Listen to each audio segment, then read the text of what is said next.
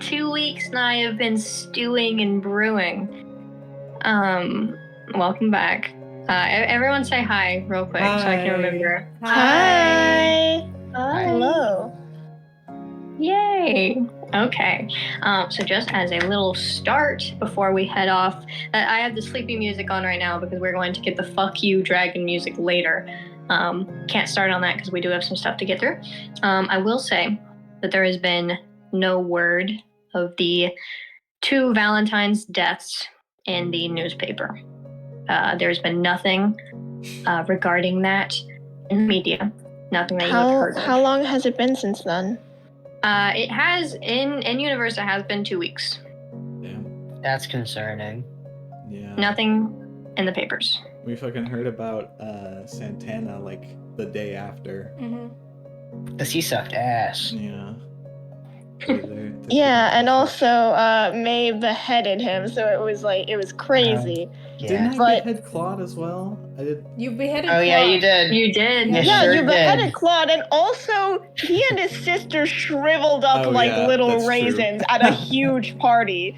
And then where there were tons and tons of doctors there actively looking at everything. And also, to everyone's knowledge, a live shooter showed up. So the Valentines hosted a huge party for hundreds of people. Hundreds of people were there, and then a live shooter showed up, threatened everyone, and then 2 of the Valentines shriveled up like raisins and died. So the fact that this is not in the news is crazy. That's very concerning. It's not even just 2 Valentines. It's the 2 heads of the family. Mm-hmm. I'm sure it doesn't mean anything that there's been no news about it. They forgot. There's certainly a possibility. I will say that Eldon has been a little frantic about it, though, because while Claude has not been showing up, doesn't really know anything about him, Mr. Royale has taken a surprise vacation and has also not been showing up. So Eldon kind of frantically would inform you all that he's figuring out some other stuff right now, and that you guys are going to kind of have a bit of a break once more from your everyday, surveys and paperwork and the normal sort of boring stuff that we don't really touch on in the meat of COG that is kind of permanently occurring in the background. Have Ophelia and Karma still been in the palace, or have they? What's the deal? I will say that you have seen Ophelia. She does kind of trail around Eldon. She kind of walks up behind him and she's like, so about the new shrines we should build. And Eldon's like, yeah, as he's dealing with other paperwork. Karma has not been in the palace though. Good. Passel. In the Passel. Yeah, in the Passel. The callus. The callus. Has not been around.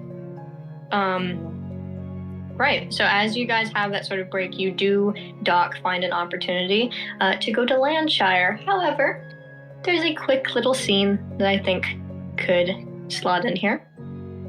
I reach my hand out to Miko. Hi, Miko. Hello, Haley. Miko takes your hand. Kat and Miko got together platonically, but very strongly, in a sort of in-between romantic sense for the 2 of them. They did not have any jewelry on hand, so they need to exchange that. And Miko, what would you just invite Kat over or go over? Would you make it a big deal at all, or is this just a little transfer? I think Miko would I think Miko would call Kat and be like, I got the thing. I don't know what you want to do though. So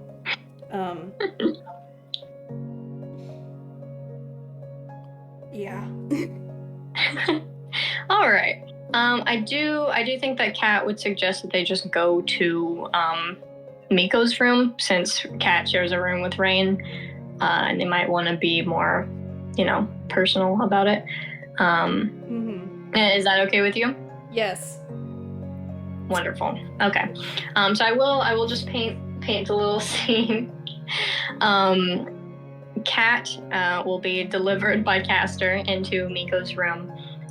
She's going to be wearing just a clean white t-shirt and clean pants with clean shoes.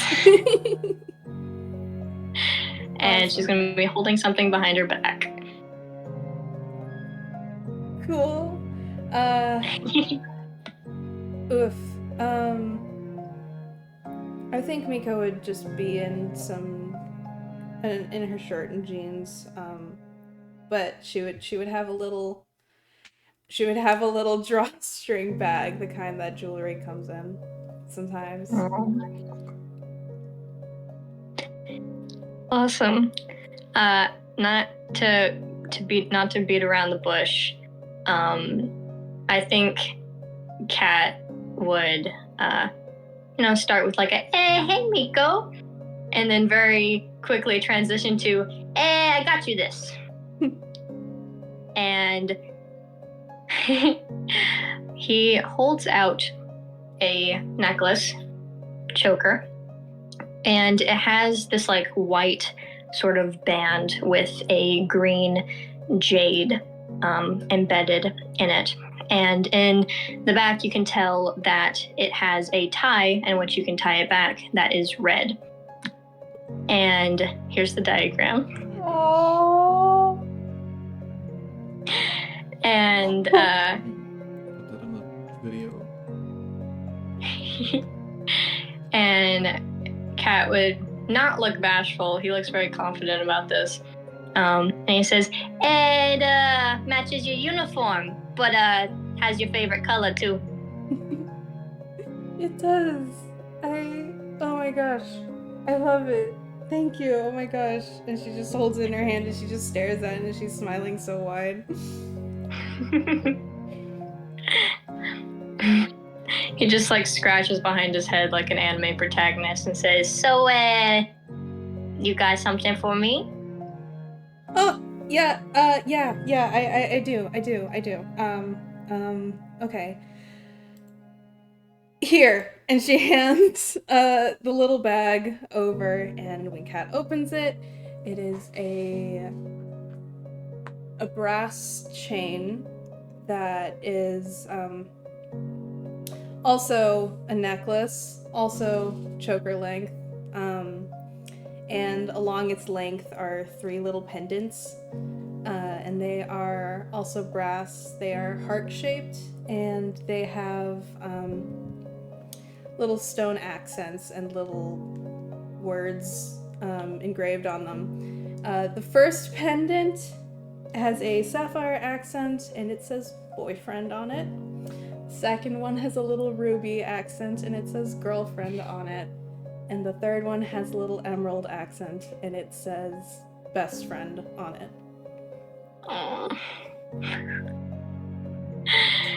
Kat looks at this and says, Miko, that's all the things I am. You're other things too, but these are my favorite things that you are. So there you go. I hope you like it. And he puts it on. Miko puts hers on too. The way that Miko's works, she can tie it in any way that she wants. She can make it a big bow. She can just make it like a knot. But it's the same colors as her shrine maiden uniform, with that green jade accent. It is a very light. It's like that color there, but it is jade, and it's very smooth to the touch. And I think Kat would just look at Miko, and Miko would look at Kat, and Kat smiles very big. Miko's smiling too. We did it. Yep, we finally did the thing. That's Great. It's awesome. I know you said you like it, Miko, but I hope you really like it. I really do. I hope you like yours too. You look really pretty. Well, you look double as pretty, I would say. Double as pretty. That I don't know about that one. Have you measured that? Well, take my word for it, Miko. You calling me a liar? I'm calling you a poet who embellishes her words. Embellish, schmellish. I'm a factual girl, Miko. Girl, boy. You're a factual girl boy. He hugs you. Miko hugs him back.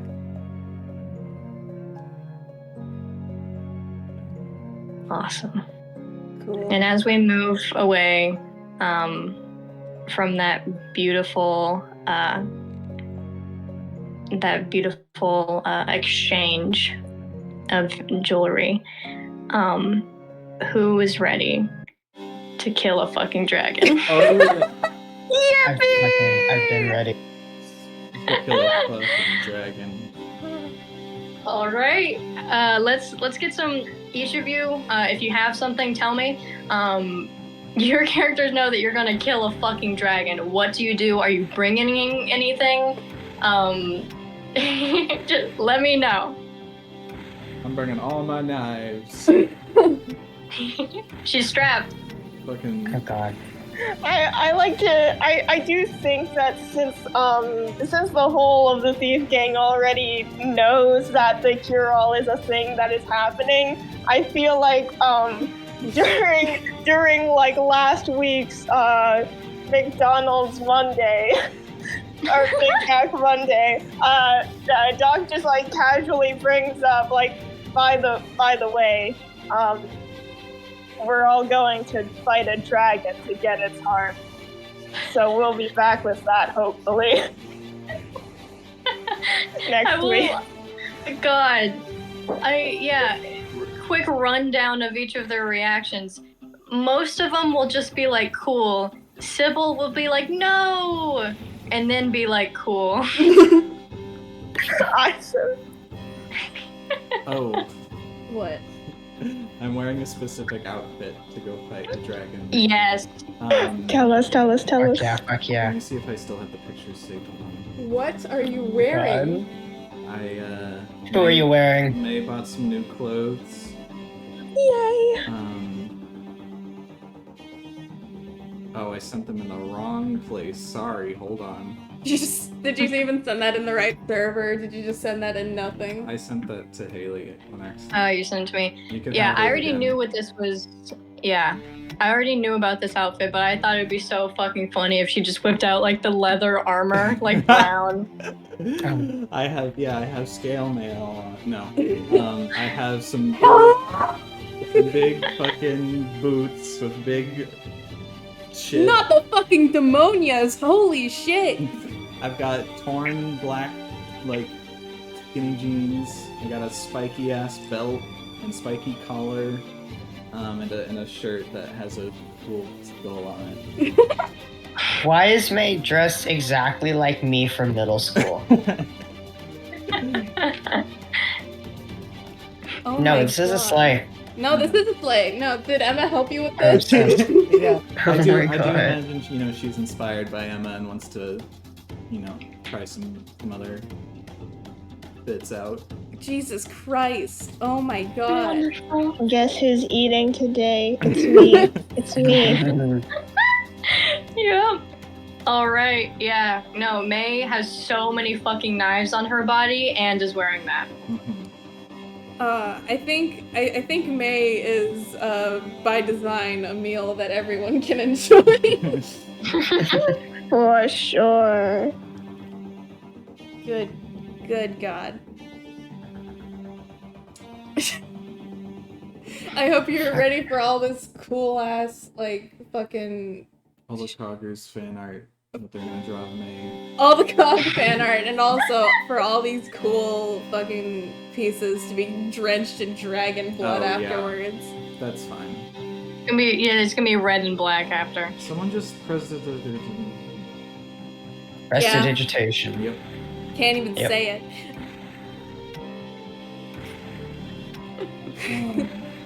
What? I also am. So I'm bringing all my knives. I'm bringing the Vash blood ones too. I'm bringing my mask. Do I have any other cool shit I should bring? I don't know, fucking bonsai branch dagger thing that I have. Why not, you know? Just fucking everything. Yeah. I can't think of anything Miko might want to bring with her. So just whatever she normally has when she's going out. And she's wearing her is she shrine Shrine outfit. Maiden or is She's she Shrine Maiden. jeans? Oh my god. Shrine Maiden. Wow. And she's got her new jewelry! She does. And how does she tie it in the back? Is it like the bow, like the reference, or is it more like a knot? Oh, it's a bow. But fuck!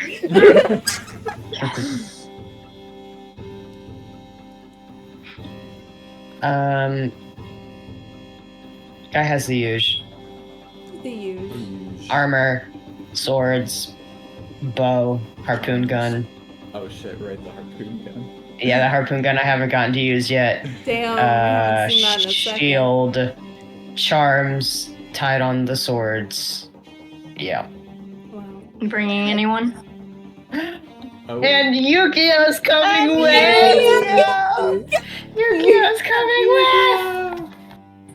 I actually, can I give Yukio a shield? Like, just go buy one? Yeah, just go get one. Yeah.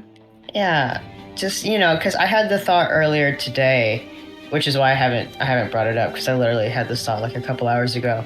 I was just like kind of playing it in my head, and I was like, oh man, Guy would probably give Yukio his shield just in case, but then he wouldn't have his shield.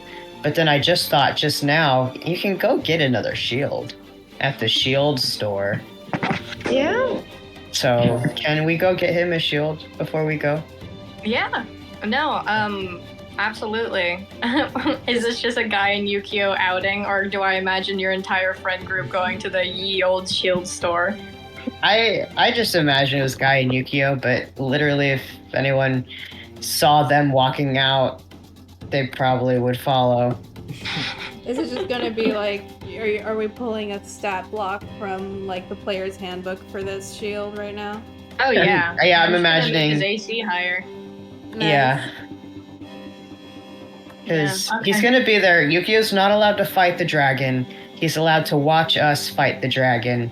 But I don't know, just in case it's like the dragon has like fire breath or some shit and it's in a radius, I don't want Yukio to get hit even if he's like far away, Yeah. Mhm. Yeah, That would feel that's really really bad. dangerous.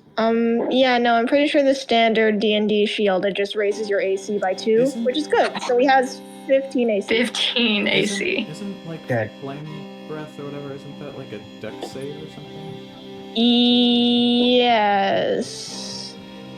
It Yeah, still does 'cause have it's- a radius, though. I don't think Yukio would be allowed to stand in the Yeah. radius. I was just thinking if Yeah. like you like if we want Yeah, just because I brought it up. if we want to like really protect him, Miko can cast like enhance ability or something on him. Yeah.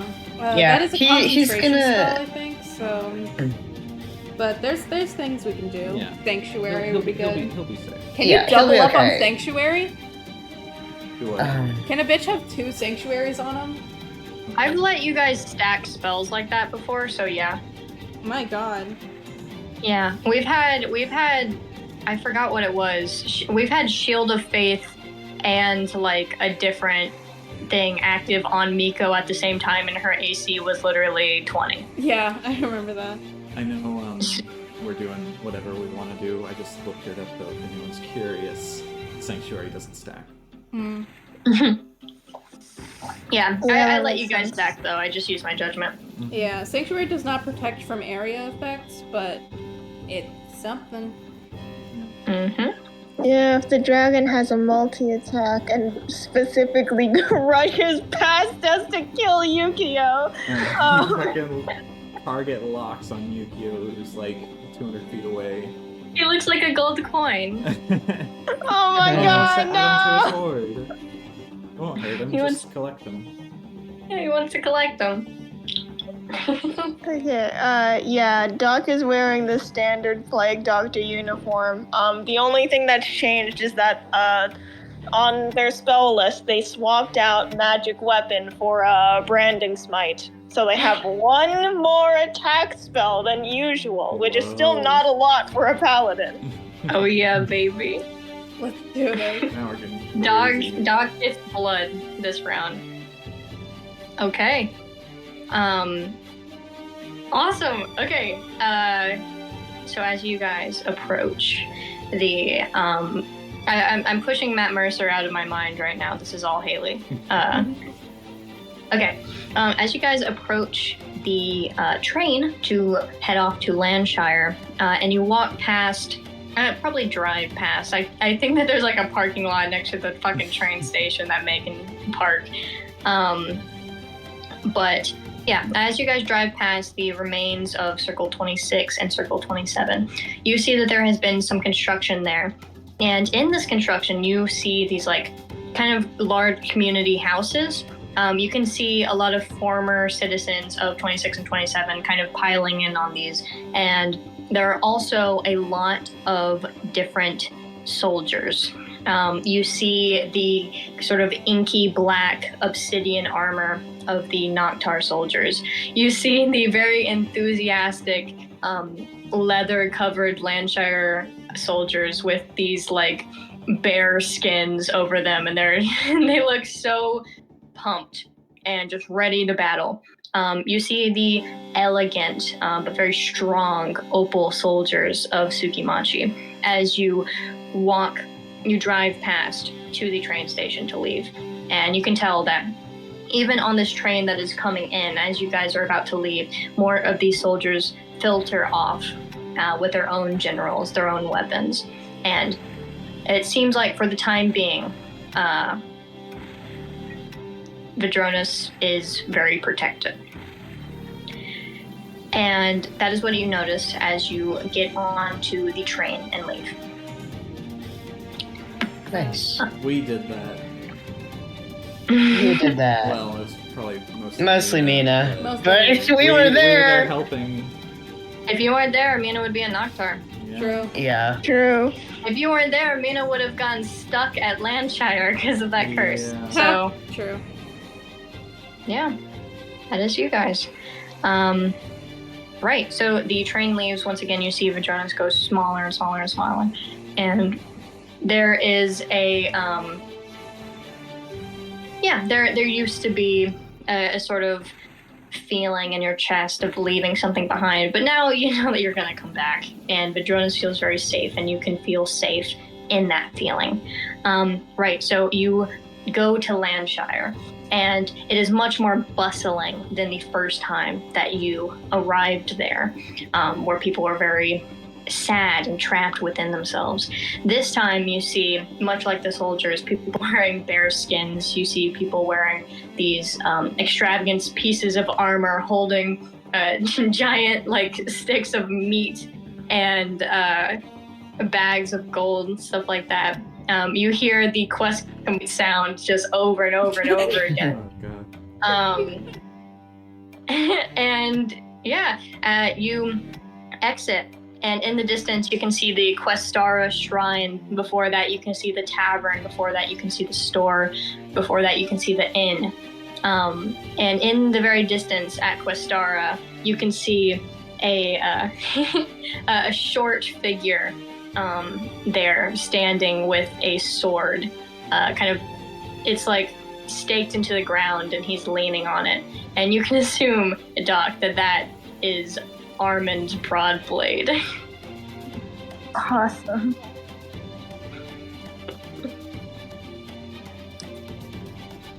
I do have a Yeah. I do have a question. Did Miko just What's show up? up with her new jewelry and no one says anything? No. Because Is she wearing it? Yeah, she's wearing Yeah. it. If so, that's fine. I just want to make sure that we don't gloss over it if anyone would have a huge reaction or something. Oh, yeah. Doc gives their usual congratulations and then thumbs up. Cool. Sorry, we did like find out that like someone announced that you. That Oh, you can yes, text Kat her, right? knows. Yeah, Kat said. Fucking the very next morning, after Valentine's Day, when Haley was like, "Okay, everyone get together and share all your information." Yeah, Guy actually probably does kneel down to like your level and fucking inspects it like, oh my god, whoa, that's so cute, that's so lovely. Thanks. Yeah, May would be like, oh my gosh, that's so cute, and Wow. probably give you a hug. Aww. Oh, that's so cute.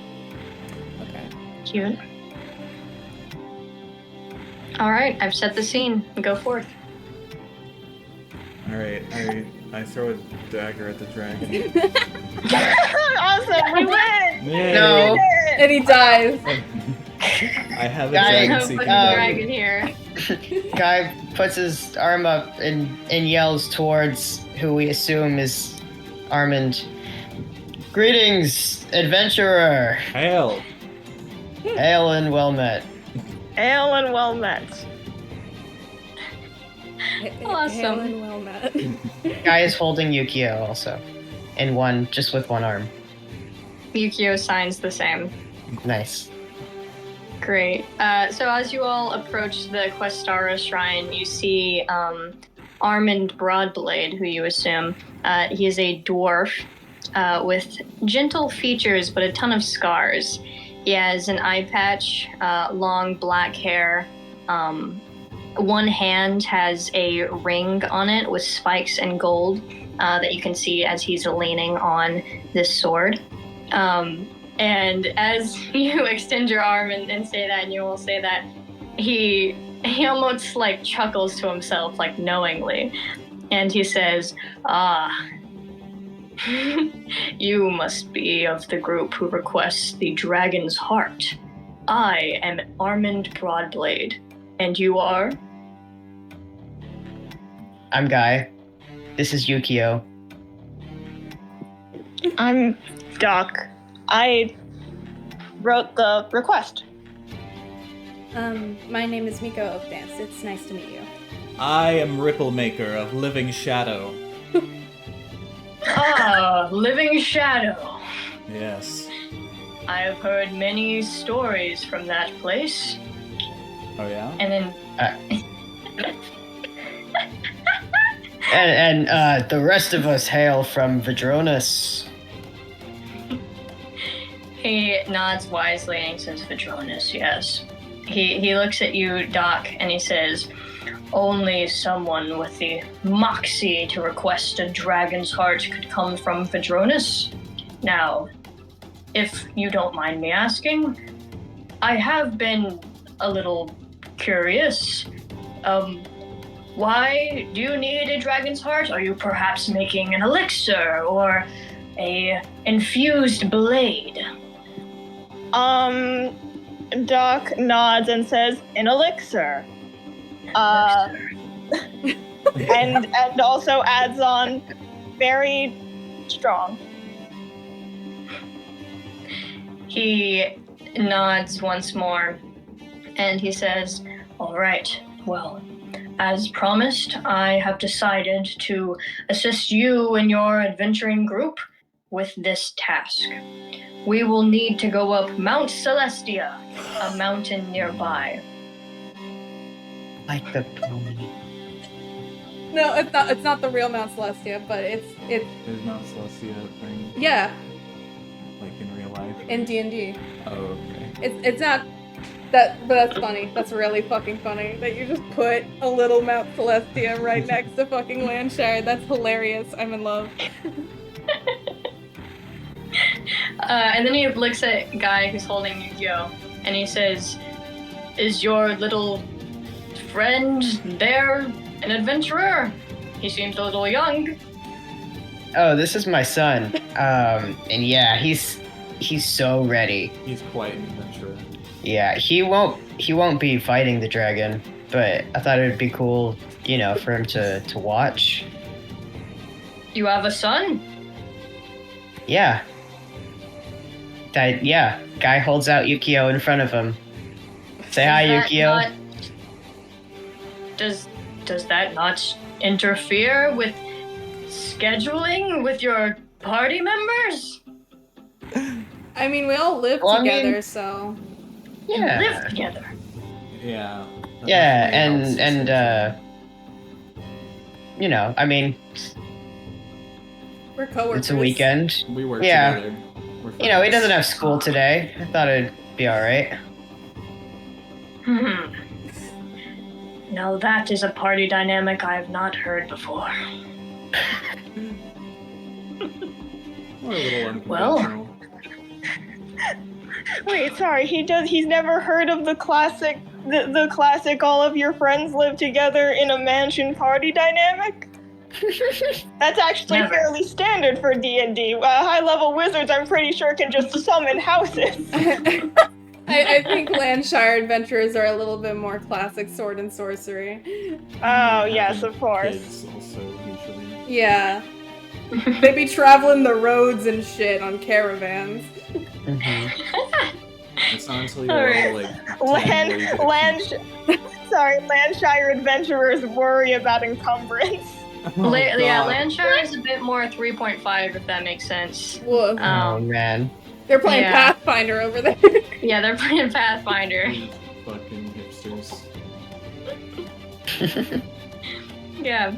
He looks pretty caught off guard by this, and he then clears his throat and he gestures towards his long sword, which looks quite plain, and he says, "Well, I will be happy to protect all of you on this quest. Now, is there anything you may need? Perhaps a potion or your own sword? Anything we need before we embark on this quest?" Guy pulls out his swords. I'm okay. I'm doing good. Whoa. You can dual wield with those stats? I shouldn't be able to, but listen, I'm a samurai. I gotta have two swords. That does make sense. Are there any like enchanters or anything here? Ah, enchanters. Yes, we do have one. Her name is, Oh my god.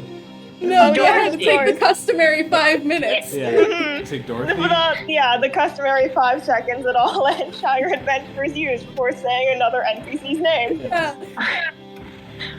her name is Dorothy, the magic user. That's a cool Okay. title. That's awesome.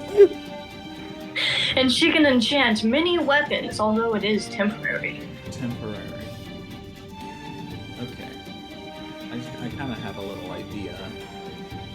I don't know if maybe it's, not feasible, but it'd be cool if I could have, I could throw my daggers and just have them return to me, all magic style. Ooh. Hmm.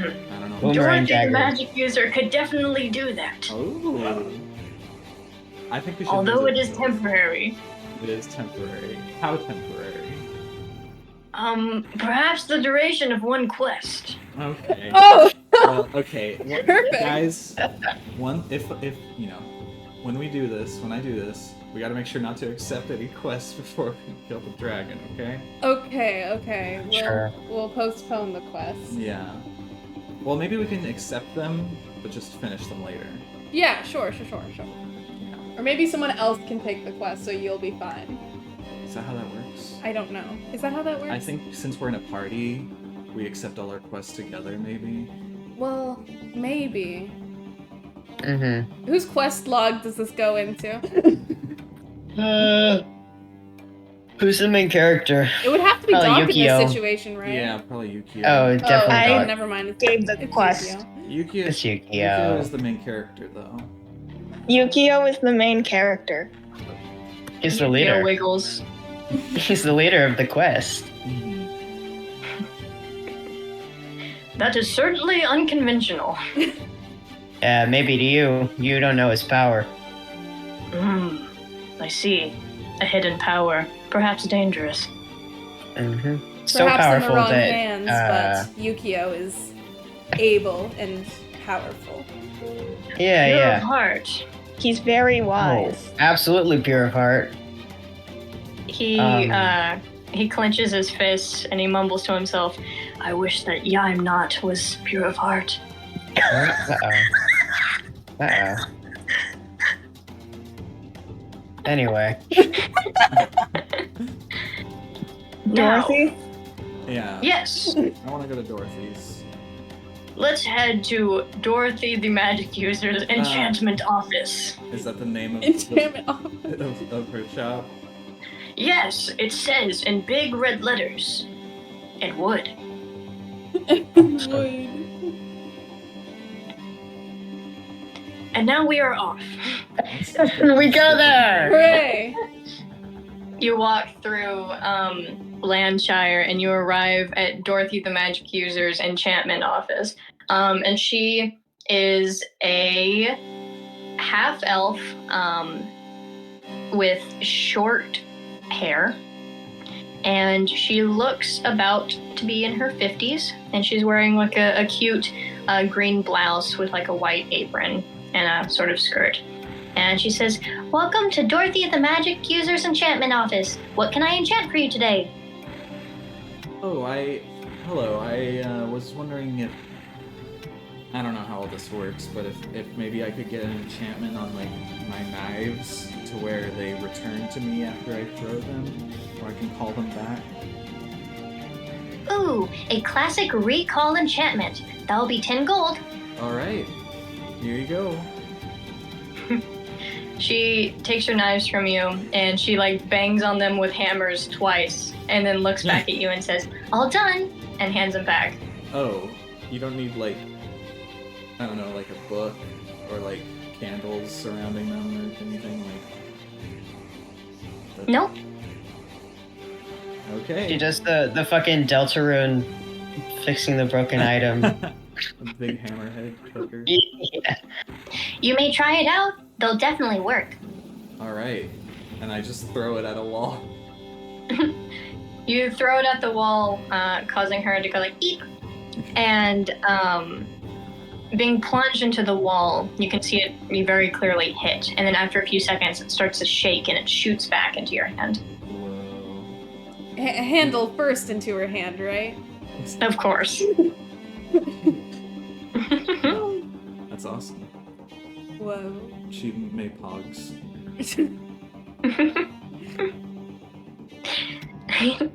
Yeah, she smiles at you and she says, I hope you enjoy your enchantment. Come again. Thank you.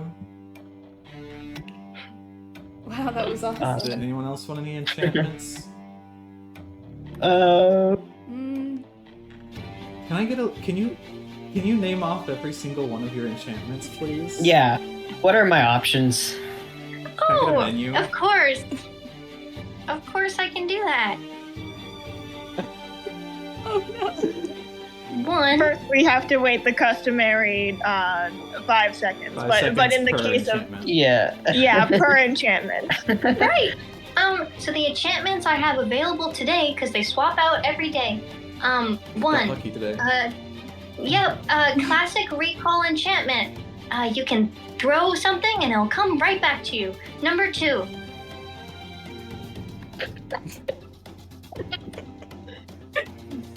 Does she have she can make weapons into +1 weapons? I can make weapons into +1 weapons. Number 3. I'll just make your weapon a magic weapon. It will be considered a magic weapon for the day.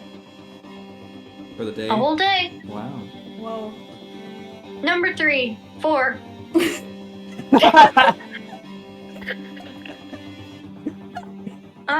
I can hold on. You're good, Dorothy. Number Yeah, 6, take your 7. time. Number 6, 7. And that's all my enchantments. Oh. Oh, cool. Oh, great! Anyone need a +1 on their weapons or magic weapon?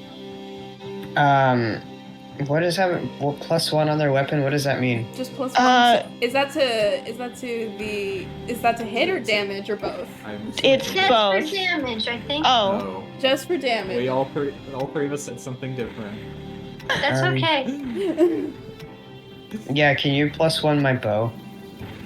Yeah. And she takes it, and she hits it with the hammer twice. And she hands it back to you, and she says, I hope you enjoy your enchantment. That'll be 10 gold. Alright, here you go. Wow, I had to pay up front. Well, you didn't have to. You just offered it up. Well, she didn't ask for it. Whatever. Well, she didn't ask for it because you gave it to her. Alright, so that's only for damage? Yes. Okay, great. Anything else? Sorry, I forgot I had push to talk on. Wait, I'm thinking. Would. Sorry. Do you guys think Doc should get a +1 or a magic weapon? Probably +1, right? I was just gonna ask, I personally don't know this. May also doesn't know this. Do we know if magic weapons do anything special against dragons? I don't think we know how dragons work. Yeah, they were just invented. I mean, maybe Doc did some research, but I wouldn't know.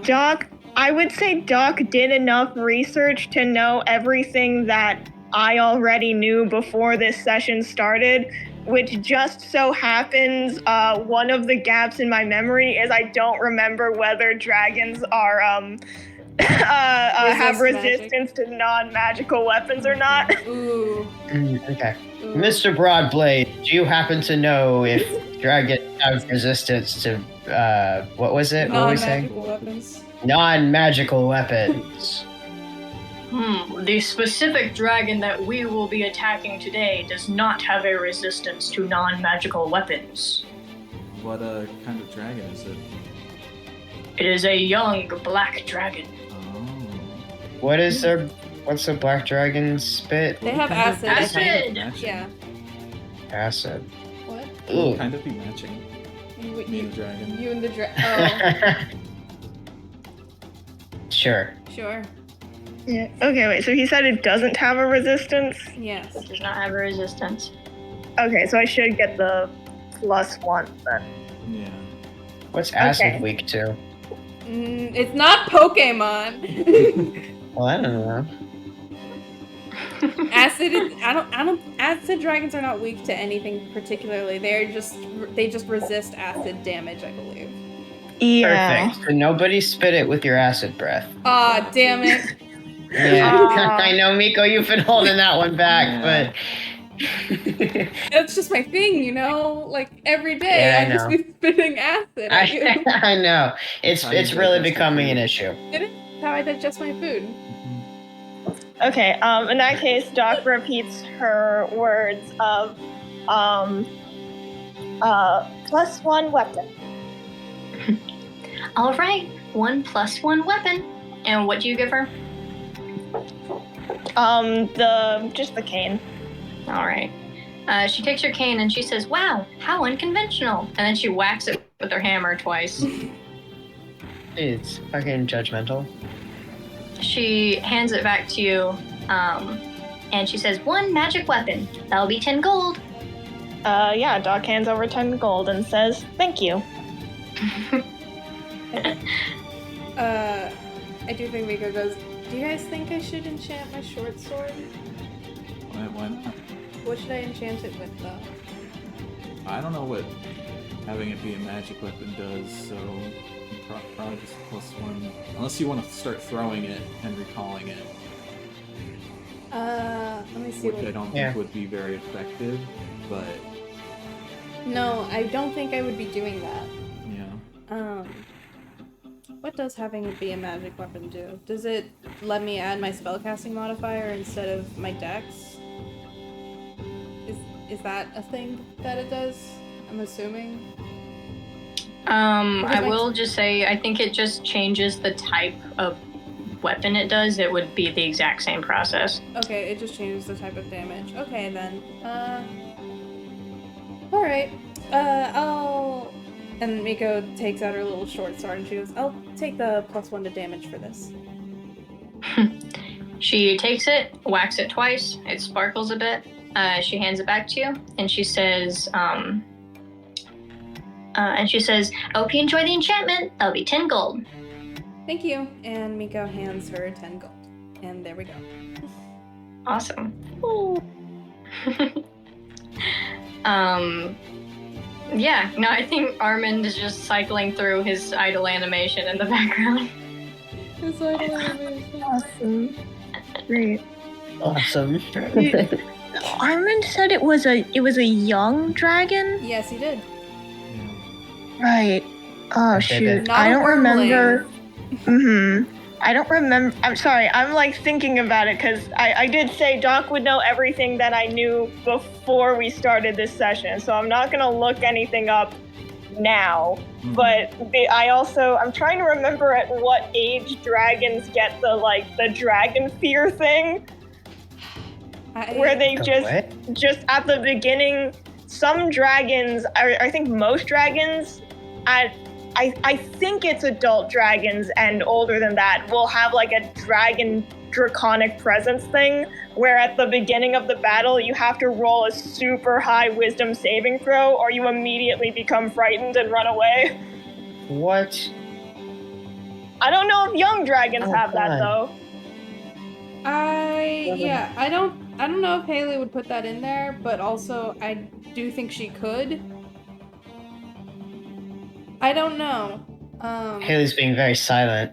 She is. I'm not sure. Well, let's just be prepared for anything. I guess so. I'm gonna check real quick to see if Miko has any other spells that can protect against the frightened condition. That'd be heroism. She does have heroism, but I don't know if she has anything else. Because heroism is only for 1 minute, and it's a concentration spell, and it's only one person. Oh, Doc has calm emotions, which is like a radius thing. That's good. Yeah, so we're probably fine. We don't have to worry about it too much because we don't even know if the dragon has that. Mm-hmm.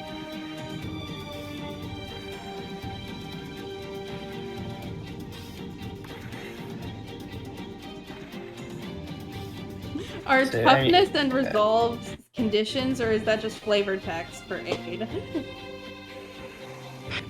Because I can never tell.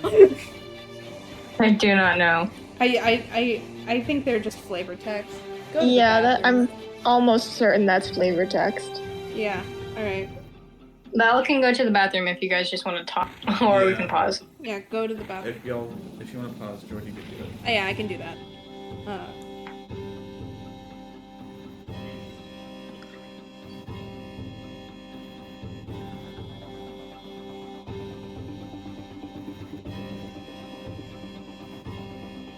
Miss Haley, Yes? can I also go pee? Alright, if two people are going, I'm pausing. I thought we were already paused. No, I said that I could sorry. do it, but I didn't say I would, but that's okay. Wow, All right. I'm embarrassed. Okay, No, it's fine. Okay, bye, Coggers. Hi, Coggers. Hi, Conkers. Welcome back, Coggers. Oh my gosh. Sorry, I just drank a lab energy drink and it's fighting me. Oh. Anyway, yeah, so Armin does his idle animation in the back, and once you guys all have your enchantments, he says, all right, are we ready to go on this adventure? Yeah, I guess. Yes. Okay, before we begin, how much HP does it look like Armand has? More or less than Guy?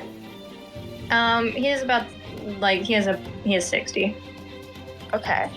Doc is going to cast Aid and is going to, I believe it's 3 people, so they're going to cast it on May, Miko, and Armand, because Guy is, if things go wrong for Guy somehow, he can eject the armor and be a ghost. Yeah. He can just be like, you can't touch me. Yeah, I can't touch this. Okay, what does that do? Yeah. Yep. +5 to max hit points for the next 8 hours. Okay. So I'm just gonna write down in chat for me. Can Miko also cast Aid, but on Doc, Guy, and Yukio? Yes. Wow. All of us Oh my have +5 gosh, yes. to max HP now. Nice. Yay, we do a little high five afterwards. Hell yeah! Yeah. No, he also wants to high five, and he would say like, very smart. Wow. Yes, thank you. Now I will ask once more. Are we ready to go on this adventure? Huzzah! We shall go. Yes. Yeah. Let's Huzzah! Huzzah! He starts sprinting out of the Oh my god. just Oh full shit. throttle run. Guy runs after him. Yeah, let's fucking. We all sprint after him because holy shit. May walks a little faster. Alright, sure, whatever. Alright. Awesome. So you guys did not notice that in the foreground of Landshire is a big fuck you mountain. Oh, shit. great. In the background, I mean, in the background of Landshire is a big fuck you mountain, and It's like right behind. It's like right behind the big fountain that was there. So from where we were standing the whole time, we just didn't see it. Yeah. No, The it was clouds like part, and we can get a better look at it now. it was shrouded by cloud. Yes. So you guys travel along the dirt path that leads to Mount Celestia, and then at the very base, he looks to you all, and he says, "This will be a treacherous path forward." And he says, "We will have many things to discuss on our way there." Oh god. Uh-huh. We have to walk up the whole damn mountain. And he takes his first step, and now you guys are walking up the mountain. Oh, Wow. He takes great. his first step, and now he's further away from Landshire than he's ever been. Oh my god. and then the Shire theme, the Landshire theme starts. The land. Yeah, he's further away from the Shire, the Landshire than he's ever been before. God. If I take one more step, I'll be farther from Landshire than I've ever been before. Bro is not Samwise Gamgee. He is not. He's definitely Yeah. been farther from Landshire than he is now. But Well, we I will don't know. say- They were all stuck there. Yeah. I will say, you guys kind of just, leisurely walk up the mountain. He seems to be in some kind of fucking cutscene where he's like fighting against the wind, like trying to walk up. Like there's like a snow breeze that only hits him, Oh my and he's just like grunting and like fighting up the mountain. Perfect. Yeah. Duck is like looking at this and like going through their own head, trying to remember if they have removed curse or something, but they don't. Oh my god. Yeah. maybe and this is as- farther up Mount Celestia than he's ever been before. As he, fights his way up, he kind of just, turns to you guys and he says, "So, have you guys gone on any exciting adventures lately?" Oh. May kill yeah. the guy. Yeah. Yep. I feel. That's a couple. That must have been very difficult for you. No, not really. I mean, you got a little fucked up. What do you mean? Barely. You came back covered in blood with a huge gash on your neck. That? Not her blood. Yeah, not my blood, mostly. Yeah, Huge she's gash on she your got neck. it. I wouldn't say that. It's like, she freaking owned it. Yeah. I mean, evidently, but It's been harder trying to help people that may kill them. true. I'm helping them. You're fixing I'm them. fixing them. Whatever. Fixing a lot of people for reals by Really fixing fast. them, kind of. Yeah. He kind of looks at you and he says, I too have been forced to take the life of many on my journey, even within my own party. Oh. He looks down. Oh, you're talking about Yammer or whatever? I'm sorry for your loss. Don't say her name. Oh, sorry. Her That's name awesome. was Yamnat. Oh. And she was the most beautiful warlock elf I've ever seen. What level is she? She was level 10. Oh. Damn. Oh, wow. Much like I was before I was stricken with my curse. What? What's your curse? What curse is that? He points to his ring that has many spikes on it, and he says, "This is a cursed ring in which I cannot remove. My curse is that I have disadvantage on dex and con checks every time it activates.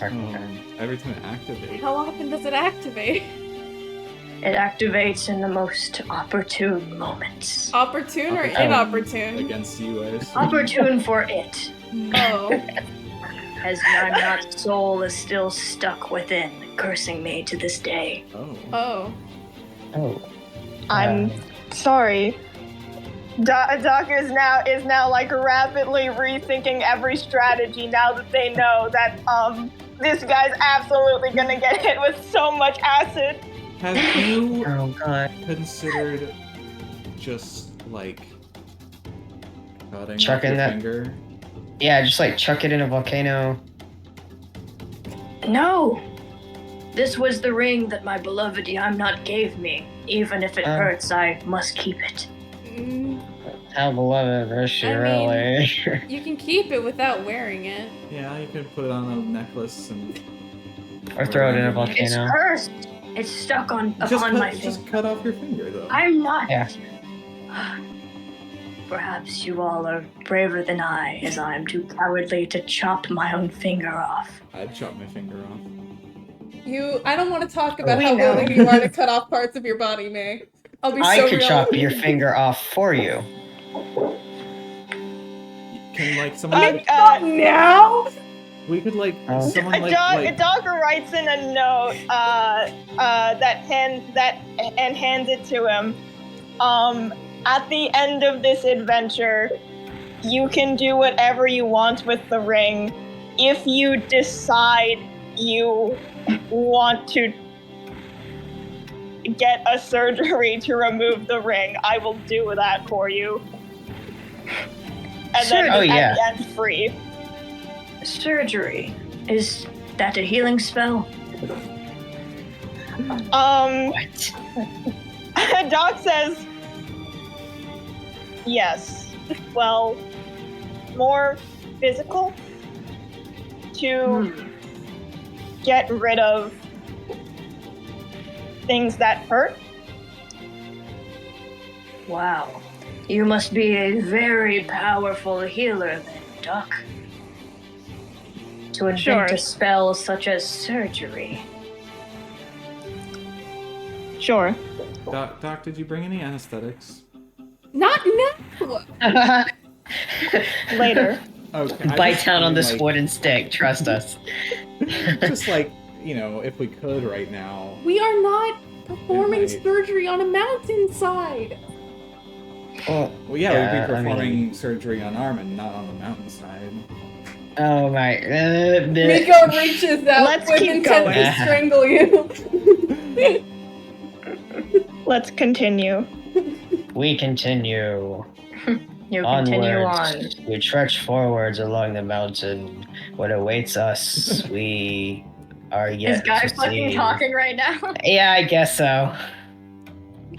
I think we should be quiet for a bit. Okay, I think we should narrate. As we trudge forward I also even think more. we should be quiet for a bit. Well, okay, shit. Yukio, what do you think? He signs as we trudge forward. As we trudge forward, forevermore, what awaits us? A deed greater than any of us could ever imagine. How much longer? The slaying of a dragon. Are we there yet? About 2 more hours. 2 hours yet! Guys, I dressed for being slay while killing a dragon, not for a hike. Are your adventures not normally of this caliber? I have a car. It'd be so funny. Like summon vehicle?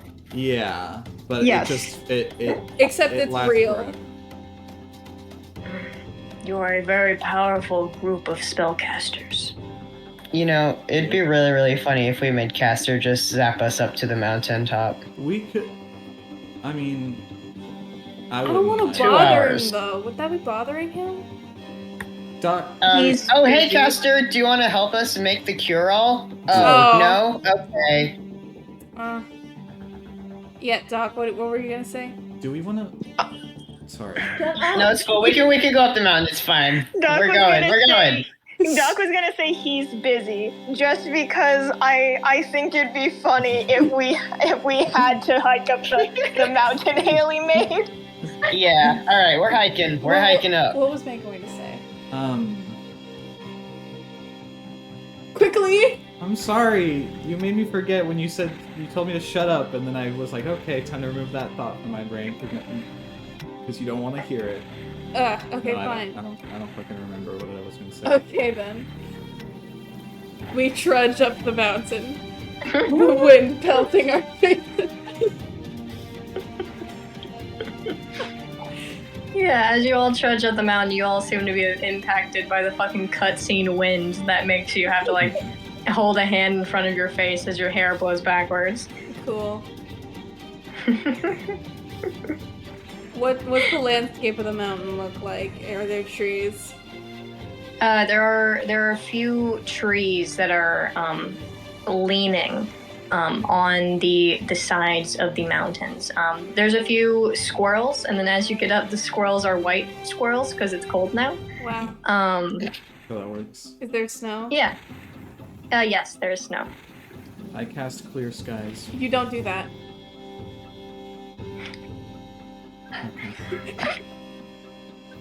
Yeah, you don't do that. I think that was like May and Miko conversation.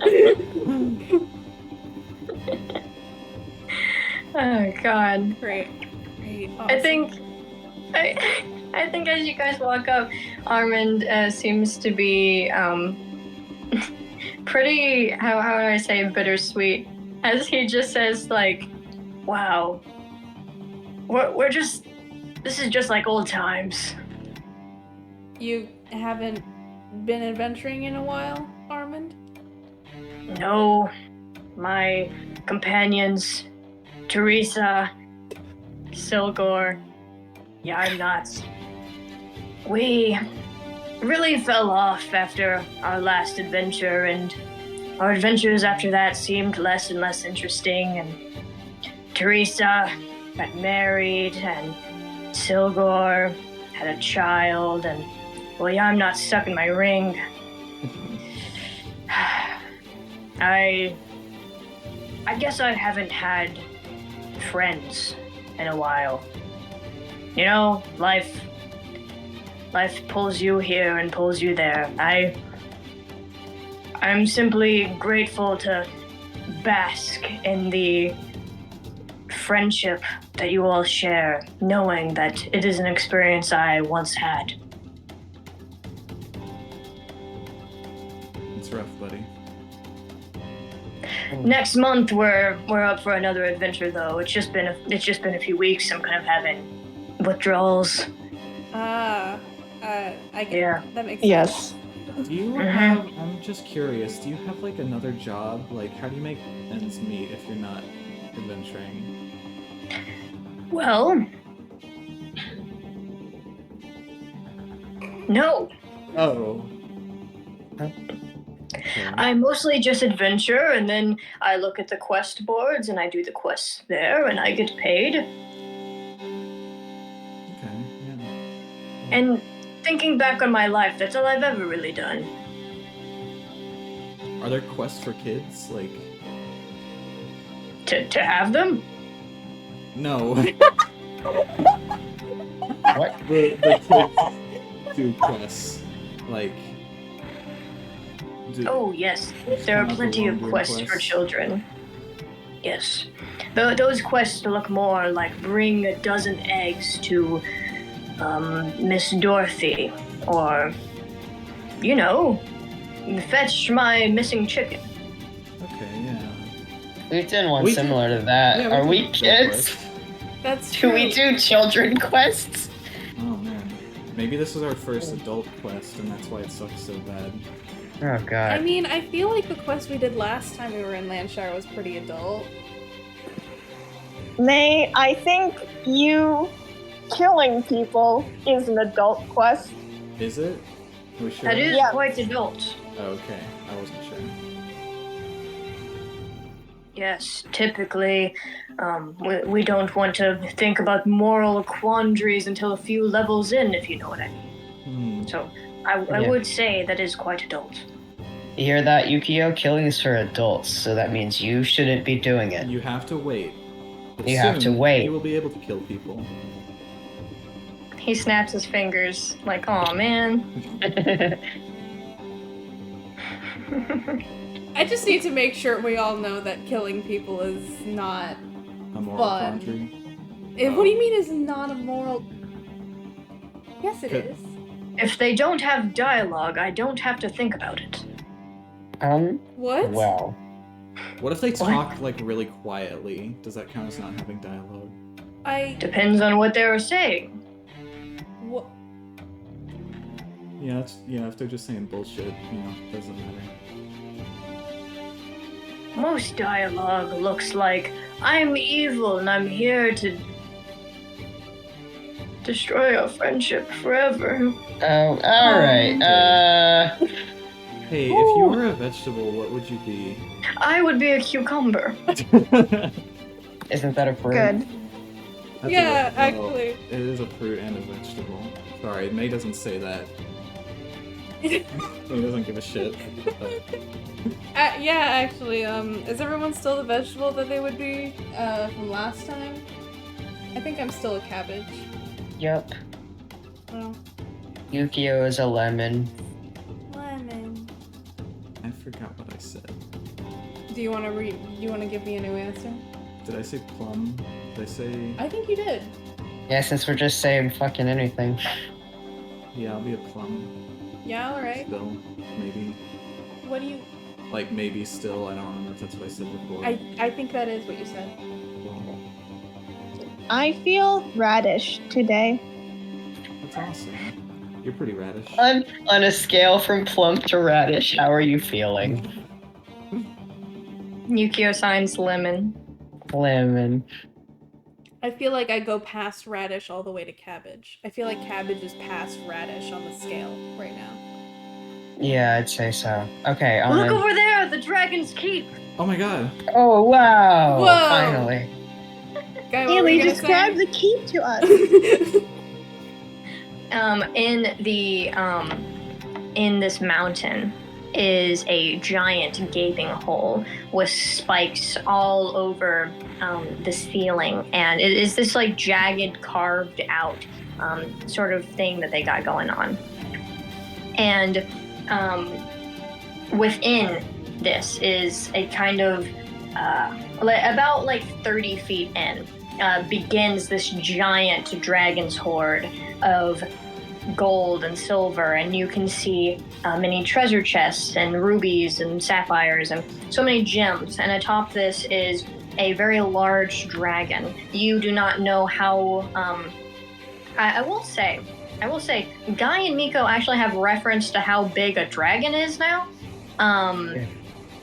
To May and Doc, this is a massive fucking dragon. You have never seen anything bigger. To Guy and Miko, if you think back, if you have the reference of Bash Dragon, then you can tell that this is smaller than that. What about when we fought the dragons? We fought Those were babies. baby dragons. This is also a baby dragon, though, right? Young. It's This is a a young young dragon. dragon. Never mind. Yeah, the baby dragons were quite small, about the size of cars. Vash Dragon is the size of a fucking dragon. This dragon is very, very large.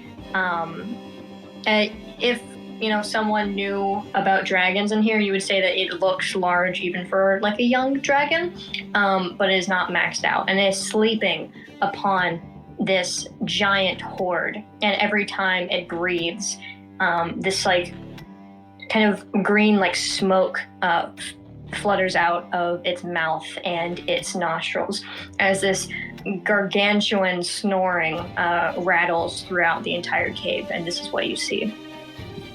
Doc casts Bless on Armand, Broadblade, Guy, and May.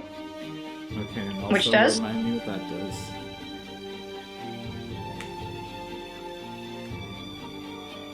Sorry, push to talk stopped working for a second.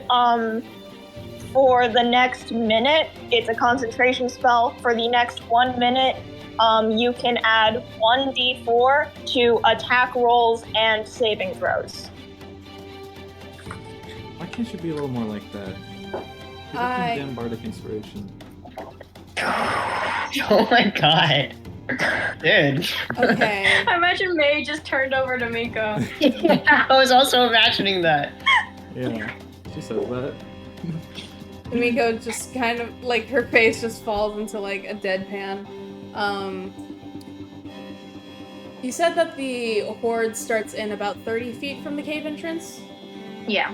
So you can assume that the dragon is sleeping about like 60 feet in. And can we see it from here? The dragon? Yes, you can. It is illuminated. I will say there is a bunch of like torches surrounding it, like on the walls, and which also is illuminating the many skeletons that are around. Okay, Guy's gonna drop off Yukio at the entrance and put his shield in front of him. I imagine Yukio's shield is like the size of him. Yeah. Yeah. Put his shield in front of him and sign at him, stay here. It's gonna be really cool, but you need to stay right here. Doc hands Yukio the stupid-looking top hat and goggles that let you see further. Oh my god. Oh yeah! And signs at him, you can see further with these. I think will Miko. say- No, sorry, I have something. I want Miko to go over to Yukio as well, and I think she's going to want to cast Warding Bond on Yukio, such that whenever Yukio is within 60 feet of Miko, he gains a +1 bonus to AC and saving throws and has resistance to all damage. Also, if Yukio takes any damage, Miko takes the same amount. God damn. Nice. Should we also double cast Sanctuary on him? You guys do have spell slots. May I remind you? Oh shoot! Right. Please no. keep track of how many you've used. Yeah. It's 3 per spell, right? 3 per spell. Right. Which is still a lot, but yeah. So it was Doc cast Aid and Sanctuary, or no, Doc has cast Aid and Bless. Aid and Bless once And you each. cast Aid and Warding Bond. Yeah. I don't know. Okay.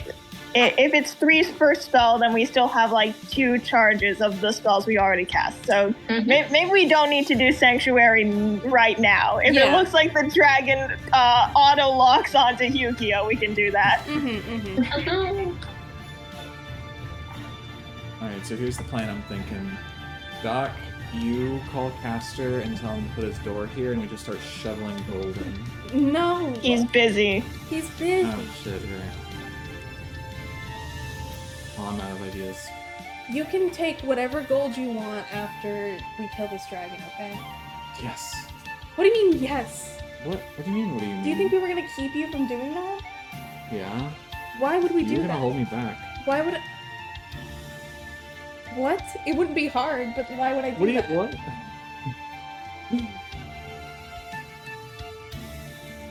happening in my body. Anyway. Yukio looks at you, May, with his big, stupid fucking goggles, which makes it like they make his eyes magnified. Holy shit. Oh my god. And Top Hat, and he signs at you. What are you waiting for? Kill it! Alright, let's go kill this thing. Okay. Yukio, watch me the whole time. He nods, and then he also looks at his dad and winks. Guy nods his head, indicating a wink. And his fucking big eye. God, the fucking goggles have to stretch so far to get to the other side of eyeball. Stupid Top Hat. I kind of like squish his top hat down a little bit. He goes like, ah, and like fights you a little bit on that. Gosh, okay. Let's go.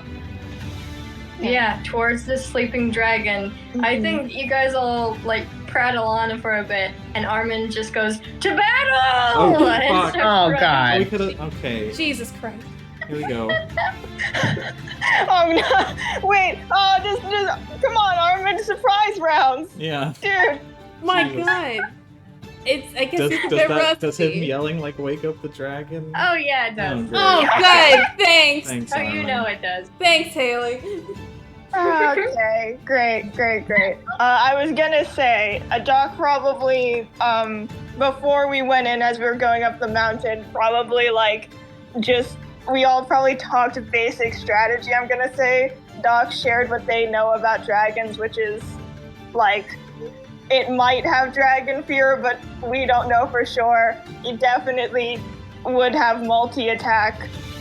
It might have layer actions, and also, I'm just gonna like say this: being strategic about it. If we think it's gonna use the breath weapon, it might be better to like split the party in two, so it can't hit all of us at the same time with acid.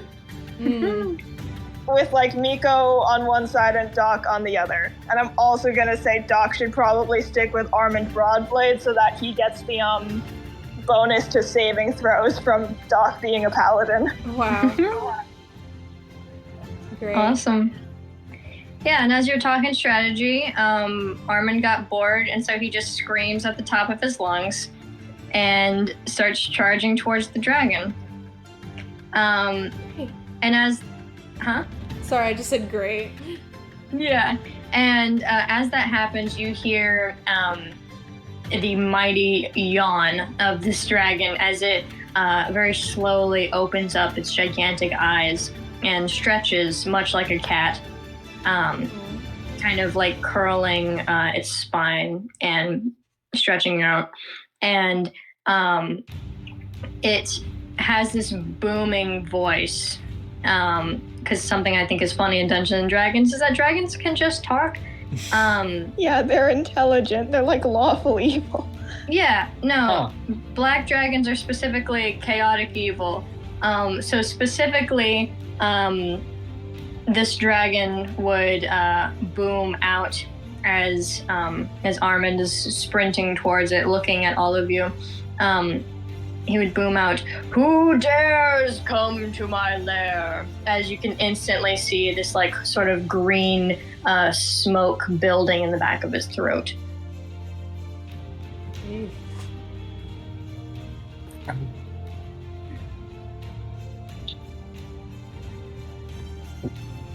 I don't say shit. I just go in. Yeah. Yeah. We're not here to talk to a dragon. Sorry. We're gonna have to run in. All right. Okay. So you all run in. Each of you roll initiative. All right. Alright. Oh! No, you didn't! Okay. No, you didn't! It's a natural 20, 25. Oh, Yo! 5. Plus Jax. That's 14.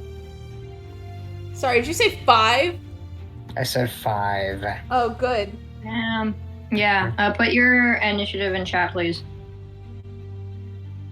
Well, I have that negative, you know? Man, y'all are Okay. slow. Jesus. I did not roll well. Okay. The 9. Okay. Also, I scan the room for any rocks or piles of gold to hide behind. Oh, there's so many, May. Hell yes. There's so many. An incredible amount. Let's put this battle music on. Yes. Oh yeah. Falcor the dragon. Oh yeah. Oh my god. Okay, that's the lineup. Instantly, you all charge into battle, not even entertaining what this dragon has to say. And May, you, extremely quick, extremely ready to kill, with the jingling of all the emo chains and like belts you have on, you get to strike first. All right. Oh man, how do you play D&D again? You fuckers. Would May get assassinate because she's the first one to go? Yeah. Well, I just have to be before him, so yeah. Yeah. So I will throw one of my daggers at it, just like, I guess, like in the neck, aiming for the neck or something. All right. I get an advantage on that. Ooh, 15 to hit. Okay. You throw your blade, aiming directly at the neck. But it seems that the dragon kind of wafts his wings and the knife gets shot off course. But as it hits the ground, it shoots back to your hand. Yeah. Val, did you roll 1d4 for Oh, bless? no, I didn't. Can I do that, or is it? Yeah, go ahead. Okay, cool. Thank you. You're so kind to me. That's one. I'll just pretend you can chuck it again if this one hits. Okay, it's actually a 16 to hit. Nothing changes. Aw. Okay. All right. AC is higher than 16. Okay, then as my bonus action, fuck it, I want to try again. I want to get this assassinate. Okay. Wait, am I able to use that a second time? I guess that, yeah, because it's just any time I attack that's before it attacks. Right? Let me make sure I'm telling the truth.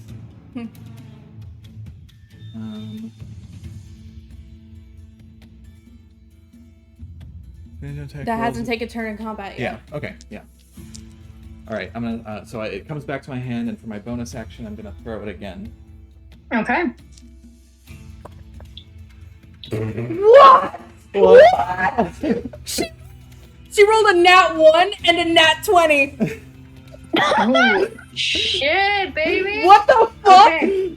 I'm gonna say how that happens. Yeah, I'm gonna say how that happens is May, you fucking blink when you throw it, and you kind of think like, oh shit, I was not paying it. I was like a little too in the zone there. But boom, it strikes it right in the neck, and it lets out this mighty roar of distaste immediately. It seems like it was starting to wake up before, still a little tired, but it immediately is struck with awareness. And as it plunges into this dragon's neck, and you can see a bit of like green blood splatter off, it shoots back to your hand once more. Oh my god. Jeez. Oh my god. Oh my god. And how much damage is that? Okay, remind me, because that's a crit, right? How are we doing So that? you roll your damage dice twice. Do I also roll my sneak attack damage twice? Yes. Okay. What do you mean, yes? Because the way it works in D&D is you also double the sneak attack damage. Oh my god. Yeah. Okay, so Hell yes! here we go. Yes! Alright. So many dice. Let's see, 8, 11, 12, That's 12. God. 18, 20, 21, 26, 31. 31. 31 Yeah, no, damage. you Right in the will jugular. watch as May fucking like a bullet plunges that knife by throwing it, and a lot of that green blood spouts out, and immediately this dragon, its eyes are filled with such like hatred as the knife comes back to May's hand, and it's fucking awesome. There's blood trickling down his neck now. Get fucked, bitch. Fucking whoa. Yay. Okay then. Okay. And then I'm just standing there. No You don't wanna- you option can't- to oh, yeah. hide. I use my bonus action, but I do, if I can, just try to back away from it with any movement, if I have any movement left. Okay. It looks at you with like such incredible hatred, May. Oh, wait, And- it's right next, isn't it? Oh. Yeah, it's going next. It was also charging up the acid. Bye, guys. Just real quick, since it's going to eventually shoot acid at us, where are we all standing relative to the dragon, do we think? I'm gonna say that May is definitely within 30 feet because I don't think she can throw a knife otherwise. You guys get to decide how far away your characters are.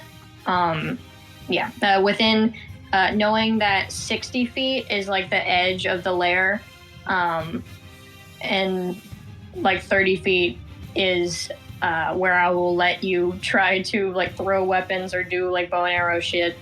And then like up close is obviously up close. God. Okay. Miko's a bit of a backliner, so I'm gonna hold off until y'all say how close you guys are. Yeah, the only thing that I know for sure is that Doc would be standing next to Armand, or within, Doc would be within 10 feet of Armand, so that he, can have a bonus to saving throws since he said he was bad at those. In my head, I'm thinking if we wanted to like spread this out, Doc should be on one side and Miko should be on the other. So we have the healers spread out, and then Miko should probably be behind Guy, and May is somewhere. To rules lawyer myself, dagger thrown range is 20 feet. Okay, you're within 20 feet. Okay. Thank you for being honest. No problem. I will say, Miko does kind of want to be within 30 feet of Doc and Armand. Okay, yeah. So, there's that. Why is that? For her action. For her action? Yeah, we'll get there. Oh, okay. Cool. Okay, Gotcha. as a plan. Alright. So she wants to be within 30 feet of Doc and Armand, but also within 60 feet of Yukio, wherever that puts her. Okay. Guy, do you have any input?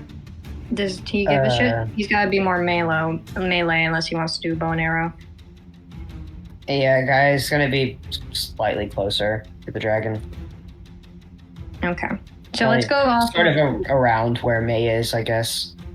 Okay. If we're going off of like left and right, I'm drawing a little diagram on Instagram real quick. If we want to say that like on one side is May, within 20 feet. And then you said that Doc and Armand would kind of be on that side as well, since Doc wants to be in range of May. Yeah. Okay. So I'm going to put Doc like back here. How far away do you think? From the dragon, if May is 20 feet. From the dragon, I'm gonna say, wait, let me check something.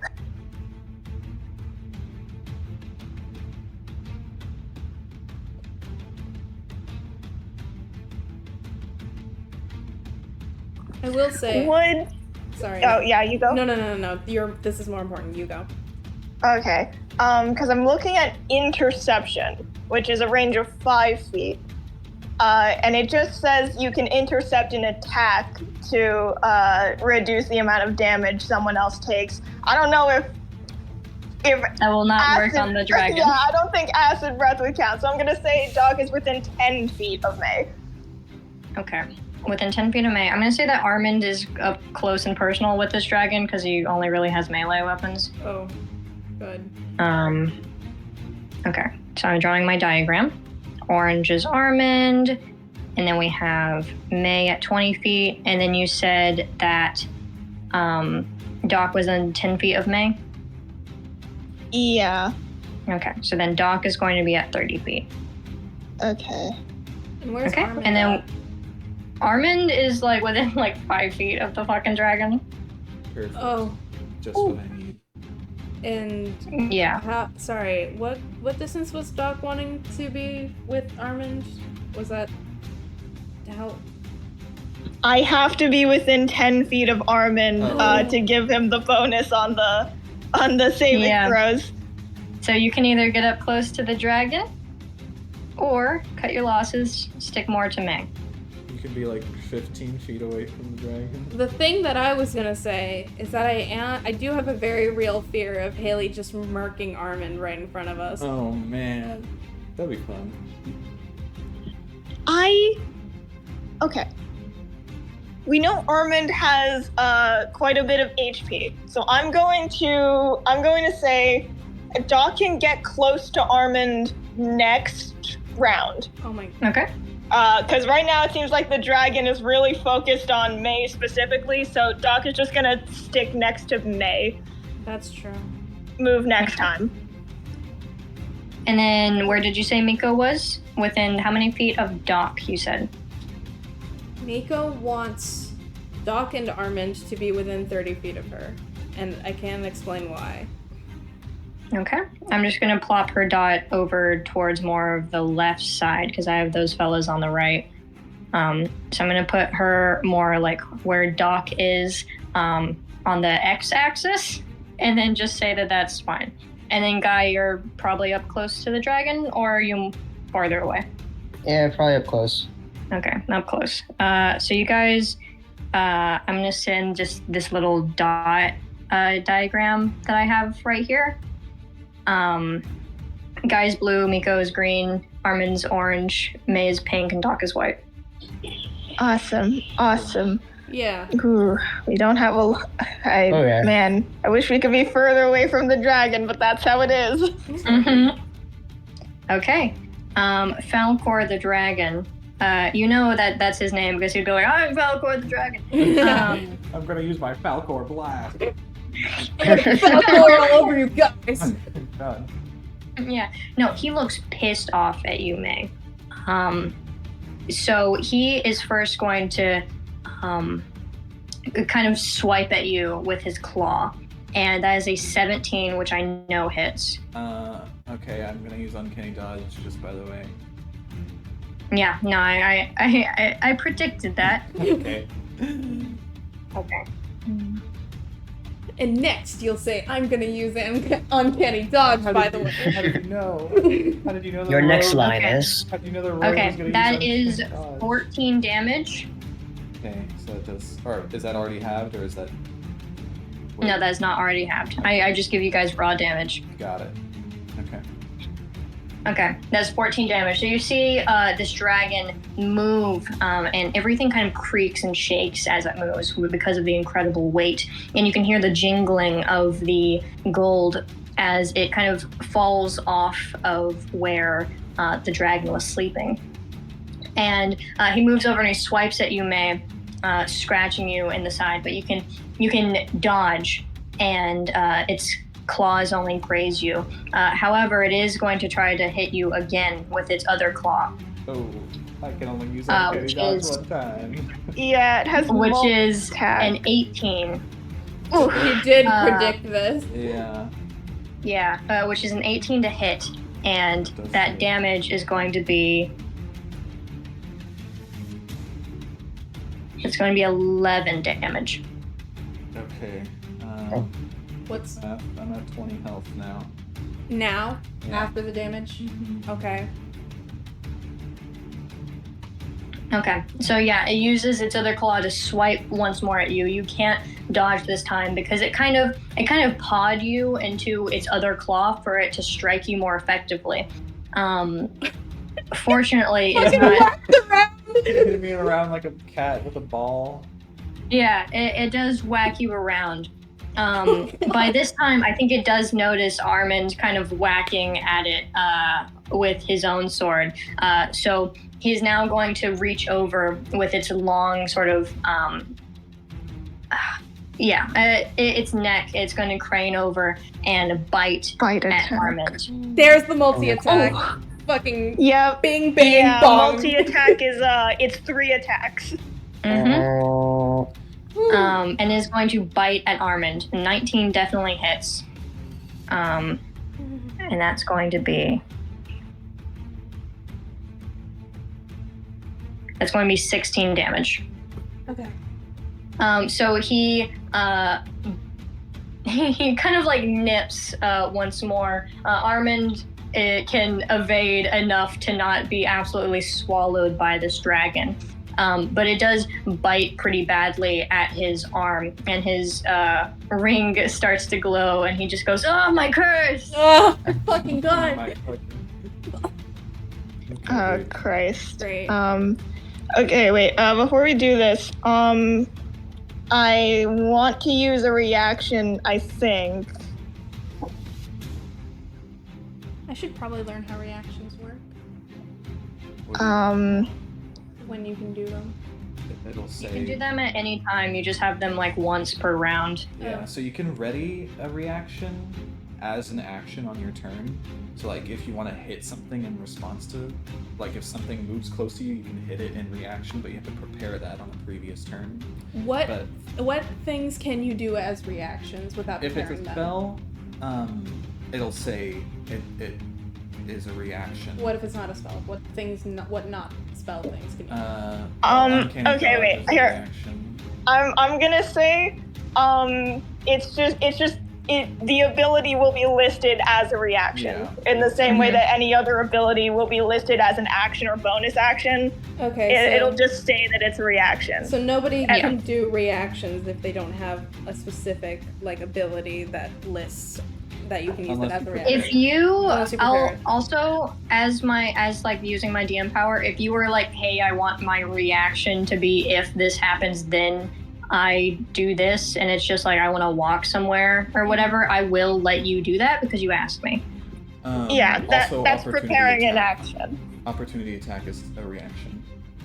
So Ah, if something leaves your melee radius. so if you do an Yes. opportunity attack in one round, you can't do a reaction in the same round. Got it. Mm-hmm. I didn't know that. Yeah. All right. Yep. Okay, sorry. So my reaction, how much damage did the dragon do to Armand? I kind of round damage to NPCs to the closest number I can remember. So I think that was a 20. So he has 60 health, took like 20 damage. He has around 40 HP now. I am fairly sure it was less than 20. It was probably like 16 Was or it? something though. Yeah. 16? Okay. Yeah. Yeah, it was like he has 16 more than or 40. 18. Sorry, hold on a second. I'm getting a phone call. Oh. Oh. I'll make sure to write down it specifically. Just how I do NPC health is a bit weird. Yeah, that makes sense. Because on a technicality, if he went below 0, but I didn't want him to die yet, I would let him live for another round. Mm-hmm.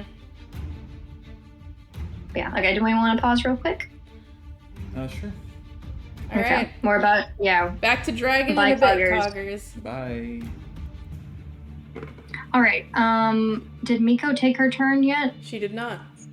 Yeah, Okay, Miko. sorry. I was gonna take a reaction, but I looked over my spells, and I'm not going to do that, actually. Okay, it's Miko time. All right. Go over those fools. Miko all over them. Yeah. All right. Okay. For Miko's action, I remembered that I have this. I want her to cast Emboldening Bond on Doc and Armand. And what that does, let me scroll down, is that as long as Doc and Armand are within 30 feet of each other, either of them can roll a d4 and add that number to an attack roll, an ability check, or saving throw once per turn. All right. Wonderful. So that's her action. Doc, you got that? Chelsea? Push to talk? Muted. Oh. Oh. Alright. And is she gonna take a bonus action? She is, I think. Although I do think it would just be Healing Word on May. Okay. And then make sure you're keeping track of how many times she's used that. Yep, this is her first time so far. Write it down. Okay. Oh wait, how are we doing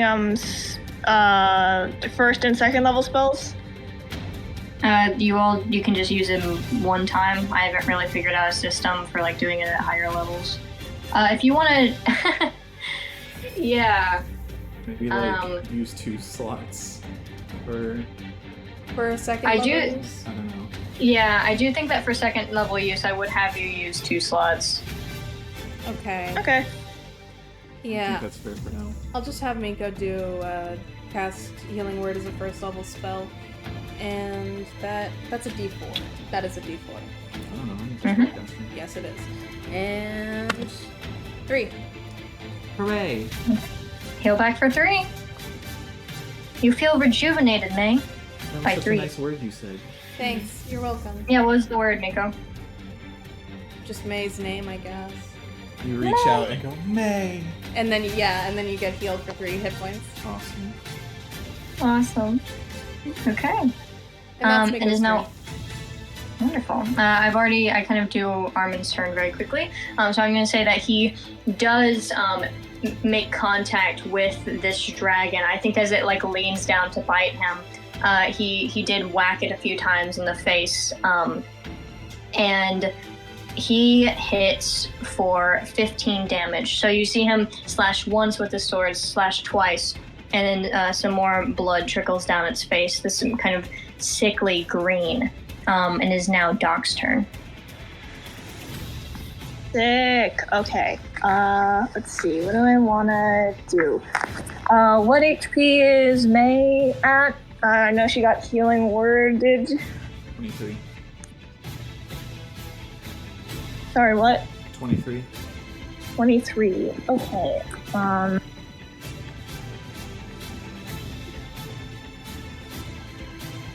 We got an insane amount of damage round 1 in return for May not being able to use her bonus action to hide. Yeah. Okay.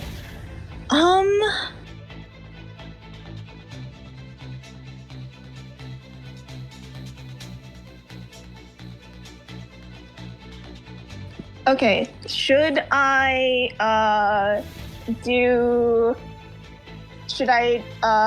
do like a healing thing, or should I attack the dragon? I think it would be sick as fuck if Doc attacked the dragon. Yeah. Okay. Okay. The one thing I'm worried about is that I'd have to be in melee range to attack the dragon. So once I'm up there, it would get an opportunity attack if I tried to move away again. Yeah, unless you disengaged as an action. Mm-hmm. Attack. Then, Yeah, but yeah. they're not. Doc is not going to go up walk and then there, leave in the same disengage, and then turn. leave. Yeah, that's true. Okay, so you guys, well, wait, actually, let me check something really quick. I love you spellcasters, but I can't wait to get to Guy where he says, I hit it. Yeah. And then he does. And then I do. So valid. I want to ask, did Armin didn't use the D4 on his turn, did he? He did not. Alright. That's also not a one-time use thing, right? Nope, it's once per turn. For any ability, attack, or saving throw. Yeah. Does that add to the damage, or does that add to attack? To the attack roll. Or saving throw, not to the damage. Okay, yeah, no, he rolled a 19. He didn't. He's okay. Cool.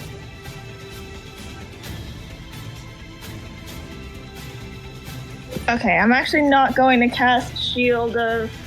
Oh, wait, shoot. I'm already doing Bless as concentration, I think. So, yeah, I could,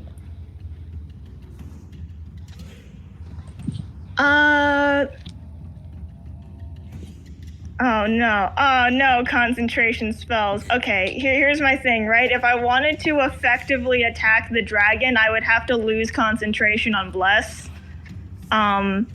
Which I think is more, but I feel like that's more useful for other people. To be able to attack and saving throw better.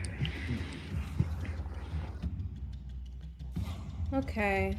You could heal if you want. I'm just a little bit worried about using up all our heals at the beginning and then not having any when like if May is at like 3 HP later on or something.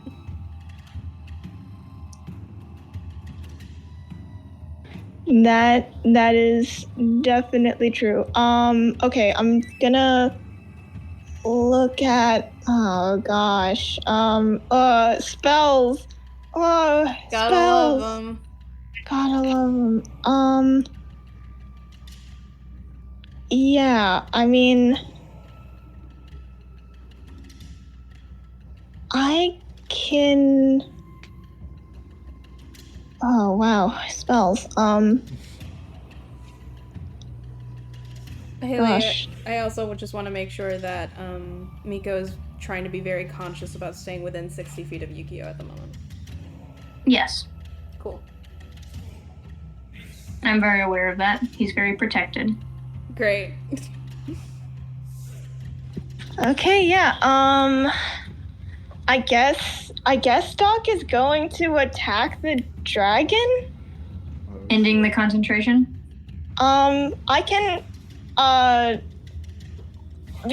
would end concentration if I used branding smite, and I don't have to use branding smite. It's just that it's gonna, you get more bang for your buck. So you're just gonna hit him with your cane? Yeah. Alright. Okay. Roll to see if you can hit. Okay. Yeah, while I'm doing this, I'm going to use Divine Smite on this. Which is not any sort of action, that's just an ability that I do. Love paladins and they're just abilities. Yeah. Okay, come on, please. Yes, okay, does an 18 plus 1, 19 hit? Yes. Nice. Sick. Okay, let me double Are you just check. whacking it with your cane? Yeah. Cool. And using your ability smite, right? Divine Smite, yeah. Divine Yes, I smite. am. Okay.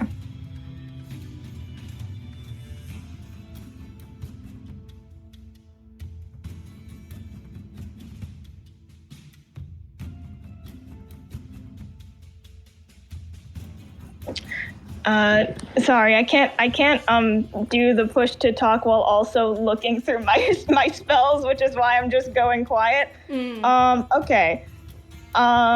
So this attack is 1d8 plus 1 for the cane, and then with Divine Smite, that is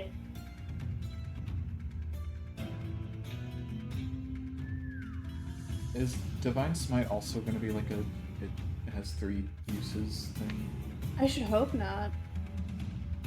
I think we're gonna say that it does. But it does use a spell slot. Yeah, Oh, it's supposed to use does. spell slots. Oh, okay then. That makes sense. Okay, so that should be 3d8 plus 1. 3d8 plus 1, okay. Go for it. Kill it. 1 hit. Get his ass. Oh wait, right. And then we have the +1 to damage for attacks, right? Yes. Yes. The plus Okay, 1 sick. from the enchantment? 'Cause we said Yeah, that was from the damage. enchantment thing. That is the damage.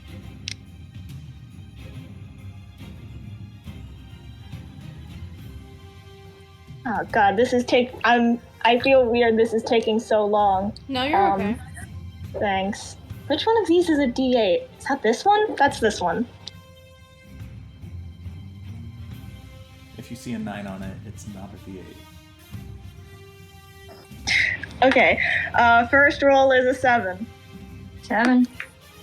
Second roll is a 4. Okay. 13. And third roll is a 5. Wait, not 13, you know what I mean? And then, okay, so then, plus strength plus the enchantment thing, so that's 7, 4, 5 plus 2. 18. Yeah. Okay. You hit for 18 damage? Yes. Okay. You will see Doc walk up to this dragon, and what energy do you think Doc carries with them as they whack it with their cane? The dragon spoke earlier, so I think the fact that this is straight up an evil creature, do we want to say that I'm gonna say Doc is not gonna get disadvantage just for this fight because this is a side quest fight. Oh yeah, I think we've discussed evil. this. Yeah. Yeah, yes, right. The Hippocratic Oath does not apply to dragons, and we discussed this. Yeah. Doc is still reluctant, but they like run up to it reluctantly, and they like hesitate before they swing, but they do put full force into the swing, and then hit it for that radiant damage. Okay, now I'm gonna take my second attack. Okay. Roll, baby. Which I never get to use. Okay, that is a 15. Does not hit. Gotcha. You could add 4 to that saving. You could add 4 to that attack roll. if you Yeah, wanted. okay. D4? Yeah. Or Because four. of emboldening bond. Yeah. Yeah, I'll do that. Yes. Or 1d4, I mean, not just 4. Yeah. Oh, okay, 1d4.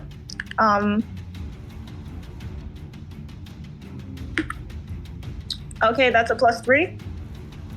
Which is in total? That was 15 plus 3. That's 18? Mhm. Okay, yeah, that hits. Okay, I'm...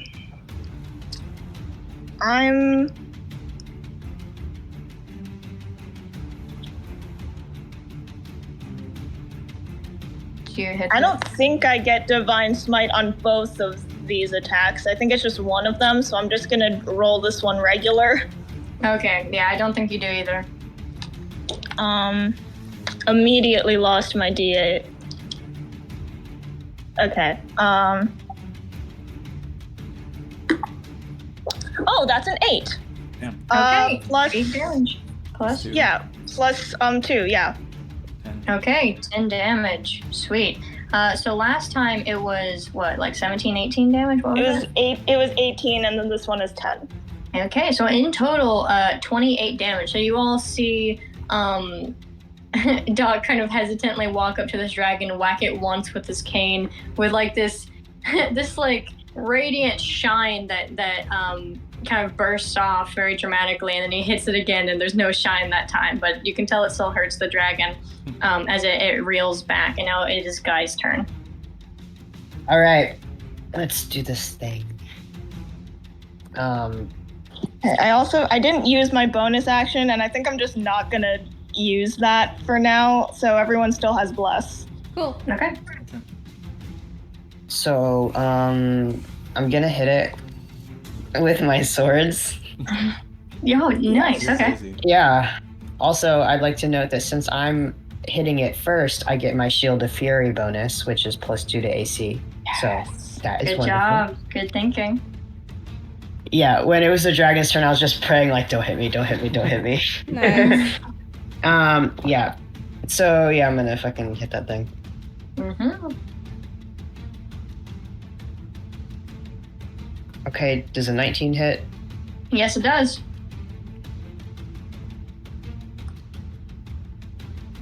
Okay, then I assume a 20 also hits. Natural? Or... No, 16 plus. Wait, oh, that'd be 21. Okay, yeah, no, those both hit. Great, and I have another action as a fighter. So I'm gonna try hit it again. Okay. Does a 17 hit? No. Oh, okay. All right, everybody, AC 18. Yeah. Okay, now let me. Did you add the 1d4 from bless? I didn't. Oh. Oh, that's Would automatically- baby. automatically get to 18. It hit. Okay, 3 hits, baby. Yeah, Guy, you think you miss, and then you see Doc in the clouds in your mind, and you connect that fucking sword. Okay, let me do some math. Doc and Miko giving everyone +1d4 to their rolls. Yeah, a guy almost misses and then sees a vision of Doc signing at them. Remember, this is what dragon anatomy looks like. This is where you have to hit it.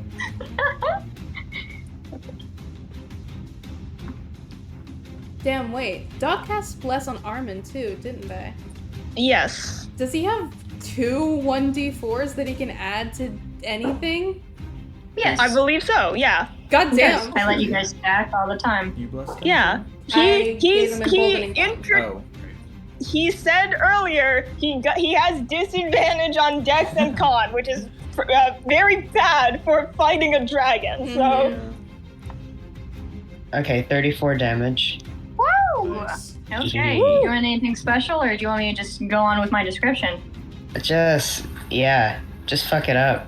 Okay, so much like the samurai he is, you all hear the shing, shing, shing of Guy fucking doing his little fight animation over and over again.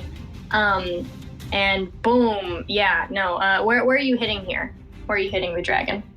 Oh. Do dragons have wake points? Nope. No, not here. Well, okay. I guess just in his fucking butt. Okay, in this dragon's meaty ass, Nice. Guy is slashing pretty severely and causing a lot of that that green, sickly blood to spill out. Of his And ass. the dragon. Okay, roars not his in ass, not his ass. I meant like his fucking dragon like haunch. His Like haunch. the Okay. Yeah, the no, that meaty leg haunch. part. That meaty haunch. Yeah. Yeah. No, he is slashing at that meaty haunch, and he takes a significant amount of damage from that. And that blood starts pouring out again, and it is now May's turn. How And much Guy- damage was that? Gives a thumbs up to Yukio. Yukio and his dumb Willy Wonka ass glasses is just like jumping up and down with his shield. Yeah. What'd you say, Jordan? How much what damage was that? I'm curious. I didn't pick it up. Guy's damage? Yeah, It was from like all 3 attacks. 30 something? 36? 34. 34. Nice. May did that in one Mhm. hit though. Hey, Well, okay, fuck we you. have different ways of doing lots of things. you have different strengths. Yeah, what the hell? Because I also What the- actually technically Jordan? I did have to take 2 attacks. You did. Yeah, what's your problem, But you dude? weren't able to hide as a bonus action, so you got hit in the face with 2 dragon Didn't feel it. claws. Didn't even feel it. You You did. did. Okay, so I don't want to. Yeah, I want to be able to hide, and I don't want to miss. So I'm gonna put on my mask. All right. And Guy and Armin are both within 5 feet of the dragon, right? Yes. Okay. I am going to throw a knife again, and because they're within 5 feet, I get I will automatically get sneak attack damage. Boom! Oh my god, right. I don't- Wonderful. Oh wait, Sneak and attack damage I from don't- being within. Yeah. Yeah, and I don't need to roll because I have the mask. So. Mm-hmm. You don't need to roll, so roll for damage, right? All right. I do lose the chance of getting criticals, but fine. All right. 20 damage. And that's for 20 damage. Yeah, Mhm. where are you aiming Oh, this that's time? sneak Still attack? into that. No, that was my sneak attack Oh, that damage. is If it without sneak attack damage, I would roll one of these. Oh. Oh, fuck. Yeah, rogue when they rogue. Right. Okay. So are you aiming into the neck once more? Can I aim for its face? Yeah. And he's like an eyeball or some Yeah, shit. like trying to aim for the eyeball. Okay. Let me describe this for you. So Alright. what happens is you put on this mask and you can feel the you've put this on before and you felt the like claws of the mask kind of clench into the sides of your face. They do this time, but you don't feel any pain and you take no damage from it. You throw your knife once more into the air, and for a second it looks like it's about to whiz past the dragon, but almost as if another force is kind of controlling it, like a boomerang, it shoots directly into the dragon's eye, and it cries out in agony. And just like the enchantment foretold, that knife instantly shoots back into your hand. Oh my god. Okay, cool. Anyway, I'm gonna use my bonus action to hide. Yeah, I get the knife back and I try to jump behind a fucking pile of coins or something. Scrooge Okay. McDuck. Yeah. You roll behind the coins. Yeah, and I'll roll stealth to hide as an 18. Okay, yeah. Go ahead. You jump behind that giant stack of coin and gems, and you are concealed. Hell yeah. Okay. I will say now that the dragon's eye is bleeding very, very badly, and you can see that breath in its throat build and build and build. Miko, how far away are you? 100 feet. Miko was 30 feet away from Armand, who was 5 feet 30 away, so 35 feet away. 35 feet away. Ooh, you lucky duck. As this dragon kind of wails out in agony, and it goes like, my eye, and kind of clutches at itself. That sickly green gas spills from its mouth, and almost like vomit, it like pukes out this awful substance from its mouth. And I need each of you, except for Miko, to do a dex save. Oh shit. Okay, The guys. DC is 14. Okay, we all have a 1d4 plus thing to It's- Including Doc, actually, because we're on a different turn now. Yes, that's true. Okay, I'm going to use my D4. Yeah, you should. Okay. Okay. I don't pass. Well, I got a 9, so even my 4 wouldn't help. Oh, that's roll. I got a 5. What the I- hell is I'm going not on? gonna bother rolling the d4. That's just not good. Yeah, I could have Um, gotten it if I had rolled a 3 or 4, but I did not. Oh, God. Okay, I'm also gonna roll concentration real quick to see if Doc keeps the bless on everyone. Ooh. Can I Sorry, did Doc have a reaction that they wanted to do for the acid breath? Does that apply now? They did, but it's gonna be afterwards. Got it. I got it 17. I keep concentration. Okay. Okay. And what were you saying? am I able to do uncanny dodge but still stay hidden? No. That's You'll have to give up one of them. That's fair. Okay. Oh god, now I have to choose.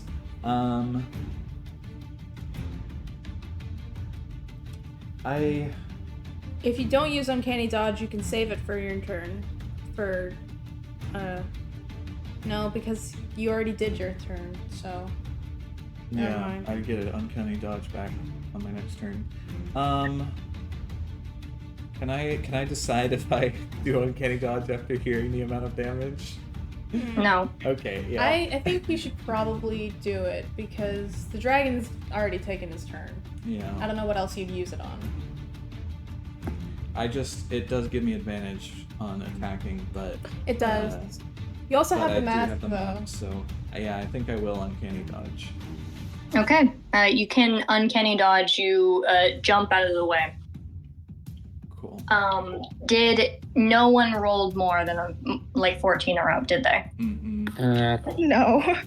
I will say that this awful substance starts spewing from its mouth. Wait, what did Armand roll? I'll tell you. The awful substance starts spilling from its mouth. Armand tries to dodge. His hand starts to tremble, and you see that the ring starts to glow as he falls to his feet, rolling a 1. And wait, okay. just instantly, let me finish. Right. Instantly, his entire form is just engulfed in this acid, and each of you, this acid pours onto you. May, you're able to dodge, but it does still sting your arm and your leg. 30 damage. Oh. Okay, that's fine. Is Good May... thing I Uncanny Dodged. Okay, yeah, you know what? That's true. So May's not dead yet. Yeah. Great job, everyone. I will say, the sort of acid fizzles out instantly. Doc, you feel your feathers very singed, and you feel this aching pain. You look over to Armand, and it looks like his skin kind of instantly has almost scabbed and boiled, and it looks awful. He is at 10 HP. Guy, you feel that really sting at your armor, and you take it as well. May, your arm and your leg, they kind of get singed as well. You can feel the skin pulsating there. You're lucky that you could dodge out of the way. Yeah. You take 30 damage. You had it! Holy shit! Holy cow. Okay. You all, besides May, you have taken 30 damage. Real quick. Andy, can you remind me what Guy got on the roll? The saving throw? Oh, a 9. Nope, that doesn't matter. Okay. What? Anyone within 10 feet of Doc gets a +3 to saving throws. You could do that and then roll a d4, right? Oh. Well, I mean, it's already been done. All right. Thank you, though. Yeah. Okay. I'm okay. I'm only at half health. Yeah. Okay. So it did 30 damage. As a reaction, Doc is going to use Channel Divinity, Rebuke the Violent. The dragon has to make a Wisdom saving throw, or else it will take radiant damage equal to the amount of damage it dealt. On a save, it takes half that damage. Oh, shit. I realized I wanted to save this for the breath weapon because this ability converts the damage to radiant damage, so it wouldn't have resistance against acid. Nice. And that's all the damage it dealt to everyone? I think just the 30 damage. I think just the 30, but Yeah, it's just 30. I also know the breath weapon is probably the strongest thing it has, as one attack, so... Yes. Yeah. Okay. That's good. That's real good. Mm-hmm. Yeah, it rolled a 10. That is 8 plus... yeah, that's under. Nice. Okay. Yeah, do you want to describe what that looks like? Do Like, does Doc have to do anything specifically, or? I think it's really, we all get blasted with acid. It's incredibly painful. Like our skin is like burning. And then, you know, just reflexively Doc like holds out a hand. It glows kind of white a bit, and I guess like the dragon's sort of core center also glows white a bit, and it just takes radiant damage. Yeah, it makes a sound like it has been punched in the gut, and it pukes up a bit more of that acid, not hitting anyone, but very clearly hurt. Armand is bleeding very profusely, clutching his sword. It is now Miko's turn. Okay. Miko, you've just seen your friends get absolutely covered in that goo and are in pain. Mm-hmm. Yeah, I have an idea for what I want to do. Let me just make sure I'm reading this right.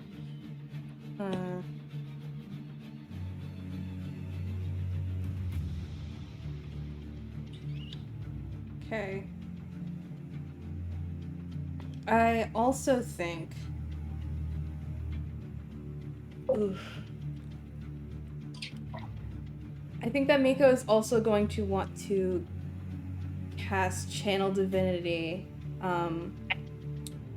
Bomb of Peace, which would... What is Miko's speed? What her halfling speed is? Okay, I don't have that on... I think that's 25. It'd be Yeah, 25 it's because 25. she's small. Oh. Okay. She is 30 feet away from... And Doc is right up next to the dragon as well, right? Yeah. Mm-hmm. Okay. So Guy, Doc, and Armand are all 5 feet away from the dragon. If we were on a grid, it would be different, but I guess just generally all at least 30 feet away from Miko. And her speed is 25. So, what Miko could do is she could cast Bomb of Peace and then run up behind all of you in an attempt to get you guys within her range, which would let you guys heal for 2d6 plus her wisdom modifier. Ooh. And that's for everybody within 5 feet of Miko during this action. So is it Okay. gonna be... Yeah, no, that would work, because you can run up 25 feet and then you're within 5 feet of everyone. Okay, good. It's fucky because we're not using a grid, but I don't care. So Good. that's how it works. Is that gonna be just Guy, Armand, Doc? Guy, Armand, and Doc, because Yes. May is Yeah. a little bit away. Yeah, I'm off. I'm very, very sorry. That's alright. So that's 2d6 plus Miko's wisdom modifier, which is 2. So should I roll that for everyone, or does everybody roll that individually? I don't know. I think you roll Yeah, it. you roll that. You roll it. Okay, what's a d6 look like again? A D6? Oh, right! It's the normal one. It's the square one. Don't need to yell at me. I understand not being able to tell the difference between 8 and 10. It's because d6 are so normal that I forget about them. Alright. Yeah, because no one calls them D6s. You just call them dice. Okay. That is 6. Sorry, guys. You got 6 hit points, everyone. It's fine. Okay. That's good. That's an Better than average. nothing. That's good. Yeah. Okay. Doc, Guy, Armand, heal for 6.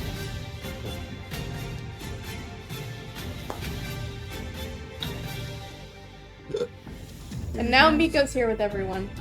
Miko does have a bonus action that she can use. Would May like another healing word? Would Miko like to heal me? Yeah. You've only used it once so far. Yeah. I can use it one more time. I need after to this. use the bathroom real quick, so tell me how much she heals while I pee. Okay. Alright. Also, another thing that I could do though is I could use. Don't fucking awe. What did you? Because she's muted. Okay, what the fuck ever. Another Sorry. thing I could do is that I could potentially use both of my uses of Healing Word left to bump it up to a second level spell.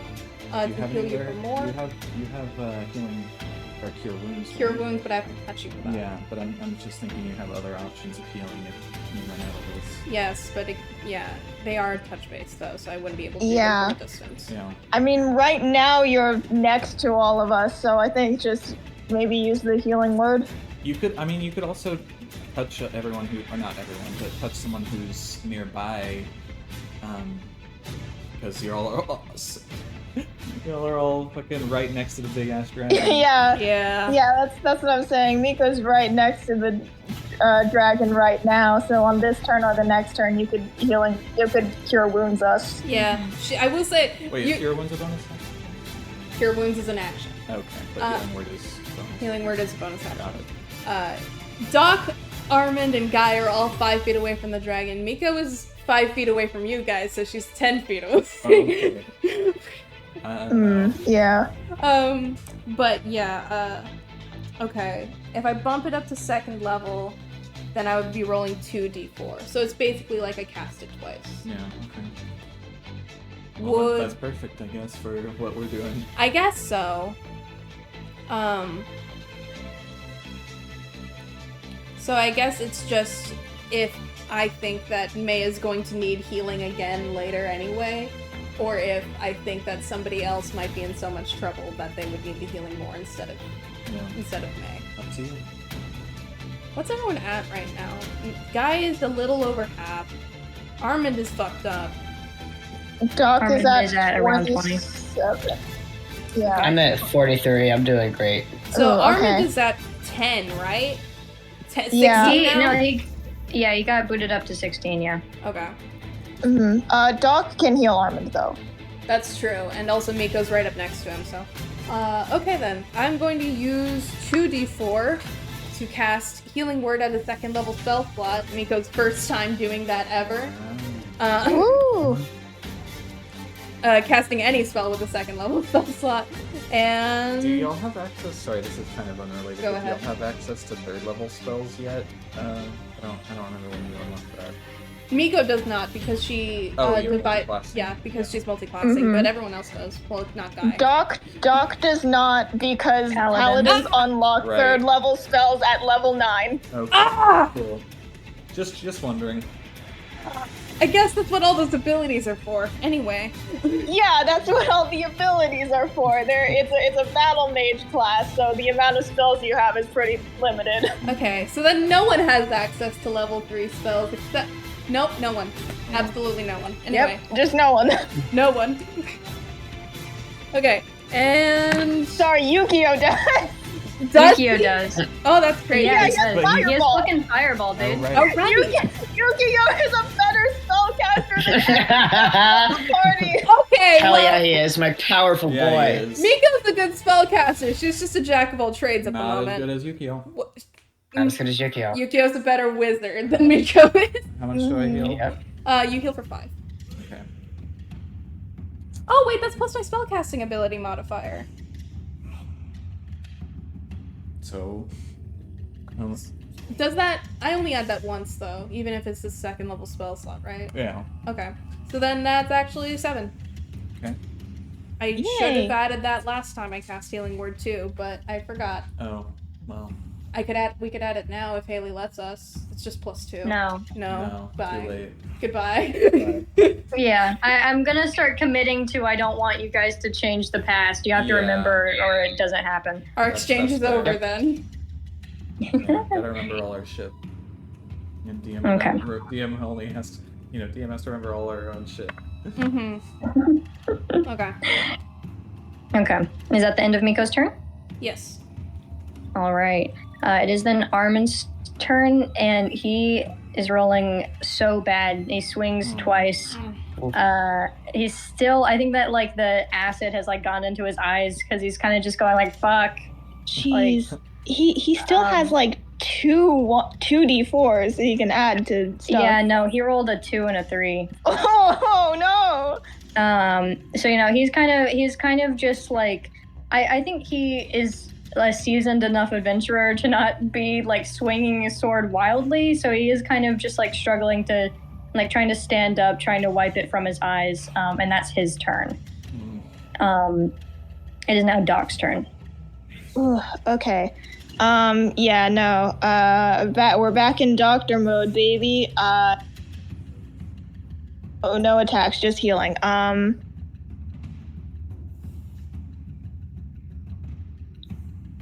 Okay, I'm gonna cast, I think, Cure Wounds on Armand, because he's doing pretty bad. Mm-hmm.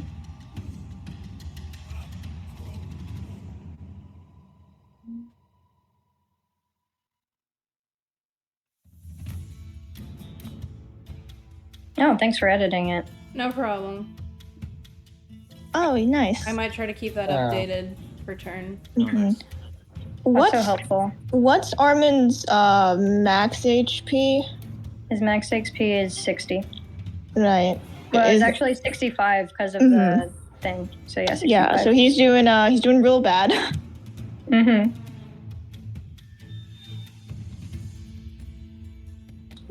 Okay, I might cast Cure Wounds as a second level spell then. Okay. Cause after that I have Lay on Hands.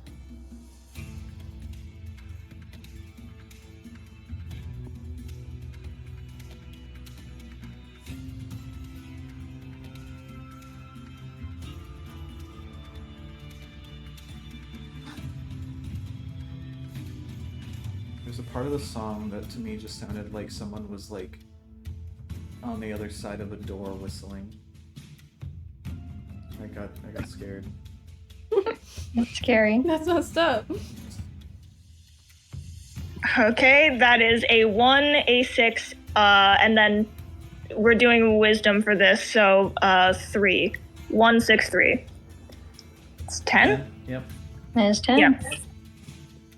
Okay, that is my action. As a bonus action,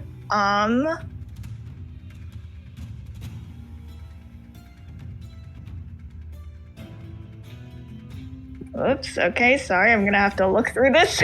You're fine. All the cockers at home are getting antsy. Sorry, guys. We do play D&D from time to time. Sorry. Yeah. Okay, as a bonus action, I could do Sanctuary. I could do Shield of Faith, but we would lose concentration on Bless.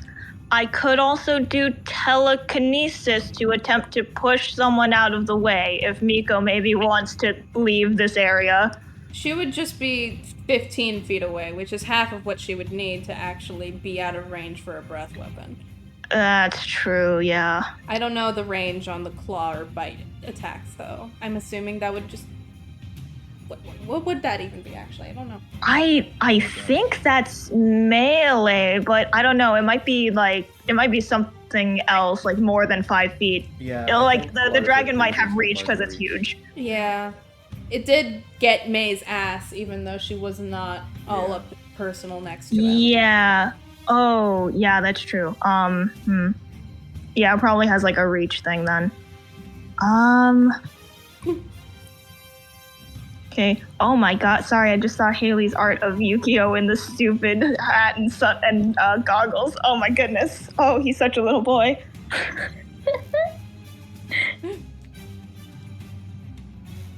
The son of all time. Alright. I could cast Sanctuary on Miko. I guess. That wouldn't keep her safe from area attacks. It wouldn't. It would, But it would keep her safe. The thing is... It would keep her safe from, like, bite or claw, but I don't know why he would go after Miko. Yeah, that's true. Okay, who do we think the dragon's most likely to attack next? Probably like guy, because I like active or Yeah.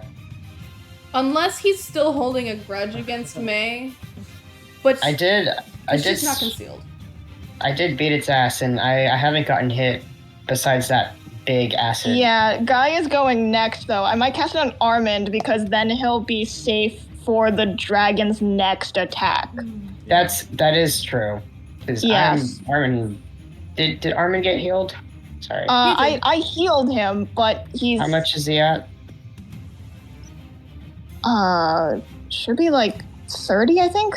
Yeah. Okay, yeah. I That's still not have bad. more health than Armin, so protect him, I'd say. Yeah. Yeah, I'm gonna cast a Sanctuary on Armand because the dragon goes before him. Okay. I'm a little worried about May. She's fine. I hope you're Is May right. concealed right now? Is May? Yeah, is May no, 'cause concealed? she uncanny dodge. Oh. Yeah, she Right. uncanny dodge, so Okay. she's not concealed. The dragon Alright. can get her ass. Yeah, and I wouldn't be able to cast Sanctuary on May either because she also goes before the dragon. So, okay, yeah, Sanctuary on Armand, and that's the end of my turn. Okay. That is now Guy's turn. Alright. Well. Sorry, I try to be creative, but You're good. oh, the damage, it's so good. Sorry. Oh, the Yeah, damage. I'm probably just gonna do the same shit again next turn. I so. think the spellcasters take up enough complexity in combat for everyone, so go right the fuck Yeah. ahead. Alright, okay, that's a 7, which does not hit. Hmm. That's a 21, which hits. It does. Ooh. And an 18, which hits. Nice. Let's Good go. job. Alright, so I got 2 out of 3. And you're attacking its haunch once more. Yeah, sure. Oh, wonderful. Make a little Zorro initial in its haunch. Yeah, totally. Or if y'all would prefer the reference of Puss in Boots. Yeah, no, I filled in the Puss in Boots blank for you. Okay, that's 20 damage. 20 damage. Yeah. No, this dragon is hurting. It is writhing wildly. You can tell that the blood has like gotten into its eyes, and it's kind of like scratching at its face. And it's kind of manically moving around and thrashing. You Guy once again ching ching and attack it once more. Its haunch very bloodied now. I'm starting to feel bad. Is this dragon is it racist? Yeah. Okay, I feel It is bad. chaotic I evil. saw It's its Twitter probably... account. Oh, it's It's bad. racist. It's a Yeah. racist dragon. Okay, I feel better now. Okay, it's now May's turn. God, we could. Yeah, don't worry. I will, It's a young no, black the dragon living on Mount Celestia. It's evil. Yeah, Alright. no, it's thrashing around and it's just screaming like, "I'll kill your entire family." So Well, It Alright. was when it was. I'm gonna sleeping- eat that little boy in the back. Oh god. I'm gonna eat that little boy back there. I see him through all the blood. I see that little Yeah. yellow dot in the back. I want that, like a little gumdrop. And that's what he's yelling. It's now May's turn. All right. Then, still wearing the mask, I'm gonna throw a dagger, try to aim for its other eye. Okay. And I no. I mean, there's still someone within melee range of it, right? I think most multiple people are people. still. Just Yeah. making No, sure. yeah. I want that little. Give me that gumdrop boy back there. I want him. Fucking Ah! stab him in the eye. I, say no shit. I want to hit him. Yeah. Okay. Roll for damage. All right. To make it a sneak attack. Ah! It doesn't count. Whatever that was. That doesn't count. Go get it. Even if it's a 6. Oh my gosh! It was a 20.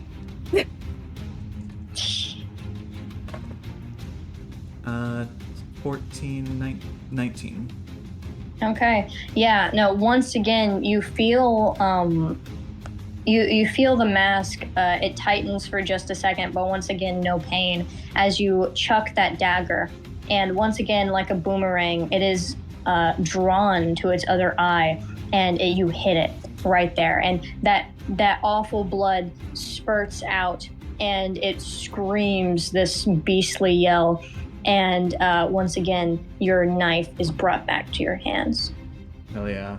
And I'm gonna try to avoid its gaze if it looks over at me and hide behind something as my bonus action. Okay. I'm gonna say both of his eyes are bloodied, so I need everyone except for May to give me a luck roll, Oh shit. Okay. which is just rolling straight. It's to represent your luck. Okay. A 1. 13. Sorry, are you dead ass? Yep, I rolled a 1. Oh, good. No. Oh. Well, Miko got a Okay. 13. Okay, come on. Doc is classically very, very lucky in their whole life. It's one of the things we always say about Doc, is they're always having a lucky day. Lucky That's Doc, a that's what we 6. always call him. Val just did a roll for fun and she got a No, 9. that wasn't for fun, that was to hide. Oh, never mind. Okay, I got a 6. You got a 6. Okay, Guy. Yeah, in this thrashing, I'm going to say that. Okay. Oh my AC, god, Guy? Haley's about to pull out the lair action. What's your AC, Guy? 14 with my bonus. Okay, 16 does hit. Oh. Right. So I'm gonna tell you what happens here. Okay.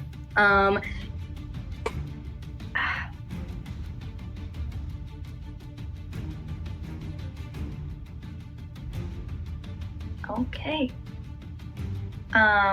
Yeah. So using its hind claws, it kind of thrashes, and it strikes you once across the chest, and then strikes you once more, knocking you prone. Then you take 20 damage.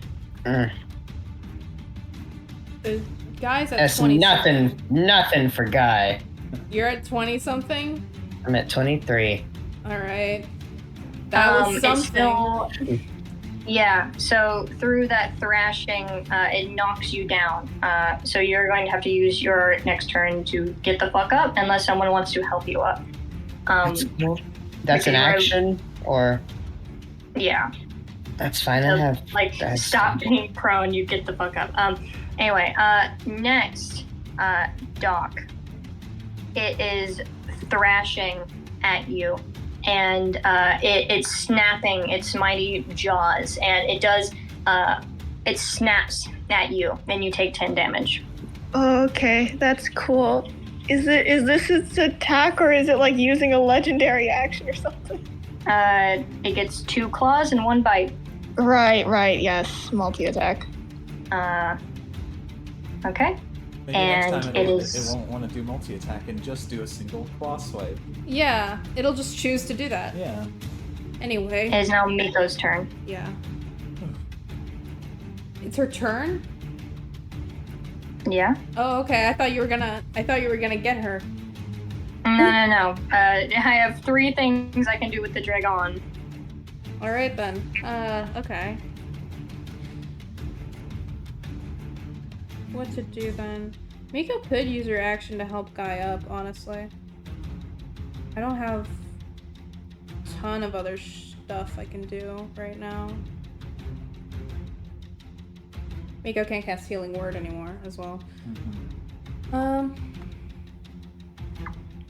Yeah. Guy, how would you like if Miko used an action to help you up? That would be nice. How many actions do you have? 1 like always. No, use your action to do something useful. I have action surge. I guess so, but the only other thing I can really think of would be, okay. Miko could cast Cure Wounds on someone. That's true. You could also hit the dragon with your sword. Miko could also hit the dragon with her short sword, which wouldn't not be cool, but that would also put her within melee range, which again probably doesn't really matter, but it's scary. She's also a healer. Doc She's can probably just going to heal. push you away. Maybe she'll break out the short sword in a second, but she's got some usages of Cure Wounds. I don't see why I wouldn't use them. Nice. Yeah. So what's everyone's health right now around Miko? 23. 23. 17. 17. What's Armand at? He is at like around 30, I think. Okay. Hi, Yeah, Doc. around Hey, 30. Doc, my bestie. How are you doing? Bad? Hello. Yes. Yeah, I will say Doc is like singed and like still steaming from the fucking acid that has gotten to his feathers. That wasn't really in character, but the concept of it being in character was really funny. Okay, let's see what we can do for cure wounds. Okay, so that's 1d8 plus spell casting, unless I wanted to cast it as a second level spell slot. You can save the second level spell. You can just do first level. Okay. You're sure? I want to make sure that we're sure. Yes. All right. This is a D8, right? Yes. All right. Just making sure. No, god damn it. Not the best. Oh, that's not good. That's a 2. I mean, a 3. I didn't roll a 0, so that's a 3. Okay. Doc heals for 3. Yes. You're at Doc, 20 you- now. You Congratulations. heal for 3. Yeah, that's still good. Mika's still at full. Someone should kill her. Sure. Why not? Okay. Is that Miko's turn? Yeah. I can't think of anything she would do with her bonus action because we're out of healing words, so, yeah. Okay. I will say that Armand is feeling a bit better. He can at least stand. He misses his first attack and then focuses really hard and hits the second. And, Yes! Thank God. And he does Is that his 11 first time damage. hitting the dragon? No, it's He hit not. it. You did hurt it He the hit first it round. his first Right, round. right, yeah. Okay, it's And just then been a got while. fucked so severely. But yeah, he does 11 damage, really focusing on like its hands and claws, and this thing is pouring blood. You can tell it's getting closer to death. Thank God. It is now Doc's turn. Okay, okie dokie.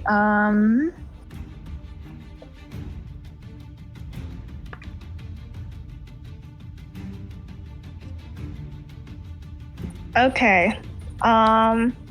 Should I heal or hit the dragon really hard?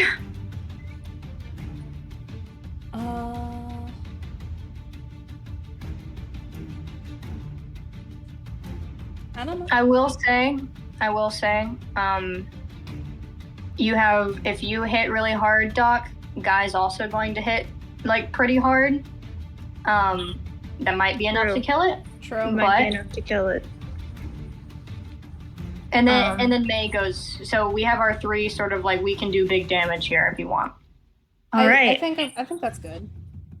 Yeah, in that case, Doc is going to let go of concentration on Bless. Woo.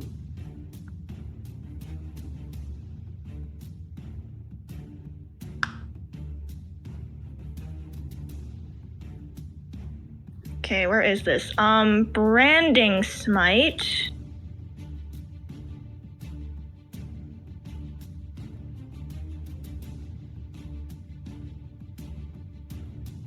Okay, this is a bonus action.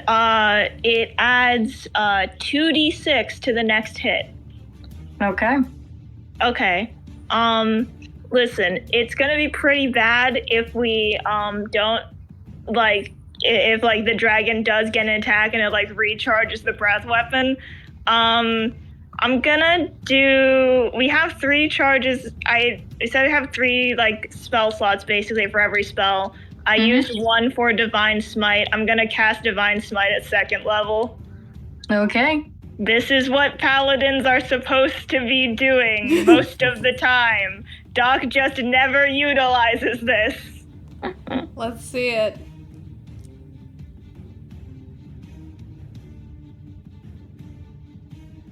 Okay, so this is going to be, let me double check.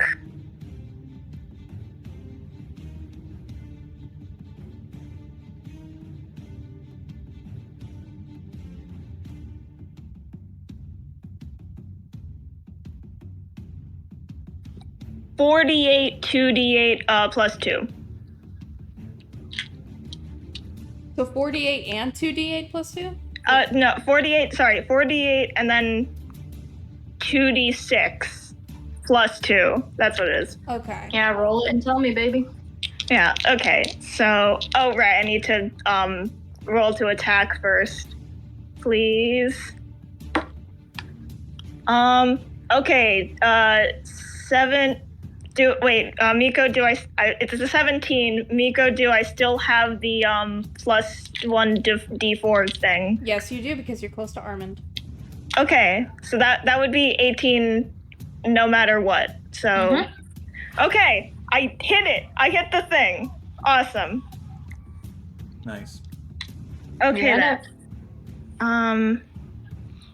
Right, okay, so the normal weapon attack would be... Where's my... I need to just put it down in the same place so I stop losing it. Okay. The first one's an 8, and then I add 3d8 to that. Okay, so someone else keep track of this math for me. Okay. Okay, so you said 8. Yeah, 8, 2, 4, 4. 18. 18.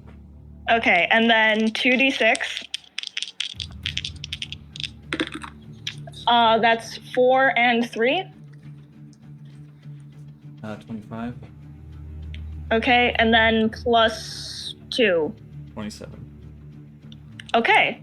And then I'm gonna use my second attack. Nice. You do have to roll to hit that one again, don't you? Yes. And you don't have the 1d4 this time. Mm-hmm. Don't fuck it up. You also don't have Divine Smite this time, though. Yeah, I do still have Branding Smite. It says every time you hit before the spell ends, you add the 2d6. So I have Branding Smite still. That's so true.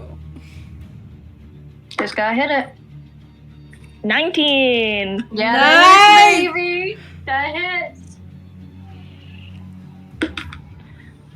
Okay, that's 7, and then 2d6, 1 and 5. That's 13. 40 in total. Okay. Yay! I'm gonna say something that's very near and dear to my heart. Doc, how do you kill the dragon? Oh my god. Yeah! Oh my god. Oh my god, Oh, Doc yeah. finally did the paladin thing! Doc did it! Okay, I'm gonna say Got you real strike hard. this. Yeah. First off, you strike this and boom! There, like you guys all kind of pause. Guy, I think you even get a chance to stand up, just because of how like insane this like explosion of light is essentially. And Chelsea, you can take it away. I really don't know how else to describe it other than that. Yeah, Doc, like seeing that the dragon is at low health and knowing that, like, if the three of them don't, like, kill it next time, it might kill and down one of us. Doc fully, like, does a full baseball bat swing, with their just Plague Dr. Kane crackling with radiant light, and just slams it into the dragon's, I guess, like, stomach, wherever, like, we can hit. Yeah. Yeah. No, you guys hear the like crack Right into of its a heart. bat. Yeah, you hear the crack of a fucking home run Yeah. as this light explodes from like the center of this dragon. Yeah, it's not lightning damage, but I think there's some sort of like you can kind of see veins of light coming out from where Doc hit this thing. Oh, of course, it's radiant damage. We gotta get that imagery. Mm-hmm. Yeah. So like screaming out into the air, more of that like acid kind of pours down its mouth, and almost like filled with like air, it kind of sways back and forth and then falls finally cold and dead. Doc is like heaving and panting and like still very singed. And then they like silently clear their throat. They like sway a bit, right themselves with their cane, and then sign to everyone. Dragons are the Hippocratic Oath does not apply to dragons. That doesn't count. Good job! And you all are so thankful Doc's a healer. Oh, holy crap. Good job! Oh, we're gonna take such a long rest after this. We are sure gonna rest for 8 hours with uninterrupted. Yeah. And May, as soon as the battle's over, you can feel your mask really loosen and it just falls kind of lamely into your hands, powered off. Cool. Cool. Awesome. It didn't do damage to May, did it? Nope. Both times she used it. Yeah. Okay. No, I don't think anyone would have noticed. Yeah, no, we don't. No. I don't think we even really know that the mask damages her in the first place. We do know that it's cursed. Yeah, I don't know if y'all know that it's specifically that it damages the user. Yeah, I don't know think that May it damages, said- but sorry, you go. Yeah, I don't think May's ever said, like, this hurts me when I use it. I think she's just been like, this mask is fucked up. Anyway. Yeah. When May got the mask, there was, like, a description of it that said it's supposed to, like, do some sort of curse thing or, like, take some sort of It lets you thing. hit anything at a price. Yeah. We don't know what that is. Yeah, I think we like jokingly said, oh, what if it's like blood, like JoJo's, like the Epic of JoJo, And but then we don't and then know if it actually does that. Yeah. So May just use this mask and nobody knows anything. Yeah. I'm guessing the dagger is also kind of like power down or whatever. Yes, they do. Okay. Oh yeah, Because the right. quest is over. Quest is completed. The jingle played, and now it's over. Yeah, and in front of you is just this giant dead dragon. Armand, finally has, reached, is more stable. I think Yukio kind of like cheers in the background and, starts running towards you all to give you all hugs. Since the threat has been neutralized. Has Doc already healed us all to full? Because if not, as soon as Guy picks up Yukio, his fucking second wind kicks in and he heals. Yeah, I think it would take a bit for Doc to be able to heal everyone. Oh yeah. They definitely like heal everyone a bit, but probably not up to full. Yeah. Doc does have prayer of healing or something. Yeah, Doc has prayer of healing. That takes 10 minutes to cast. Mm-hmm. I would say they probably they use their last cure wounds on themselves, and then on everyone else they do their lay on hands thing, which is probably 5 or 10 to everybody. It takes a bit, and then they they have to obviously cut out the dragon's heart after this, but yes. I'm gonna say they sit everyone down and basically assign okay, let's heal everyone and then we'll get the heart. Yeah. Miko has 2 more usages of cure wounds, so she would divvy that up to whoever needs it most, but that's all she's got. Should we still be keeping track of this, or are we just gonna say yes? We're healed? Okay. Yes. Okay. Actually, let me think. Yeah, you guys. Okay, you have all healed to full. I'm gonna say that. Are we gonna say they use up their spell slots for those healing spells or whatever? I'm gonna say that your spell slots have returned since the battle is over. And the background music kind of reminds me of the Angry Birds theme. It does. It Oh, it does. Anyway, yeah, no, you're all back to full. I think that like you guys can kind of like nurse each other back to health, and sit to rest for a bit. A short rest. Yeah, sure rest. You're all back to full. You all have all of your Oh, right, slots. and then of course Doc reaches into their pocket and like hands Armin a bag filled with what is it, like 3 diamonds and a choice amount of gold. Nice. Yeah, no, he takes this and he smiles brightly and he says, Yeah. "You have brought the spirit of adventuring back to me." Yeah, Doc nods and is like, that's great. They also gesture to like the gold of the dragon's hoard to basically just be like, we can't take all of this, so also you can just have whatever from that.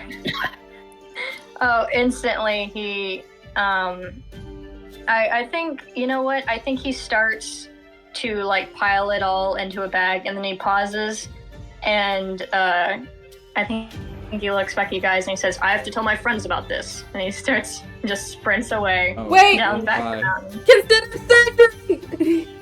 I wanna look around and see if there's like any cool shit. Yeah.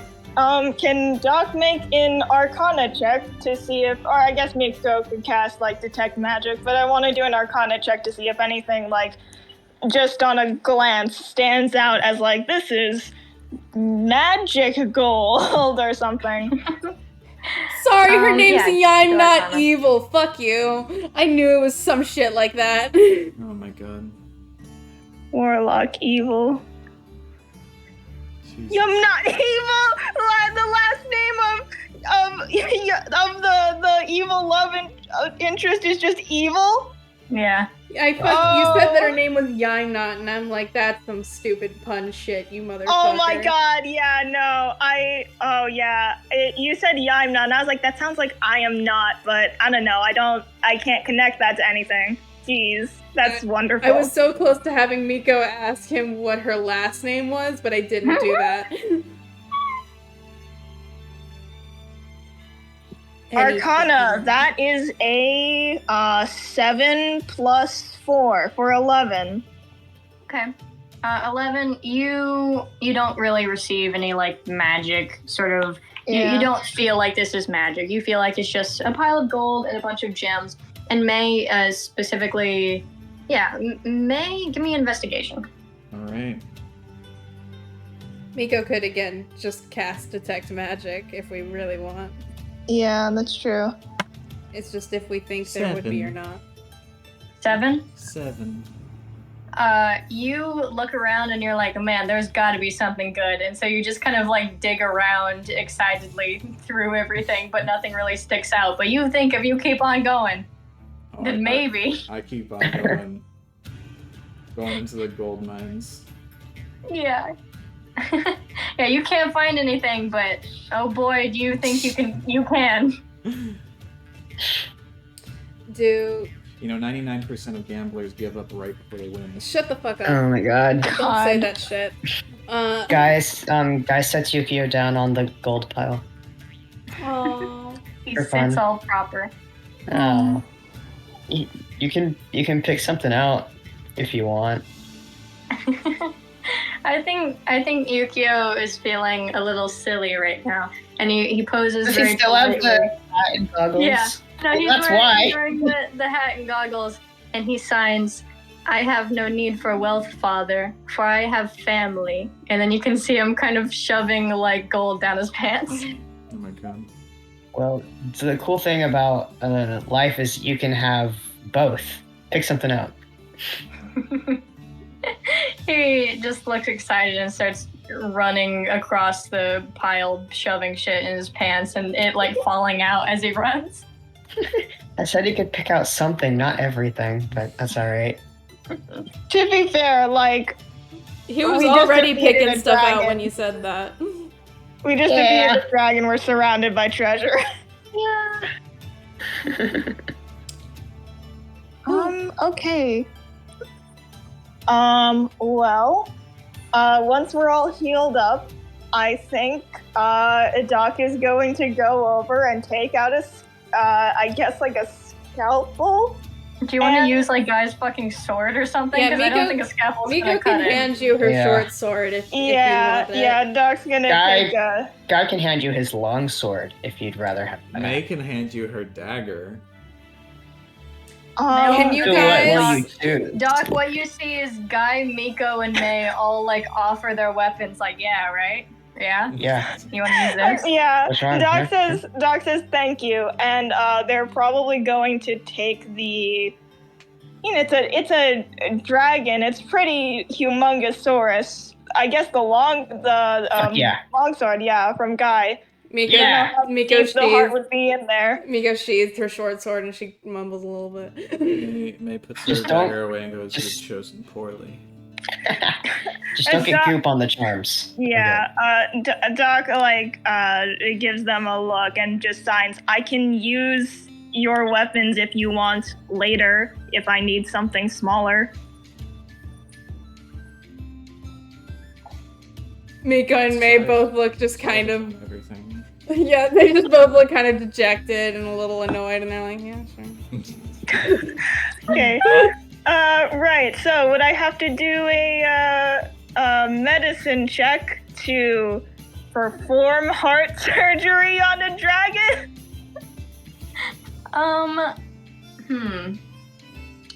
Okay, here's my thing. I'm not going to let you fail this, so I don't see the point in rolling. Let's see how much blood Doc is covered in by the end of this. Yeah, okay, give me intelligence, Doc. Yeah, okay. Can I do this with advantage because this is a medicine thing or no? Yeah. You've done heart surgery before. And Tomato. you've done research on Tomato. dragon anatomy, as we've said. Yeah. Okay, good thing I had advantage. The first roll was a 9. Oof. And the second roll is a 15 plus 4 is my 4. Yeah. Yeah. Okay, 19. I do want to ask for my own flavor. I do think Yukio is looking at you with his big bulbous eyes very intently. Would Doc be go away at all? Is anyone else watching this heart surgery happen? And Doc is about to make the first incision, sees Yukio and possibly everyone else looking, and then just signs, you should probably look away if you're squeamish, and then just starts the first incision. Yukio does not look away. Oh God. I don't know if Guy would let him watch this. Yeah, that's up to Guy.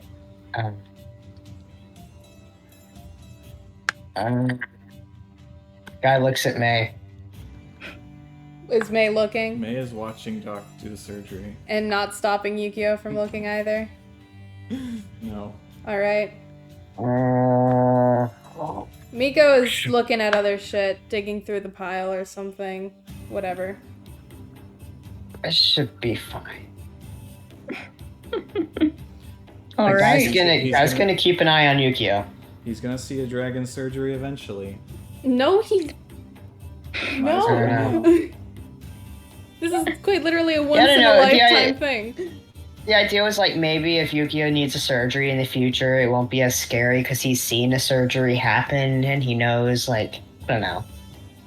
He's really thinking about it. Guy's doing his best with this whole parent thing, alright? Most It's hard. most surgeries don't happen, you don't have to die to get surgery. Also, Just most like that on the surgeries table. don't happen with long swords. Maybe. Oh my god, Doc is looking so fucking cool. Fucking doing surgery with a samurai sword right now.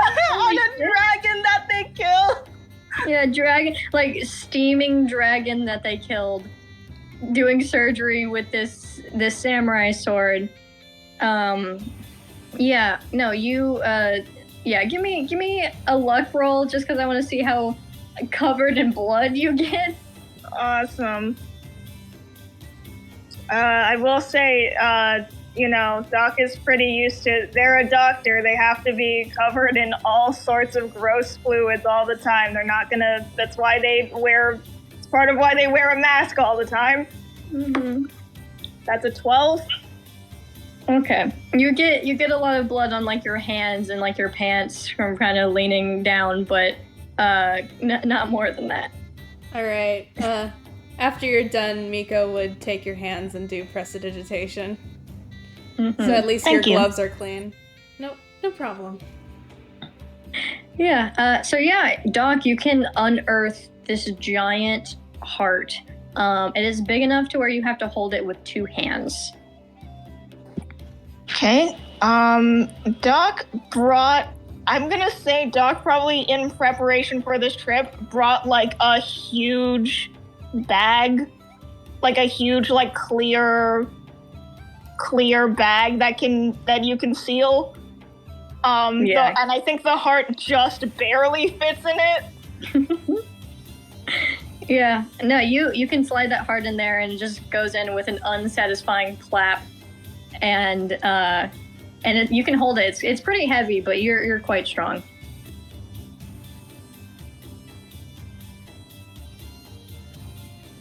Okay. Yeah, cool. You have a dragon's heart. Dragon's heart get. Dragon's heart. Yay! And we all jump up in the air and freeze frame. I'll say. Yeah, that's for. Oh That's God, for the yeah. Carol quest. That was a separate thing. Hero quest. Yeah. Okay, so now all we have to do, and I feel like Doc probably would have explained this before we left. Now, if a ghost leaves some sort of blessing behind, disease is done forever. Wow. Awesome. May, you're quite famished. I think everyone else is doing pretty good though. Damn. I'm hungry. What do you mean by that? Can we go get some dinner? Celebrate. Yeah, for sure. You really hankering for a turkey leg right about now? Oh, man. I was about to say, Yeah. For a ham gotta- right now? got feasts going An on. entire wheel of cheese. A roast pheasant, perhaps? Yeah, just fucking put it all in front of me right now. Well, we gotta go down the mountain first, so, Oh, Racy there, and then she runs! God. Oh. Miko sprints down that fucking mountain. Guy, can you carry me? Absolutely. Yay! Alright, we got May in one arm, Yukio in the other. Guy sprints. Shit. Oh my goodness. Can we Yeah. see? Can, Fast walks. sorry, can Guy and Miko roll to see how Who fast it wins the takes? race? Yeah, how fast was it about takes to for say. Guy to pass Miko? Yeah, go ahead. I was go about to ahead. say, I want to outrun her. Yeah. All right. What's Also, the roll? I assume we took some of the dragon's treasure. Oh yeah. Probably. May definitely yeah. break some shit. You're all jingling so viciously. Miko Oh. might have taken like 10 or If- 15 gold just to make it worth the trip. Yeah, if there was like necklaces and rings and shit, May is wearing that. Oh, plenty. Yeah, no, I will say as Guy has like thrown May and Yukio over his shoulder, there's so much gold spilling out of Yukio's pants and May is like jingling so viciously with every step. Okay. What's What the are we roll, rolling? Haley? I think, gosh, is that Dex? What? Yeah, It's I think running. I made. I'd also like to point out that my speed is 30 and Miko's speed is 25. I Yeah, don't know that's if what I was that thinking. Like, I'm thinking. I'm basis, thinking what's Guy could fun. catch up, but he's also carrying 2 people. Yeah. now. He is. I yeah. would say we Okay. both roll straight. I feel like enough Okay. evens out so we can both roll straight. Yeah, both roll straight. I want to see. What did Guy get? What did Miko get? Oh my god. Miko got an 11. Are you? I'm real. I got a 12. Oh. I got a 12, dude. Okay, yeah, Miko, you sprint, and I think it's kind of a race where, Guy, it does take you a second to catch up. And Miko, you put your entire heart, and you can outrun him for a while, which does make you feel good. Oh my God. And then after a while, Guy does whiz past you, and you see Yukio and May's like smug little faces as they look at you. I Haley- wave slyly. Oh God. How wide is the trail down? How wide is the trail? Yeah. It is. Could Doc feasibly cast find vehicle and just drive Oh my down God. while the rest of these fools Yes. are running? Yes. No. I was gonna say Okay, it's so- like 10 feet wide. Yeah, okay. It's like 10 to 20 feet wide. So what happens is that Miko takes off running. Guy runs after her with two people in his arms, and they're neck and neck until after a while, Guy whizzes past her. And then when that happens, Miko slows down, she kneels down, she puts her hands on her knees, and she's panting. And then Doc rolls up in a demonic ambulance. Jesus. Yeah. Yeah. No, how does Doc roll up? Yeah, so it's not a demonic ambulance, it's a fiendish ambulance. Oh, I'm so sorry. Doc rolls up in a fiendish ambulance. I'm imagining Doc slowly driving up and like rolling down the window slowly. Miko can just she couldn't hear before because she just had like the sounds of her like hard ass footsteps against the ground. But now that she stopped, she can hear the coming until Doc is right up next to her. I do want to say, because Doc can choose what like the vehicle looks like, the ambulance noise, it doesn't make like a normal siren noise. It's just playing like loud classical music. Oh my god. It's playing fucking loud classical music Yeah. and it just pulls up beside you, rolls down the window. Yeah, Doc no. rolls up in a Fiendish. fiendish ambulance with the sirens going off, and it's just playing Bach's fugue in G minor. Yeah. All right, what does Doc say when they pull up next to Miko?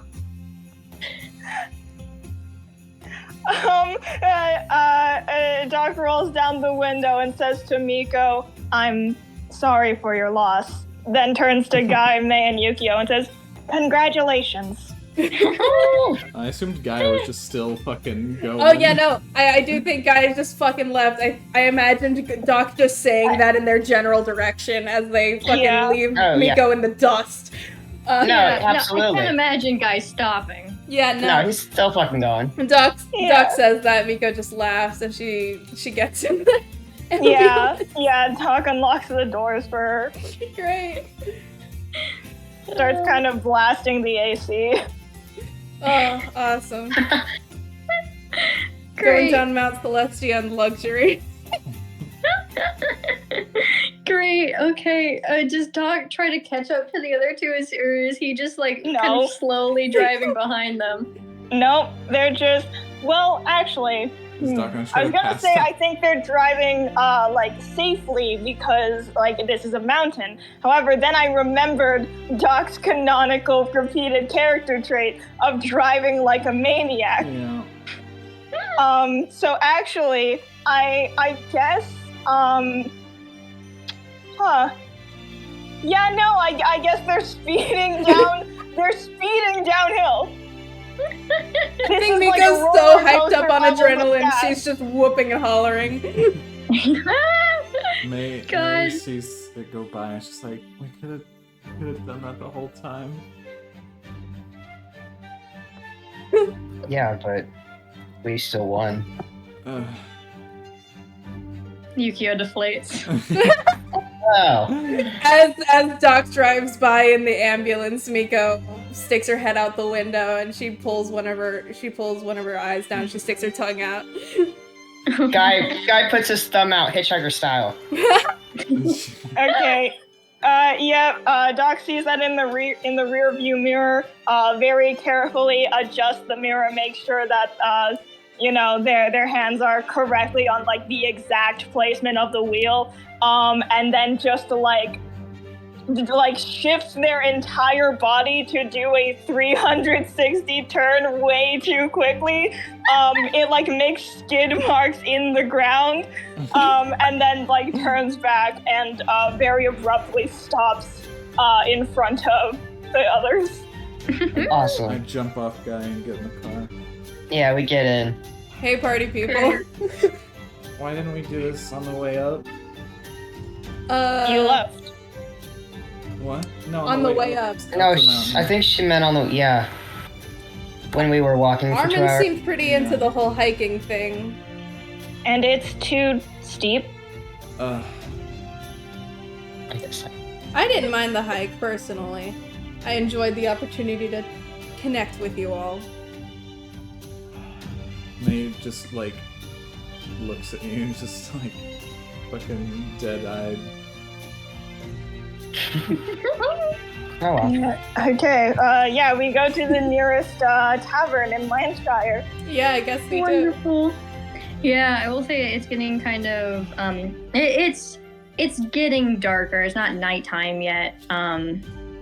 But yeah, and you guys go to the closest tavern where people are bustling, and once again you can hear a few like quest got sounds as people look at the quest board and smile, and people slam down their beers, and you can see adventuring parties enter and exit.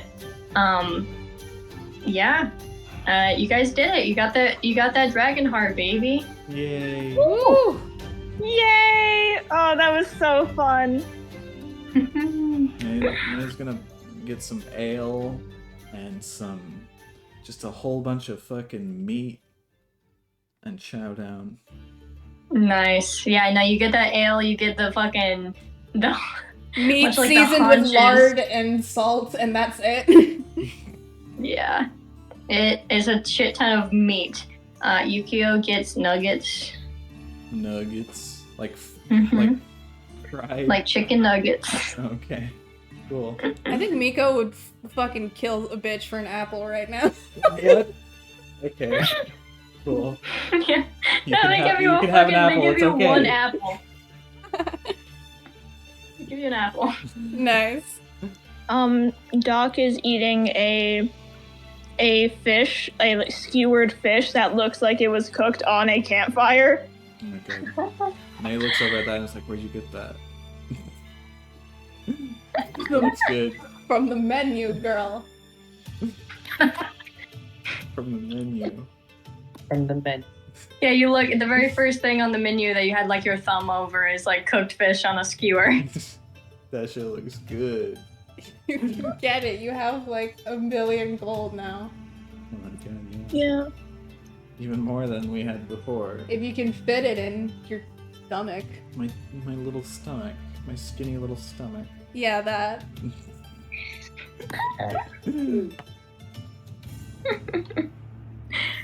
Awesome. Okay. Anything you guys want to do before you head back to the train? Y'all wanna do any more quests? Can we check the quest board? Are there any silly ones? Oh, The he left. who left? That was Andy. Who left? Andy, he left the Discord. Get in. What's wrong with him? Does he hate us? You left the Discord. My Discord crashed. Oh shit. Damn! Get it up again. He really didn't want to do another quest. It's fine. Yeah, it's crazy. We just have I mean, obviously we couldn't take all of it, but we just have a dragon's horde now. Yeah. Part of it. I mean, you guys can just cast your door like a goddamn bank whenever you want. True. Yeah. I mean, if no one takes it, but I feel like Armin is gonna come in Armin's here. gonna take a bit, but it's like 3 people. Yeah. It's so much. Yeah. They're probably gonna Mhm. let other people know. There's a whole dead dragon up there also. Sorry, are they just gonna Gutted, let that by the way. decompose? Yeah. We're not. I mean, they'll we're not telling definitely- anyone. They'll start serving like dragon burgers. I'll be real. Nice. Yum. That actually goes so hard. Mm-hmm. I'm a little sad that we're Hi, leaving before Guy. we can Hi. try Dragon Hi. Burger. Hi, Guy. He's back. Hello. Hello. I need to go use the bathroom. Alright, are there any funny quests? I think that the funny quests are just like kill 10 goblins and like bring me an apple. Okay. Bring I have one of those, but I've already had like fucking a dozen bites out of it by A now. dozen bites? I'm not counting. Her mouth is so small and petite. Are you just taking little bites out? She is. She would kill a bitch for an apple, but once she has the apple, she is just taking like normal, if not a little bit more polite bites out of it. Okay. She's eating it at a normal pace. What? Who wants the apple? Are they just like chilling in their house or something? Yeah, it's just like bring an apple to this address. All right. May, you could get an apple just from here and then bring it to them if you want. That's kind of ingenious. What do you mean ingenious? It's kind of That's smart. normal. Yeah, what the hell? You're a problem solver. Thanks. Do you I want to go do buy an that? apple, Okay, go ahead. and then I go Okay. Okay, you buy an apple. Great. Are you gonna take it to the address? Yeah. Okay, you getting like a to-go box for your metric tons of meat? Yeah.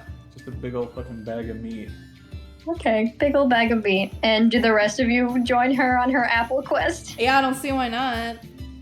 All right. Yeah, You all leave the tavern, having to pass by the train station.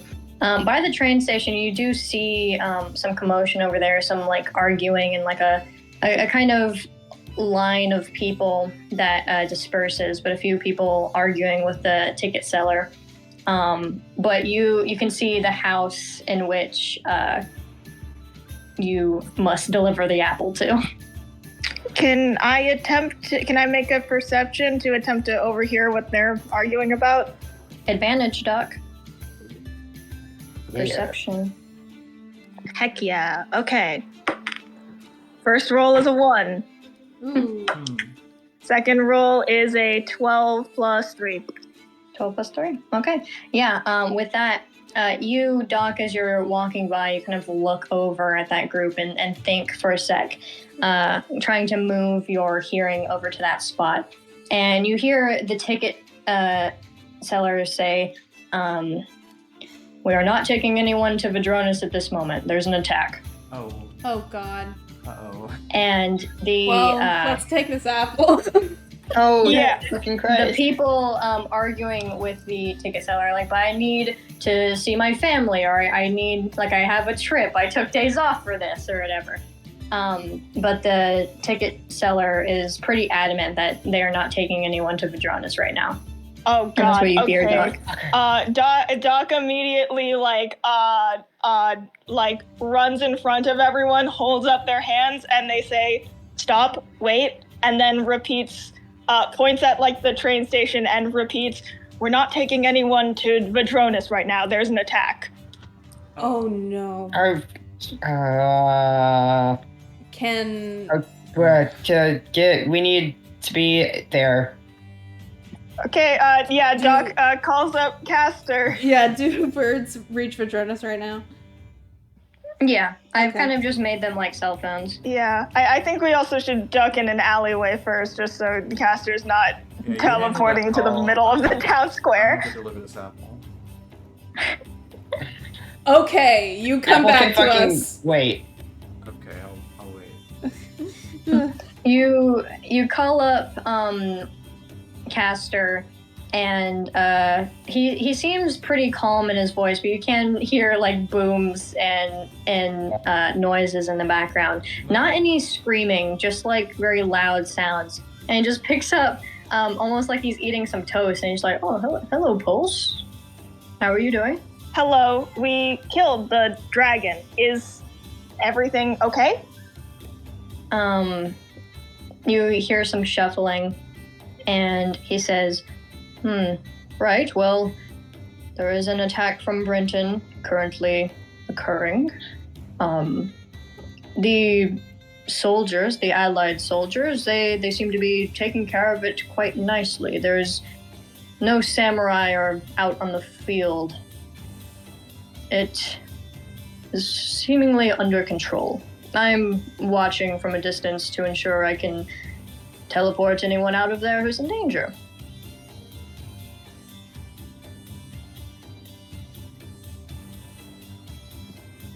Okay.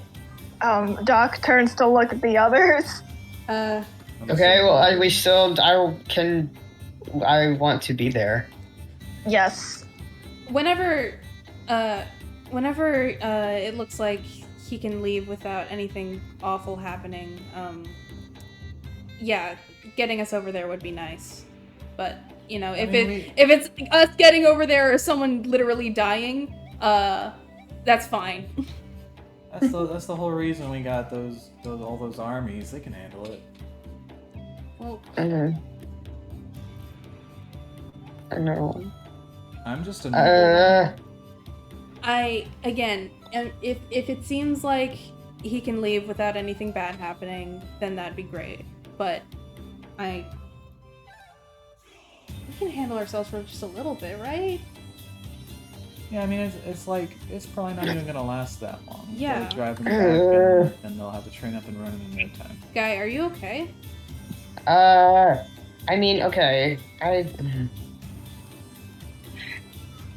Doc points at Guy and says samurai, points at themselves and says doctor, and then just says, it's our job, our duty. I mean, I know you guys are chilling, but I feel pretty bad knowing that there is danger and I am not helping. Well, okay. Castor being there might be doing more help than you being there would. Yeah. So, if Castor gets the chance, Mhm. I think that's just our best option. Yeah, I'm not gonna ask Castor to drop saving civilians to come get us right now, is what I'm saying. But you're also asking me to drop saving civilians. You are not dropping saving civilians, you haven't picked it up! Wait, let's save I some could be civilians saving here. civilians right now. Let's do some more quests here and save civilians here. So you won't feel bad. Until Castor can take us over. Guy slumped over dejectedly.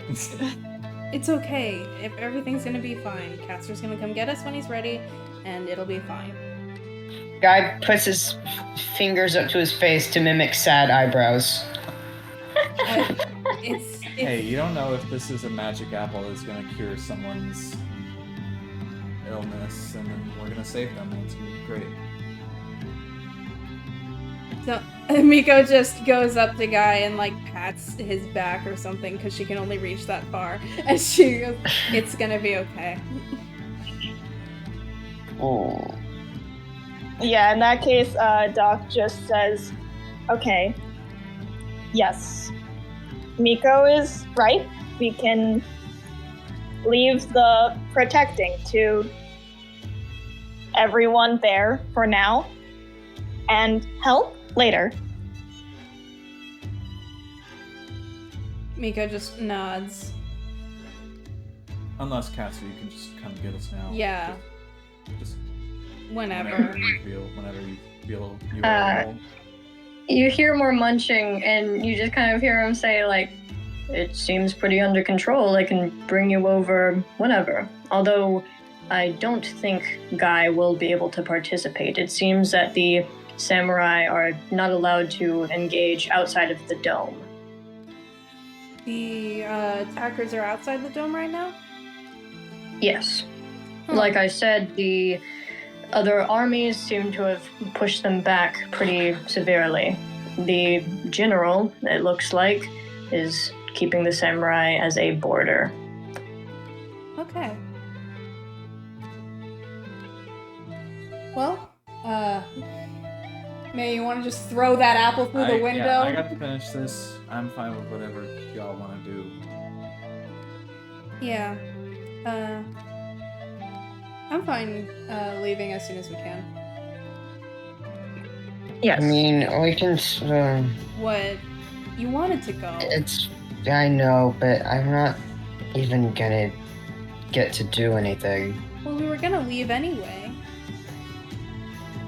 Do you have something you want to do here? No. I was Then- kind of thinking, because I think we would just be like staying the night here and then leaving in the morning anyway. But Was that the plan? that's what I was thinking, because we spent the day killing a whole ass dragon. I think we earned a little bit of bed rest and not have to sleep on the train. Okay. Doc Yeah. also signs. Mina might also question how we got back so fast if the trains are not running and we are next to her. That's True. a good point. She seems a bit busy with the attack right now, but still, that is a good point. But Mina will be with Guy. True. If Guy reports to her, which he probably would. I mean, yeah, she's probably dealing with all the samurai because they can't be out. Or what was it? They're not supposed to be out. They're forming a border within the dome right now. Got it. Yeah. Yeah, they're playing defense. It might be suspicious. Alright. Yes. Okay. Thank you, Caster. Caster. Yeah. Yeah. Thank you, Caster. You just hear more like toast crunching, and he's like, "Wow, they are going at it. Okay, we're winning. Don't worry." Oh, cool. Woo. I mean, Oh, I hope that's so. We good. got like 4 whole ass armies. That we got. They We're are winning. kicking Brenton ass, is what I can see. Hell yeah. That's Alright. better than the I'm gonna alternative. go throw this apple at someone. Well, don't. Okay. Well, now we have time. Don't actually You throw. told me. No, don't. What the? Okay. Thank you, Caster. Have a good day. You guys sleep well. I love you. Aw, love you too. Love you too. Thank you, Caster. Bye. Love you. Bye. Bye. I love your pulse. You're my favorite. And he hangs up. Oh. Aww. Miko says, "Aw," out loud. You can tell he's kind of laughing at that. Yeah, Doc kind of looks away from Miko a little shyly, but clearly liked hearing that. Aww. Okay. Alright, let's deliver this fucking apple. Yeah, let's go. I'm so Okay. excited. Yeah. So, the arguing at the train station seems to subside as the ticket taker just puts up a sign that says, like, no trains to Vadronis. And you can find the address, like this little cottage with like you can smell like an apple pie in the windowsill. And yeah, you found the address in which you are meant to deliver this apple. Alright, I knock on the door. You knock on the door, and a little gnome woman opens, and she says, "Oh, hello. Hello, traveler? Is this about my quest?" Yes, hello. I've brought an apple for you. Oh, can I have it? No. Miko elbows her. Sorry, I'm just kidding. I'm just Doc kidding. also elbows I'm her. just kidding. I'm just kidding. She gets elbowed on both He's like sides. squished between two elbows. I'm just kidding. I'm just kidding. Sorry, I'm a bit of a jokester. Oh. You can have it. Oh, okay. It seems I don't have any gold on me right now. Well, that's alright. Oh, Yeah, we you're don't need so it. sweet. What sweet girls and boys you are, and others. And Thank you. Well, I suppose that was my quest. Hold on, I do have one thing for you. oh, yeah. And she digs in her pocket for a bit, and she just opens her hand, and there's nothing in it, but you hear. Great. Good. Enjoy that. Yeah, we're fine without any reward. I did notice an apple pie though. Oh, would you each like a slice? I'm just one old woman. It takes me forever to finish my apple pies. Oh, I would love to help you finish. Oh, we'll come inside. Come on, guys. Let's go inside. Miko very gingerly steps through the door and she does a little bow and she says, "Thank you." She's just a little woman with eye bags so severe she just looks like her eyes are closed and a peaceful expression. And she takes her pie from the windowsill and starts cutting it up, and you can see like the wonderful smelling aroma, the steam coming off of it. I float in the air and the smell hits my nostrils and I float inside. Doc walks through the doorway and stops, and they're holding like a big shoulder bag, a big black shoulder bag with like a zipper, so you can't see inside. They do glance where the zipper is like half open, and there's a ton of shining, gleaming gold coins. And just surrounding a full dragon's heart in like a sealed plastic bag. And they just zip it all the way closed and walk inside. Nice. Yeah, no, she cuts you each a slice, one for Yukio, one for Guy, and she puts them all, and then takes her little like forks that have like special engraved designs on them and stuff. And she just sits down and she says, "I hope you enjoy my pie." Thank you so much. Guy would have stopped her from giving him a slice. Oh yeah? Yeah. She would look at you and she said, "A growing boy needs to eat."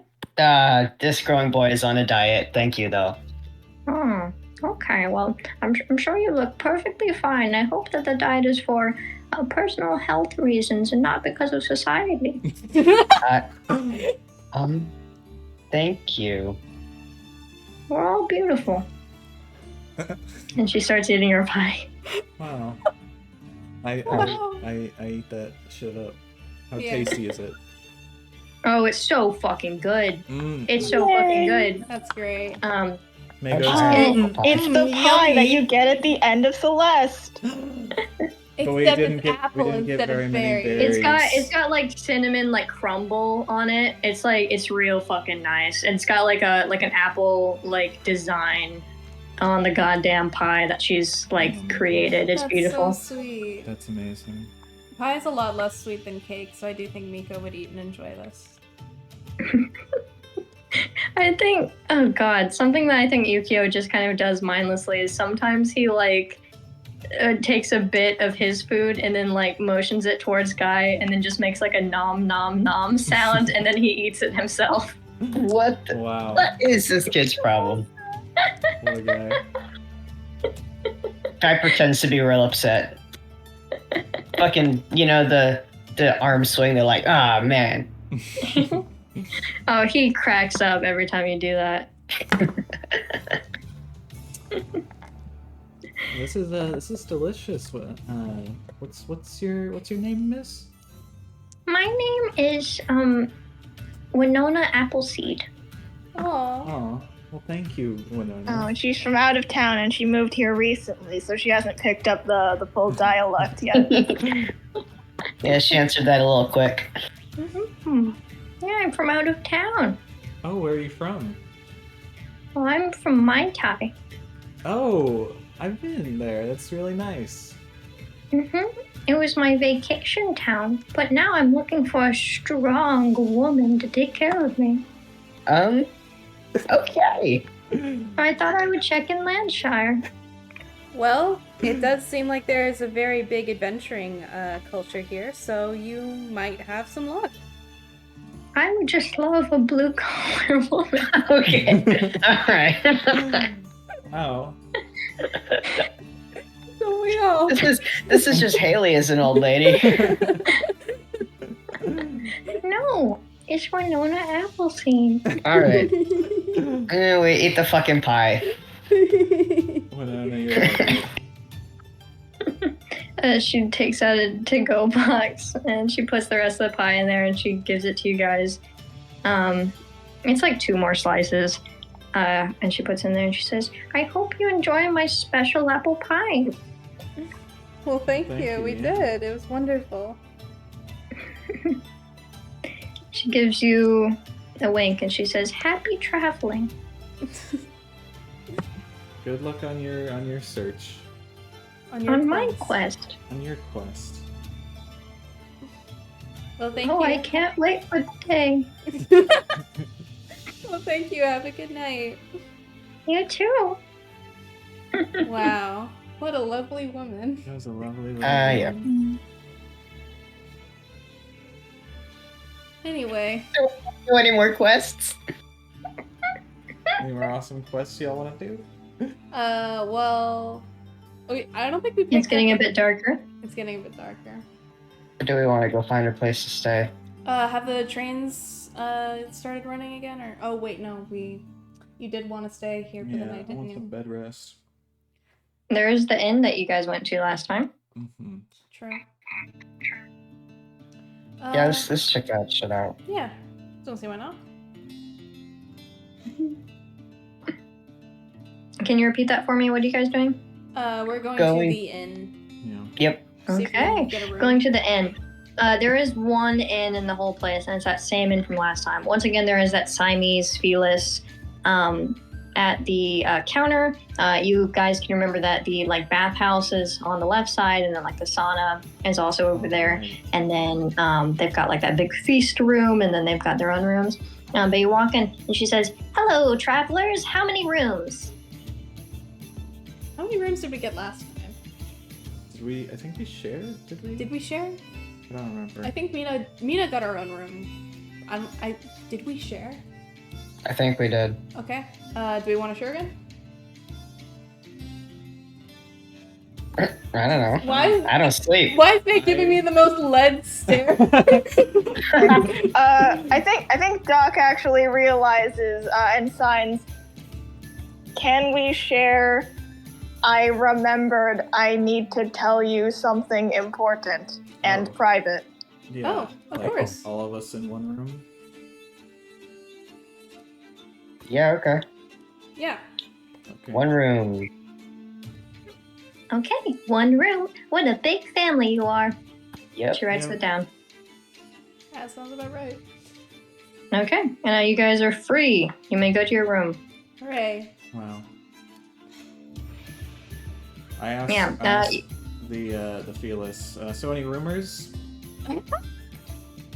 Any rumors? Yeah. Oh my god. Hmm.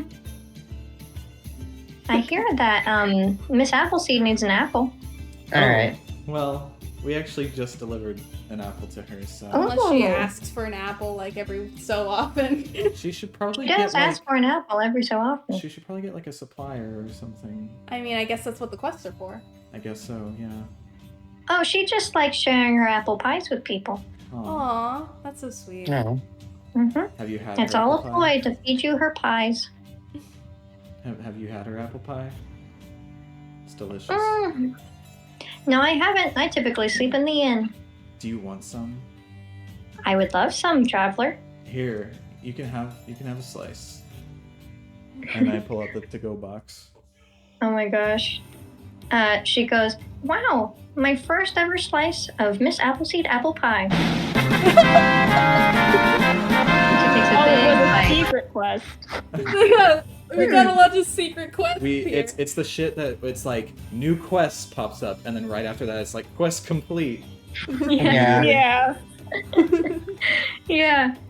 She says, I guess the other rumor was that I was kind of hungry. I guess so. Well, not But other than anymore. that, no. Cool. Wow. Glad I could help. Glad Winona Appleseed could help. She smiles. Alright. Are we done? Yeah, can we go to our room? I want to go mingle. Yeah. Oh my god. We're not I just may want to mingling, fuck around. Let's go. Let's go. Okay, yeah, we can go. Okay. All right. You guys go to your room once again. I do think that there are 2 beds in here. 2 very comfy beds, very large. And you can put down your bags and stuff like that. I put down my bag of meat. I think Doc also puts down their bag of meat. God. Careful not to Yeah. mix these up. Do not mix them up. May should not be biting into a dragon's heart later on in the night when she May in gets the the middle of midnight night. hungies. Roll for In the luck. middle of the night, doesn't turn the light on. And, like, Doc wakes up and hears like crunching, Oh. squelching sounds. And he's like, kind of tender. Doc turns on the light and May's on all fours, devouring a dragon's heart on the On floor. all fours. Oh god. She's covered in blood like that one image. Like that one stupid little Like the MS Paint fucking image. MS Paint. Yes! Yeah. With the eating someone's fucking God. innards. I Yeah, hope that's we what don't you- need the whole heart for the potion. Anyway, that does not happen. Gosh. Christ. Okay. So, Doc, what is it that you wanted to say? Doc says B4 is not evil. And they say that, and they like think about it, and they like sign. So much stuff happened. I don't know how Doc would like explain it, but I think they would just sign or like write down the explanation of basically they talked to B4. B4 said something changed within them. And then they said all of this stuff about like a key in their eye and there's a third door somewhere, and it seems like they want to help, but physically are programmed not to. We thought before it was evil. Doc did. I mean, Oh, it's okay. good. Not evil, just not. I was suspicious. Yeah. Okay. I think you had good reason to be, honestly, but if you're saying now that you've been working together, that's good. It's good to have an ally. So Yes. we need to like override this programming then, huh? Somehow. So it can tell us stuff. Maybe. It do- did break Oh. when it overrides the program to tell us stuff. I mean, I don't know. Vash is into computers. Does that translate? Can he like hack into B4? I don't know. Well, I don't know. What do you think we should do about that? Doc just signs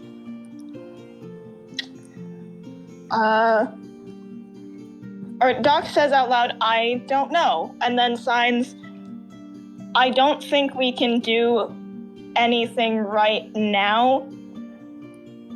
If anyone finds out about this, B4 will probably be destroyed. So let's just keep an eye out for whatever door they might be talking about. Got it. That sounds good.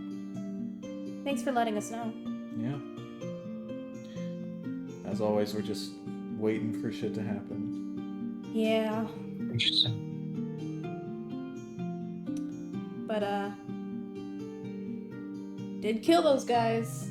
That's an active thing that Which guys? Oh, the motherfuckers Yes. that you murdered. Yeah.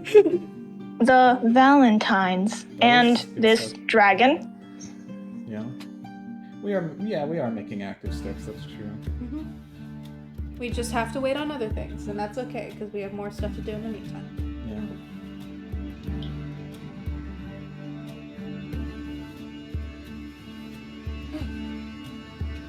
Miko flops down on the bed face first. Yeah. Holy cow, we killed a dragon. Killed a fucking dragon. And Armand, Yeah. didn't die. He didn't. No. Yeah. I underestimated how unwilling Haley was to subject Yukio to horrifying things. That was so scary. Miko was talking, and then she said Haley. Oh, sorry. Yeah, I was that conversation supposed to be in character? I'm always in character, baby. I wasn't thinking of it as it was. Yeah, me neither. Just like just now. Guy, you're so in character. Oh, yeah. Oh, yeah, the guy still has a stupid armor on. He gets out of that shit. It clanks to the floor. May Wolf whistle. What Okay. the hell? Yeah, sorry, Alright. Miko picks her head up off the bench. She goes, what the hell? Okay. Doc takes the stupid looking hat and goggles back from Yukio. No! I mean, okay. He's wearing it the whole damn time. Yukio Guy let says that out of happen? character. Yeah, yeah, character. I don't think Ryukio even fucking recognized he was still wearing it.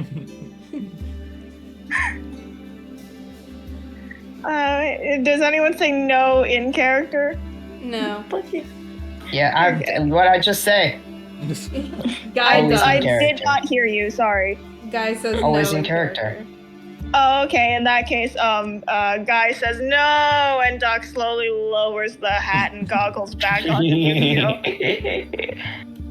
And pinches Oh, cheeks. so cute. I was also about to say Guy pinches his cheeks. Aw. They Guy both and May pinch each one pinch a cheek. cheek. Yeah, one Yeah. side. Aw. Mm. It's so cute. Yukio just smiles and lets that happen. Aw. I think that if Doc gets undressed to go to sleep, Miko would offer to prestidigitate their pants because they still have blood on them. Yeah, Doc probably takes off the coat, and Miko just prestidigitates their clothes, and then Doc just, sleeps like that. Wow, great. Sweet. Alright, so Miko, you're also just gonna lay down and go to sleep. Yeah, she's just chilling. She doesn't have anything to do. Okay, May. I guess Yukio will just, I don't know, I feel like Yukio has the zoomies. I feel like he's rolling around on the floor. Oh my god. I was actually thinking, I'm not gonna say this, but Guy, he wants to fucking dance. I don't know why. Oh, It's just in such a good mood. We just did it. We can hear Zoe We Joel did! We coming killed through a the dragon! floorboards. This is the time to dance! Yeah. Yukio has the zoomies. Guy sits on his knees and fucking takes his little hands and dances with them. No. Adorable. Yeah. Yeah, no, you guys he jumps and he dances with you. Just kind of jumps and hops and flails around, all cute, Mhm. with those big ass goggles on his head. Oh, hell yeah. Permanent character design alteration. Forever. Goodness. Imagine. Alright. Anyone have anything they wanted to do? That's a no. I did all I wanted to do. All right. And then May, you're also going to sleep. I did actually kind of have something. Yeah, go ahead. As we all go to sleep. After a bit, May gets up and leaves the room. To do what? Where'd she go? Go to the bathroom? She is going to the bathhouse. Okay. Oh, She's Well, chilling there. Oh. you said she just did this, or she waited till everyone was asleep, She or? wasn't, waiting for everyone to fall asleep, but she. Because Guy don't sleep. Yeah, she's laying in bed for a while and then gets up. Just not like, oh, I gotta check to make sure no one sees me. Just gets up and leaves. Okay, You Guy don't- sees you. She doesn't invite anyone Yeah. else. And let No. The anyone guy know where does she's see going. her. Does guy say anything? Yeah, he says, "Where are you going? I can't What sleep. what you doing?" I can't sleep. I'm going to the bathhouse. I also can't sleep, Wow. but in a different way. Yeah. Can I go with, or is that weird? I mean, yeah. You're a free guy. Hell yeah. Guy goes with you. All right. Let's go to the bathhouse. Going. I mean, I'm assuming it's open to. Oh, it's open 24/7. Cool. Yeah. Yeah. You guys go down to the bathhouse, and as usual, it's this beautiful, pristine water. It is very warm and nice, and no one else is there. Wow. And you said there's also a sauna, right? Like there's a pool and a sauna. There is a sauna. I forget, Guy. You can kind of feel the sauna, right? Yeah, I can feel stuff. Yeah. You wanna hit that up? Sure. Cool. Then we go to the The sauna. steam kind of like mixes with me. It feels weird, but it's cool. Yeah. Is it Like what? It's not like a bad weird. No, I become like one with the sauna. That's kind of cool. Oh yeah. It's kind of fucked up. Kind of cool. Yeah. Yeah, okay. Yeah, you guys go to the sauna. And this one, it has like towels you can take, kind of wrap around you in whatever way you want. Once again, they don't super care about how much clothes you wear in fantasy Japan. But yeah, and you guys walk in, Guy, you do feel the sort of steam like intertwine with you, and it feels like a all body like hug. It is very nice, actually. Very soothing. And May, you also feel the like heat, and this is also quite soothing, as well as the outside is kind of kept a little bit cold. So it's a very refreshing feeling. And you guys, it's kind of small. It's pretty like cute. There's probably like like a sign on the wall that says like "Live, Laugh, Sauna." Great. Amazing. But yeah. All right, cool. I imagine May and Guy also laugh at that sign. Yeah, probably. Like I said, everything is in character. Yeah. Cute. Cool. Yeah. Just chilling. Yeah. All right. Yeah. You guys just chill then. Later, do you think May would find the time to go to sleep? Yeah. She leaves the sauna after a bit and goes back to lay down and try to fall asleep. All right. Yeah, she can successfully go back to sleep, and Guy, you return to the room as well, and you start to meditate, and you all drift off, very empty dreams for a while. And then you each open your eyes, and you're in like this black space. Oh, it's Baiju time. Standing next to each other. You look to your left, you see your friends. You look to your right, you see him. Guy, you are not non-corporeal anymore. Is But you Yu-Gi-Oh are- here, or is it just the four of us? It's just the four of you, Okay. and you're in this black space. Whoa. Hey guys. Okay. Hello. Do you think it's a Baiju, or do you think it's something sinister? Oh, the black void is a little worrying, but Mm-hmm. Oh, but maybe it's gonna like everything's gonna flash on. It's gonna be like, welcome, welcome you know, to my to my fucking shit. welcome to my challenge. I'll be to real. my bullshit. I associate like void dreams more with the god of nothing at this point, but they're not here. They probably couldn't fucking reach us. No, I don't think so, but that's the headspace I'm in right now. Hey Baiju, you here? No response. Oh. A little more worrying. Maybe this is Baiju's I'm not here dream. We have This is to- I'm not here puzzle. We have to solve the puzzle where he's not here. You hear a crackled sound, like a voice trying to break through like radio, and you hear a familiar voice that says, "Hey, are you there?" Oh no, I fucking knew it was gonna be this. No. I fucking knew it was gonna be this when you said that it sounded like a voice trying to come through, and I was like, no. Okay. Miko hears that and she goes, Oh my god, wait, yeah, Haley said Sybil was messing with dream stuff, huh? Yeah. out of Oh. recording, guys. Yeah. That's information that we were privy to. Hi, Sybil. What's Yeah. Sybil? Is that you, Sybil? That Hey, you there? Sibs. Sibs, is that what you call her? Dude, Hi, Yeah. it's me, your friend, Sybil. I've been trying to reach you all night.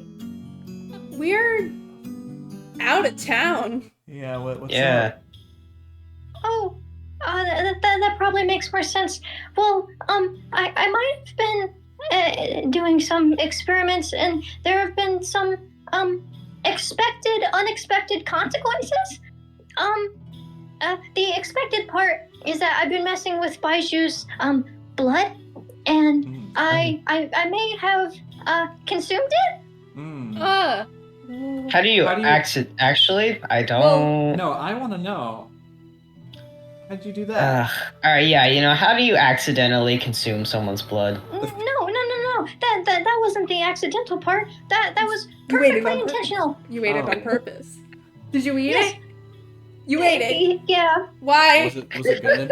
What do you mean? I just. Oh, actually, I do want to know. Yeah, I've What never was intentionally tasted someone's blood. What? was it I cool? turned it into a hard candy, and I ate it. Was that good?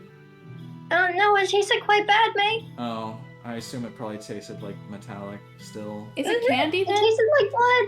You should add Tastes sugar like blood. next time. Yeah, I don't think Ooh. it's candy without sugar. I have a problem. What? What? What? That you're eating people's blood? Yeah. No, that was the intentional part of the experiment. The unintentional part is that, well, yes, I seem to have obtained some dream weaving abilities. I'm kind of merging with everyone's subconscious back in our house, and I've been trying to reach you because I need help getting out of it. Oh. Okay, sure. What is What do we what does need? merging with everyone's subconscious entail? It's a bit complicated from my perspective, and how do I even explain? It's like everyone's lives are set out in front of me, and they're all tangled up, and it's very conceptual. So I thought if I brought my friends in, I wouldn't want to bring my friends in the underbelly, because then they would know that I can see their lives. But anyway, I thought if I brought my friends in, then it would become less conceptual, and you guys would be able to figure it out for me. Okay. Well- Oh, are you gonna look into our lives? Because I don't. No, I'm trying my hardest not to look into anyone's personal business, except for what is surface level. That's why I need help, so I don't have to delve deep. Okay. Yeah, I mean, Sure. we Yeah, I help. can. You know what? Always willing to help. Do you? What do you need us to do? Yeah. Do you have any idea of what we can actually do? Hold on. Let me try something. And I'm going to say that it's silent for a second. You don't really know what she's doing, and then all of a sudden a room kind of starts to form around you, and Miko and May, you recognize this room. It's Rain's room. Yeah. And it's super messy. There is like clothes all over the floor. There is like you've seen the magazines like sprawl out across the floor. May, you've never seen his room this messy before, but Miko, you've seen it in this state. God.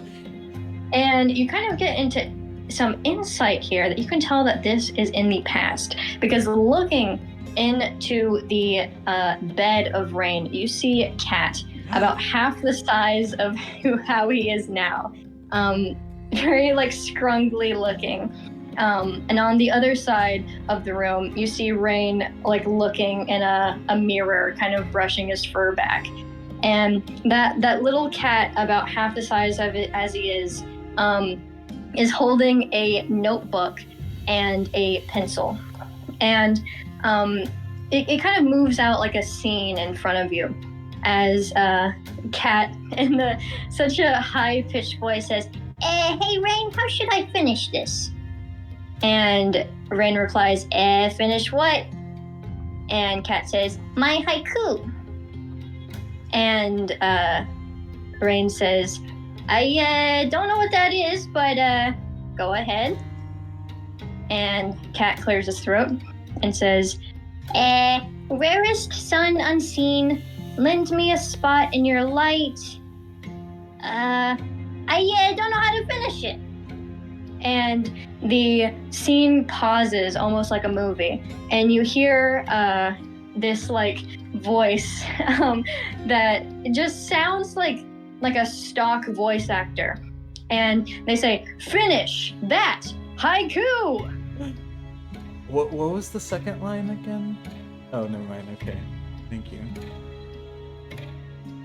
I think Miko just has her like hands up to her mouth, and she's just like staring at little itty bitty cat, and she's like losing her mind, but inside.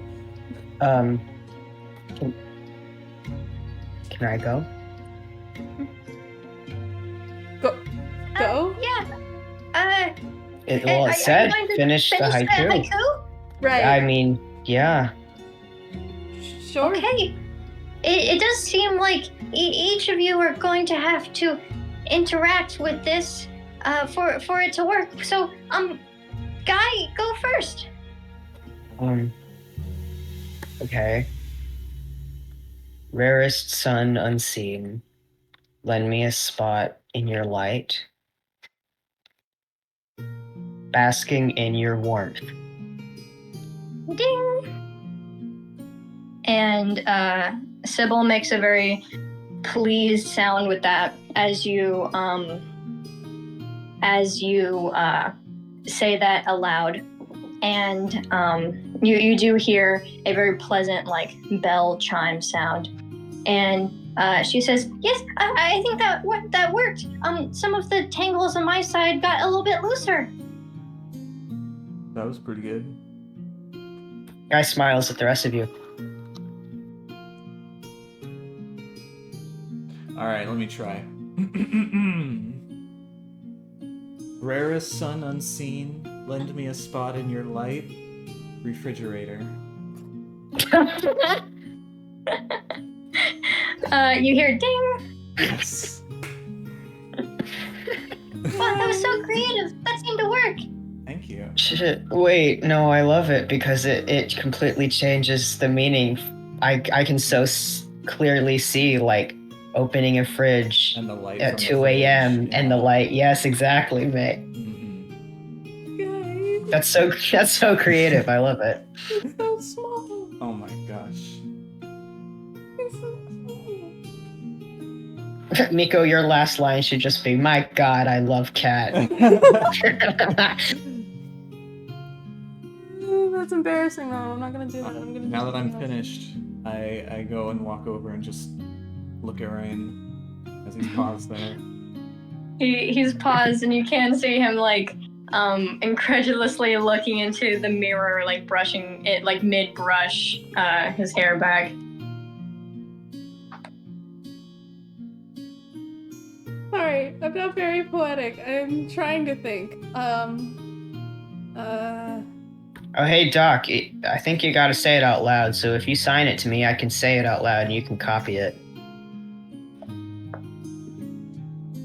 Oh yeah, true. Doc thinks for a minute.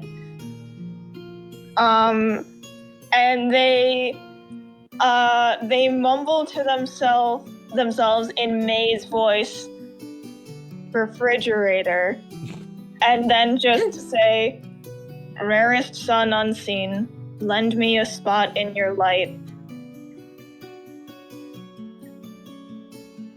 Stupid baka life. Oh god. Oh my god, guy fucking cracks up. Yeah. I know you hear that ding and Sybil is like, what? Wait, what? Hey, that seemed to have worked. Whatever that was. Oh my god. It kind of rhymes too. Yeah. Stupid baka life. Stupid baka.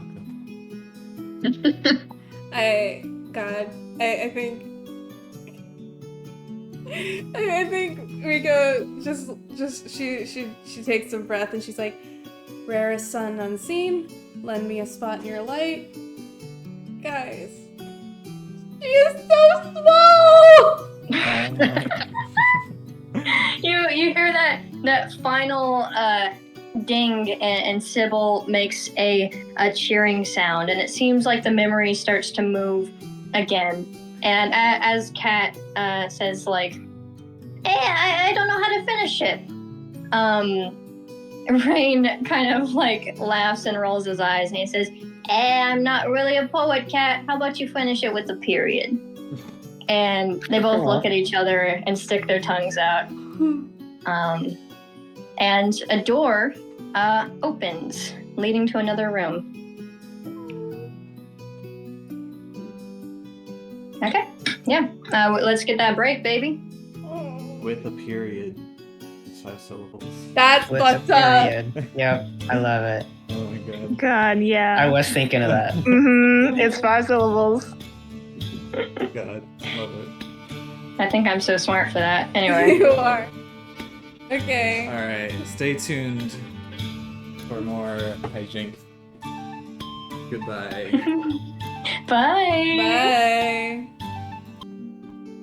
All right, welcome back, Hoggers. So as I said, after you guys have completed the cat puzzle, there is a door. And once you guys go through that door, you seem to be in a shopping center. It seems to be in like the desert, and the wind kind of blows gently at the sand. And there are many booths. Yeah! Sorry. His reaction was just to silently pog. You really did There- pause for laughter. There was many booths, and at each of these booths, it looks like a different little shop. You notice that as soon as you close the door behind you, the door disappears, and you guys seem to be within a booth yourself, as if you were the seller. On the other side of the booth is a very how do I say, like picky, kind of rich looking elf. And he has like these giant bags of money. On the table of the booth in which you guys are all kind of like squeezed into, there's a very plain gray vase that says 5 silver coins as a price tag. And you hear in that like similar voice again, sell that vase. Oh my god. God damn it. Whose memory is this?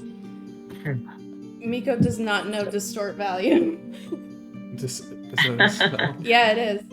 It's on the list of spells she could have learned, but I was like, why the fuck would we ever need that? This is why the fuck we would ever need that.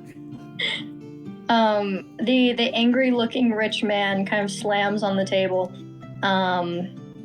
and says, that vase shouldn't be worth more than 1 silver coin. Sorry, how much did you say it was on 5. the tag? 5? 5 silver coins. I just want to say, the prompt was not to sell the vase for 5 silver coins. I will say, you kind of feel a feeling they should try to sell it for the price or higher. The prompt is to sell it for at least 5 silver coins. Sell that vase for its retail price or higher. Exactly, Val. Okay. Yeah, no, Sybil would be like, it looks like you have to sell it for the retail price or higher. Okay, alright, okay. Mika does not know the store value, but she does know other things. So this is just a gray vase, like just plain gray. He has a plain gray vase made out of clay. We could always enhance ability charisma on May. That's true. Do we each need to sell the vase? Oh, No. okay. Okay, so we can work. Thank God. This guy isn't gonna buy 5 gray vases for 25 silver Four coins or vests. higher. 4, right, of course, I'm sorry.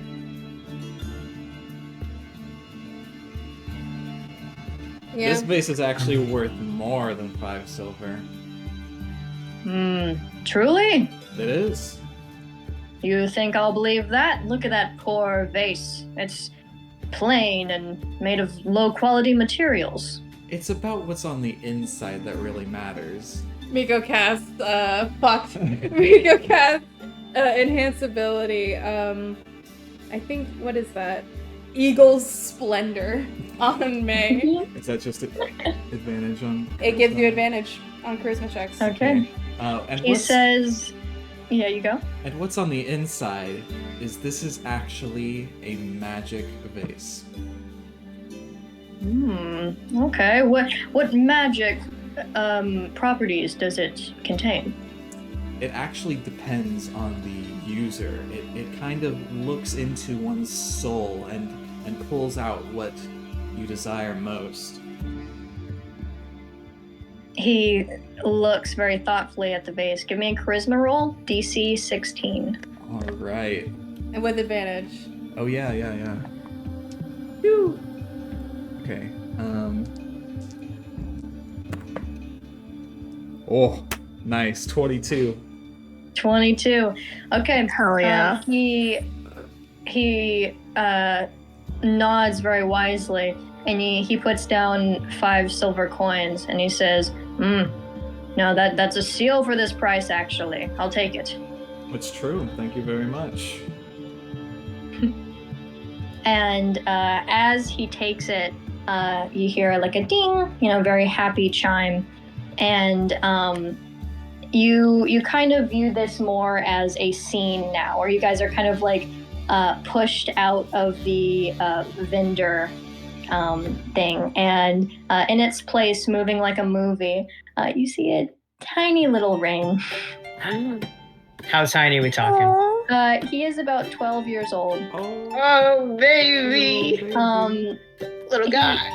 His t-shirt is too big for him, that one of his shoulders is sticking out, and no whisker mustache, and his pants seem to be kept up by a pretty tight belt as well.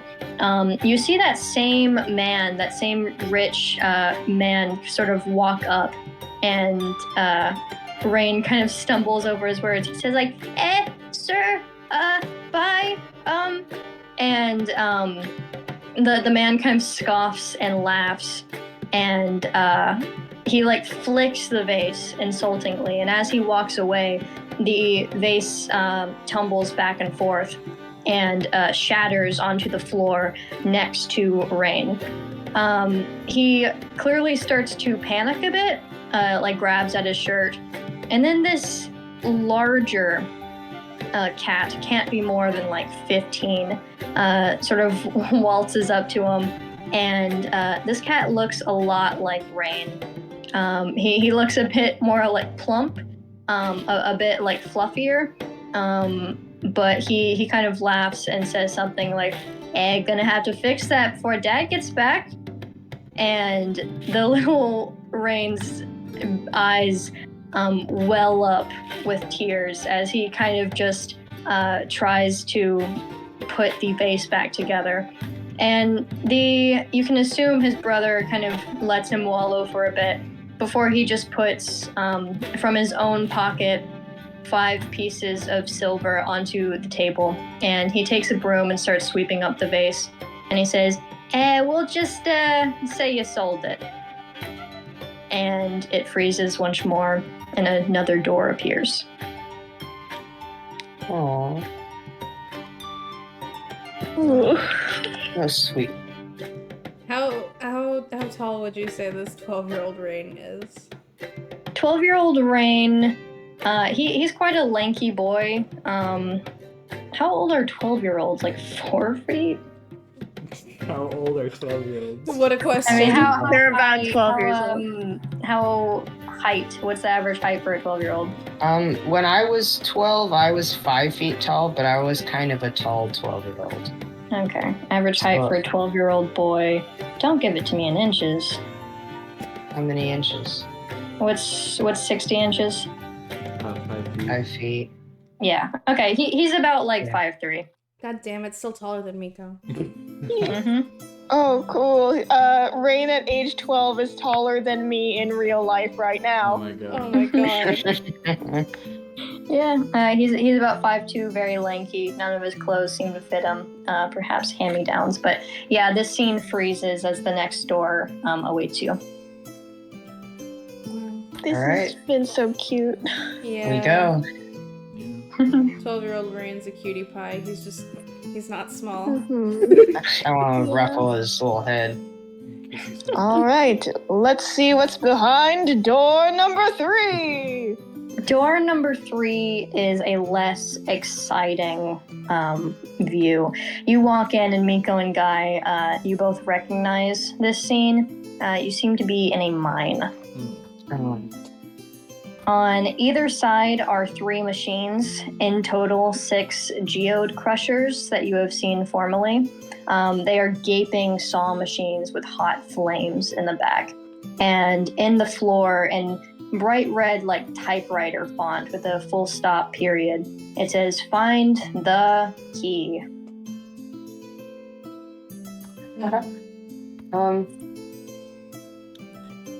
This is why someone would put find object on their spell list. Yep, man. It was between branding smite or locate object, and I picked branding smite. It's okay. Are the machines on? You'll have to give me investigation. Okay. You can hear that there are like grinding sounds happening, but you haven't like walked up to any of them yet. My investigation is a 9. You can tell that at least some of them are on. Can Oh, God. Miko roll an investigation as well? Yes. Alright. 11.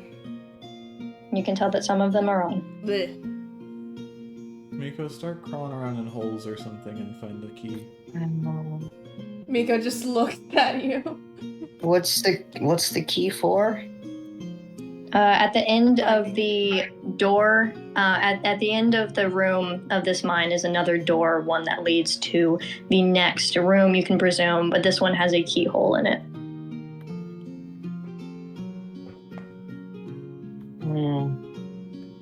So sorry, can you describe the scene again? Yeah, it is a mostly empty room. You can tell that this is within a mine. There is like a track that kind of goes down the center. On your left side, there are 3 geode crushers. On your right side, there are 3 more geode crushers. Okay. Okay. Okay, can Doc roll an investigation? Yes.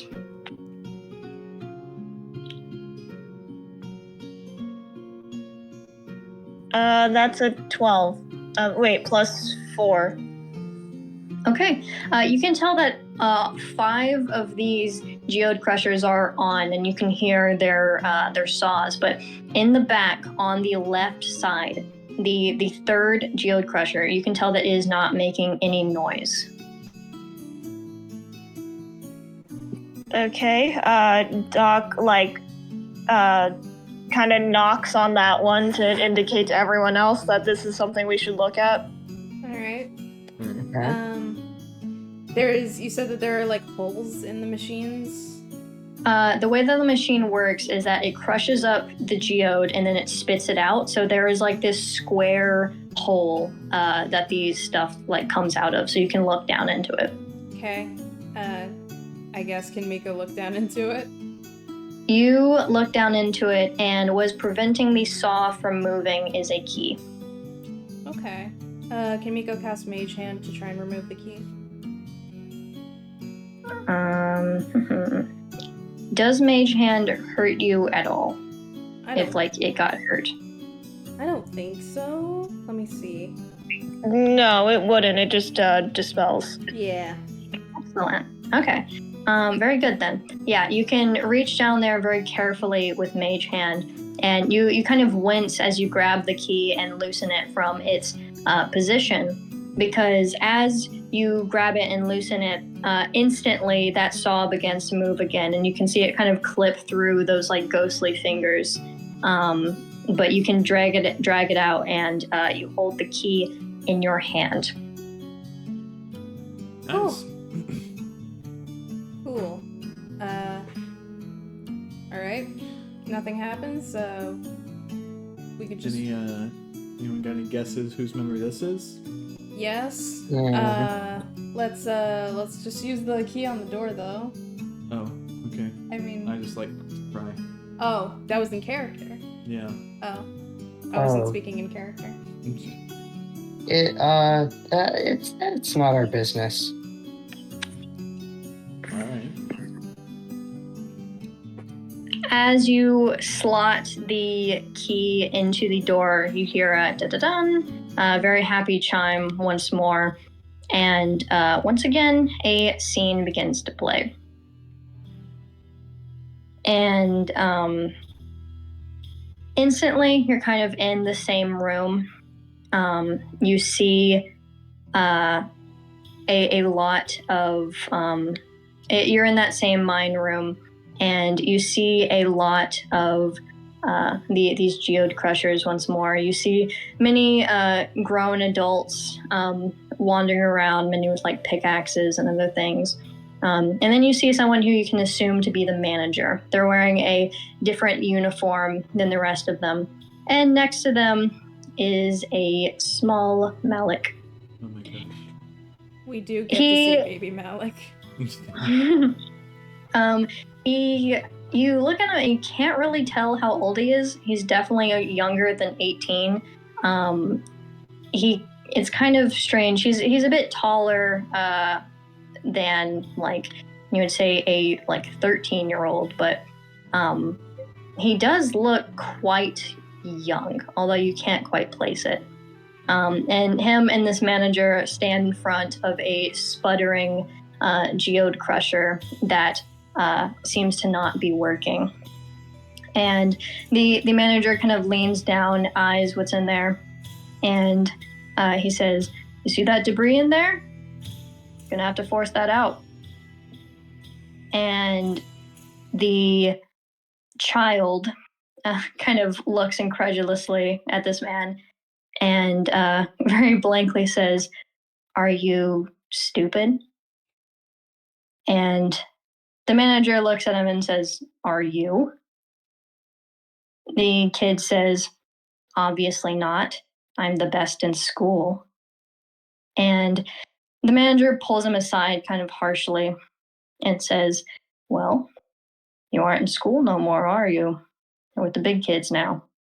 And let me tell you, no one here is going to believe you're as old as your paperwork says you are. I'm doing you a solid now, and you need to do me one too. You need this job, don't you?" The child nods. The manager seems more satisfied with that and says, "Good. You ever been in a fight before? And the kid nods no and says, no, sir. And the manager kind of gets in a defensive stance and looks at the machine, and he says, well, the maneuver here is a bit like throwing a punch. And he gets in that defensive stance. He kind of displays that he shoots his fist out very quickly. And then he looks at the boy and says, that's when you'll grab the obstruction. And then he returns his arm to a tucked position. He gestures Malik towards the machine, and you can see the fire within the machine illuminate his face orange. He shows a very neutral expression, and then he fixes his stance, ready to do it. And that is when it pauses and the door opens. God. Yikes, a Rooney.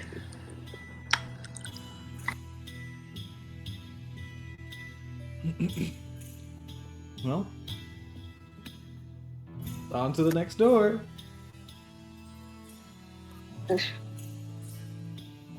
Okay. Okay. Alright. The door opens, and this time it's a bit different. Miko, you recognize this place. It's your shrine. And many instruments are on the ground. You kind of hear Sybil make a sound like an eek, and she says, it looks like your subconscious is maybe merging into the dream too. Oh, cool! Oh. No, that's great. I promise it's only surface level. Let's just get through this and we can get out of here as soon as we can. Okay. Sure. You look down at the instruments. There are bells, a drum, a guitar, a triangle, a flute, and a violin.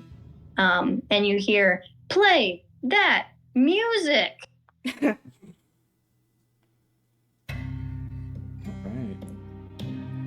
Right. I guess Miko picks up the bells and she flicks her wrist to play the bells. Okay. I think that yeah, give me a charisma roll. Charisma roll. All right. No. No. Oh, I got a 4. Does she have advantage with their bells? I'm gonna say that it's just because you've kind of plainly flicked it with your wrist. You hear a very friendly voice, one that you remember, Miko, and it says, "You're going to have to try a bit harder than that. Come on, put your heart into it."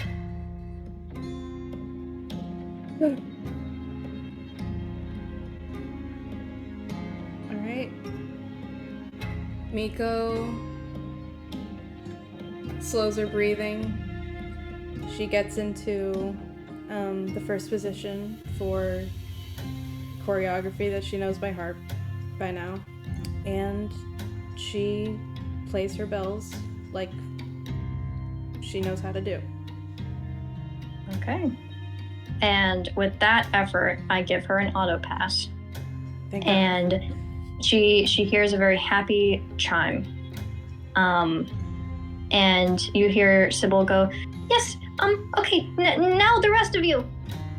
Oh. Oh god. What other instruments are on the ground? Bells, drums, guitar, triangle, flute, and violin. Oh, the guy fucking hits that drum, baby. Give me charisma, guy.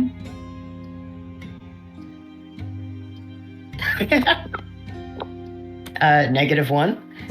Oh, no. You That pass? bang on it in a way that somehow makes a bad noise and everyone winces. Oh, And you hear a voice that you don't recognize, but sounds very friendly and kind.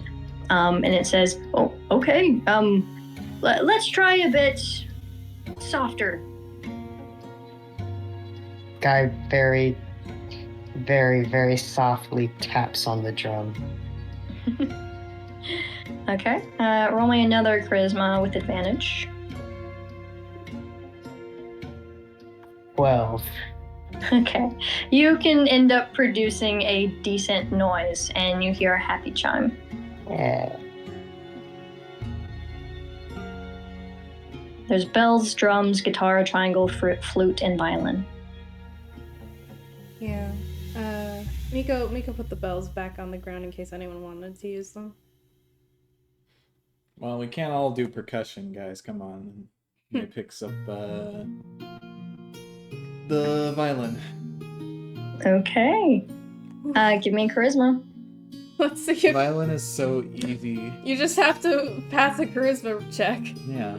Mm-hmm. Are you kidding? Okay, that's 21. 21. Jesus. All right. Yeah, no, I think May's just like, yeah, it seems easy enough, and then just fucking like rocks that shit. What the fuck? Just so hard, like devil with her fiddle. And you hear a happy chime, and you hear a friendly voice you don't recognize that says, "Good job." Thank you. You know how to play the violin? I guess so. I mean, What do you mean you guess? can't be that hard. What do you mean? I guess not. Okay, Doc does not know how to play any instrument, so they go for the bells Miko picked up to copy the sounds that she made with the bells. Okay. Give me charisma.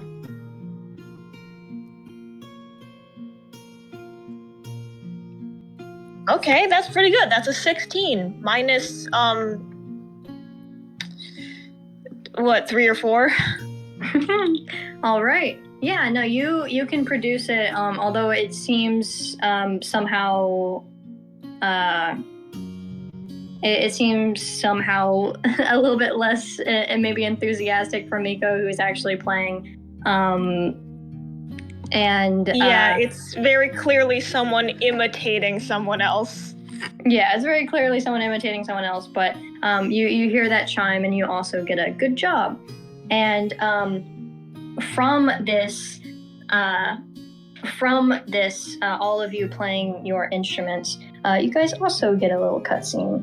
And you see a smaller Miko with a somehow even rounder face. How? Oh my goodness! She's like the She is fucking even Minecraft more. What? What? Yeah, she's a smaller Miko with a somehow rounder face, and she's playing her bells with this kind-looking orc, and you can tell that voice was his. You can see Saga kind of clapping along in her shrine uniform, and she has a few books beside her. She seems a little busy. And as that cutscene plays, it pauses, and the next door opens. You said the Oh, orc. that was a nice one. You said the orc was a guy. Yeah. Or can you tell? Yes. Looks at Jordan. Yeah. Yes. Okay. Who is this man? Why is there a man here? Man, I think Miko wipes her face a little bit, and she just goes to leave. She what's her face? She wipes her face. Okay. Okay. No comments? I think we could start a band. Oh yeah? Yeah. What, and you'd play the violin? Mm-hmm. Y'all would need to like kind of Called May and the Jackasses. Yeah. Y'all kind of need to step up your game a little bit. I didn't consent to that name. But I think we could pull it off. May and Miko and the other two. Yeah. How about That's like a pretty good. yeah, like May and the other three (Miko Guy Dog). That's a pretty like easy, like roll off the tongue. I feel like the Public Appearance Committee is already our band name. May, and the small one, and the smart one, and the sexy one. You put May in there twice. You put May in there 4 times. What Wait, no, do you you- put small. Wait. Sorry, 3 times.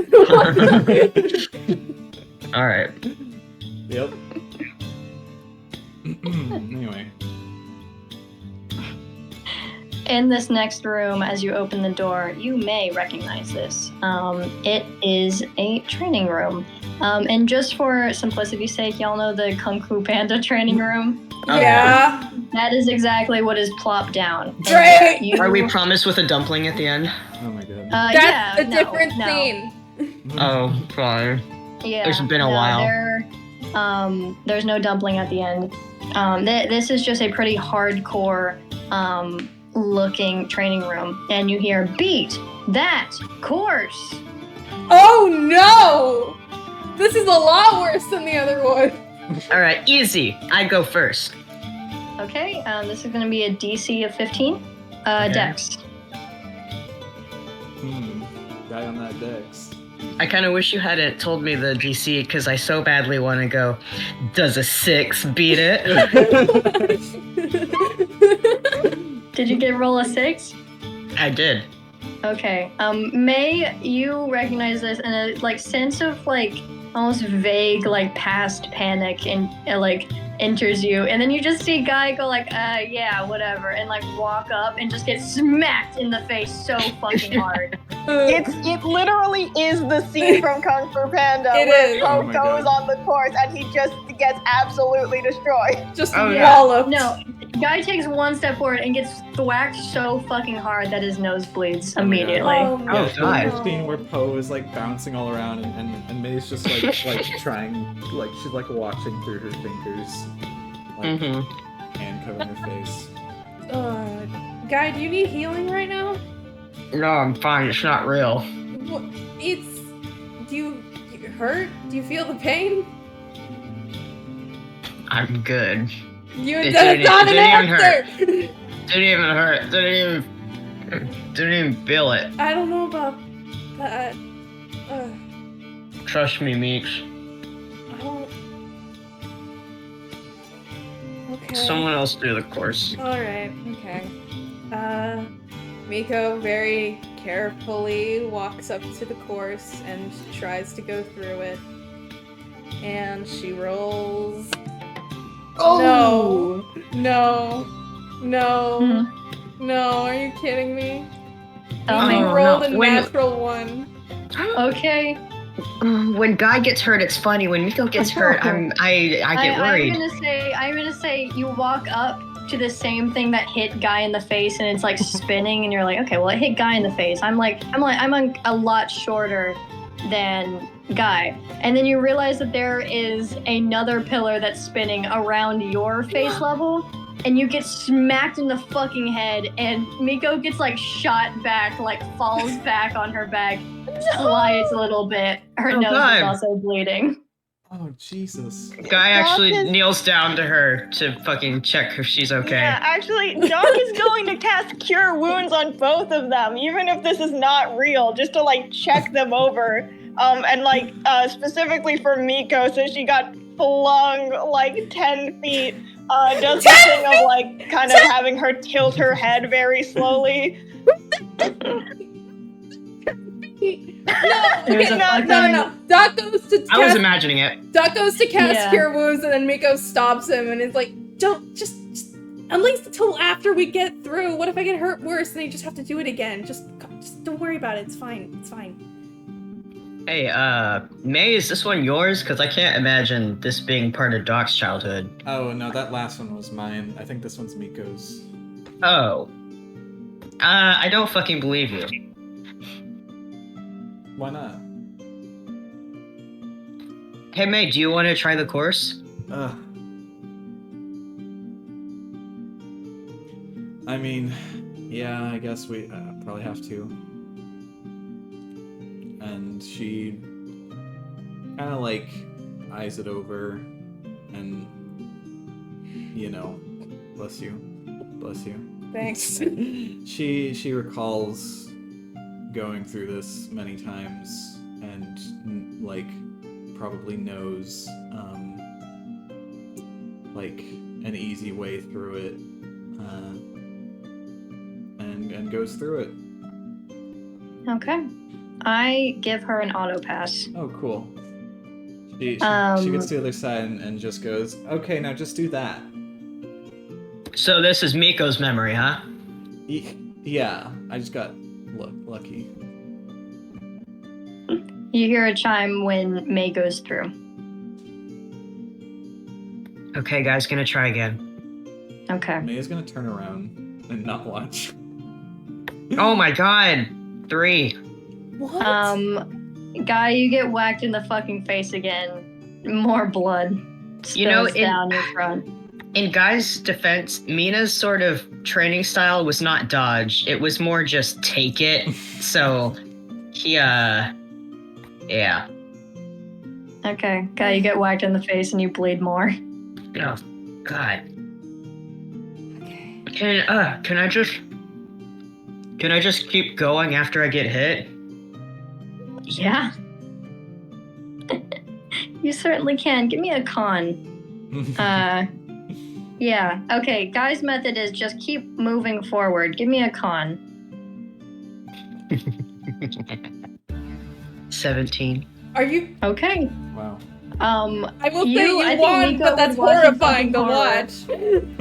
Oh, yeah. Yeah, no, I think this is horrible. You get whacked in the face and you kind of just like, you feel your head get lightheaded and you're like, okay, I've done this before. And you take a step, get fucking hit, take another step, get hit, and it hurts. And you can do it through all of this and it hurts, it sucks. But you grit your teeth and bear it and you're out on the other side. Nose bleeding very profusely, a few like scratches on your arms, and yeah, you hear a chime. Guy puts his thumbs up. That's the Guy method. And then he fucking collapses. Yeah, Doc Miko grabs Doc by the shoulders and she goes, Doc, you have to go to the other side so you can heal Guy.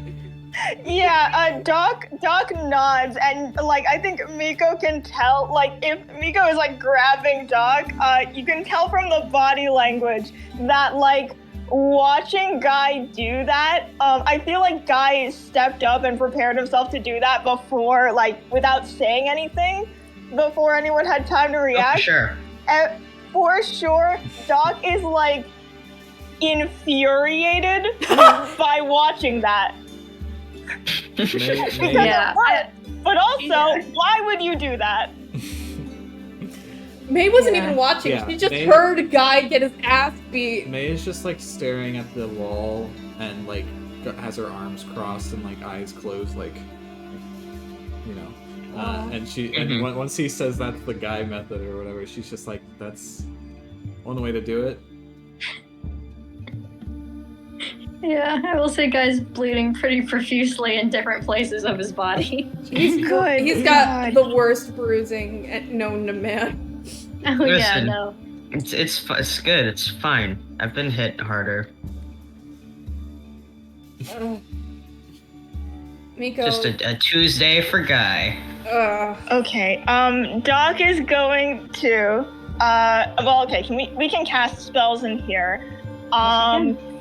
Keep track of them though. Yeah, okay, Doc, Doc says to Miko,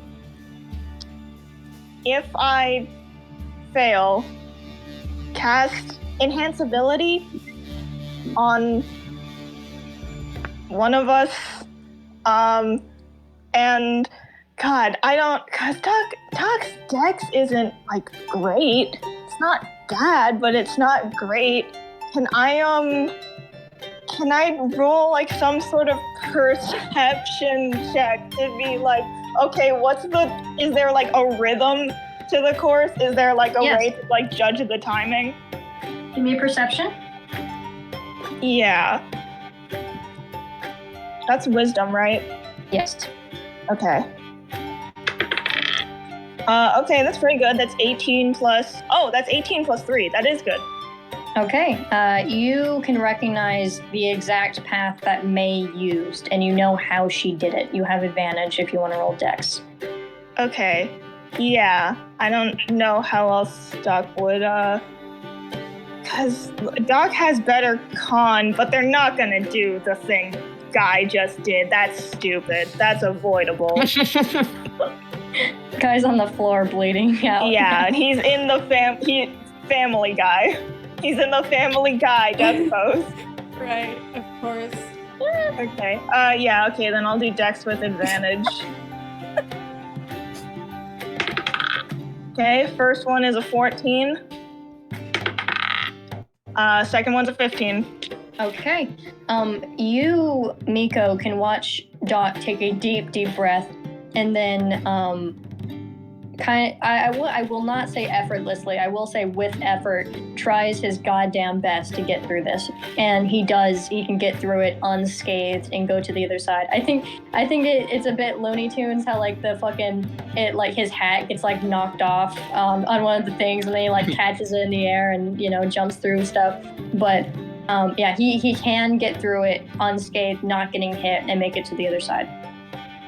Okay, great. Immediately cure wounds on Guy. No, like I said, I'm fine. It's good. It's fine. My God. Guy, shut up. All right.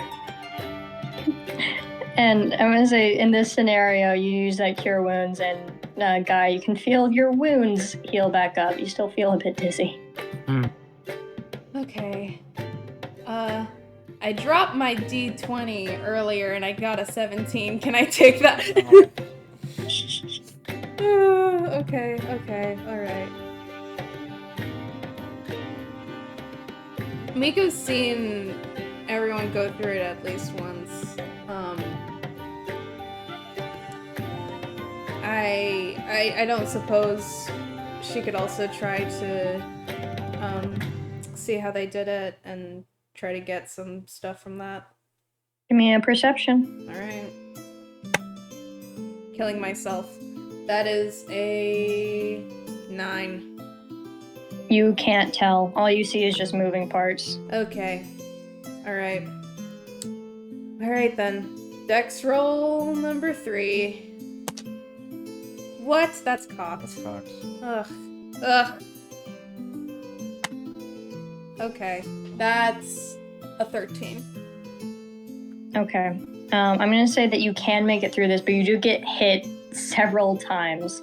You get hit like in the middle of the course where it's too late to like turn back, so you do kind of have to keep moving forward. But you get hit once, you get hit twice, you get hit a third time, but you can make it out to the end. Bleeding, it hurts, but you took less hits than you anticipated, and that is its own victory. And with that, you hear a happy chime and another door appears. Mm-hmm. And Doc casts a second cure wounds. Thank you. Hands you both lollipops, and at this point, Doc has gotten used to handing Guy lollipops in the flavors that Yukio likes. Aww. Once again, a scene plays before you. You see a child, May. Can't be more than like 13. Very, you can tell it's her. She has that sort of sassy, half-lidded stare no matter what she does. She's in her uniform. And you can see her mom, Bright Flame, kind of staring apathetically as she goes through this. And you see her take a pretty nasty blow to the face and get flung backwards as well. Suddenly the scene changes and there is a different person within the course. You recognize this as Misty, and this time it is May who looks over apathetically. And the scene freezes and the next door opens. May walks through the door. Whew. Guy also goes. Yeah. You all go, and instantly there is a very different vibe as you hear like the unts. It is. Oh no. Guy immediately puts his fucking head in his hands. I think Doc, while we're going through the door, Doc looking at the chorus and like seeing that says in May's voice from earlier, "That's rough, buddy," but like gets through, "That's rough, but," and then the music starts playing. Oh god. And then this loud, overstimulating music. It is loud, it is bumping, there are bright lights. It is an incredibly fancy house. You see there's an androgynous figure. I will say, there's a lot of people here, but they all kind of blur into the background. The only person who seems clear is the kind of androgynous figure with a red solo cup, illuminated by a spotlight. They seem very pretty, about like 5'2", pale, short hair. And they also seem a little shy. You hear from the sky, "Riz, that man!" What? It's like a dating sim. It It looks like you'll Riz. have to Riz that man. Riz that man. Riz out loud? You'll have to Riz that man. What? All right, Miko, get started. What? You'll have to miss that man. What? Why me? Doc, this your memory? That's crazy. Yeah, no, Doc like concrete head turns and goes, "Yes, this is my memory." Oh man, that's wild. You got up to some. Anyway, who wants to go? It's crazy that we got 2 memories for me, and Yeah, are these all just Miko memories? no, Whoa, Miko! I am so fucking sick of all of you. Aren't you 18? When did you have the time to be in a club? This is a club? Oh god. Oh honey. This was right before we got. Oh, I recruited see. I for the see. pack. Oh, Gotcha. okay. Okay. Can we see which man it is? They are illuminated. He's illuminated by a spotlight. I will say the only reason this character is androgynous is so Miko can swallow her fucking pride and do it. Anyway, they are illuminated with a spotlight. They seem very pretty. They're pale, about like 5'2", short hair. Elf seems to be a little shy, very cute though. Haley, the tone of voice that you took on to share that information with us.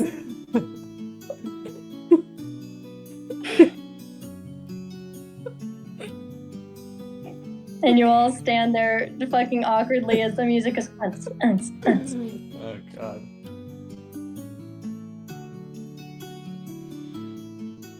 Does anyone want to try? No. Do we all have to? It looks like you all have to. Oh god. Wow.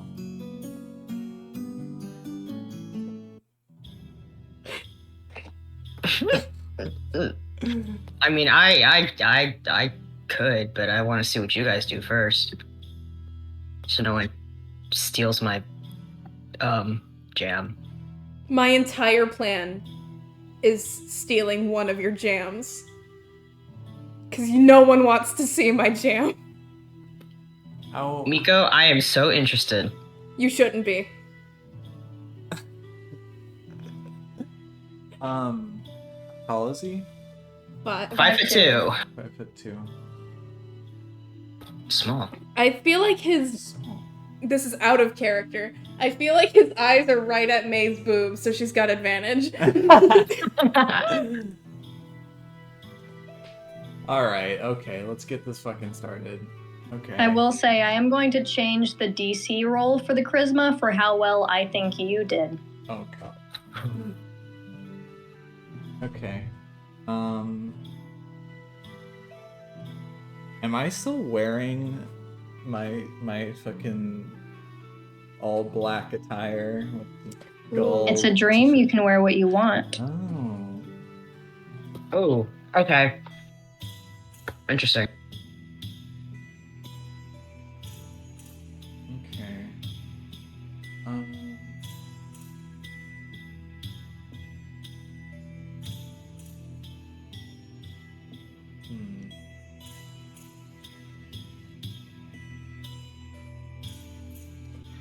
Do we have to do a one-liner, or can we hold a conversation? Just risk that man. What the It's a fuck do you mean? conversation. You can have It's a a conversation. Okay. You just have to successfully pull off a flirt.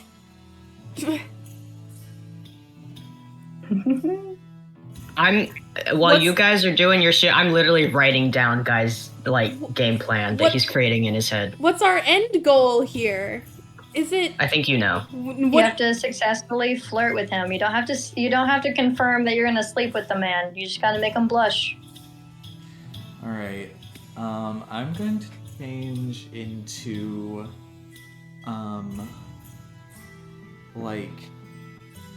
a dress with like a pretty short skirt. Maybe something that accentuates the boobage. The boobage. Okay. What color though? This is important. Guys, Silver. What color should my dress be? I think silver is very flattering on there. All right. Yeah, I'll get a silver dress. Okay. And I'll wear. Oh God, wait. Have I ever set a point where May wore high heels? Has that ever been a thing?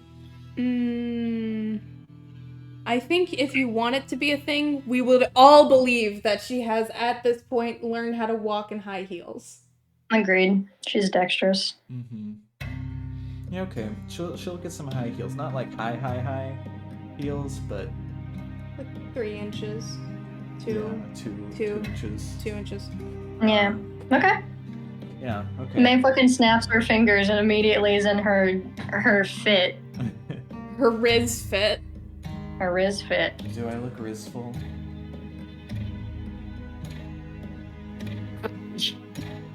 Dead silence from the entire group. Okay, well, I guess I'm gonna go Yes. I'm gonna go back to my memory. Alright, anyway. Okay. Yeah, I walk up to him. Wait, hold on. Okay. She approaches and then she stops. I take a step and then I'm like, wait. I summon a red solo cup. Oh, fucking god. Oh, okay. What Yeah, you have a red solo cup. I'm going to check really quickly.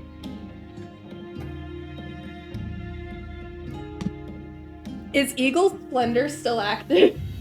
Oh right, that was No. Oh, okay. No, god damn it. It's in a dream. It's concentration But for it up was- to an it- hour. It was in the dream that it was cast. Absolutely not a goddamn hour has, like, it's more than an hour.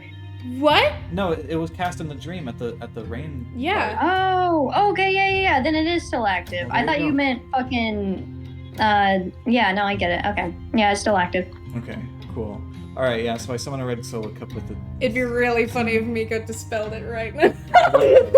No, she's not going to do that. I have some drink in my cup, and I walk up to him, and I just go, "Hey, cutie." He takes a sip and he says, "Hello, ma'am. How are you doing over here? It seems I've lost my friends, so kind of alone." Oh, you don't have to be alone. He turns away, clearly flustered, and he says, "Yeah? What do you mean?" I can be here with you.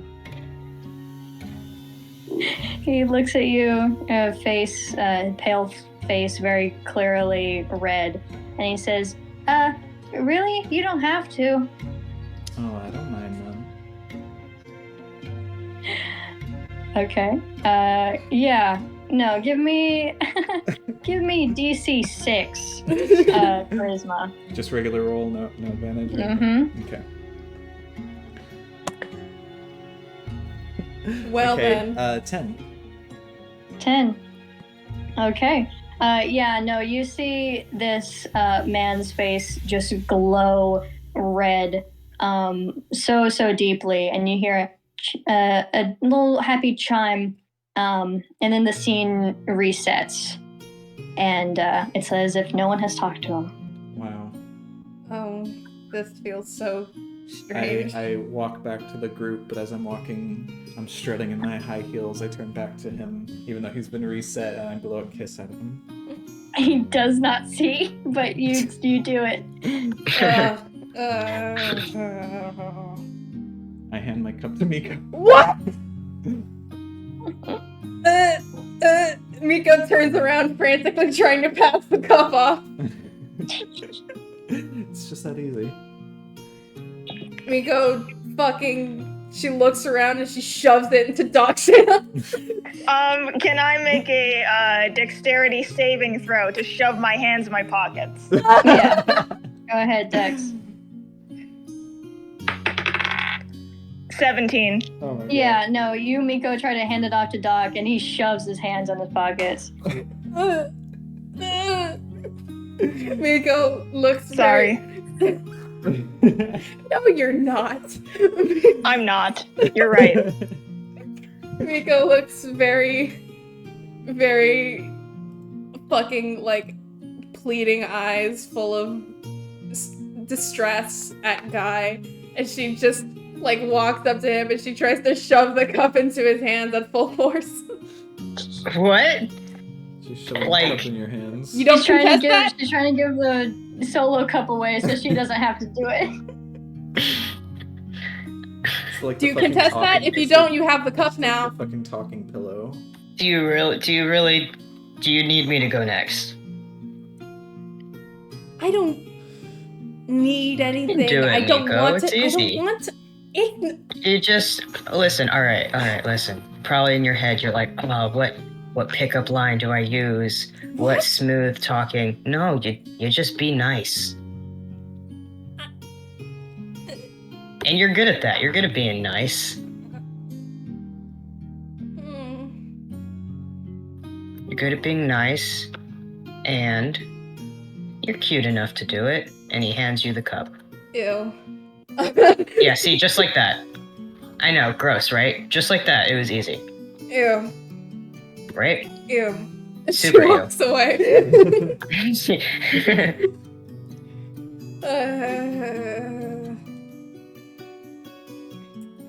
Miko? Okay, alright. Raise them up shrine maiden style. Excuse me, have you heard of Okame?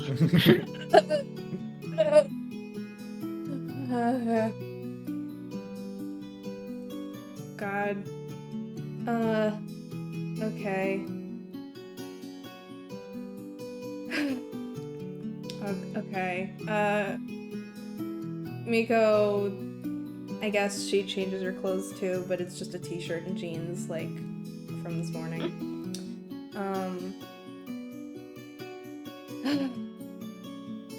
She walks over and she is visibly nervous. She kind of has her shoulders drawn in together and she is very short, so she has to look up at this person. He's drinking from his cup. Hi. Oh, hi. What's up? You, not with anyone right now? Oh, I came with some of my friends, but I seem to be alone now. Yeah,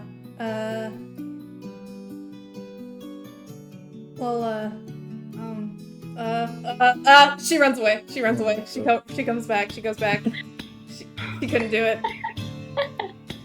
You hear it womp womp and the secret side. Doc, can I hear that womp womp again?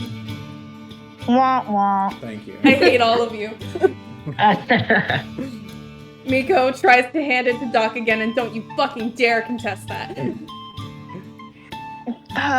Okay. I think at that point, Doc very reluctantly takes the red solo cup. And they, yeah, okay. They put one hand in their pocket, and while they're walking up, I'd like to do channel divinity. Okay. What? Okay. What does that do? What is it? Oh, so it's channel divinity, emissary of peace. What is it? It's a +5 to persuasion checks. Okay. Okay, gotcha. Heard.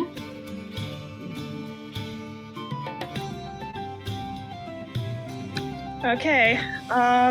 Yeah, Doc does that. And then walks up next to this person and says, "Hello." Oh, hi. I'm Doc. Your name? I didn't think of a name for him. Oh. Give me one sec. Yeah, okay. He says, my name is, Lucian. Doc nods and says, "Are you with anyone?" Oh, yeah, I came with my friends, but I seem to be alone now. Yeah, Doc nods and says, and they like shrug and they say, "Yeah, my friends are somewhere else, not with me." Oh, And that just like there's like a little bit of an awkward pause, and then they just kind of nudge this dude with their shoulder and say, "Wanna keep each other company?" he blushes a little and he says, "Oh, yeah, that would be pretty nice. We could hang out." Okay. They nod and say, "I'll buy you a drink later, if you want." Oh, well, I would love if you would buy me a drink. You don't have to, though. I want to. Really? Yes.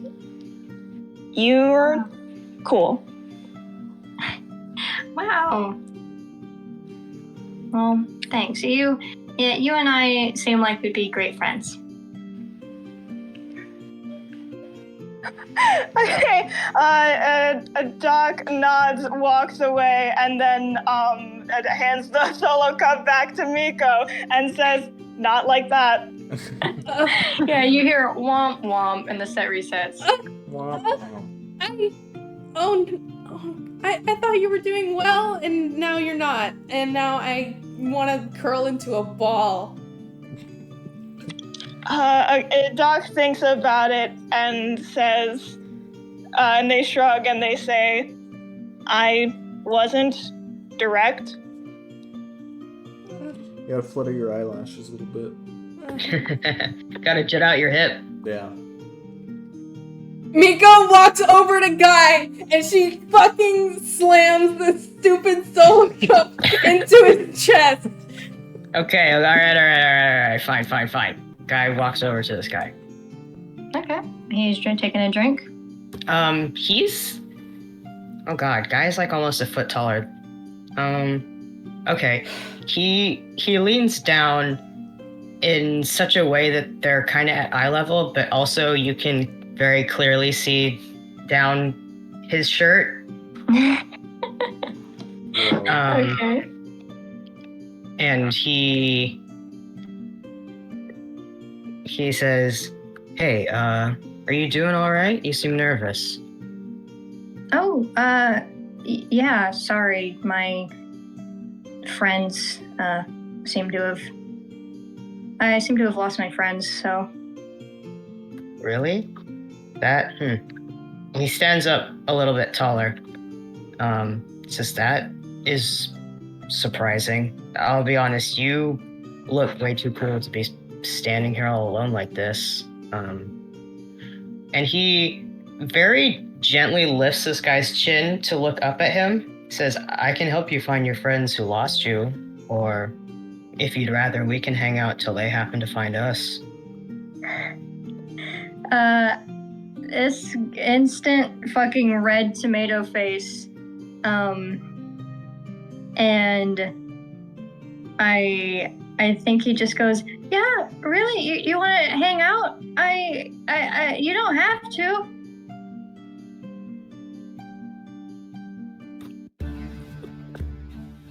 One second. Okay.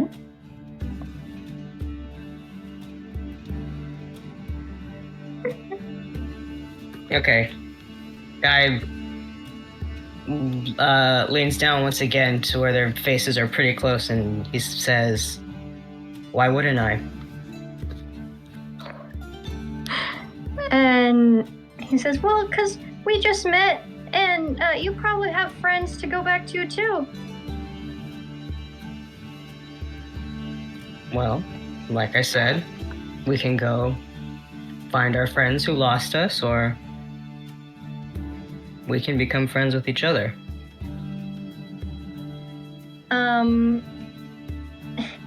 So fucking red in the face, and you just hear a big chime. Just ding, ding, ding, ding, ding, ding. Yeah, you got it. Doc looks at Miko and says, do you think that counts for 2? Or 3? Sybil, do you think that counts for 2 or 3? I wish. Jesus. Guy turns back and gives y'all a goofy fucking smile. Ew. Does the scene reset or no? It does. Okay, cool. He goes back. Yeah, so something like that.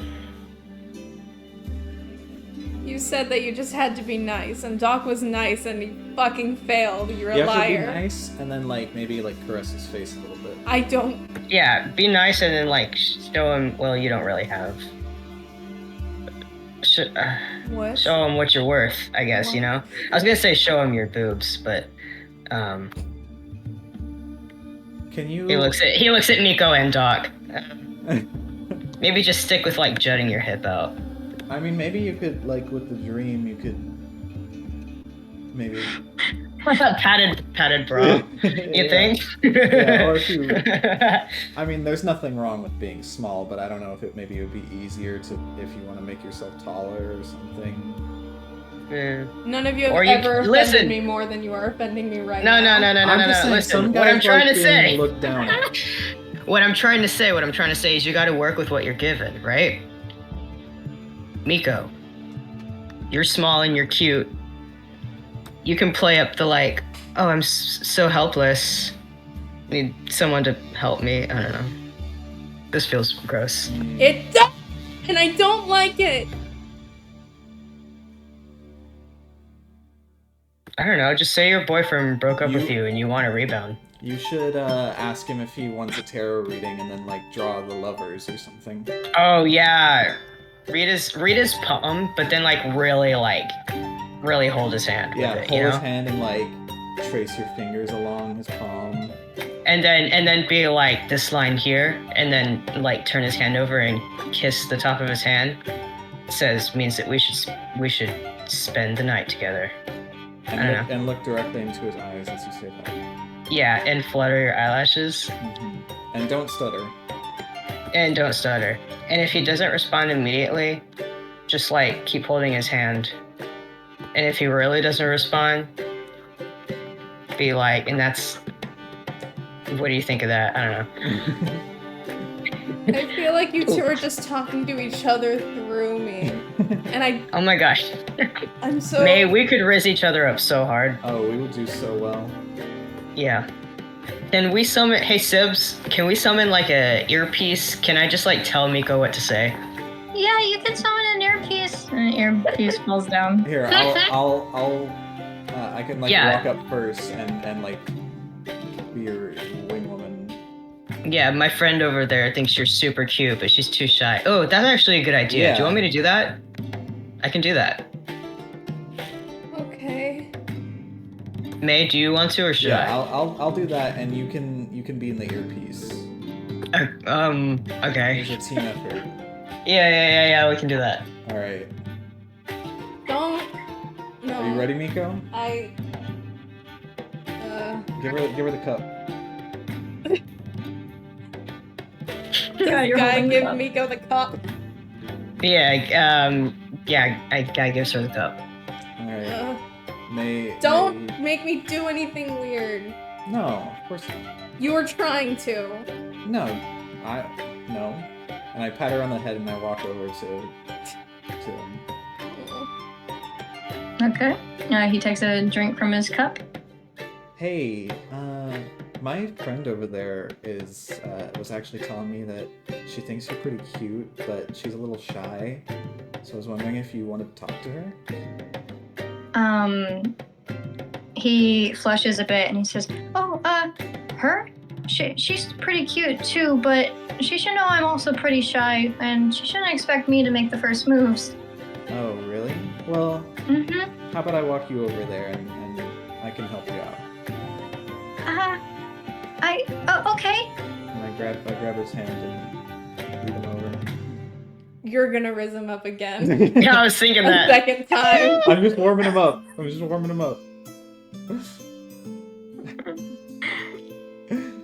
Alright, and I bring him over to Miko. Okay. Yeah, no, you see this shy man in front of you, Miko, and he says, "Hi, you're pretty cute too." Wait, is earpiece? Yeah, Miko has the earpiece in. Okay. Get really surprised and say, "Oh, she told you? That's so embarrassing," and cover your face. Oh, she. Be real cute about it. Like, what? You know? Miko, come on! This is Miko, by the way. Sorry, I didn't get your name. Yeah, he says, "Hi, yeah, my name is Lucian. I'm also pretty shy." Y'all don't need to, try to, flirt with each other. You can just be yourselves. Just skip to the kisser.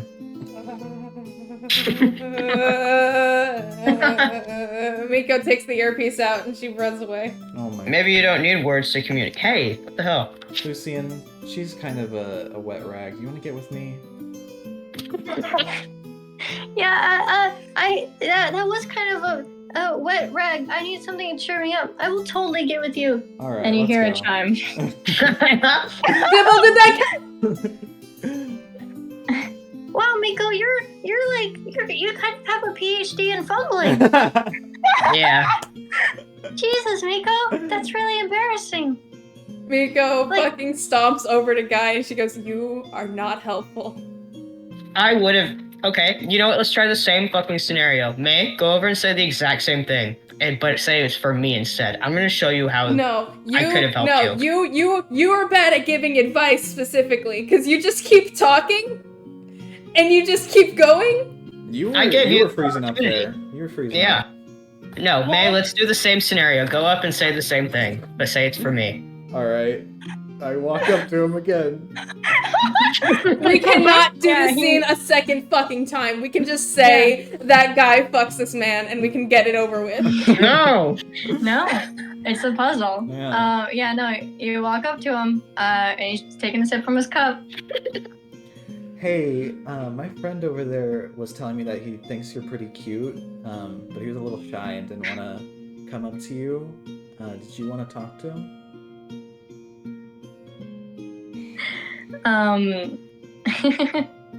I will say that,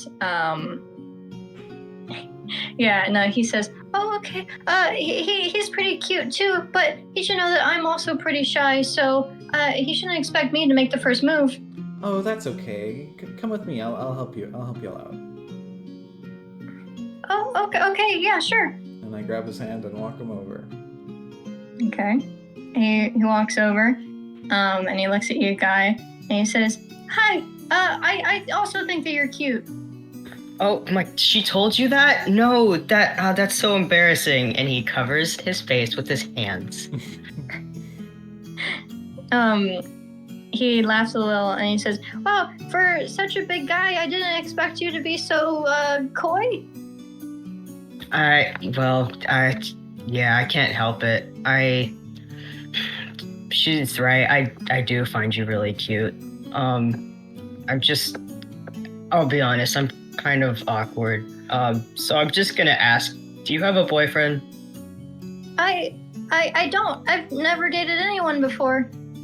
Cool. I don't need that information for any reason, particularly. Do you have a boyfriend? No, not yet, at least. Not yet. May giggles and goes, "Oh, well, I'll leave you cuties to it," and walks away.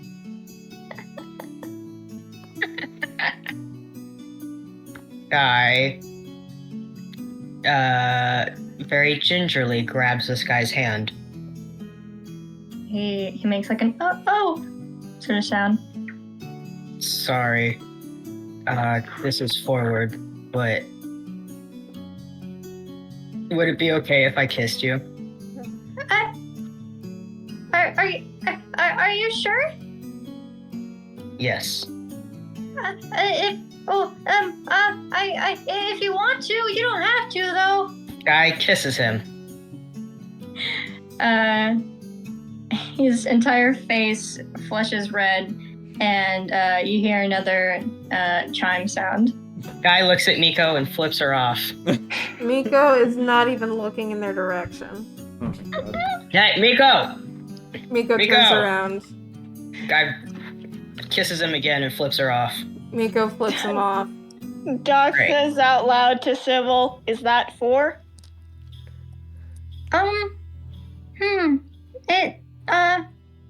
It seems like both of them doing it counted as 1 since they already did, so we need 1 more?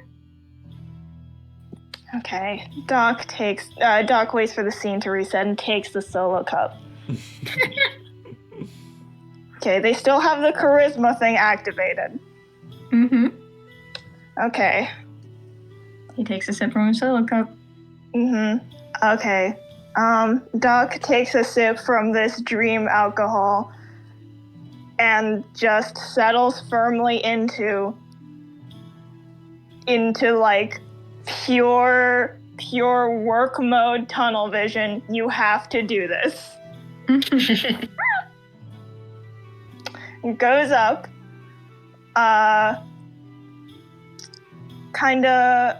like glances around, and then says in Guy's voice, literally the exact same thing Guy said earlier with the, hey, you look kind of nervous, are you alright? Oh my god. He goes, yeah, sorry, I lost my friend, so I'm kind of alone right now. God, wait, what was the next thing Guy said after that about, like, the, out of character, like, what? Chelsea, I'm gonna DM you something. Okay. Oh my god, it's his fucking notes that he No! Oh my god. Alright, Chelsea, I've DM'd you something. Awesome, thank you. Okay, I mean, Doc isn't like that tall, so they can't do the same thing Guy did, but they are like, they're tall for a Kenku, and also they constantly wear like big black coats. Mm-hmm. So they just try to like look very confident and repeat Guy's things of, I'll be honest, you seem way too cool to be standing here all alone like this. I can help you find your friends who lost you, or we can hang out until they happen to find us. Does not do the chin thing. Oh God. Yeah, they blush. And he says, "Oh yeah, well, you don't have to do that." Sorry, after that it was improv. Yeah, okay. Especially because the stuff Guy said Doc would not say. I will say, Guy at that point in time, I think said, Just like, why wouldn't I? yeah, why wouldn't I? Yeah. Okay. I think Doc realizes they're like still kind of wearing their mask, so they take it off and like brush their messy feathers back. Look away and dress back up. And they go, why wouldn't I? Oh yeah. Yeah, baby. Yeah, no, they blush even harder. Gosh. Yeah, no, I think they blush even harder. I think that little fucking like feather, like putting the fingers through the feather, got to him.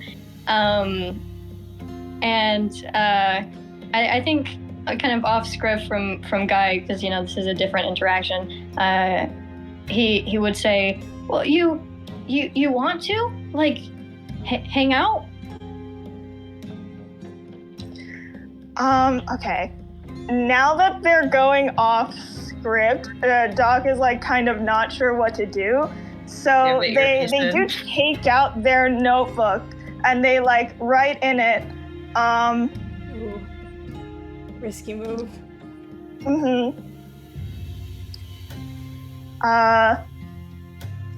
I'm not great with words, but something about you makes me want to say more.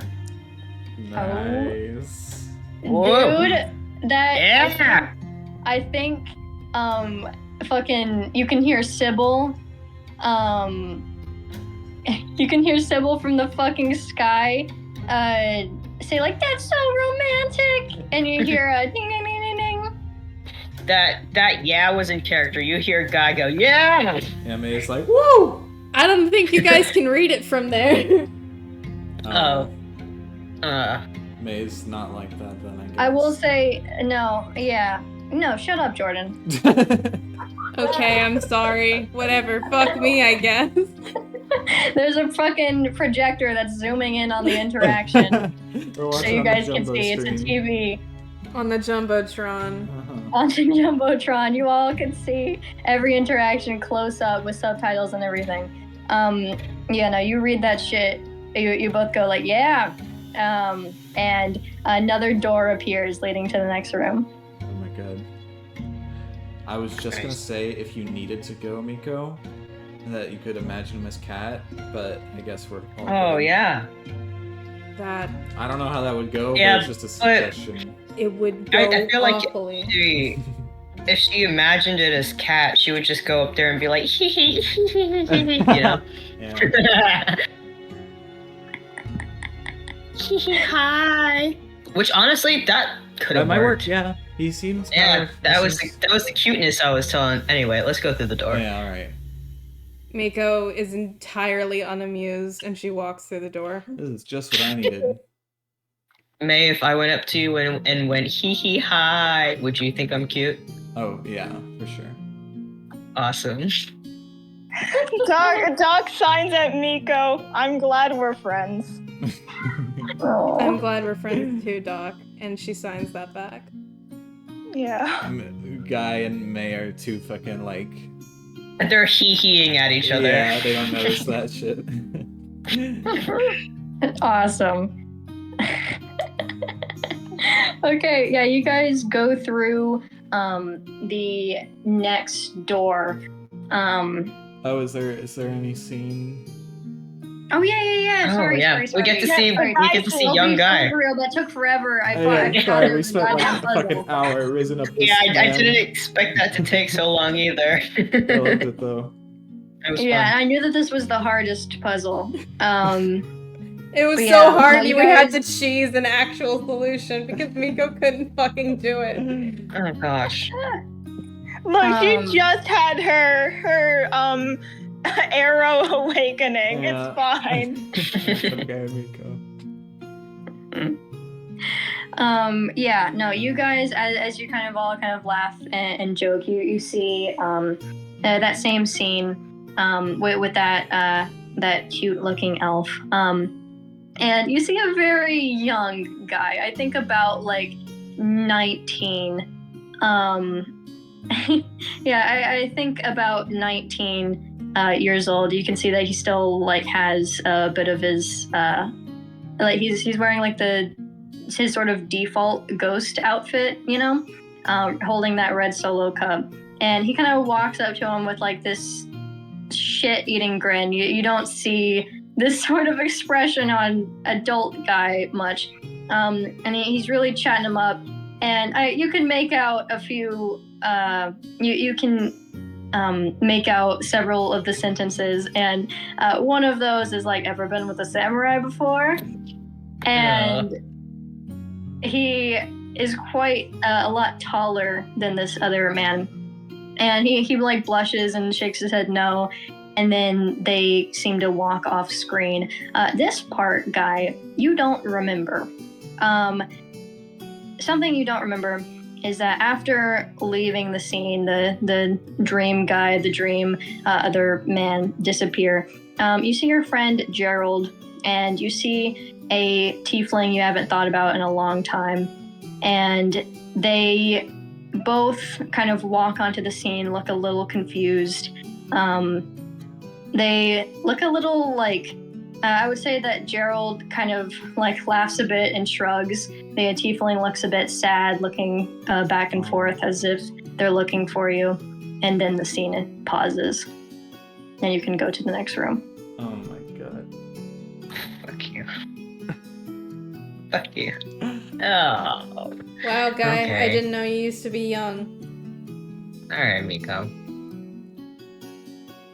Miko just fucking looks at him. Alright, let's go. God damn. Okay. You go, and yeah, thank you for reminding me. I almost skipped over. And yeah, so you go into this next room, and you can tell that it's kind of like, let me describe it. This memory seems to be fuzzy. What you can make out is that you're in a room. One black blob is in the corner while a bunch of other black blobs are sitting together in the center of the room. A red a red blob appears next to the lone blob, and suddenly you hear a lot of jumbled sounds. Text. Oh, wait, hold on. I gotta. Chelsea, your Discord broke? Huh? Uh-oh. What? She texted me on Group P, my Discord broke. Oh Borkin. no. Oh god. Oh no. Hello, wait. Hi. Hi, Chelsea! Hi. Hi, Chelsea. Discord Hi, not broken? can you repeat? Yeah, okay, it's fine. I fixed it. Can you repeat everything that you Yes. said after the scene of Gerald and the tiefling ended? Okay, yeah, of course. You go into this next room, and the memory seems to be fuzzy. What you can make out is that you are in a room. One fuzzy blob is in the corner while a bunch of fuzzy blobs are sitting together in the center of the room. A red blob approaches the lone blob, and suddenly you hear a lot of jumbled sounds, and text materializes in the air in front of you. As this text materializes, you hear, "Decode that message." What? Oh shit.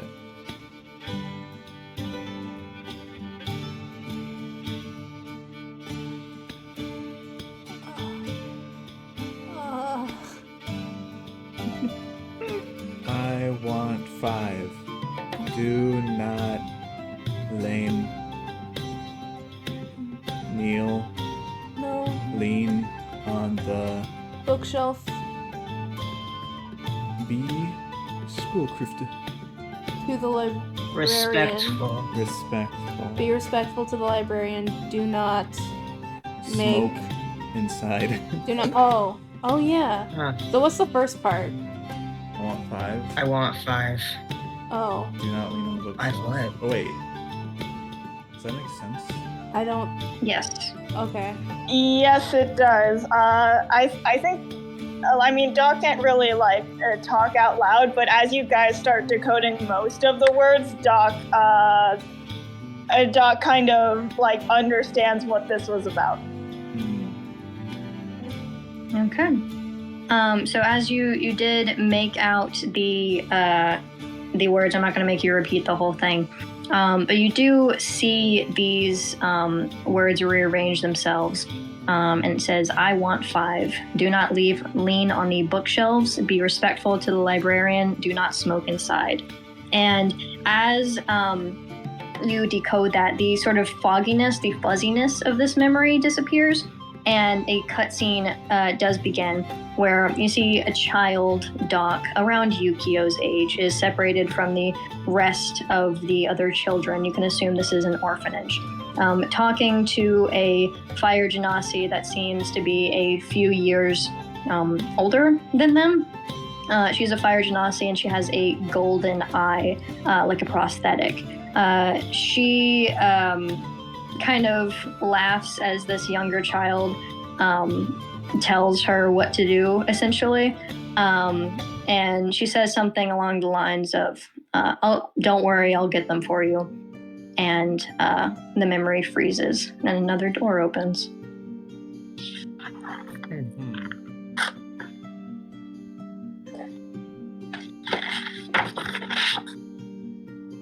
Okay. I can assume we walk through the door. Yeah. Yeah. Okay.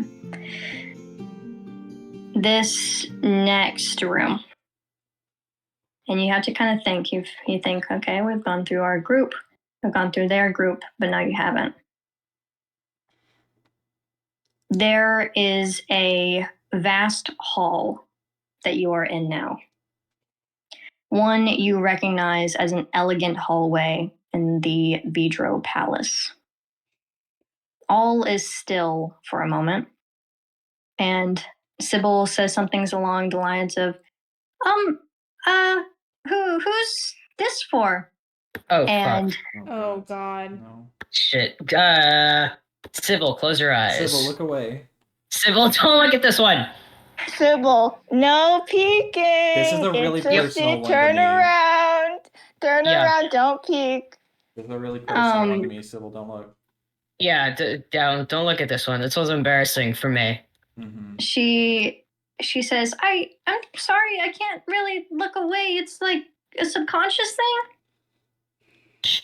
Cool. Great.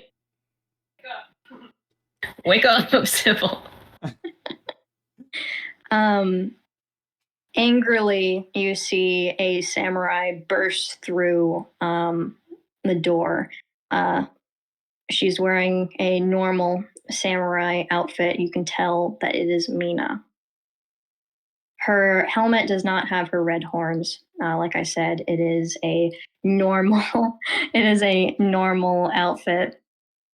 And Vash, Argon, is kind of following behind her as as she storms off almost. He is wearing his like a very princely outfit, like you can assume, like it's a white shirt that looks very expensive. There's like some designs knitted into it.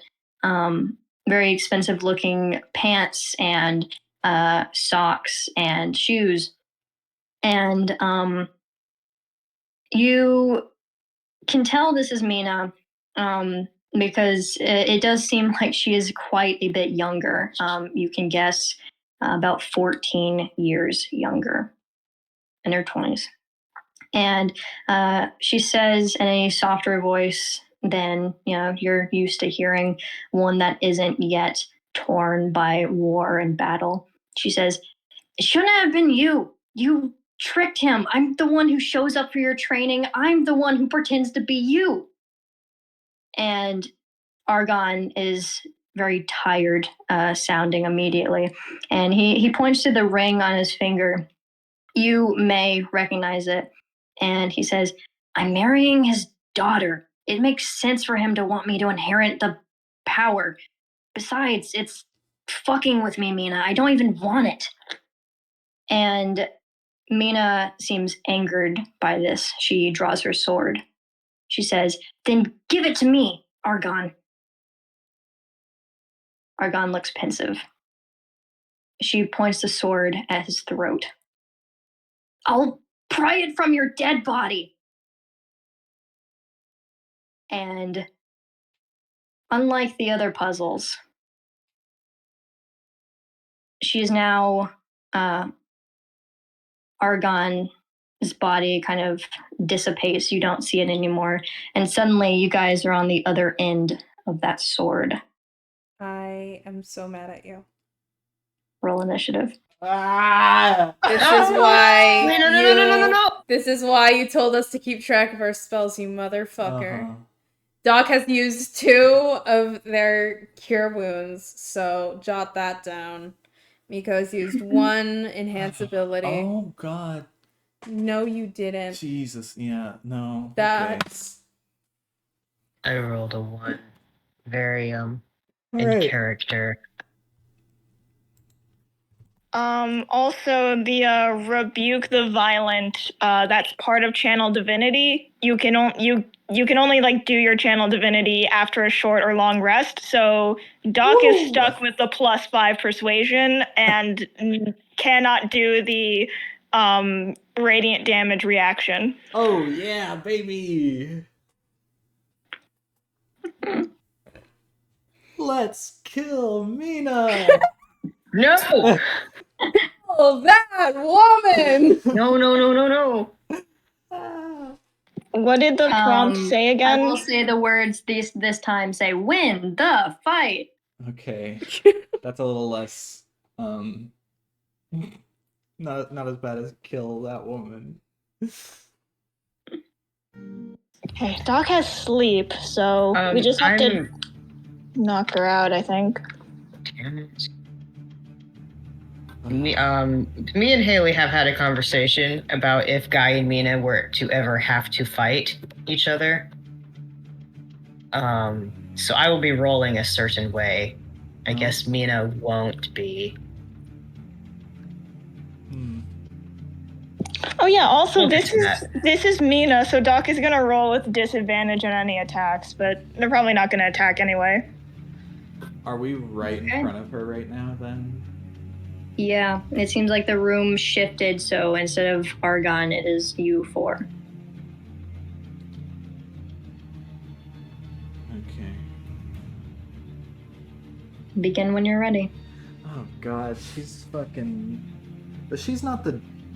Is she the... I can't remember the timeline. Is she the general yet? She is not. She is not wearing her helmet with the red horns. Right. Okay, right. She became general like right before Guy joined. Okay. Yeah. Okay. So Guy right now is still fucking fishing, right?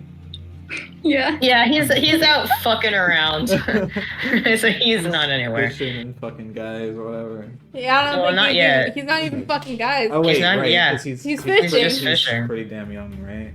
Yeah. Okay. Yeah, anyway. he's out of school by I'm not gonna say that guy lore. He's just fucking around fishing. Okay. But not fucking around. It's just fishing. Not Yeah. yet. Yeah. Okay. Ooh. Can I? You have assassinate, by the way. Yeah, do have no. fascinate. If we are all right there also, I would say that we are within melee range of Mina, and therefore you get sneak attack damage. Yeah. Oh boy. Oh god. Oh goodness. Oh great. Oh goodness gracious. Can you calm the fuck down? No.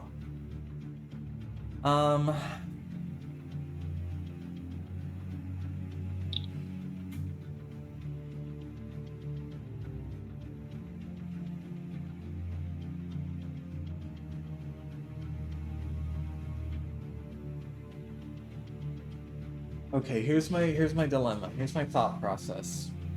I of course get sneak attack damage, and I could do Lots of damage. That might not go over well with Guy. My other thought is just to, since we're so close and she's holding out her sword, to try and like disarm her. But also I could do a lot of sneak attack damage. and it is just a dream. So I think that an attempt from May to disarm Mina could go very poorly. I think that Yeah, May that's why- Still doing her has sneak plus attack 5 strength. that is why I was asking why, or if she was general already, because I was like, I don't think it matters. I think May is the weakest person known to man. well, yeah, but I think May. if it's surprise enough, it doesn't have to be a strength contest. I think May doing sneak attack damage and using her assassinate ability is something that she can do so consistently that you don't need to test out and see if May could disarm a fully armored and trained Mina. Yeah, is she full? Yeah, never mind, she is. Yeah, May probably would. Wait a minute. What? Okay, no, there's probably limitations, but I was thinking we're in a dream. No, we can't summon like But a yeah, tank since and the shoot challenge- Mina with a since cannonball. the challenge is to win the fight, there probably is restrictions. We can't. I can't. Can I try to summon a bazooka? Is that gonna take an action? I'm gonna say I'm not gonna let you summon shit right now, because Yeah. then I have to think about the stats for them, and no. Yeah, but like I do have my knives and shit on me, right? Yes, you do. Okay. Then yeah, I quickly draw one of my knives and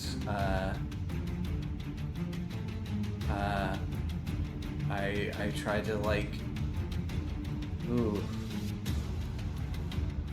I don't know where I should even go, or just like,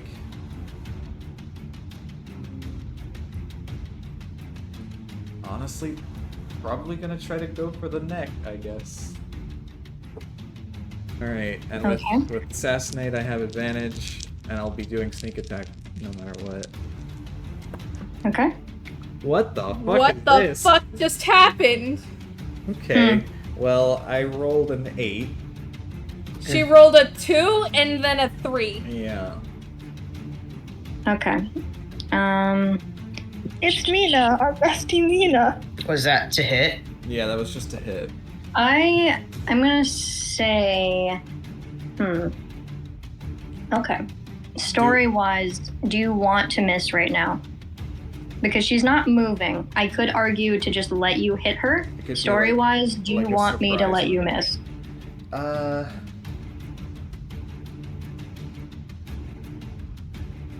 That is a damn question, ain't it?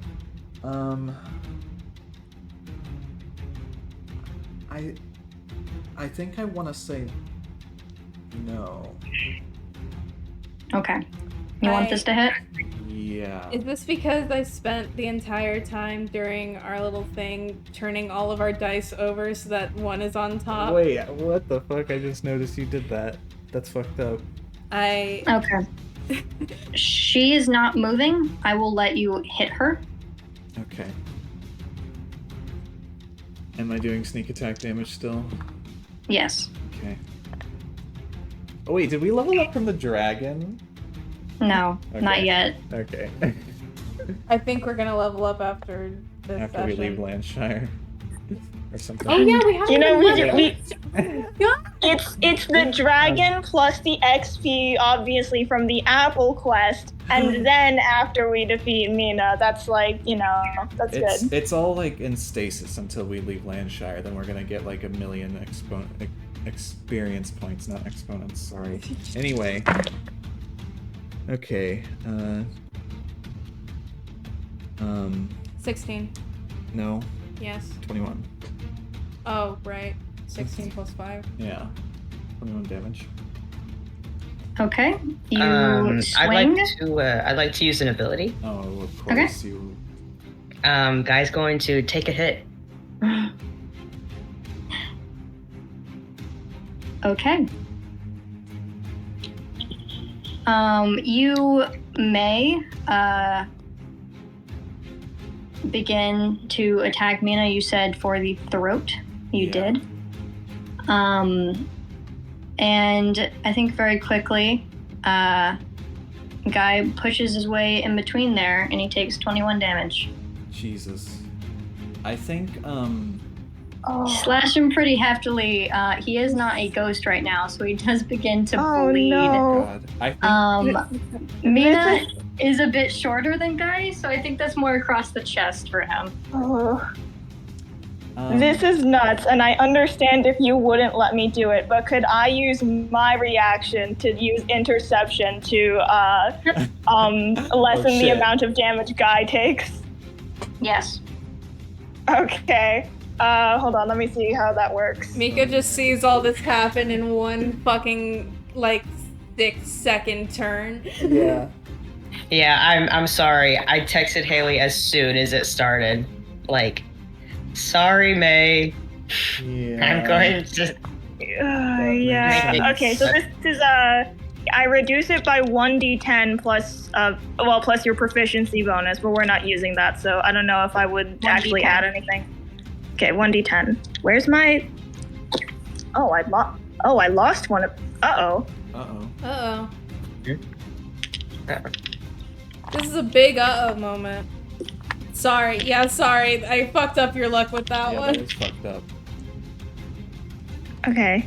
Okay. I don't know why it was behind this. Whatever. Okay, 1d10. That's a 7. Okay. I think you may go to do this, and Doc, you see Guy kind of force his way in between, and you grab May by the shoulder and kind of jolt her back a little bit, so it doesn't hit as hard, but it does still slash into Guy's chest, and Guy, this stings like a motherfucker. I think after that, May's bonus action is just going to be to disengage and kind of jump back and just be like, "The fuck are you doing?" And I don't know. You know this is a dream, right? This isn't real. I didn't think about it. What? Start thinking. Yeah. Please don't do that again. I didn't mean to. Doc signs. I understand this is bad.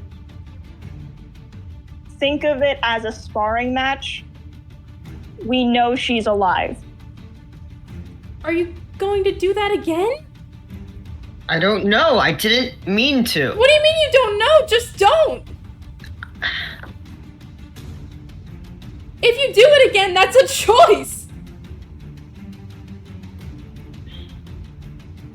Guy doesn't say anything.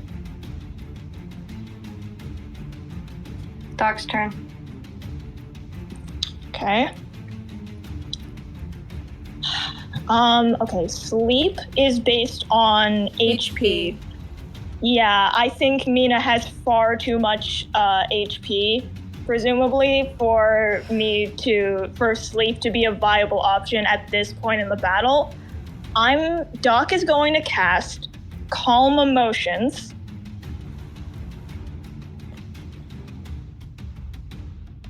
Specifically, I'm looking at the last bit of Calm Emotions, which I will send in the chat.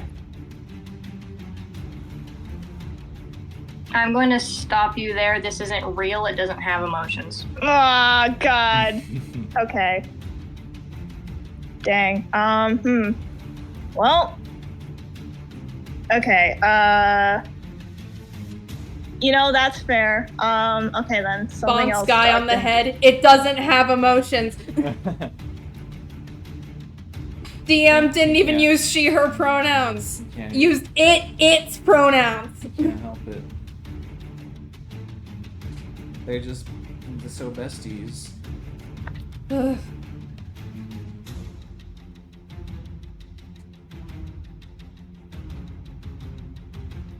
Okay. Okay, can't use Calm Emotions.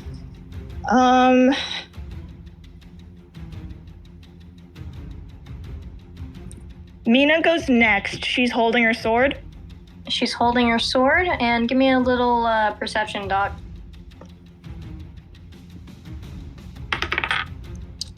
16 plus 3. She has a gun in her holster. Oh. God, okay. I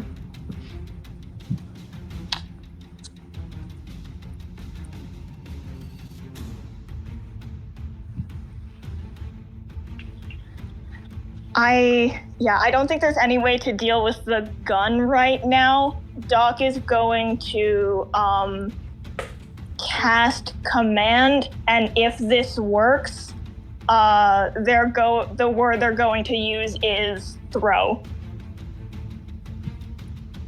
Okay. What does she need to roll for?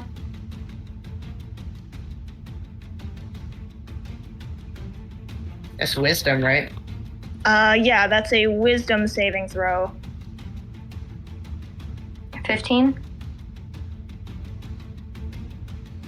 Ooh, what's okay, wait. Spell save is 8 plus Doc's wisdom.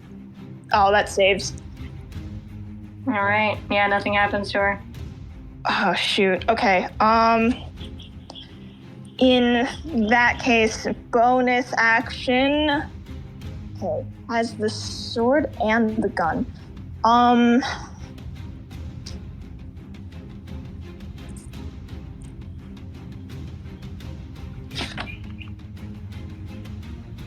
I think it'd be better to cast Shield of... Wait, no, Shield of Faith is an action. Doc is going to cast Sanctuary on someone. Okay.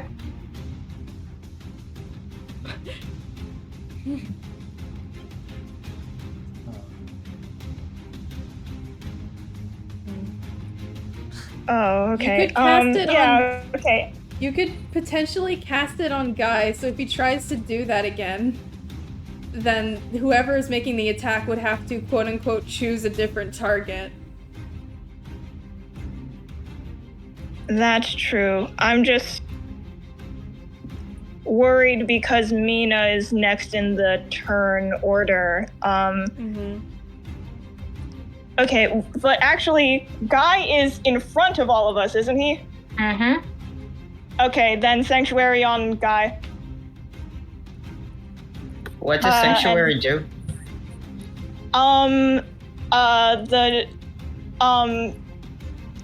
Enemies have to make like some kind of wisdom saving throw, I think, or else they lose their attack on you. Okay. And they have to attack someone else, or not attack at all. Okay. So, I don't know exactly how Haley wants this to work, but potentially... I would just let people redirect to Mina. Okay, then if May tries to attack Mina, and Guy tries to take a hit, but he has Sanctuary cast on him, and May fails the Wisdom save, then she can attack Mina without Guy being able to do anything. Mm-hmm. Okay. Oh, wait. I'm thinking about the logistics of this though. The reason I want to do this is because Guy is in front of us. Mina is attacking next. So if Mina fails the Wisdom save, she might lose the attack, or she might attack one of the squishier party members.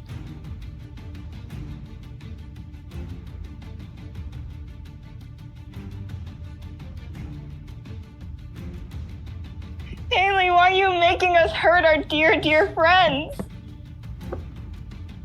Yeah, no, if he uses it too much, he dies. That was the kind of, like, restriction there. Yeah, the restriction is you're taking damage willingly. Yeah. Mm-hmm. It's not like my other ability, Protection, where I can just impose disadvantage. Just throwing that out there. Oh, yeah. Okay. Yeah, So- he's read his ability list. God, yeah. Okay, so I just want to decide what we're gonna do. If Doc casts Sanctuary on Guy, Mina Mina will either lose the attack she was going to do, or she will target one of us instead, which I'm worried about May and Miko.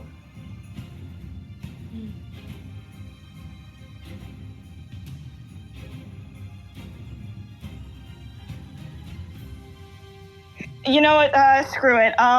Doc casts Sanctuary on Guy, and then also like uses their movement to stand like kind of behind and next to him to just basically be in front of where May and Miko are. So hopefully she hits one of us. Okay. Is that your turn, Doc? Yes. Okay.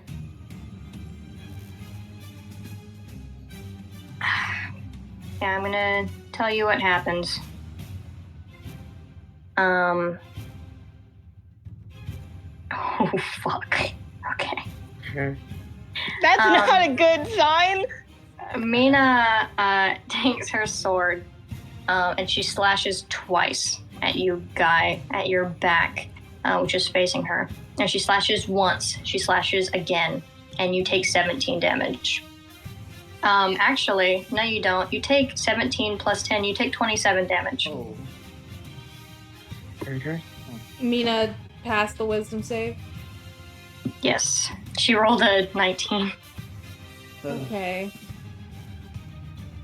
How much Alright. health does Guy have? 21. Okay. That's not all, though. Okay. She does have a gun. Oh, boy. Right. Is she gonna Does- shoot Guy? Does using that gun not take an action? This is a special battle. Oh, good. Um, We're just killing Guy then. Multi-attack. No. She knows that there are multiple targets in here, although she is not necessarily cognitive.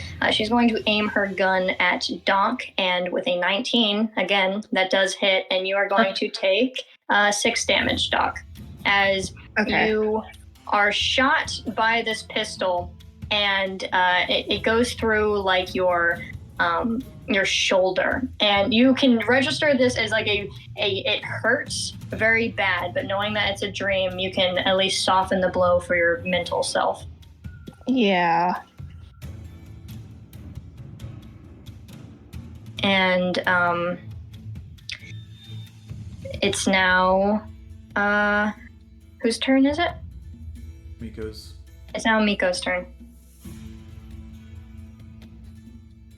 Okay. We can make it so that Mina has to pass 2 wisdom checks to hit Guy.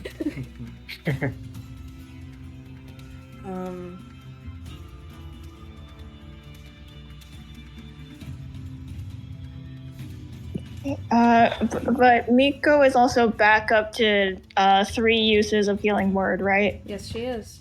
Yeah, if you want to do a bonus action. Mm-hmm. Sorry, I'm just looking at things I could do right now. So valid. Because this is fucked up.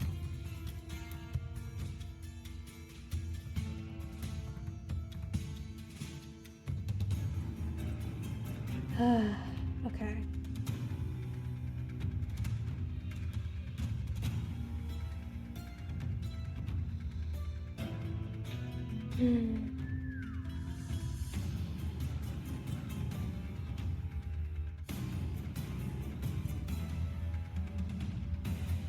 Okay. Okay. Something I could try to do is I could try to cast Suggestion.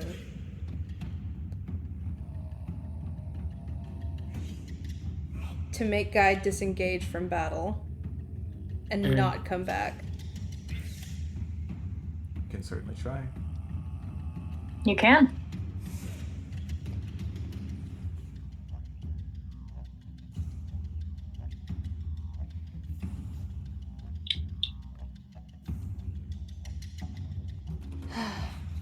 I think for now, Miko's just going to... God, I think she's just going to try to cast Sanctuary again on Guy, since we decided that it could stack in this scenario. And... yeah. So that gets cast, and as a bonus action... Isn't Sanctuary a bonus action? Sanctuary... Yes, it is. So as an action...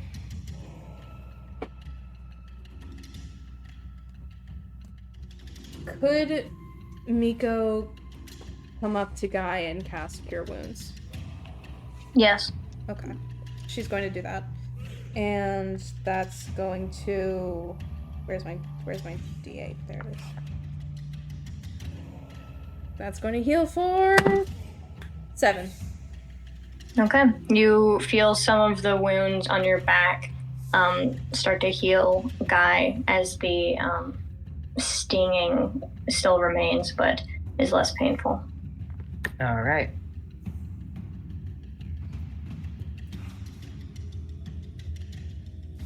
And that's Miko's turn. Guy's turn. I guess. Okay. Well, I don't know. I'm gonna. Miko is not within melee range of Mina, right? She's being blocked by Guy. Okay.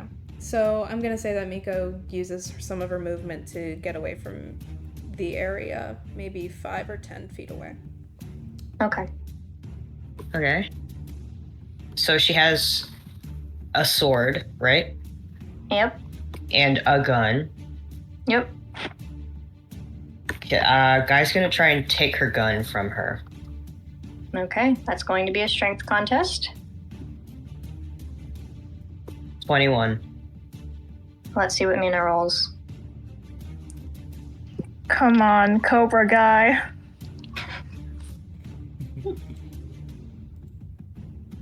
Hold on, my dice is loading. Okay, that wins. Yes. All right. Guy has her gun. Okay, yeah, you can snatch her gun away from her. She doesn't seem to react. Okay. As a bonus, or I don't know if this would be an action or not, as a bonus or whatever. He's you have gonna 2 actions as a fighter, so. Yeah, okay. He's just gonna chuck the gun, like, behind him on the floor. Okay. Or, I guess, yeah, he's facing Mina now. So, yeah, behind him, towards the rest of the party. Okay. You can successfully chuck the gun away. I'll let that be a bonus action. Yeah. Cool. Well, yeah, that's his turn. Okay.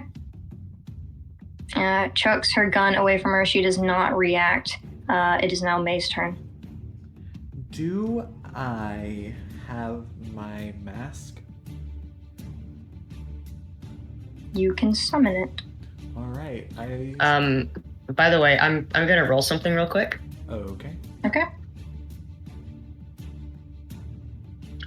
I'm gonna ask Haley something. I will say, even if you did have the mask, if Guy straight up just like stood in front of it, it can be intercepted. Yeah. But yeah, anyway. Haley, I just asked you something. Yeah.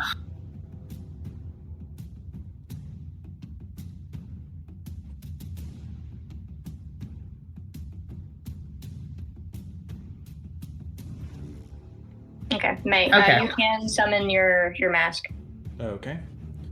All right. I summon my mask and I put it on, and I take one of my daggers and I throw it, but specifically try to throw it past both of them, and hoping it'll like, cause that's how you described like it, right? boomerang? It redirected itself, right? So I want to try to throw it past them and hit her from behind. Okay. That is very creative. I'm going to say, Guy, you can't intercept that at all because of the specific way that she has done it. So yes, May, you throw that behind both of them. And much like a boomerang, it does redirect into Mina's back, and she does make a pained sound as that strikes her. Tell me the damage. All right. That was very Guy. creative. Thank you. Guy Yeah. is. Yeah, that's really good. Well, yeah, no, he's an enemy to her. So since Guy is within 5 feet of her, I'll get sneak attack on him. You do. Uh, Whoa! Whoa! 22. Sorry, I took a big sip. You're good. Yeah, 22. That's more Um, health than this Guy is has a- right now. Well, Oh, okay, it's Yeah, not because Nico healed him, but you know. Yes, this is a boss fight, but she is just still a person. So you can tell that this is hefty damage to her. That knife is still in her back, and she makes this agonizing pain sound. And yeah, you hit her, May. Cool. I cannot do a thing. Hmm. I.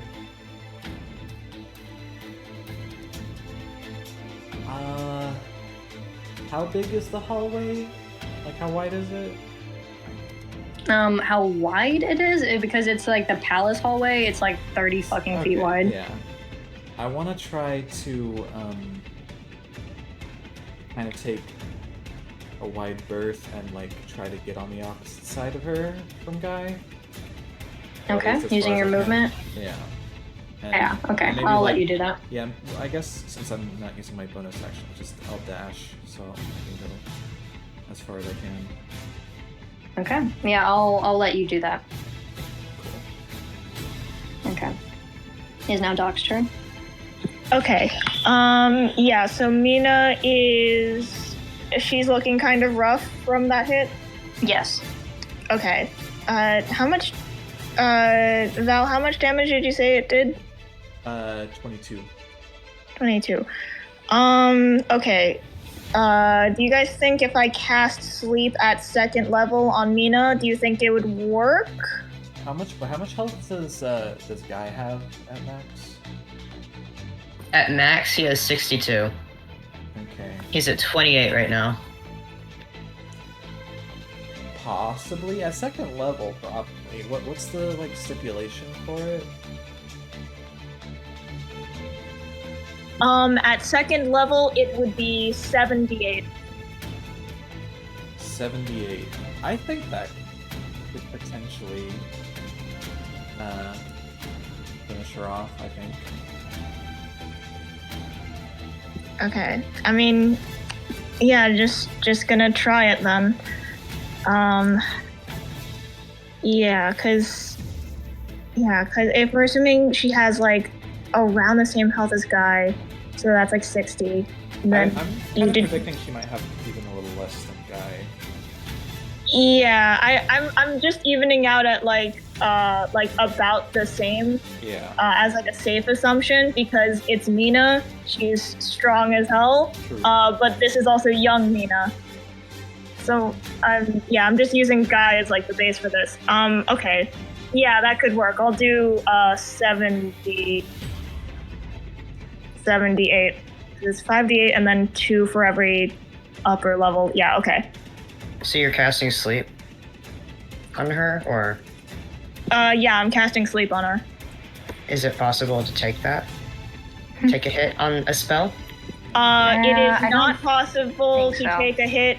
You choose what happens, and also before Doc does this, like I think, Doc like raises their hands and like kind of sees Guy like getting like ready to spring or like tensing up, and instead of casting a spell, they sign at Guy.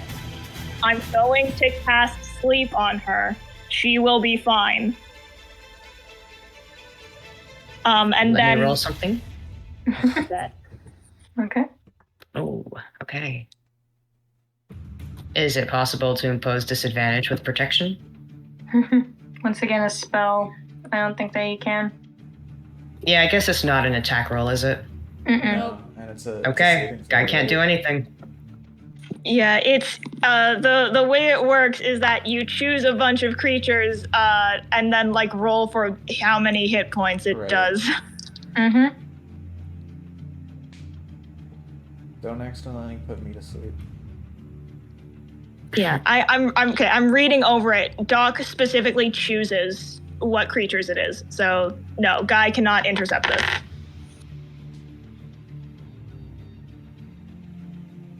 Okay, these are D6s. I'm rolling 7d8. I can keep track if you want. Yes, please. Thank you so much. It's a D10. This is No, Andy, I love this. I love this so much. Like, dude, in character, this is like, Guy, what are you doing? But out of character, oh my god, I love like purposefully messing with the rest of the party to stay in character. This is what he would do. Okay, rolling the numbers now. 3, 4, 1, 5. How many is that so far? You're at 13. How many dice was that? Yeah, how many dice? 4. Okay, 5, 6, 7, 3 more. 7, 6, 8. All right, that's 32. Yes,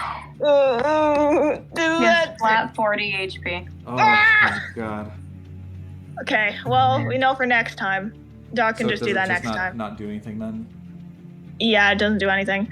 Doesn't do anything. Did you use 2 uses of it? Shoot, wait, I used it as a 2nd level spell, so next time I can only use it as 1st level. Oh. Huh. Fucking youch, my dude. Oh, yikes. Okay, well. Ugh. Okay. Mina's turn then. She needs to pass a wisdom to hit Guy, right? Wait, Yeah, with Sanctuary. What's up? Yeah. Did No. Doc have did Doc use both action and bonus action? No, I didn't. Okay, go ahead. Okay, I need to look through my list of stuff I can do for bonus action. For clarification, Mina at this point now has to pass 2 separate wisdom checks to be able to hit Guy. And Okay, that's an 18 for her first, and that's a 14 for her second. And is sleep, that was an action? Yeah, sleep Okay. is an action. So as a bonus action,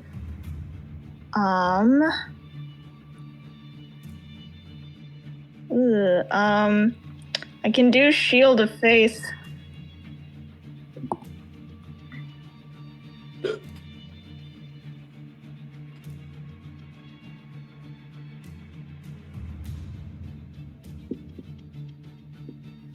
Wait, I can do Shield of Faith, or I can do a telekinetic shove. You could do that to get Guy further away from me, man.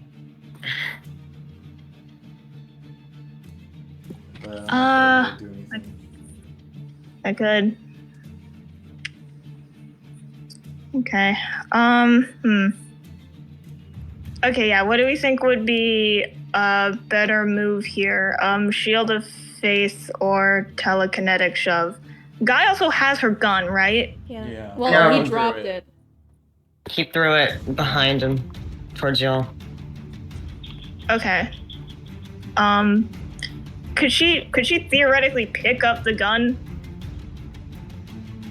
This sort of thing that is representing her would not be interested. Okay, that's fine then.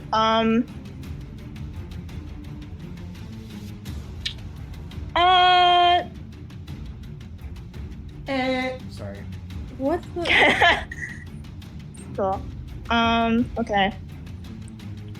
Guy has a lot less HP. Yeah, Doc is gonna telekinetically. Oh wait, no, Guy's It's a strength roll, guys. Strength is awesome. Doc is going to cast Shield of Faith on Guy. You're just Which buffing does? him. It's +2 to AC. +2 to AC. Okay. And this doesn't mess with your concentration at all? No, you don't have any concentration things. She has to get Yeah. through a lot to fucking hit him right now. Yeah. Okay.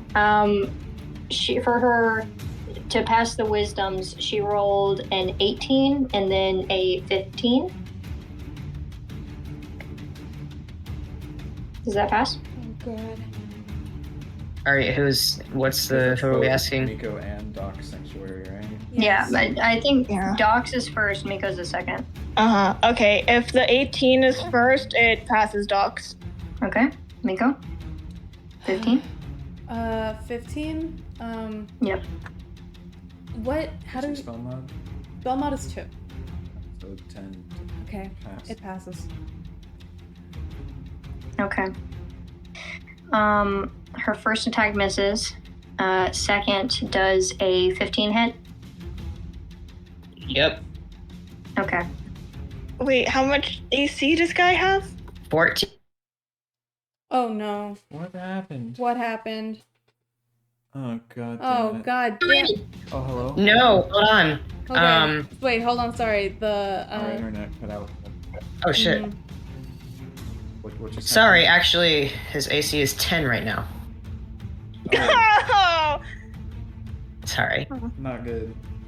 Because he does not have his armor. Mhm. Okay. That is going to be 8 plus 5 damage. So 13 damage, Guy. Alright. Once again, just like expertly slashing into your back. Okay, are Doc and Guy still next to each other? Yes. Okay, we passed Doc's turn. I get my reaction back. I'm gonna do interception again. Okay. That's a D10. 10. Okay. So you take 3 damage, Guy. Okay. Thank you. 25 HP. All right. 25 HP.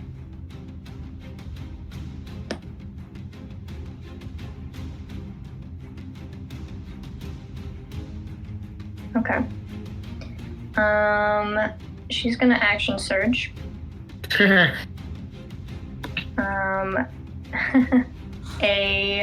That is a 13. Yep, that Hit? hits. Okay. Yep. That hits. And then that's 10 damage. Okay. 15 HP. Okay. Yeah. She seems very angry at the initial interception, and she slashes again and delivers that damage. I think is now Miko's turn. Okay. So, I mentioned before that something Miko could do is she could cast Suggestion to try and make Guy disengage from battle and not come back. I remembered another thing Miko can do. I never thought that we would ever want to do this, but she can use Channel Divinity, turn undead. If She's a cleric. She's a cleric. If Guy is currently considered undead, Miko may present her holy symbol, and Guy must make a wisdom saving throw. If he fails, he is turned for 1 minute until he takes damage, and being turned makes it so that he must try to move as far away from Miko as he possibly can and cannot willingly move to a space within 30 feet of her. He cannot take reactions. For his action, he can only use the dash action or try to escape from an effect that prevents it from moving. Is this a radius or is this like a targeted? It says each undead that can see or hear you within 30 feet must make a wisdom saving throw. Okay. Is she doing this? Yeah. Okay. May and Guy roll. Sorry. What?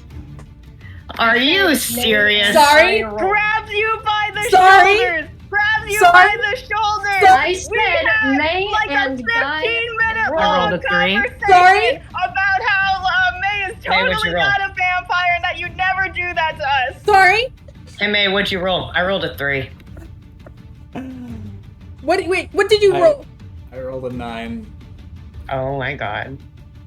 So what do we have to do? Both run of away? you have to get as far away from Miko as you possibly can and cannot willingly move towards her until you take damage or until a minute has passed. God. Um, Okay. Guy, okay. Guy Actually, fucking yeah. furiously backs away from Miko as fast as he can. Yep. The May also does that. Okay. Same direction? I guess so. Alright. We're both Miko, on the side of Miko, I think. Miko, you yourself like feel fucking nauseous as you cast this, and May and wordlessly just backs up. Miko feels nauseous. Miko feels nauseous. May, you back up. Guy, you back up.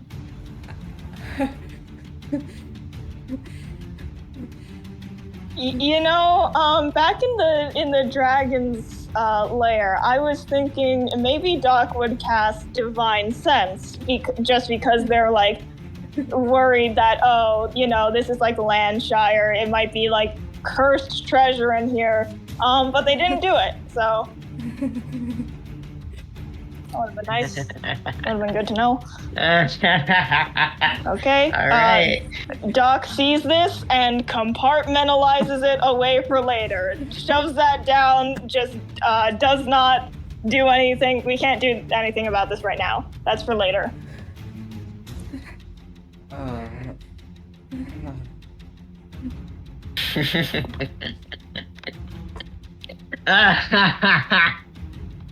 Mika, you got a bonus action? I can't wait for karaoke! Yippee! Okay.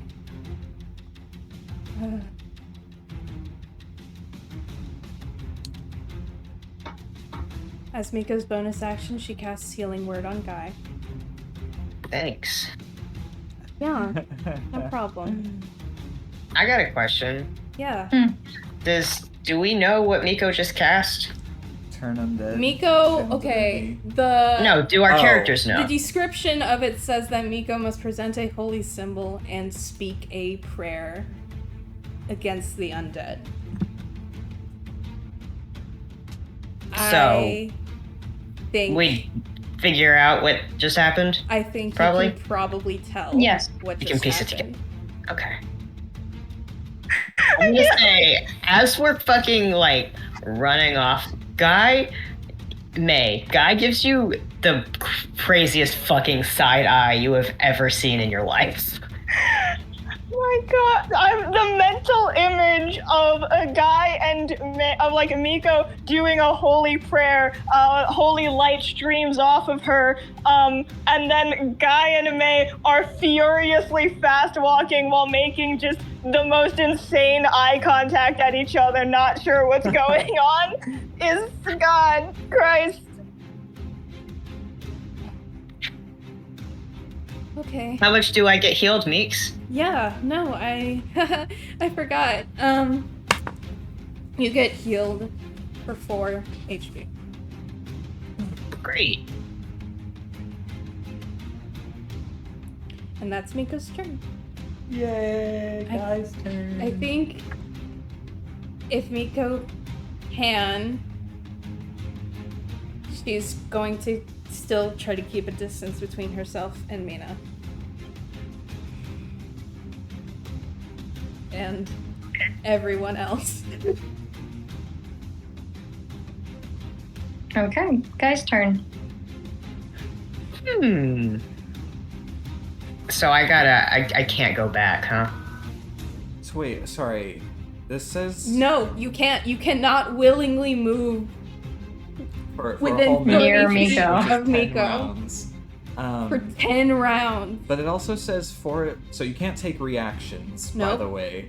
I can't uncanny dodge. Guy can't take a hit. But it also says for its action, it can use only the dash action or try to escape from an effect that prevents it from moving. If there's nowhere to move, the creature can use the dodge action. So fucking all we can do is dash All you can do is dash, or dodge. unless there's nowhere to go, in which case you can dodge. It's a long hallway, though. All right, everybody, welcome to the Doc Miko fight. I guess Guy doesn't do shit. I want to clarify. Miko is not beholden to only having access to the dash action. Right? Correct. She just feels like shit. Got it. All right, Guy doesn't do anything. All right, May fucking runs around in a circle. Us. No, I don't know. She just. I think. I think actually Guy is gonna look at May and say, "What are you doing?" I don't know. Just because I run over here doesn't mean you have to run over here.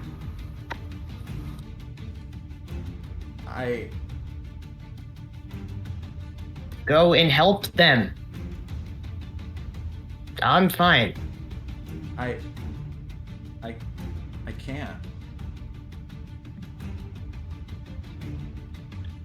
Guy narrows his eyes at you. I think May is just staring off in the direction where, like, Miko and Mina are. Just kind of, like, mouth agape.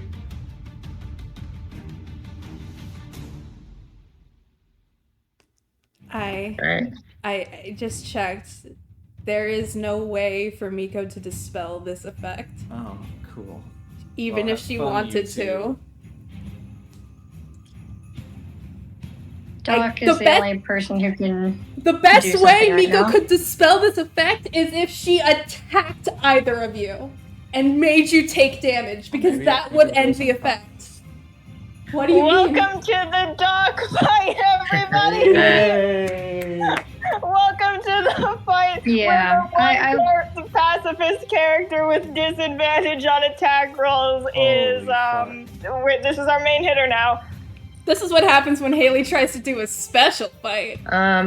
Okay. So for my turn, I can't do an action. Nope. You can only dash. Nothing. Great. Okay.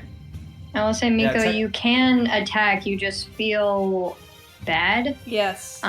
Doc can also attack. So the next person who can attack is Doc. Technically, Right. we're supposed to be taking our turns moving away, but, you know, it doesn't really fucking matter. We just had our turns right after each other, so Yeah.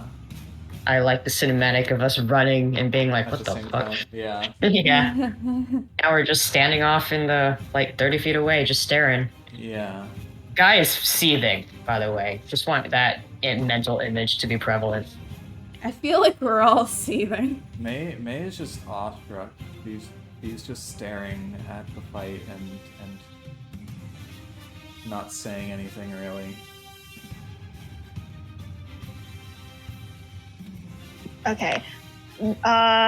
Jordan, while Miko has Channel Divinity on, I just want to double check. You can still take actions, right? Yes. Okay. Okay. It's not concentration or anything. It's just an effect that continues. Right, yes, for the because it's duration. channel divinity. Yes. So it just activates when you have it. Yes. Okay. I think the play here is the two of us have to whittle Mina down to enough damage where, or does Miko have sleep? Miko does not have sleep. Okay, then we're whittling her down to enough damage where Doc can cast sleep. At first level. Yeah, at first level, which is 5d8. Okay. So that's probably going to be both of our turns attacking, and then next round we can try do that. So, okay, well, Doc is going to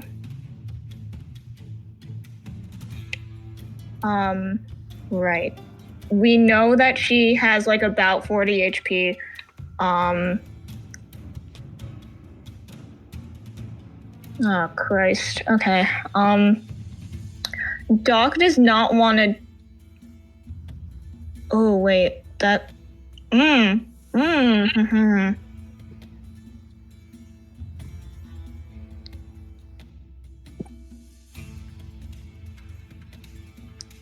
Okay. I'm going to bonus action Sanctuary on Miko since she's the only other person nearby. Or oh wait, but she's gonna. Miko might have to attack next turn. Okay, I'm gonna have to. Oh no, Doc has to take the attack action. Okay. Sorry. I'm gonna. I didn't. Yeah. I didn't know we would lose May. Yeah. Well, don't say sorry. There's no way we could have planned for that. Oh, I love it.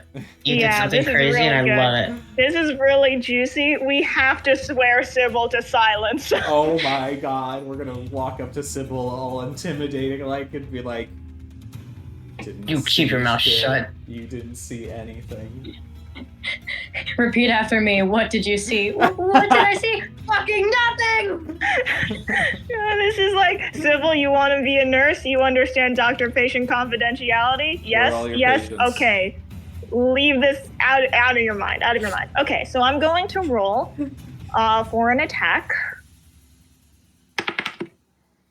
Okay, that is a 19 plus 1. I'm rolling with disadvantage.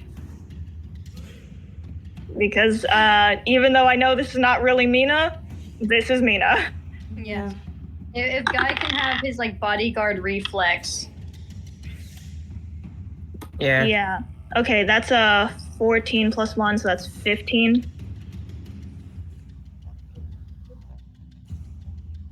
Yes. Does that hit?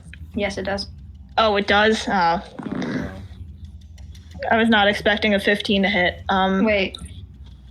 Yeah. 15 hits. Her AC is low. Okay, well, okay. Doc is gonna... Her AC is 11, by the way. Jesus. Is that guy's AC wow. right now as well? Or was this 10? Guy's not wearing armor, so his is 10 with all those spells. Got it. Yeah, with the pluses, it's 10. Normally, it would be 8. Wow.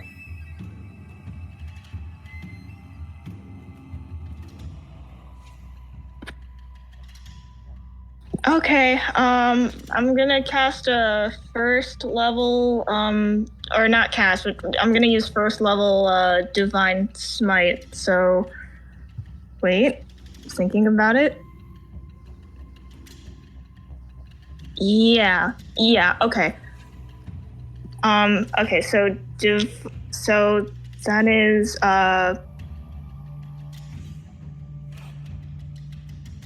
okay, so this is 3d8 plus 1. Okay. This is my d8. Okay. 1, 8, 2. 11. Okay. Doc very reluctantly charges up. Their usual staff just kind of glows, and they very reluctantly, not really putting full force behind it, but nonetheless hit her across the chest. Okay. You hit her, and this was a smite, correct? Yep.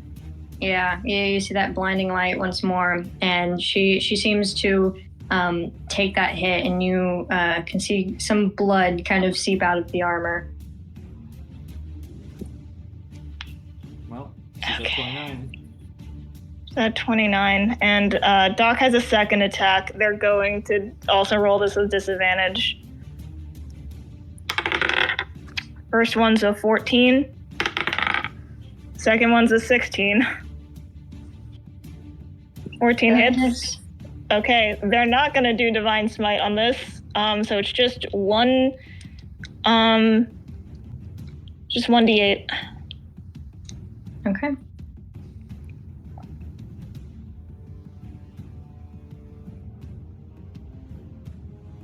Okay, 7, plus 1, so 8. 8 damage. Yeah, the second Okay. attack. And then, You hit her once more, and you can tell that she's quite low HP now. Okay, yeah, and then bonus action sanctuary on Miko because Mina goes next.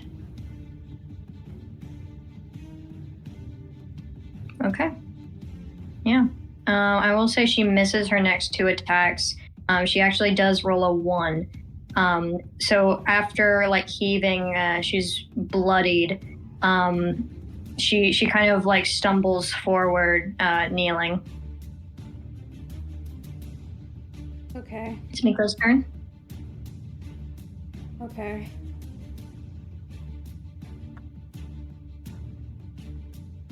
Okay. Okay.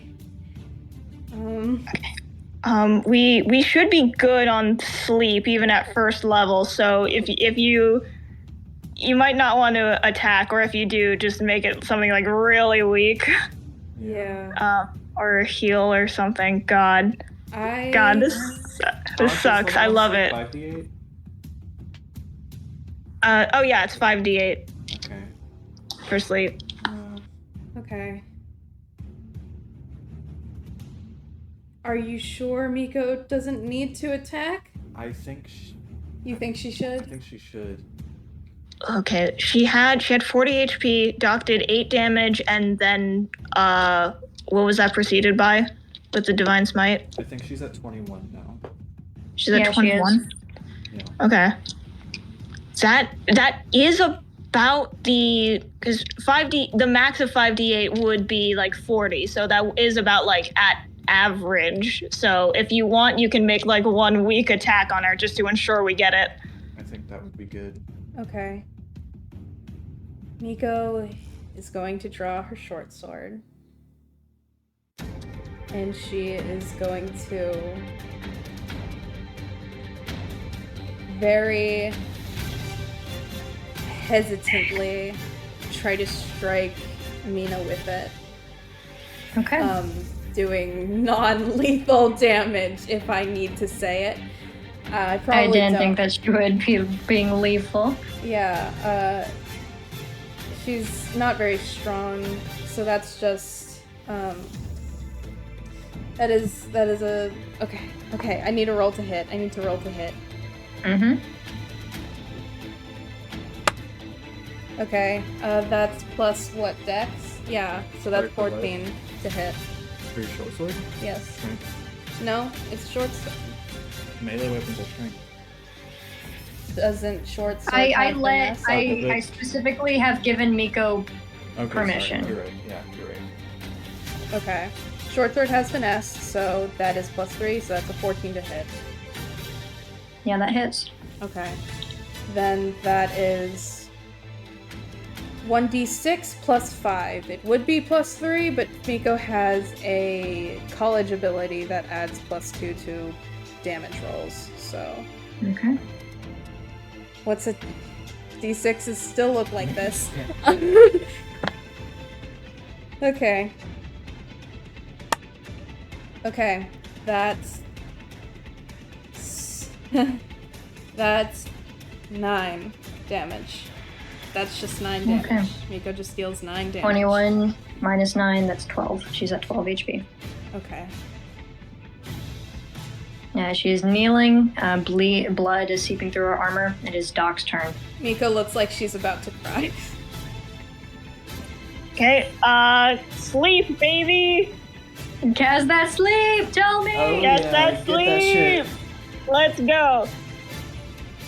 Eepy. Okay, it's 5d8.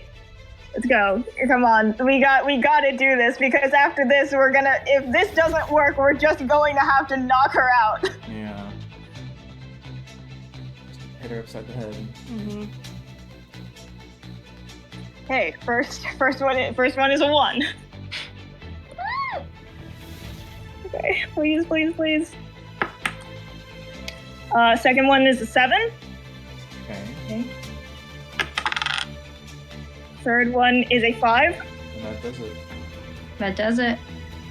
You barely put any effort into casting this spell, and she kind of wobbles a bit. And before casting this spell, Doc moves closer to her, and before she can do any sort of reaction thing, they cast the spell and then hold out their arms to catch her. Very kind of you, Doc.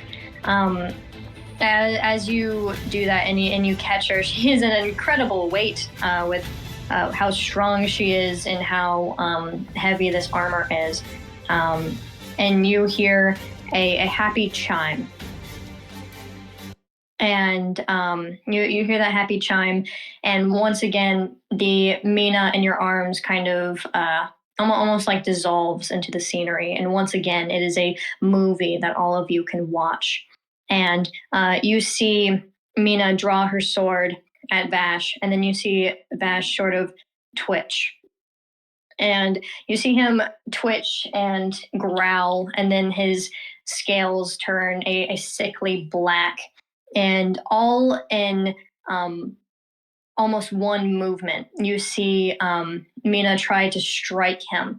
Now he is about double his size almost instantly. It is this enormous transformation that he undergoes. And he's this growling black beast, this lizard almost. And he crawls around on 4 legs. Once again, double his size, less humanoid, more dragonic. And Mina tries to strike him, makes a very surprised noise, and then Vash strikes her back. You can see sort of wings developing on the back of Argon's back. And he does float a use his wings to push himself into the air a bit and then kick Mina down. Mina strikes him, the blood comes out and very clearly burns her as it hits her. And she screams out in pain. The two kind of roll around each other, striking each other over and over again, just getting red blood mixing with black blood all over this floor. And finally, standing on her feet, Mina is pushed to the ground once more as Vash's now dragon tail kind of sweeps her legs, and she falls. Her helmet tumbles off of her head, and you can see a younger Mina in her 20s. Her nose is bleeding. There's a bit of blood pouring from her forehead, and she's in tears.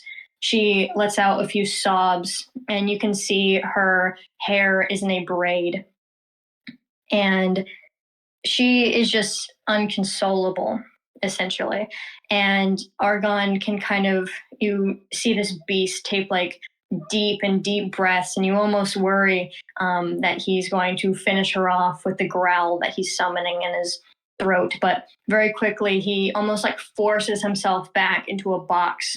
And in ripped clothing, you see very quickly this beast shrinks back down into who you know as Prince Argon, with his ripped clothes, and he's kind of stumbling, tired. And this time it looks tired, but not in an exasperated way. He looks mad, and he just starts screaming at her. Can't you just be normal about him? He's not your fucking dad. Get a grip. And all you can hear are the sobs of Mina as Argon just nurses the many, many slashes he has across his body. And that is where the memory pauses, and then everything sort of dissolves around that. And you all are in this black space once more. I think that the spell that Miko casted, everything dissipates, every spell is gone. You're all in that black void once more. And in front of you all, you see Sybil kind of materialize. She's blinking in and out of existence, but seems to get her grip on it. and she has like this just furious, not furious as in mad, but furious as in very intense blush across her face as she kind of just quietly keeps both of her hands to her chest and looks at the floor. Only surface level, huh?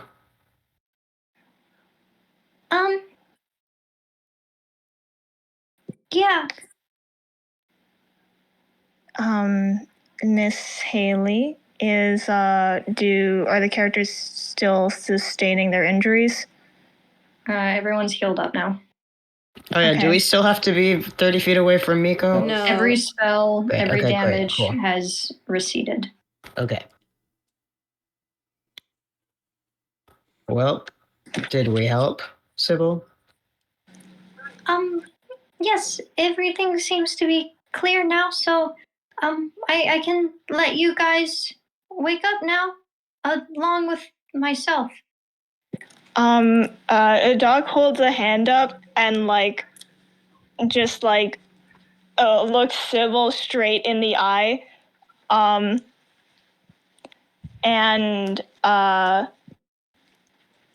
says, oh yeah, I know. Doctor-patient confidentiality. That's important. And then adds on, Vash said he'd explain to you all later. That sort of thing.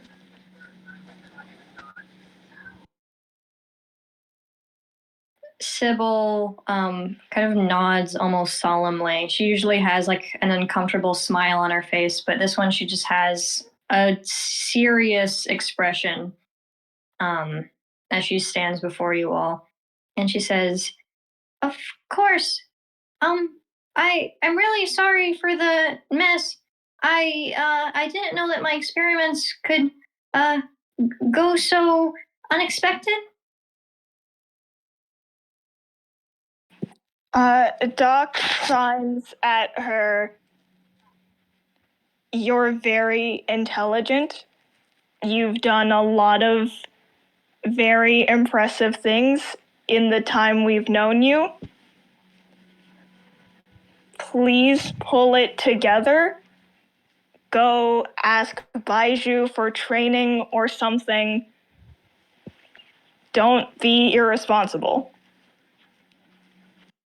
She nods very seriously. Another time you might have expected her to cry at even such a subtle criticism, but with this she nods very seriously and she says, I didn't expect it to be such a responsibility.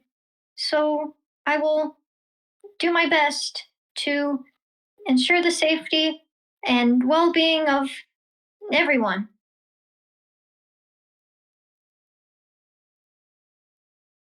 And you guys can wake up now. And as she says that, almost as if like shoving you out the door, you each wake up in God, your we're still in fucking Landshire. room. We wake up in the same room. Doc immediately throws their work mask on, and doesn't even wait for May to fully get up. Just gets out of bed and casts Divine Sense. And remind me of what Divine Sense does. Within 60 feet, you can sense any celestial, fiend, or undead. Okay. Does it tell you anything about them, or do you just know?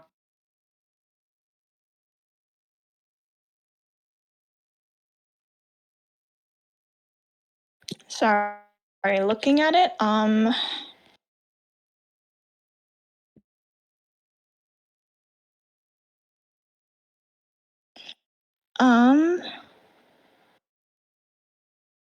I know the type of fiend, but not its identity. or you know the type of presence you sense, but not its identity. So, I think that means you could tell that someone's undead, but you wouldn't be able to be like, oh, they're a ghost just by doing that. yeah,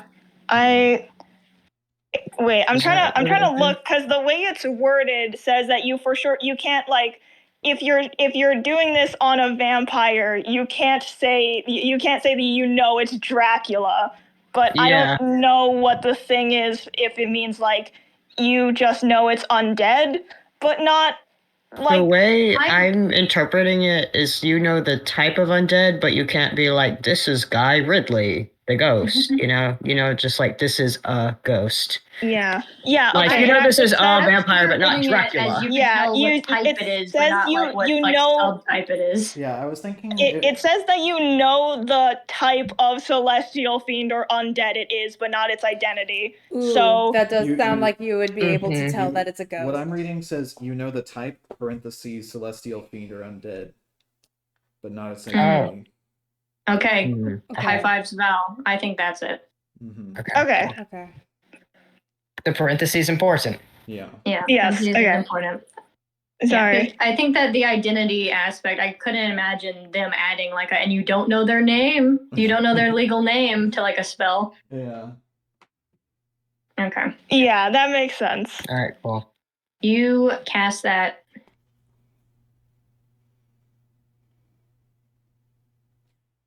Guy, May, Miko. Undead. Oh. Sorry, Miko. Oh my. Which is why she God. felt sick and nauseous when she cast Turn Undead the whole time. It was because it was affecting her, but she obviously can't move away from herself. That's why she was feeling nauseous. It wasn't just an emotional, it was physically she cast a spell that affected. Okay, so sorry. So all three of them turn up as undead? Yes. Jesus Christ. Cool. Okay. Does Doc communicate that information? Not yet. Guy. Oh my fucking God.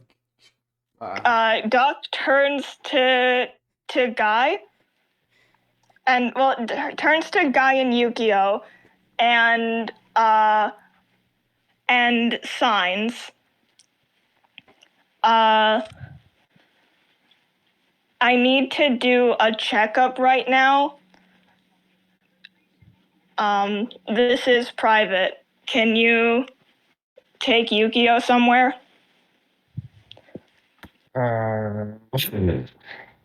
Sure. Yeah. It was, it wasn't real, right? Like, you know that. Like, we're good. Doc says out loud, Guy, leave. Guy takes Yukio's hand and leaves. But he kind of looks at you a little offended.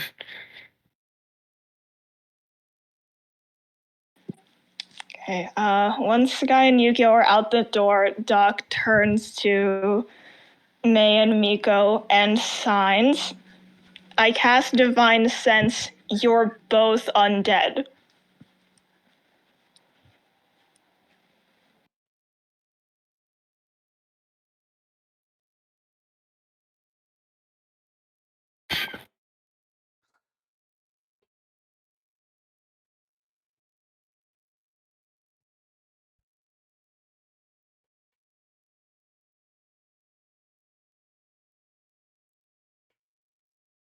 Well, explains some things, I guess.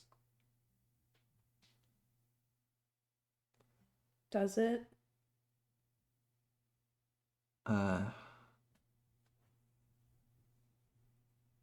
Yeah. And she's asking this to Doc. Are you sure?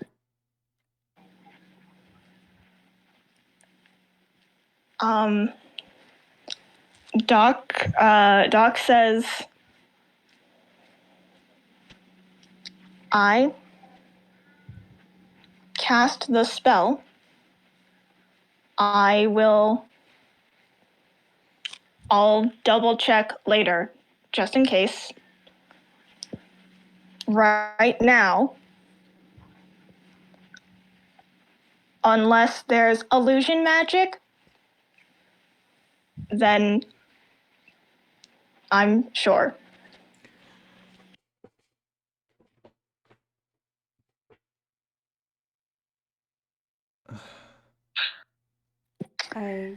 We're not ghosts, though, and we didn't do any weird cult shit, so what?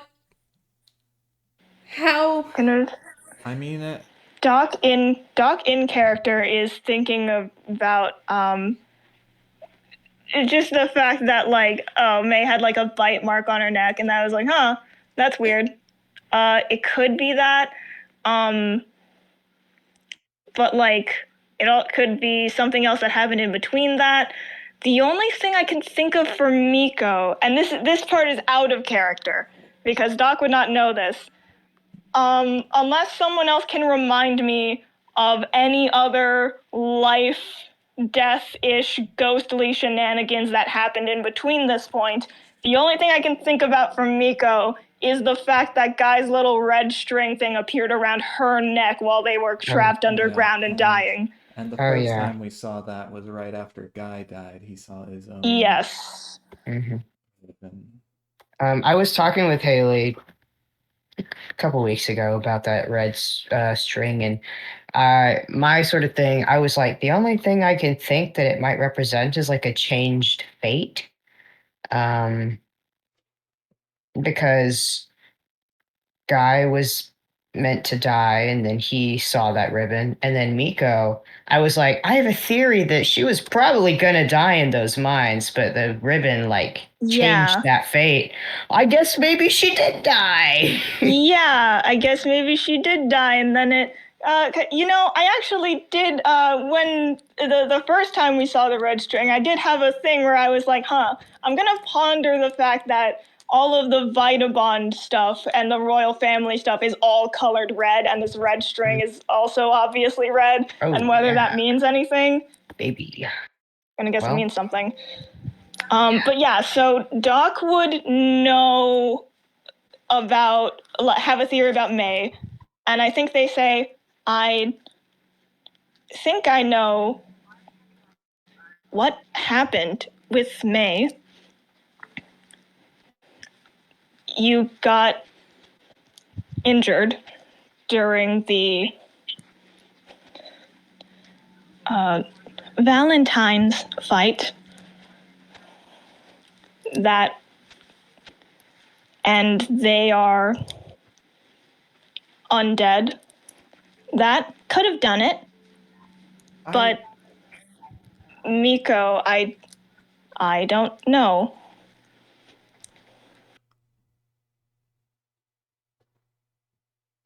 It's probably an illusion, right? We experienced something a lot like this in Noctar. In Noctar specifically, what happened is that Guy looked alive. And then Divine Sense told us he was still dead.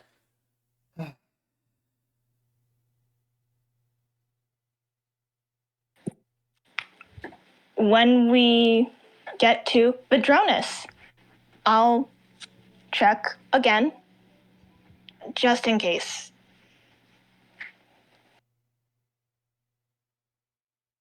I'm gonna go get breakfast. Oh, okay. Actually, Haley, that's a very good point in the chat. At this point, Doc would very slowly pull out a stethoscope from their coat and just wave them both over. Yeah. Does May walk over to Doc? Sure. Let Doc. Okay. May, you walk over to Doc, and Doc, you take her vitals. You can feel her pulse. It's beating strongly. Miko, you walk over. Doc, feel her pulse. And then something kind of like I don't know. You have like a increased sense of awareness, almost feel like weird for a second when you notice something is wrong. And illusions stop being illusions when you know that they're illusions. And there's no heartbeat within Miko.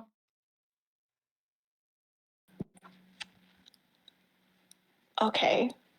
So essentially, Doc would have clocked that the heartbeat within Miko, at least, was in some sort of illusion, not really there. And now that Doc is aware of it, it's gone.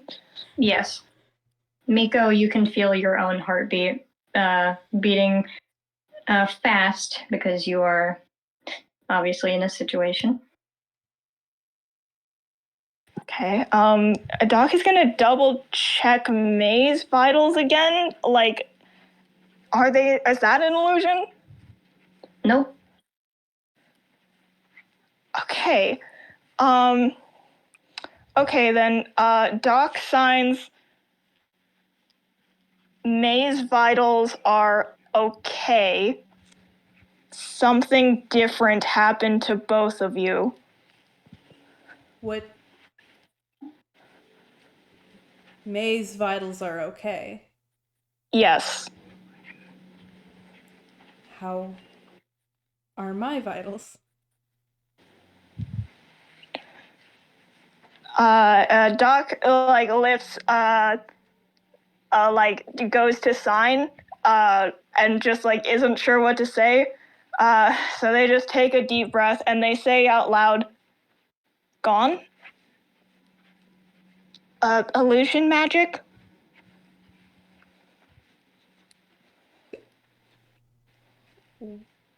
Okay, so you're saying some illusion magic is making it so you can't check my vitals?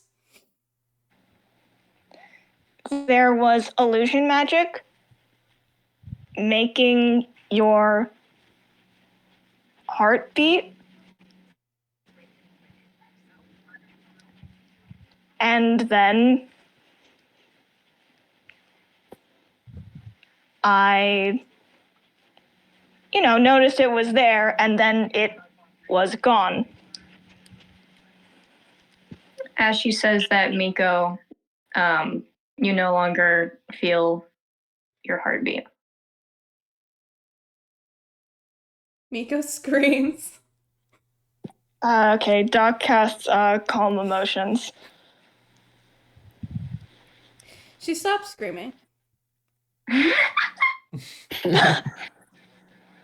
I'm gonna say that Guy and Yuki are literally just like out in the hallway. Does Guy hear her scream? Oh, yeah.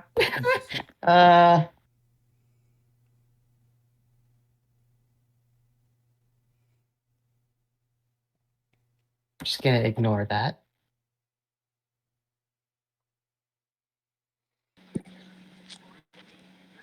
Miko has her head in her hands and she's looking at the floor.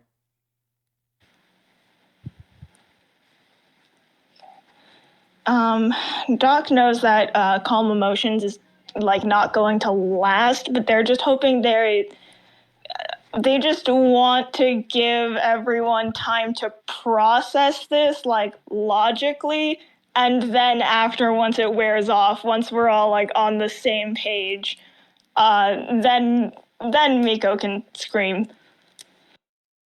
How long does it last? 1 minute, I believe. Okay. We should get on the same page pretty quickly.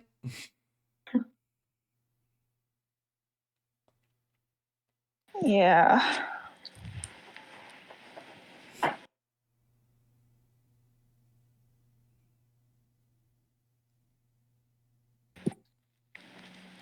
Okay. Doc signs,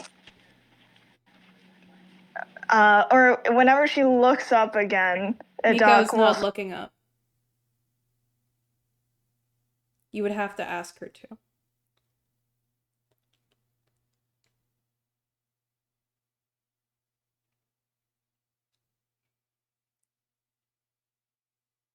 Guess for May, but not for you. You can tell me whenever, or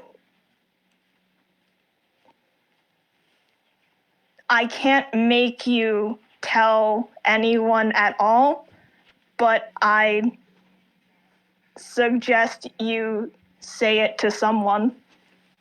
I think our internet cut out for a second there. Cool. Uh, No, it's fine. Oh, wait, I might have to go really quick. Bad timing. Bad timing. God, bad timing. Bad timing. Fucking. SMH. Do we need a break? Okay. All right. Gosh. Alright, stay tuned, Saugers. Bye. Dogger. Suckers. Welcome Okay. back. Proceed. Yeah, okay, internet issues resolved. Doc would, like, I guess, clap to get Miko's attention. Oh, fucking hell. Or,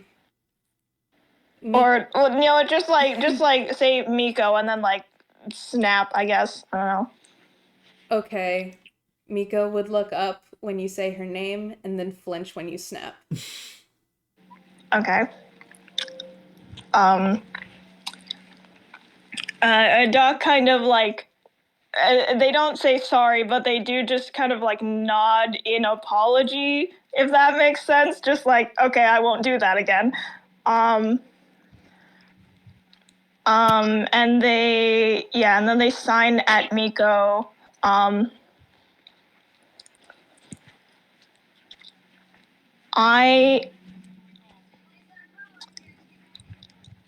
I think I know what happened with May.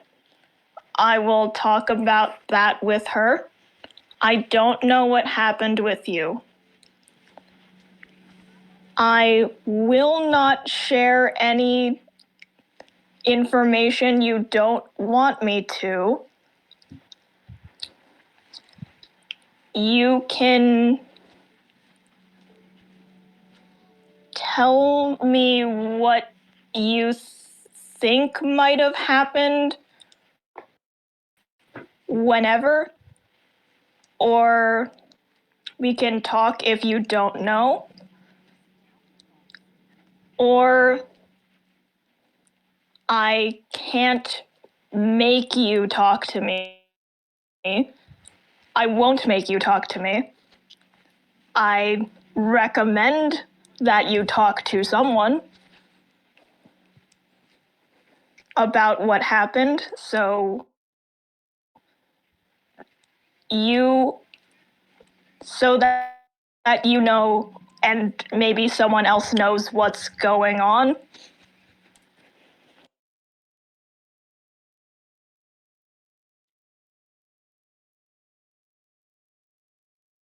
Miko just absorbs what you say, and she is thinking.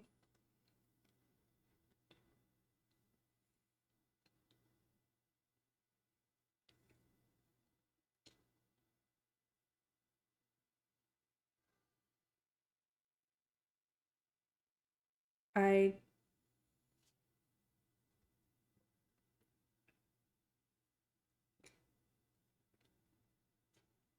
don't know either.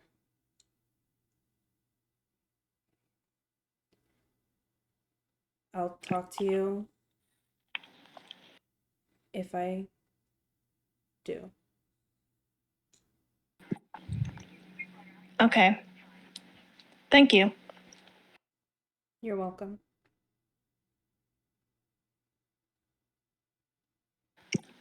May, Yeah. are you okay? I could really go for some breakfast. She's so hungry. Shut the fuck up. What's she hungry for, huh? People? God, okay. Doc, like, asks both of you,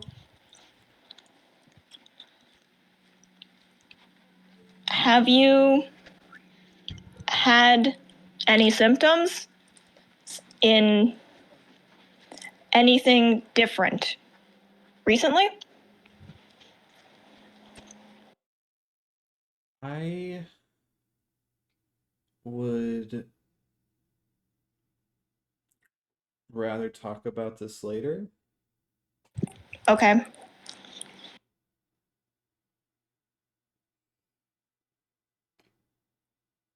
But I appreciate your concern. That's my job.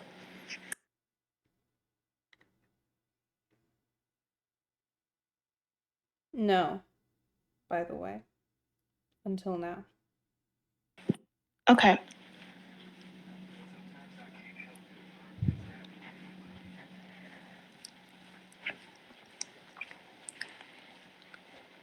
We can leave and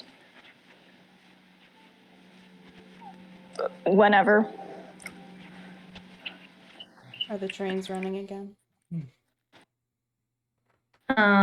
If you look out your window, you can see that the train is running now. Okay.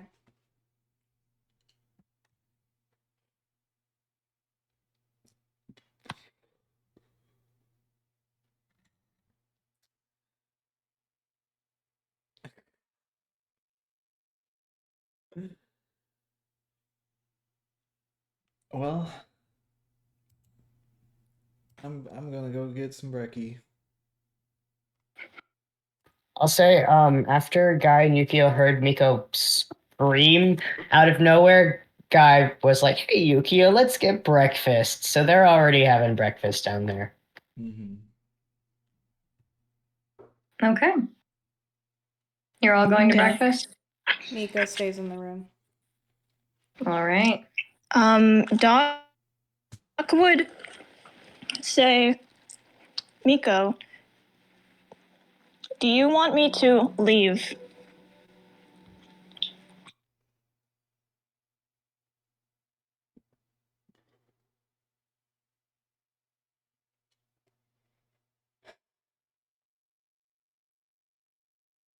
Do you want to leave?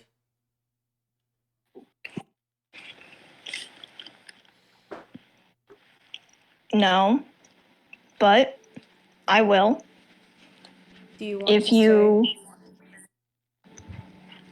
Yes, but if you want me to leave, I'll go. You can stay. They just nod and I guess sit on the other bed.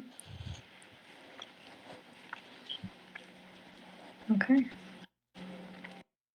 Do those two talk about anything, or can I skip to the breakfast bunch? Does Doc want to talk to Miko about anything? I really think the Doc would just let the conversation go unless Miko seems like she wants to bring something up. So yeah, I think it's on to the breakfast bunch. Yeah. Yeah, Miko sits in bed and she lies down, facing away from Doc, and after Calm Emotions ends, she sobs into her pillow. And you can just see her shaking. Okay.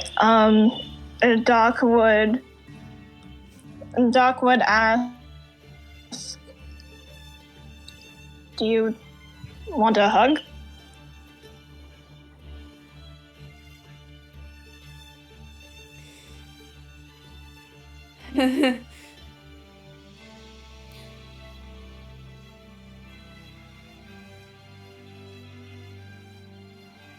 Miko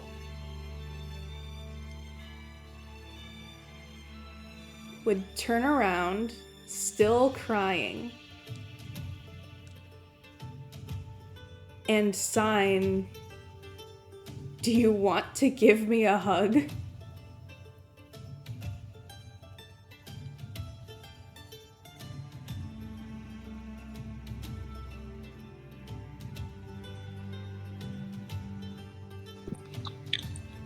Doc, they're wearing their masks, so it's not really visible, but they like pause and like narrow their eyes a bit. Not like, not upset, obviously, but just like really trying to think of how to respond. And they sign.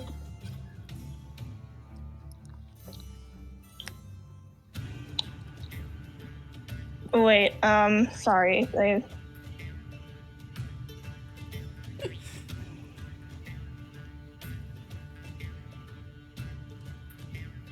I think they actually, yeah, they narrow their eyes and they say out loud one of the lines from the oath that they took.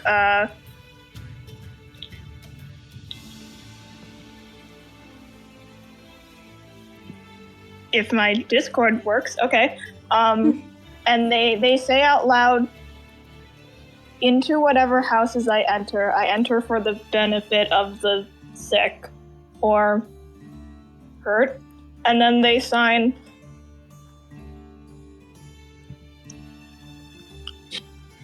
don't ask if I want to hug you. I am asking, what is the best way to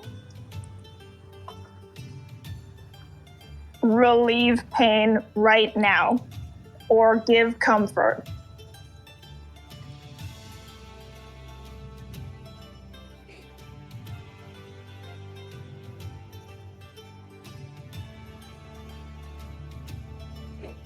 Miko signs.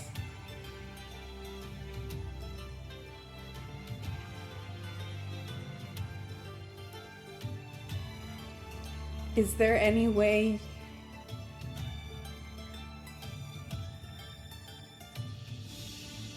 you can make me feel like my heart is beating again?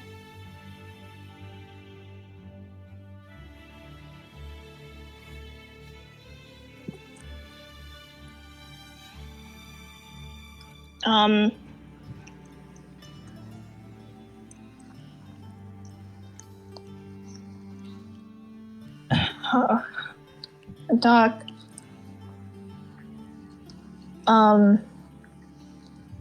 Doc signs and says out loud, no, and then continues to sign,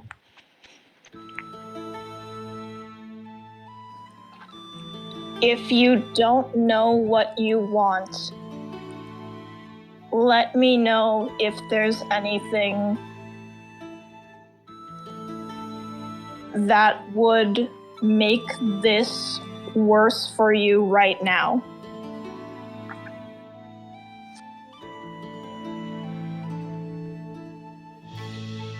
She would sign, I really don't think you could make this worse.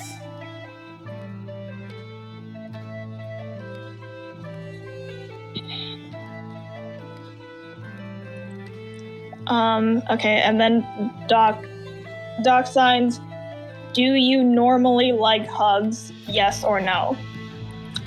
Yes. Okay, and then Doc sits next to her and hugs her and like rubs her back. Okay.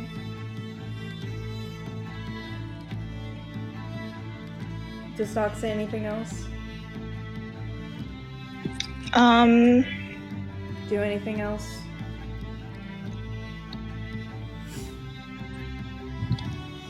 No, I don't think so. Okay. You guys can have your fucking breakfast now. Jeez, the venom. All right. Guy, you with Yukio are at the breakfast table, and you see May. What emotion do you think would be on May's face right now? Oh.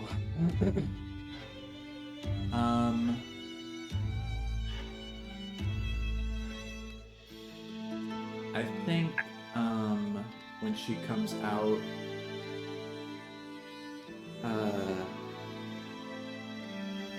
she's just kind of like looking at the floor as she walks, but once she sees Guy and Yukio, she smiles at them. Guy waves. I wave back. Yukio waves. I wave back. And Guy attempts to smile, but he just kind of like bares his teeth. May gets some food and sits with them.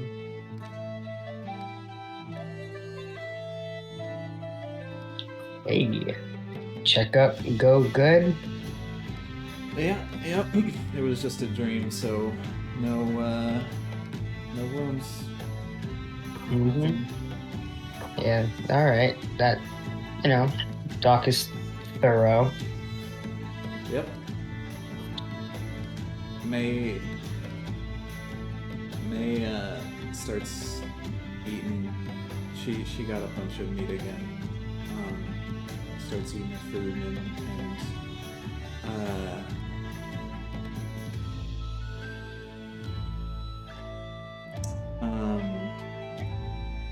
looks at Yukio for a second and then just looks at Guy. I'm imagining her sitting across from both of them. Of course. Sure. And it's just like, might talk later, though, once we get home. Or maybe just sometime after that, I don't know. Alright. Guy messages you in your brain. Can I know now? You can reply to this message. It's like it is a brain thing, right? Like I don't have to like Mhm. whisper. Yeah. Okay. She replies later.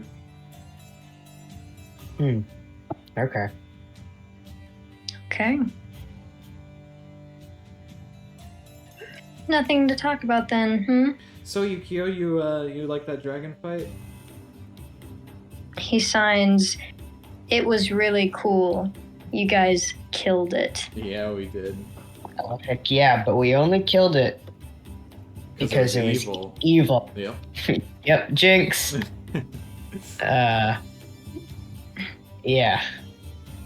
He nods wisely and he signs, "You two teach me so well." Mm-hmm. Oh, of course, two of the best. Yep. We were so yeah, badass. I mean, bad, but I guess Yukio's cool. oh, is he? Yeah, badass. We were badass. Yeah, we were Yukio, pretty badass. Yukio, what were we? He blushes. He signs, "Badass." Yeah. Can I say that? He shakes him a little. Who said you could say that? he fucking giggles and he signs, "You were encouraging me to say it." All right, you know what? You got me. That's fair. Yeah, that's kind of bad influence guy. Well, all right, hold on. Let's not flip it on me.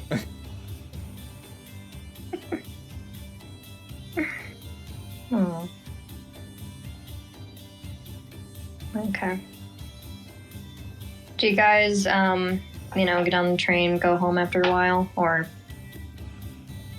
Yep. Yeah. I mean, I'm cool with that if Miko is.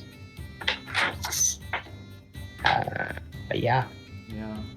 Probably after if Miko breakfast. is. Well, Miko's okay with that if Doc is. Wow. Yeah, May probably will, after breakfast, like, tell a guy, like, okay, I'm gonna go check on them, and just, like, come inside and be like, y'all good to leave soon?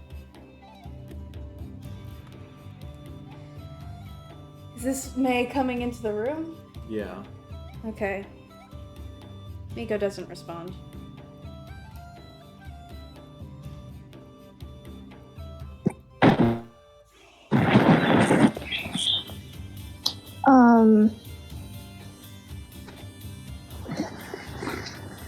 Doc is going to say, "I think so. Miko, do you want to stay?" Miko shakes her head no. Okay, in that case, Doc just looks back at May and like gives another nod. All right. Then let's head out. Woo! Let's go, guys! A pep in his step. He doesn't know that anything's wrong. Oh boy. Yeah, I think actually while we're going to the train, whenever like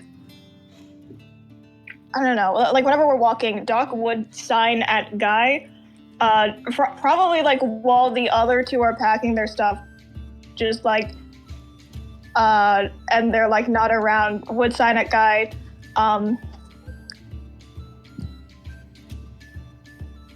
something happened. They'll tell you later. Yeah, May told me that. Okay. He kind of awkwardly smiles. Well, I guess he's in his armor at this point. You assume he awkwardly smiles. Yeah.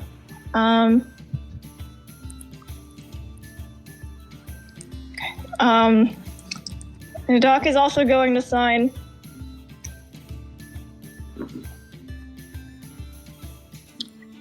I am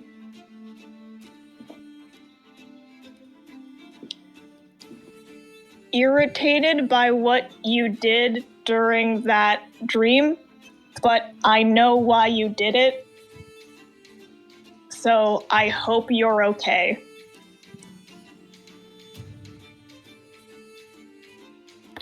Well, it was a dream, so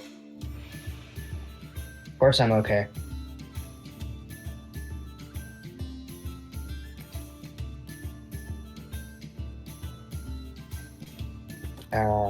I think Doc signs that being a dream has nothing to do with whether you were affected by it.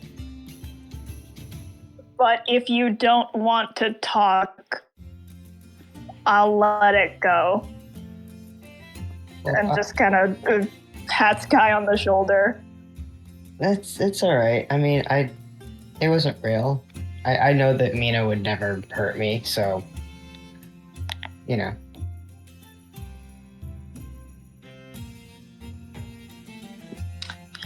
Okay, Doc like kind of rolls their eyes and signs. We also didn't fight We also fought Castor in the astral plane, and that was a lot of things we saw there were not completely real.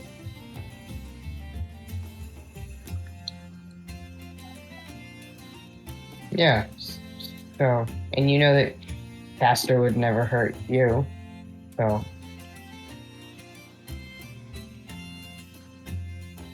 So it's fine.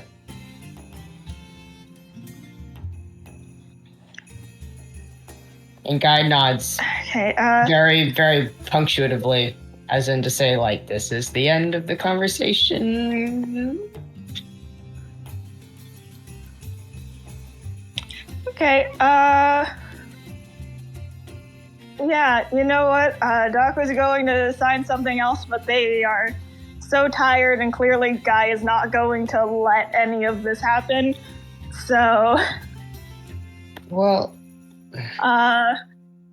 I think, you know what? Doc just nods back. you actually see Guy falter for a second, but only for a second. Yeah, I think Doc just like nods back and then signs.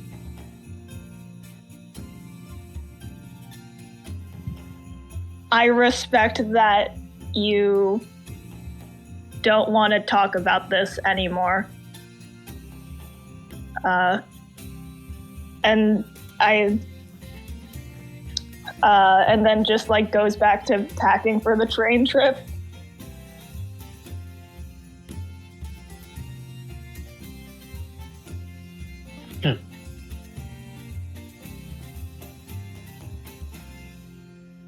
Guy also does that. I guess with Yukio stuff. Awesome. We're all doing great. We're all doing a great job. Is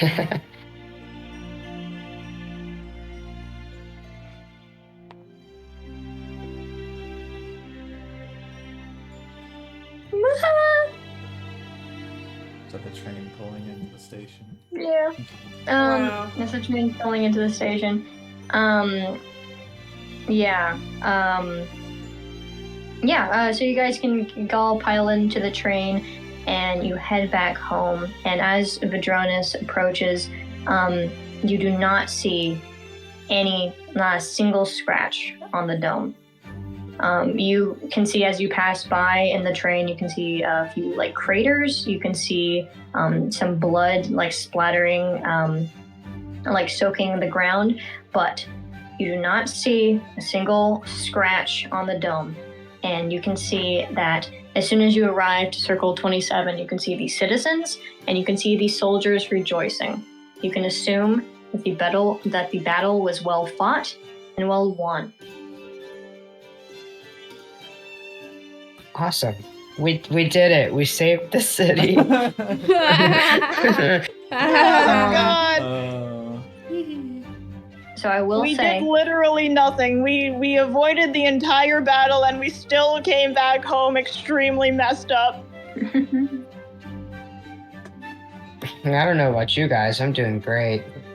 Mm-hmm. Sure. so you guys can go back to the castle, and this is the point in time where I just have blocks that say like Gai Doc Miko Mei, which means that you guys can do whatever the fuck you want. Yay. Cool. Alright, so we're gonna go back into the palace.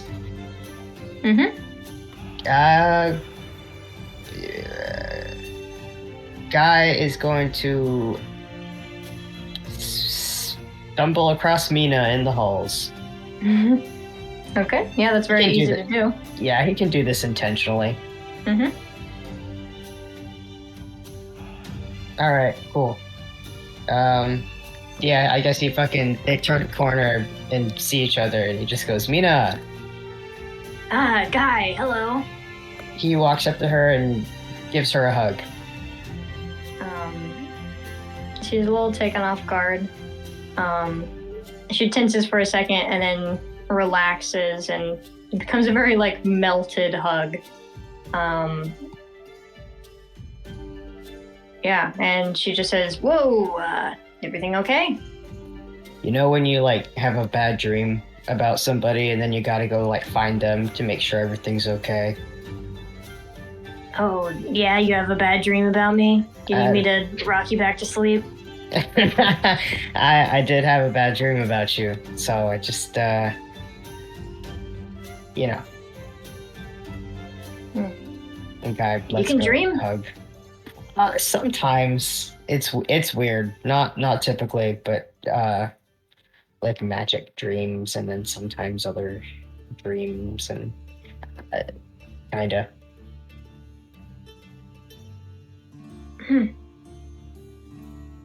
Well, and I think she hugs you pretty tight, and she says, I had a lot of bad dreams about you I couldn't hug you for, so I guess this is making up for that. Oh, well, you know what, Mina, you can hug me anytime. Okay. And she doesn't let go.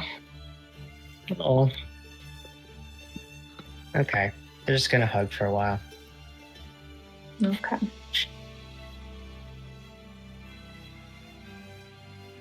Eventually she'll release.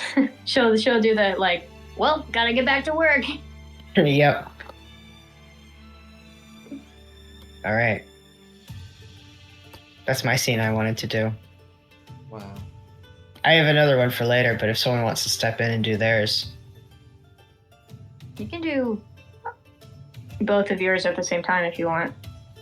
Unless someone's just fucking itching. Yeah, unless someone really wants to get their mitts in here. Yeah. So you guys want your mitts in here? You guys want your mitts? Can I say that Miko did something, but before the events of Landshire? It's nothing that would have affected what happened? Yes. Okay. I want to say that Miko wrote and delivered her letter before they left. Okay. Okay. It's in that chat. Explain it to us, I will. dearest Meeks. Read that shit. I will. Shut up. Whoa. Sorry, that was supposed to be more like hype man. Oh. Like Read that hype shit. man. Yeah. Yeah. Yeah. All right. Woo! I can't look at you with the guy profile picture. I can't look at guy say yeah. Yeah. Oh. Okay. Oh. So before we left for after the scene at the beginning of the episode and before we left for Landshire, Miko wrote a letter for Saga. The letter reads, "Hi Saga, I didn't lie to you, and I won't. I don't think I can be happy in traditional romantic relationships, and I'm sorry for not figuring that out sooner. I've realized that what makes me happy are relationships that are a lot less traditional, so if you see me around the palace wearing jewelry, that's why. I'm sorry, again, for hurting you. You don't have to forgive me, I just wanted you to know. Miko." And she slid that letter underneath Saga's door. When you get back from Landshire, there's a note taped to your door, and all it says is, "I'm moving out. Talk soon, Saga."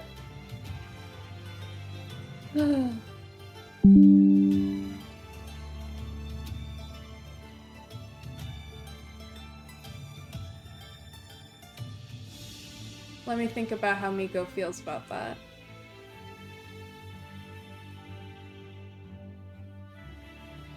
Miko, her first and foremost emotion upon reading that is that she's happy Saga said that they would talk soon. And she holds on to that. Okay.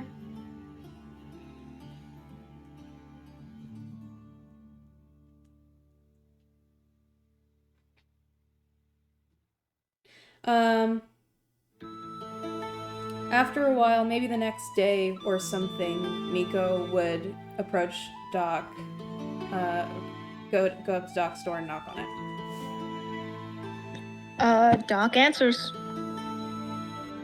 You said you wanted to check when we got back? Yes. And it basically pushes the door open for her to come in. She walks in. Okay.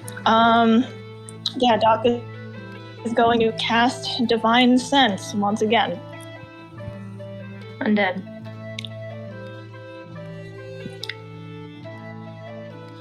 Okay. Yeah, Doc says it's the same. Undead.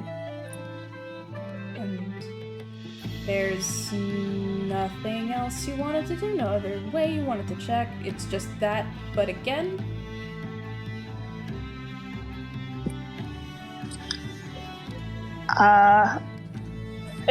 Doc, pulls out, checks all of her vitals again.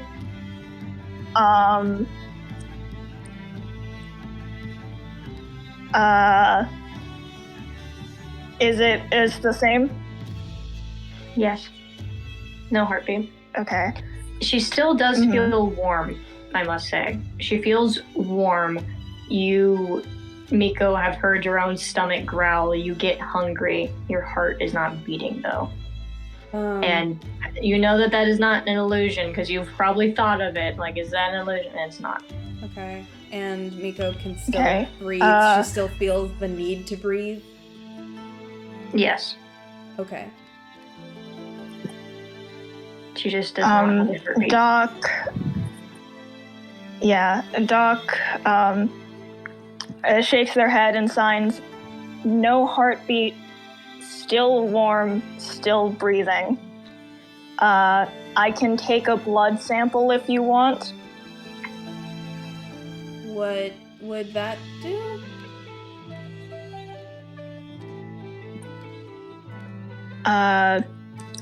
Doc signs, honestly, would not help prove or disprove whether you are undead. It might just help to check if you're under a curse. Okay. Sure, if you don't mind. I don't know. I feel bad making you do extra work. So if you don't want to, you don't have to. But if you want to, you can.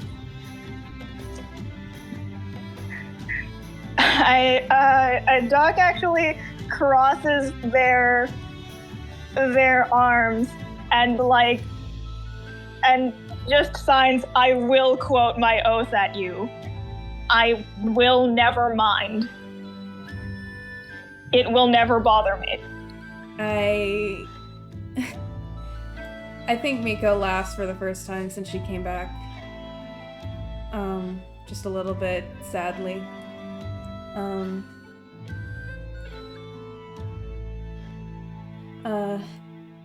Okay. Then, yes. I'm interested in if you can notice anything weird. Okay, yeah, Doc is gonna, alcohol wipe, sterilize needle, blood sample. Okay. I don't think... Is Miss Haley, is there anything notably off about Miko's, the small sample of Miko's blood?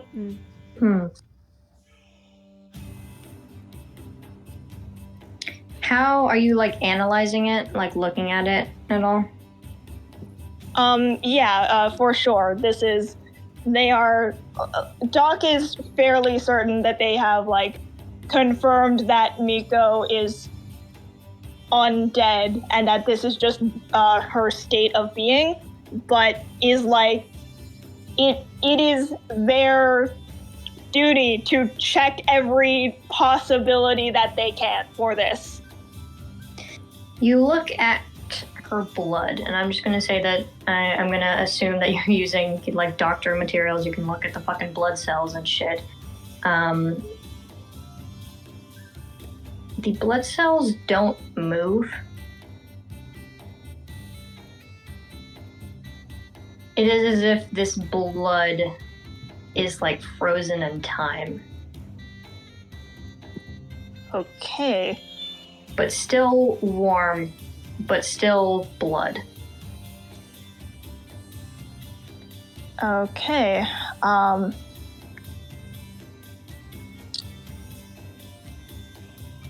I will say that you kind of do get the vibes that if there was perhaps not a curse, but more of a blessing, you feel a loving sort of magic here, not one that is intended to hurt. Mm-hmm. Yeah, right. Doc would have Divine Sense active, which also has at the very least, has the flavor text of being able to sense sort of good, evilness. And you actually can sense sort of holy or cursed objects at least. So I guess, yeah, they would get that kind of vibe. Yeah, I will say that this one very, very good vibe. I will say that much like how Guy has that good sort of radius around him, Miko also shares that good radius. They're good people, very good people. And this blood especially radiates a almost purity. It's a very beautiful blood, very safe, secure feeling that you get from this.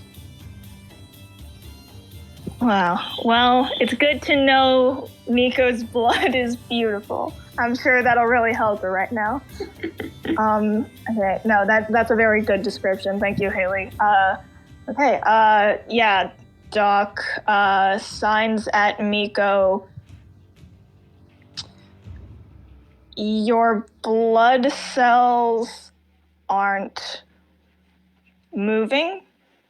Like, your blood has been stopped in time. There is magic.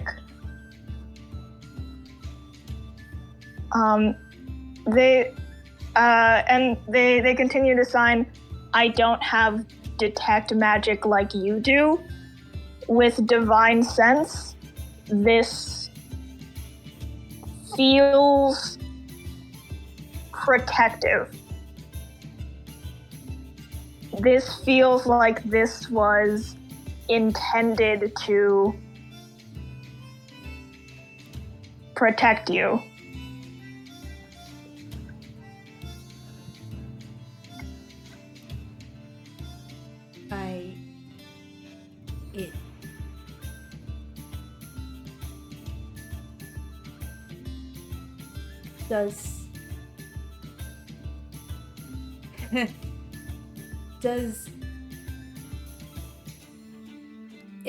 Does it still function as blood? And she points to where Doc drew her blood. Is this going to heal?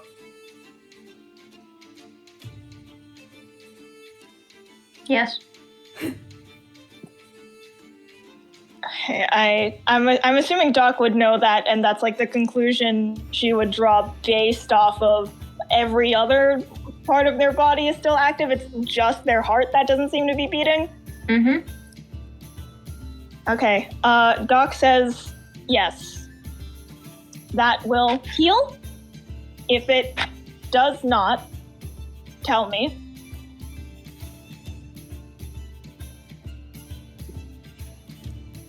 Okay.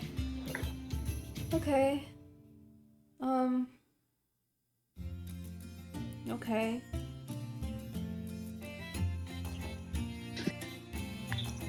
Do you know what happened? I'm trying to think.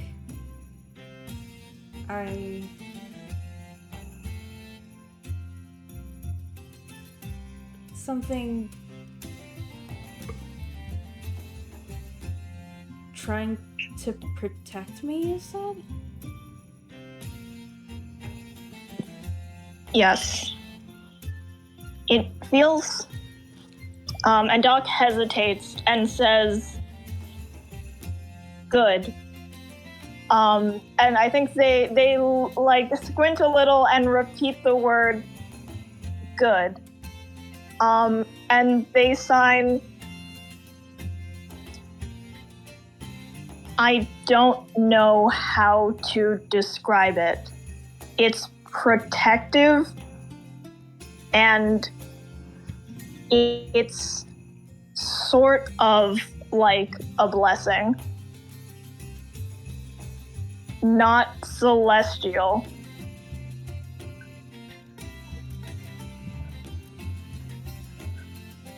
Okay.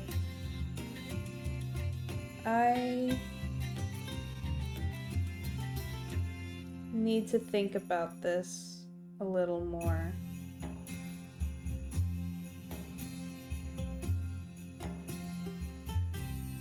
I'll update you if anything changes. And thank you again for all of this. Yes. Thank you. I know this is weird, difficult, And then they just shrug and they say, bad.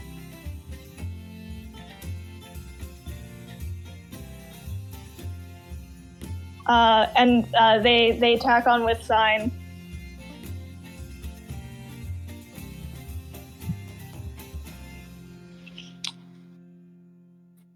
It's not bad that you're like this, but I'm sorry that this happened without your knowledge, and that it happened if you didn't want it. I mean, you just magically sensed that it was good. And she squints her eyes and she puts air quotes, good. I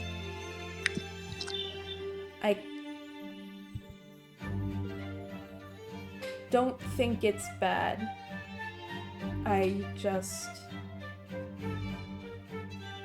It just scared me, and I'm still scared.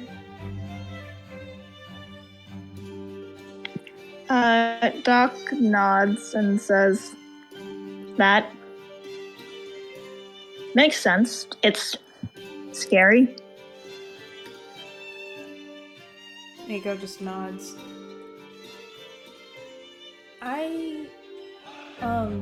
Is there anything else you, wanted to do? Anything else you could do? Can think to do? Okay, Doc is thinking about it.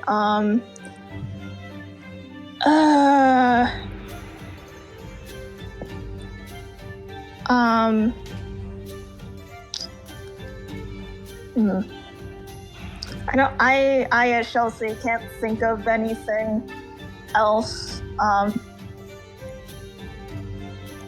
So I think Doc says,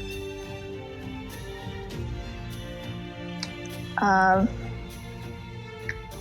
think this is all I can do. Tell me if you have any symptoms. Miko nods again. I will. You're helping me out a lot, Doc. I really, really appreciate it.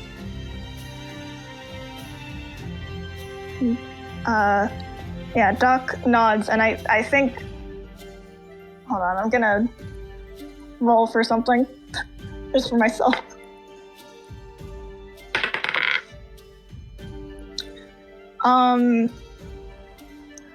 Doc kind of not relaxes, but like this, something in their, I guess, the way they were standing shifts a bit.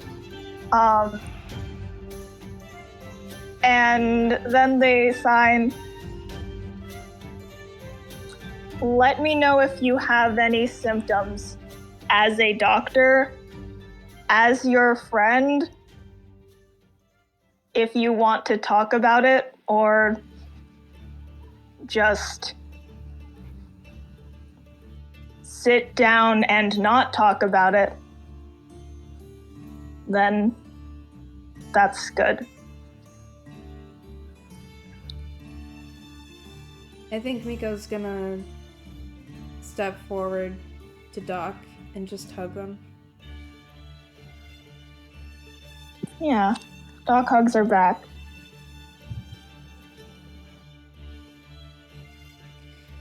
Okay. I am going to go.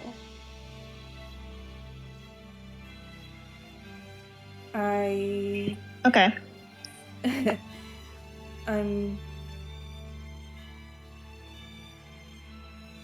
Yeah. I'll talk to you later, okay? Okay. Doug pulls out a lollipop, and then sets it down, and then signs, I know you don't like overly sweet things, I think. Are there snacks that you do like?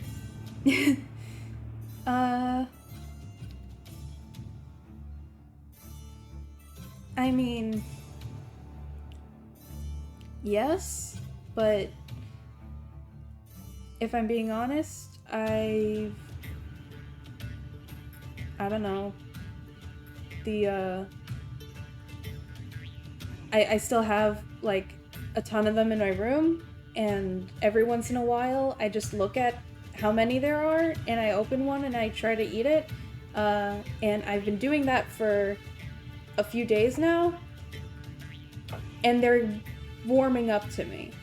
I'm warming up to them, is what I meant to say. So, you don't have to get me new snacks. You wouldn't have to anyway.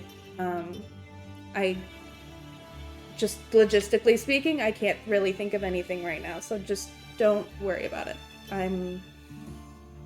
This is good. All right. Thank you.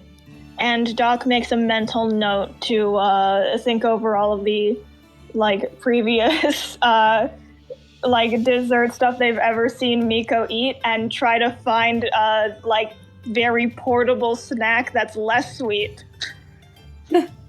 Cool. All right.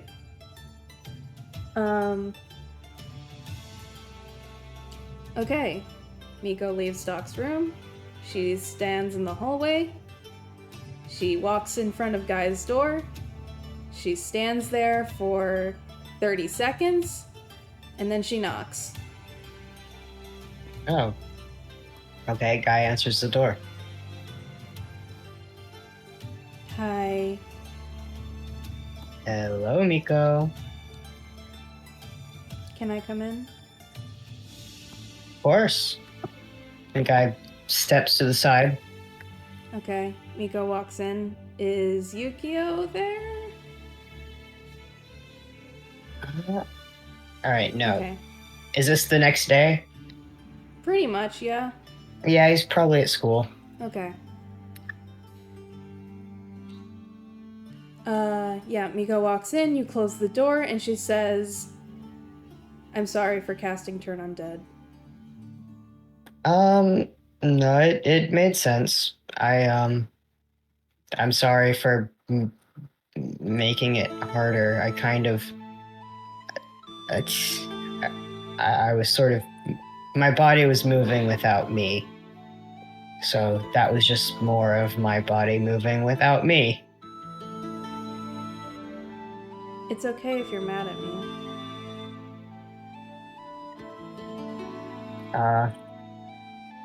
Thank you, but I'm not. Like I said, I was just making it more difficult for everybody. So, yeah. Okay. I'm not mad at you either. I know you didn't ask, but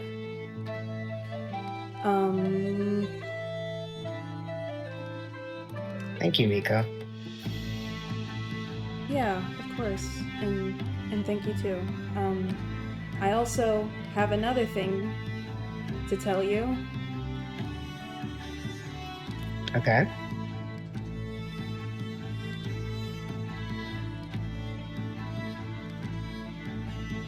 Do I need to sit down or? You can. You don't. You can. Sorry, I'm just trying to find the words. Okay. I've been talking to Doc since yesterday. And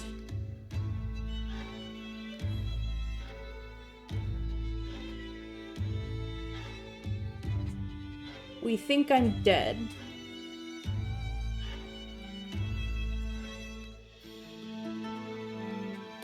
Sorry to DM. Miko, can you roll a perception check really quick? Yes. That's a natural 20. Okay. With that, you see Guy immediately glances down to your neck.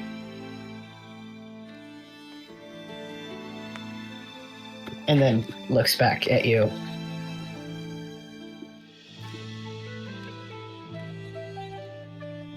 Okay. uh,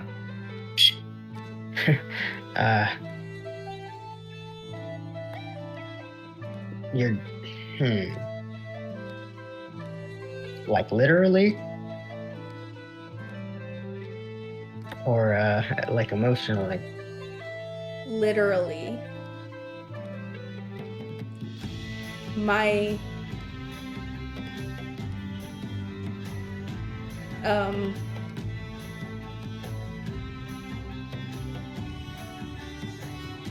I don't have a heartbeat anymore.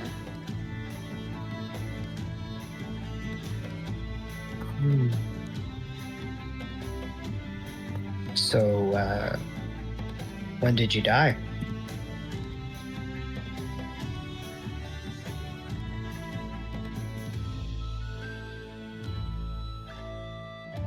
I wanted to ask if you knew. Ah.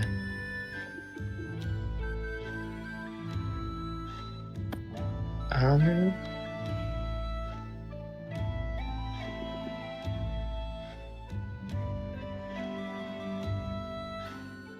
Well, Someone who I didn't know would say no. I didn't. Okay. Sorry. You know, I'm sorry. I didn't want to scare you, I Miko. I didn't want to scare you, but in my defense, I wasn't sure. I didn't mean to sound accusatory. I'm not mad. I'm just frazzled. That's a stupid word to use right now, but I am. No, it's not stupid. It's stupid. It's like a berry soda. What? You know, like raspberry, frazzled. You got the double Z in there. It sounds silly. Whatever. Anyway, that's stupid. That doesn't matter. That's not important. Anyway.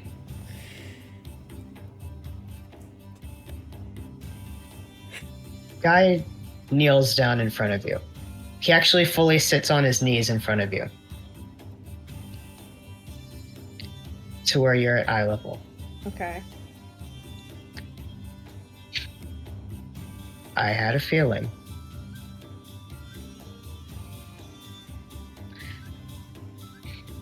Okay, let's start about almost 2 years ago now. I died, right? I arrived in the astral plane. I had a short conversation with a dear friend, and in my hand was a red ribbon. That same red ribbon appeared when we were trapped in the mines together. Sorry, that wasn't in character. Just laughing at the music change anyway. Oh, I fully have Zilly muted.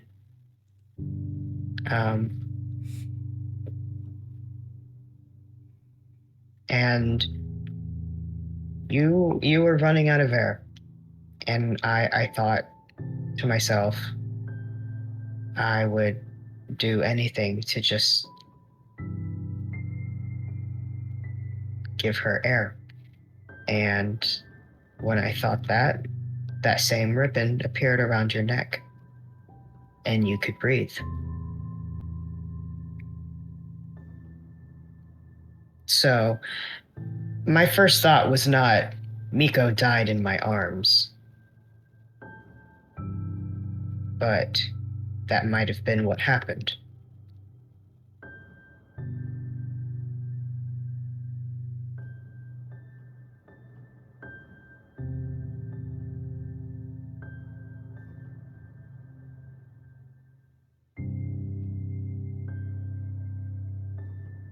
Miko is finding the words again, and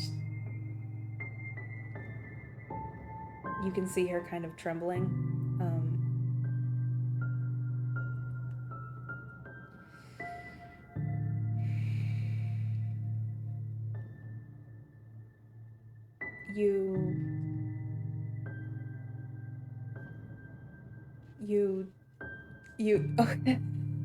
You've had a suspicion that I've been dead since then? No. I didn't know what it meant. It just... And I didn't want to scare you without even knowing what it meant. So, you just didn't... Okay. So you didn't think I was dead, but you knew that it had something to do with the astral plane, and you just kept that from me because you didn't know what it meant yet, is what you mean? Well, sort of. I've researched it, but I really couldn't find anything conclusive. The closest associations with it is sort of fate. I thought maybe it just meant your fate had been changed in that moment. Nico nods. Okay. I wasn't purposefully withholding information. I didn't know what information I would have been giving out if it was incorrect or unnecessary. I don't know. No, I really get that. I really do. I don't think you were withholding anything from me at all. I just wanted clarification.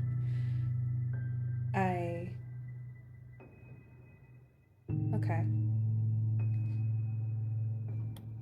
Are you okay? I'm processing.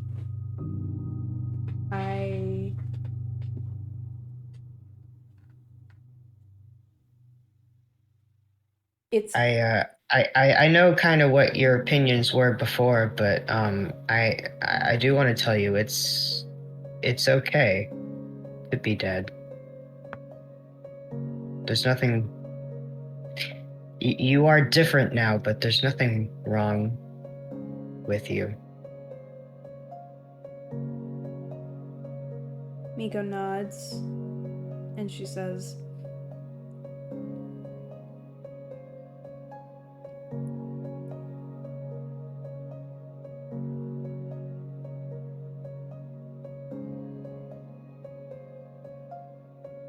"Thank you.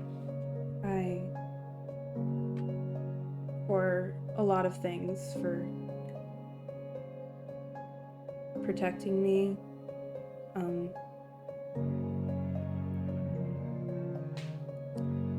protecting me when I was alive and protecting me when I'm not, and for telling me what you know, even if you don't know what it means. I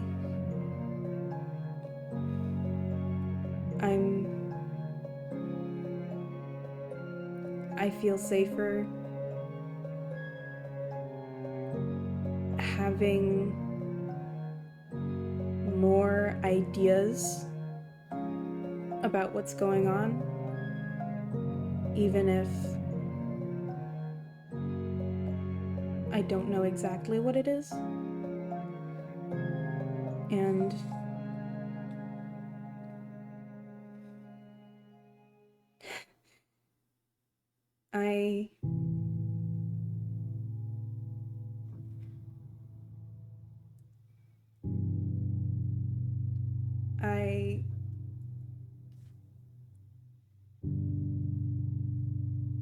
I was already grateful to be alive after that. And I guess I can't be grateful for the same thing now. So I guess I'm grateful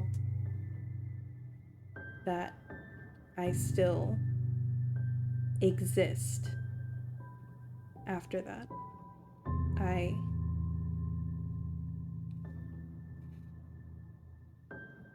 I'm glad I can still. And she's crying. Guy hugs her and puts her head into his chest and just kind of holds her head there. Miko hugs him.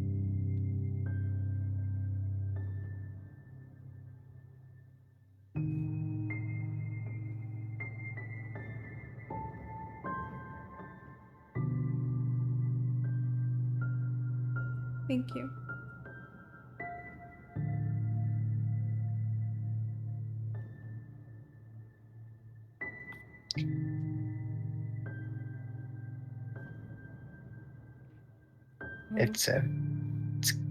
It's gonna be okay. Miko nods against your chest.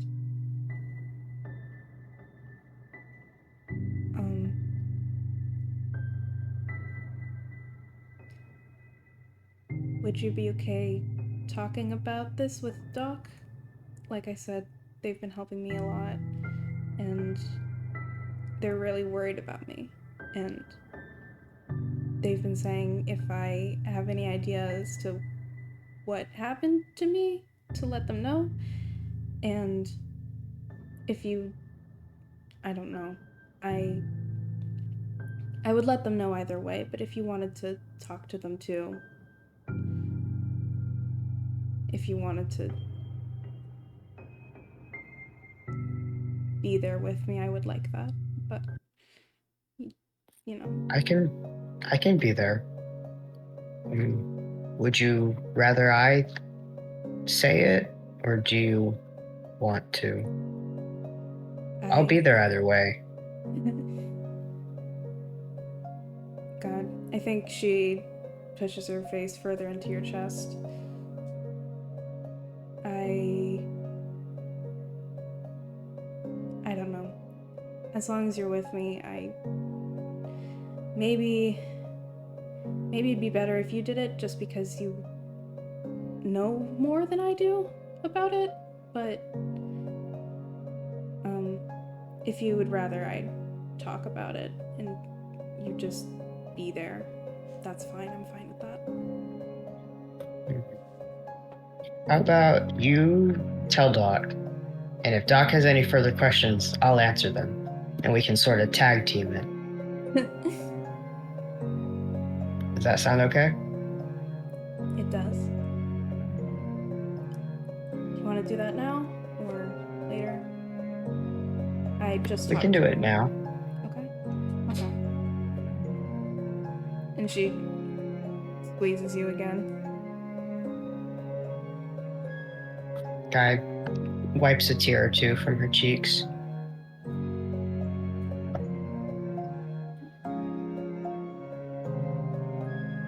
All right, Miss Corpse Bride, let's go do it.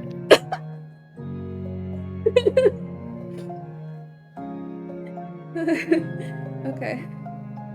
And Guy stands up and kind of...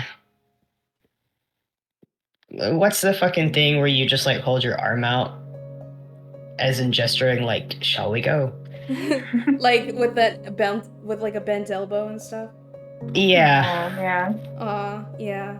That's so cute. Miko, she doesn't link arms with you, but she does like grab. I don't think she could reach. Yeah, no, she grabs onto your forearm and walks with you.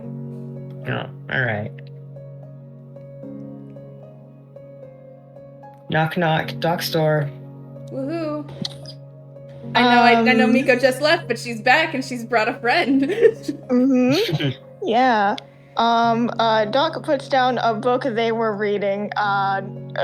Basically, it's like one of those like what to do when your friend is going through a tough time, kind of Oh, just like emotional health books. But they put that back on their shelf and then open the door. Hi. Hello. We found a missing piece to the Miko puzzle. Yeah. All right, then. Doc lets everyone in again, closes the door.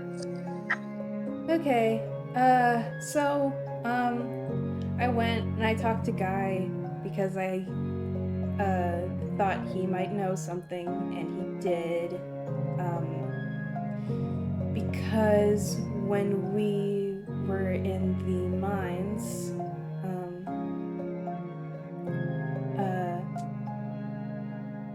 the other day, for the Valentine's Day party mission thing, I probably suffocated to death, and Guy was there, and this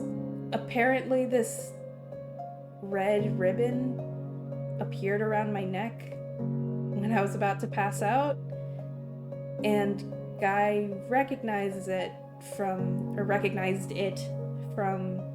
something he saw in the astral plane. So he didn't really know what that meant until I told him that, yeah, and we think that probably has something to do with it. So yeah. Hey, Doc takes in this information.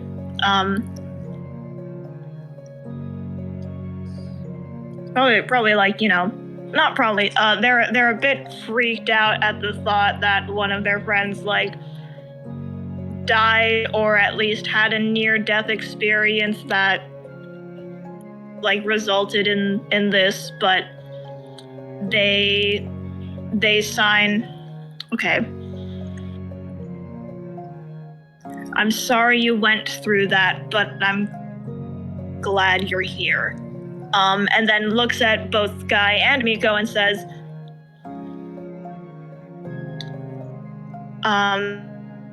and signs Guy. I know your life as a, and they like, they hesitate a little with life, but they just like go, I know your life as a ghost has been fine but different. Do either of you think what's happening with Miko will have side effects, or is it fine?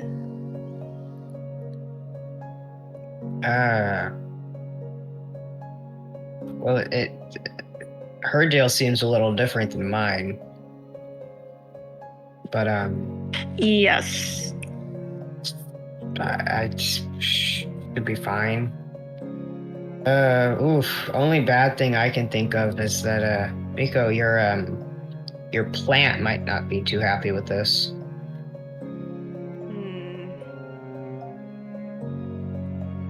Yeah. Maybe you shouldn't let it know. Yeah. Doc says, I think the plant could tell. Well, it couldn't tell that Guy was a ghost immediately. I kind of just fucked that up on a personal level. It is getting stronger, though. It is, and It's getting stronger. Guy it wasn't really there when Guy died, or wasn't paying attention, so maybe it didn't notice a change that had happened. But if it was paying attention, then maybe... Yes. Yeah. I don't know. If it speaks to us in... and like, Doc kind of just like points back and forth at all of their heads. In those dreams, it might sense more. Yeah.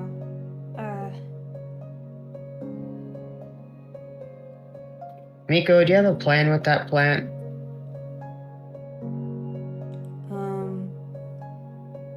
Well, I mean, the next thing that we need to do is, merge Dahlia's soul. So that's the next thing.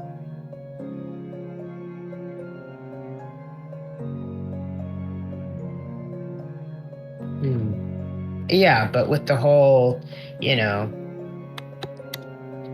sending me back to the astral plane sort of thing. Doc signs after Dahlia. If any of you want to do something with the plant, I will look away.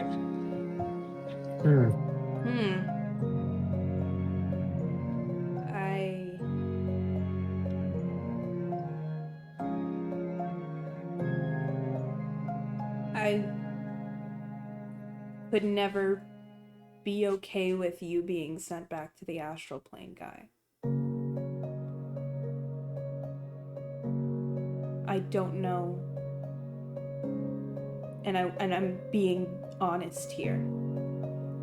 I don't know what I would do to keep you from going, from being sent back. I don't know. I don't know what I... Hey. The guy places his hand on top of your head. That's all right. Don't worry about it right now. You've got enough on your plate at the moment. Miko sadly nods. You're worrying about it, though.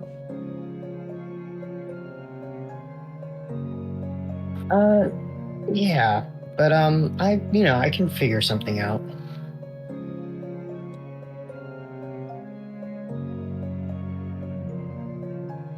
I don't want you to figure it out alone. I won't. Okay.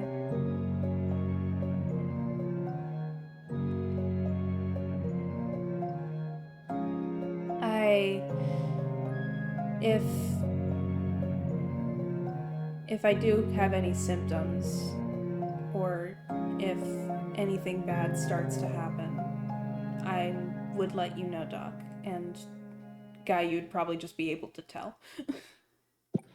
Gotcha. Yeah. Okay, thank you. Of course. I'm also really worried about May, but I know, Doc, that you wouldn't just tell us, so...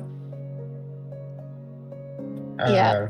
Doc nods and says, I'm going to check on her later. What happened with May? Is she okay? You were there when... Oh, shit. Did she also? Doc signs... No, a doc like says out loud their usual line of I will not disclose the personal information of any patients. Holding I won't divulge. And then signs something else happened to her.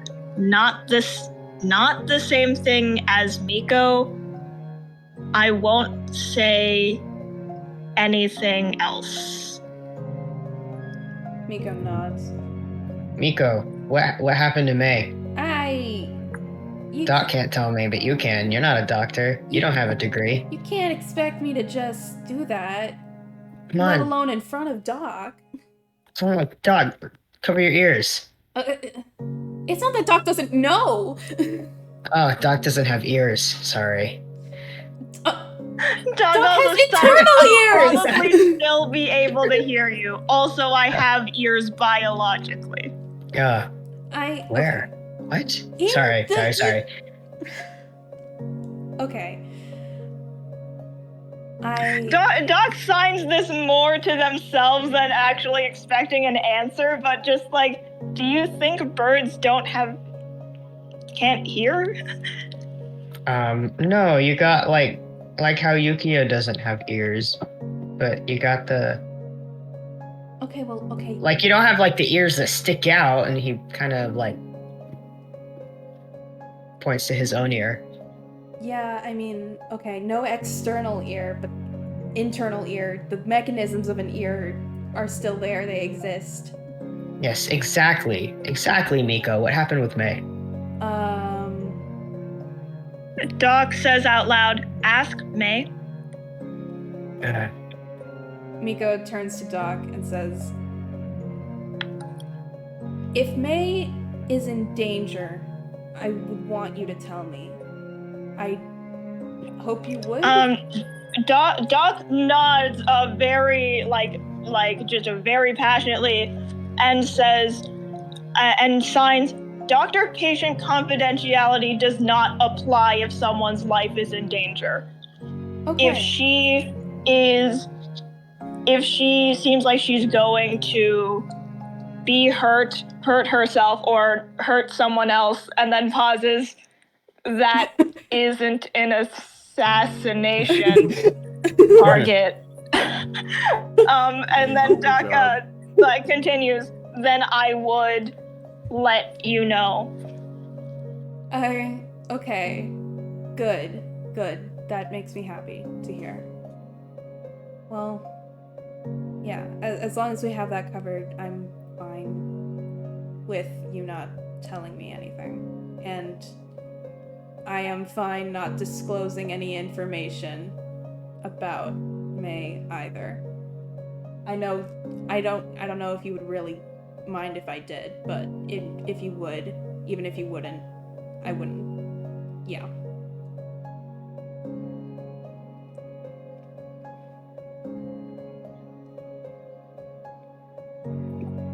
Guy, go ask May.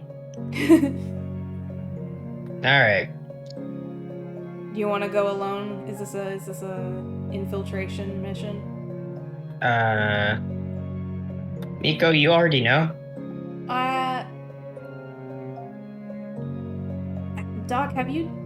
I don't know if this counts. Have you talked to May since then? One-on-one? I don't know. We did kind of like skip to the next day, and Val hasn't said anything, so I assume Doc has not talked to May, but I don't know if we did a scene like that, if it would be back in time. Yeah. May's so sleepy. Yeah, I do Oh, think... May's so sleepy. Okay, in that case, Doc shakes her head no. And says,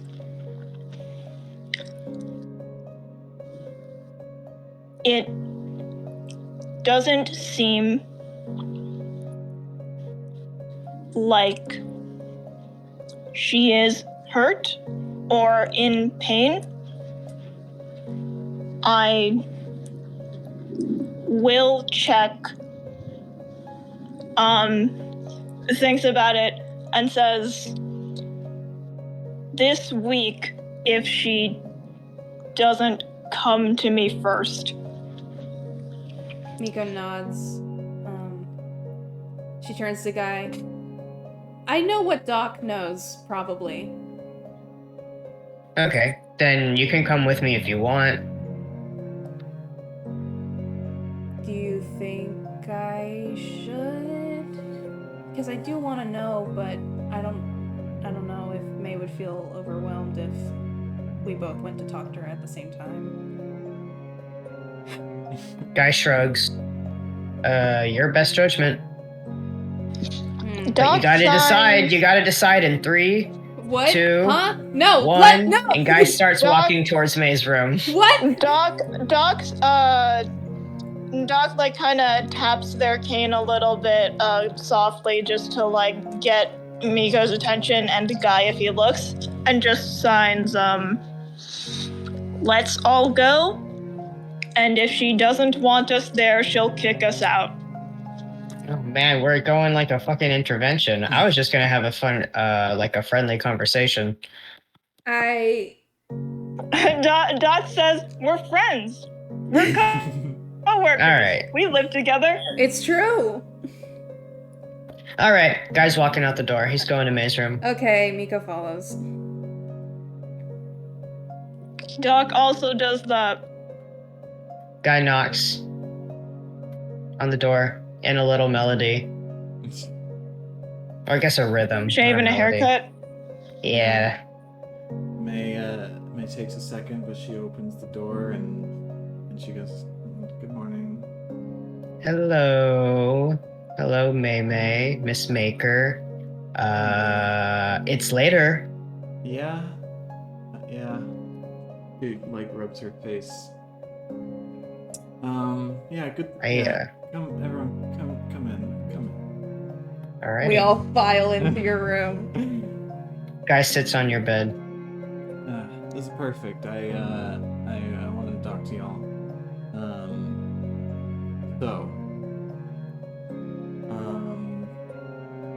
I close the door behind y'all after you come. Oh my god.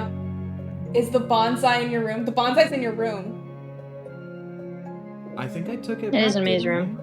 It's I- no. Oh. You took. I was sneaking it back and Miko caught me. Oh yeah. No, it's back in Miko's I room. need to put it Yeah. It's back. in Miko's room. Okay, good. Okay. I like ran in, put it back, ran out. Okay. Yeah, Miko like fucking glared at her. Thank God that I thought it was in May's room this whole time. Thank God none of those conversations happened to happen in Miko's room, because oh my God. Yeah. Mm-hmm. I would simply edit it to where you guys would not fucking do that, because your characters would not fucking do that. Yeah. No, yeah, Guy would see that thing and be like, get the fuck out of here. Okay, then yeah, we're in May's room. It's a safe space. Go. May's room is always a safe space. Except when the bonsai's in there. Yeah. Guy's room is always a safe space. Yeah. Cause ain't no way he's letting that fucking plant in there. There's no bonsais in there, and Yukio's in there often. And he's got a record Yeah. player. Doc's room is mostly a safe space except for when the breathing is present. Okay. Wait, what's the record player got to do with being a safe space? I like it's It's fun. nice. Yeah, it's nice. Oh, It's also yeah, very alright, sure, we can Dreamcast put on in some there. fucking, You know how like Mitsuki. therapist office would have like humidifiers or like shit and nice music and like mood lighting to make it a safe, comfortable space. It's like that. That's what the record player yeah. does. It's not Yeah, even Guy on, it's literally just the has vibe like of a it. fucking a candle, which is like one of the only senses he can stimulate, and like music in there. Yeah. Oh, if there's an overhead light, guys never turn that fucking thing on. Oh, yeah. He's Not big candles light. and lamps all the way. No big light. Hurts his head. Alright, anyway. May closes the door behind all of you and she's just like, okay, so, let's see.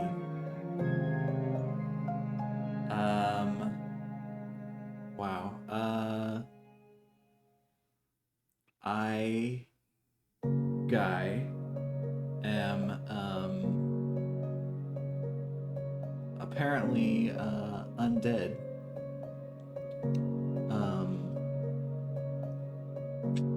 Got that checked out by Doc. Shout out to Doc. Yeah, that's what. Alright. That's what we were doing. Is Divine Sense still active, Haley? Because we did that Yeah. like a bit ago. Okay. I will say yeah, that Doc.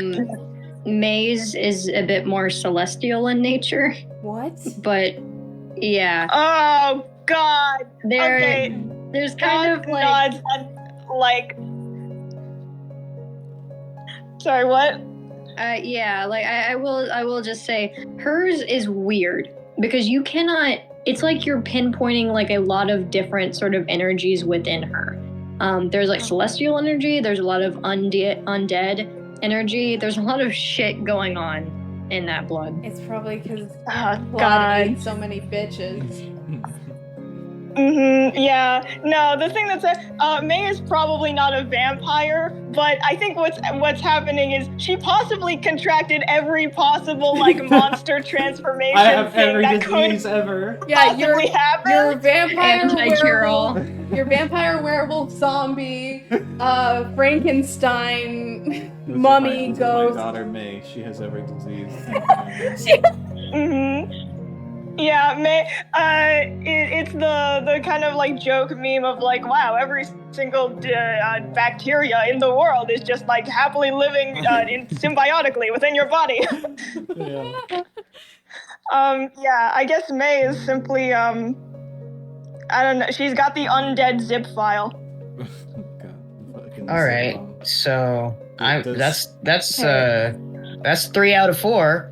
And then Guy slowly turns to look at Yeah. Doc. Slyly raises an turns an eyebrow. eye to the fucking orphanage or whatever.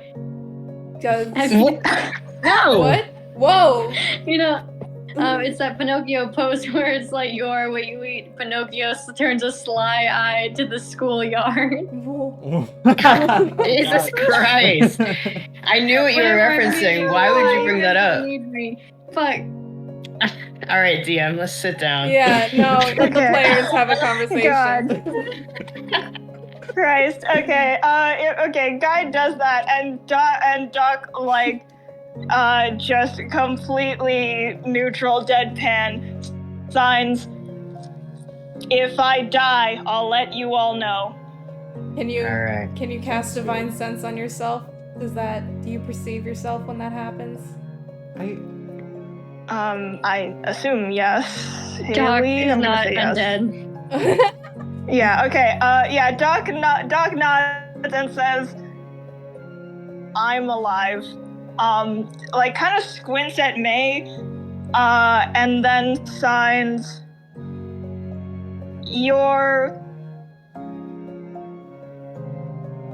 All three of you are undead in different ways. May, you have a lot of energies, different energy, celestial and undead, in different ways coming from you. You feeling okay? Yeah.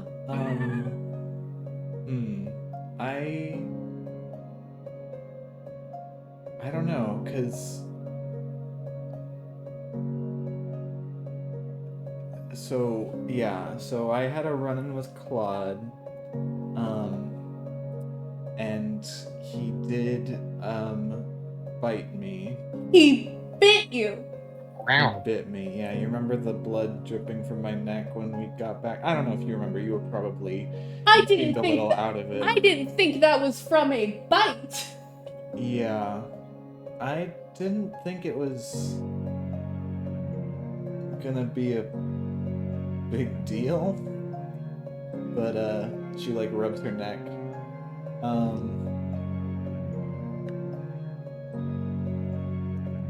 That might have something to do with it. Okay, Doc signs, or actually no, Doc just says out loud, Claude Valentine was a satyr? Originally, so he was talking to me about how he likes to do a whole lot of experiments with different, like races and species and, Wait, sorry. I zoned out. He bites you and likes to experiment? yeah, that sounded enticing whenever I was hanging out with him, but, I'll say. Ew. Anyway, point is, when I got some one-on-one time with him, he bit me, and then, like, was like transforming into a bunch of different things. I'm not too sure what that was about, but oh yeah. So that's the other thing. Doc, you asked about symptoms. I don't know if I ever told y'all, but I did find out what the downside to the mask that I have is. It actually, when you use it, it draws a little bit of blood from you, and it hurts. Oh my gosh. Okay, so yeah, this is the main point I want to get to here. This is why I wanted to talk to all of y'all here. Okay, so yeah, that's what the mask does, and it makes you never miss. Do what? That's what the point of the mask is. Sorry. Shut the hell up. All I right. couldn't hear you. I had to take off one ear of my headphone to hear that, and it was dumb bullshit. Sorry. Good joke, everyone. Go home. Okay, so anyway, she's saying, so that's what the mask does. And also, I don't know if y'all have put it together, but the onlookers' masks seem quite similar to the mask I have. And we don't know a whole lot about this mask. I'm assuming they're like same brand. I don't know. So point is, I wanna look into it, and I'd like y'all's help a little bit on it. Other thing is, recently when I've used it, it didn't hurt. So that, I think, was a symptom. It didn't draw your blood? DM, did it actually draw blood? Or like there was just nothing that came out or anything? You felt it tighten. You didn't feel it draw any blood. It did not hurt. Okay. Oh, Doc, check to see if she has blood. Yeah, no, it didn't draw any blood, and it didn't hurt. I felt it activate, but like didn't do its thing.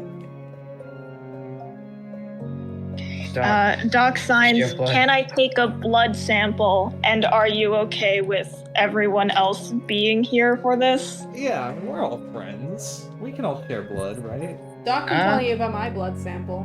Oh, really? Does Miko have blood? Okay. Doc looks over once at Miko just to, like, confirm, like, permission to say this. Miko nods. Okay, and then Doc signs the same explanation of Miko's blood her blood cells don't move. Like, her blood is stopped in time, but it has a very protective, good energy to it spiritually. All right. We still think that I will, like, have most bodily functions, like be able to heal tissue and stuff, but it technically remains to be seen. Did you figure out why this happened? Probably. You remember when the exact same day when me and Guy were stuck in the mines? Oh, yeah. Oh, you guys share a death anniversary. Well, That's so that's sweet. the thing I was thinking about, though. It's not like I died. I don't know. I mean, yeah, Listen, there's something very beautiful about sharing a death anniversary with somebody. Yeah, sure. Fuck it. We share a death anniversary. Hooray! Yeah. But yeah, what I was gonna say is what the fucking sorry. No, wait, hold on. Sorry, Guy, you upset my train of thought completely. I don't remember what I was going to say. When you were in the mines, you were stuck in the mines. Right. I was stuck in the mines, and we were in a very small space, and I was running out of air to breathe. And like you said, it's not like I died. I didn't even lose consciousness, but I wasn't able to breathe, and then I suddenly was. And that is that is the leading theory on when I died. I mean, that sounds like it could be something. But yeah, I don't know. I think it's weird because, like, you said you were running out of air. That can lead to death. Bite? I don't know. It's just like. Doc signs. All of you are different. Guy died and was summoned. Miko had a near-death experience and then was saved by this force. And they continue sign. May, I think this is more like contracting vampirism or lycanthropy. You didn't die, but something undead bit you and transferred this. Damn. I'm a vampire lycanthropy now. You didn't Oh even. my god. You didn't even say. You just pulled out whole lycanthropy. You didn't even fuck with werewolf disease or anything. Well,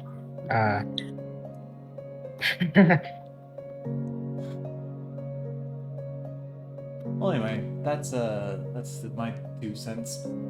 Yeah. Maybe investigating this mask might help. I don't know, but that's what I want to get down to soon. If y'all are up for it. Yes. Sure. If there's anything we can do to help. Yeah. Miko, you have identify? I have identified. I was Give thinking, me that shit. I was thinking. Well, hold on. I was thinking. She makes grabby hands at you. Hold on. I was thinking, because it seemed, like a magical fucking artifact, that I would gather my team of magical scientists to figure it out, and I'd, like, watch and supervise and go, and write on my clipboard while you all cast spells on it or something. I don't know. Anyway, I was thinking of also asking, like, Sybil, Malik, Cat. Cat? Just any spellcaster we know. I don't know. To just help and gather my team. You're I'm gathering a team. You're My best guys. It's I don't know if it's not. You say magical scientists. You just mean magical people. Yeah. You want to get Leopold Ackley III up on here? If he. No. The answer to that question should be no. Maybe all of us are gonna gather around the table staring at the mask and being like, we just can't crack it, and Leopold's gonna come over and look over our shoulder and be like, oh, you forgot to carry the one. And, and then we'll be like, oh. I don't know. You never know. Doc says, that's a great idea, May. Thank you. Right now, Miko can identify, and I can take your blood. Yeah. And then we can reconvene with your elite team of magical scientists at a later date. Also, out of character, I did send a letter, just by the way. That's kind of related to this. We will get to that, do not worry. Okay. Okay. Alright, stick me, Doc. Wait, Miko says grab your hands again. Give me the thing. Okay, fucking here. Yeah, I think Yeah. Miko would finish casting the spell before Doc would finish analyzing this blood sample. Yeah, Miko probably, like, analyzes it and talks to you about it, like, as Doc, like, patches you up and starts analyzing the blood. Okay. Miko holds the mask and casts Identify. DM, what happens? You can cast Identify, and it's very straightforward. This is a magical mask that is endowed with powers of 100% accuracy and attacks in exchange for life force. Life force. You can tell that typically means blood, and because it's kind of like specifically underlined in your mind, life force, something that is undead kind of has infinite life. So it can't really take from May, is what you gather.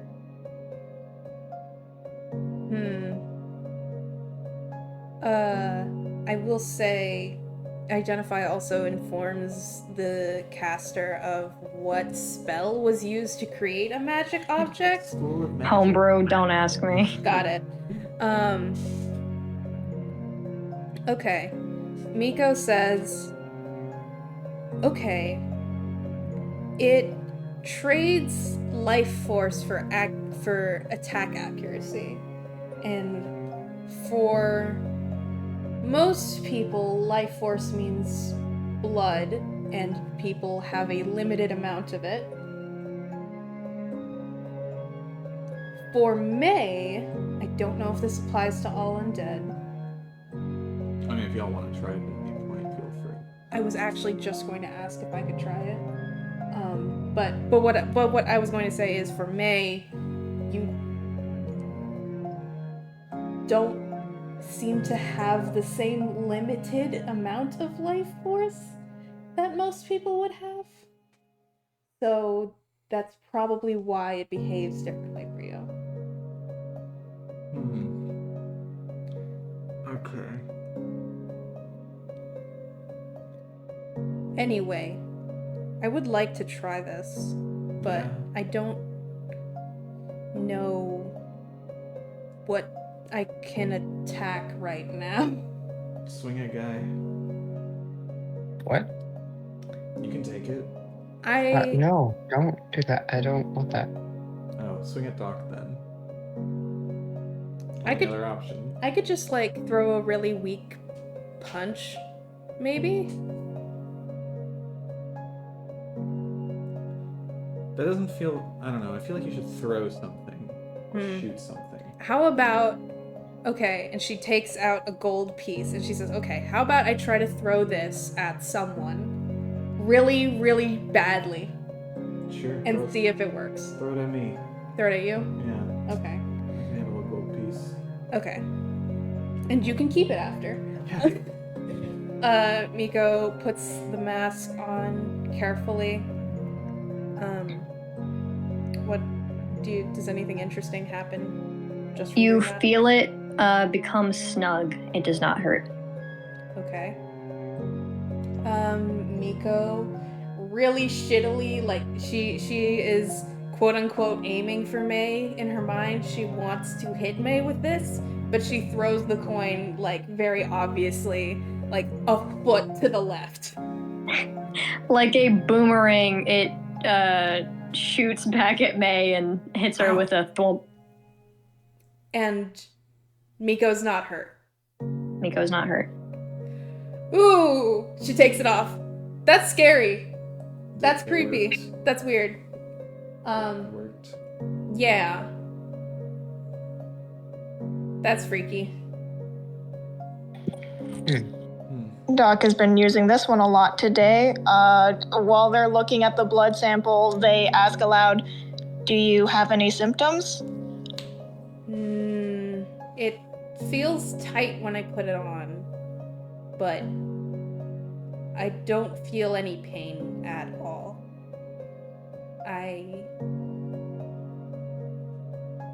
May, you're sure that's how it works? I mean, okay, I know I literally cast Identify I've on used it. it before, and that's how it worked. Before And it hurt? the bite, yeah. And now it doesn't. And it doesn't for me either. If we want to be scientific about this, I'm not maybe- putting the mask on. I'm just saying we don't know for sure. Maybe the mask just stopped doing that. Would that even work with, like, the beak? Put on your head. I don't want. Much like a hat. Oh, Yeah. that's not great. Or we could get someone else to try it. It doesn't hurt that much. Well, I mean, if anyone's willing to, maybe, but I don't know. I guess that's what our elite team of magical scientists will be for, Yeah, maybe one of them will want to try it. if they volunteer. I volunteered not knowing what would happen, so. I don't. I kind of. Should we tell them about us? Why would we keep it a secret? Why Uh, would you keep it a secret, if you want to say? Yeah, we know they're not discriminatory. That's true. Oh god, and Sybil saw all that shit. Yeah. Oh god, we should. Well, we kind of. I think that's one of my main worries, is that it'll somehow connect to that. Here's what I'm picturing in my mind. We're talking about, oh hey, we're undead now, and then Sybil's standing there, and you can like see her like tensing up, and then suddenly she just blurts out what she saw or something, like, you know. I was planning on going down there today. I can go check on her if we want that to happen. Maybe. I do still want her to investigate the mask if she's up for it, just because she's got a kind of scientific mind. Her and Malik, I think, would be good picks to check it out.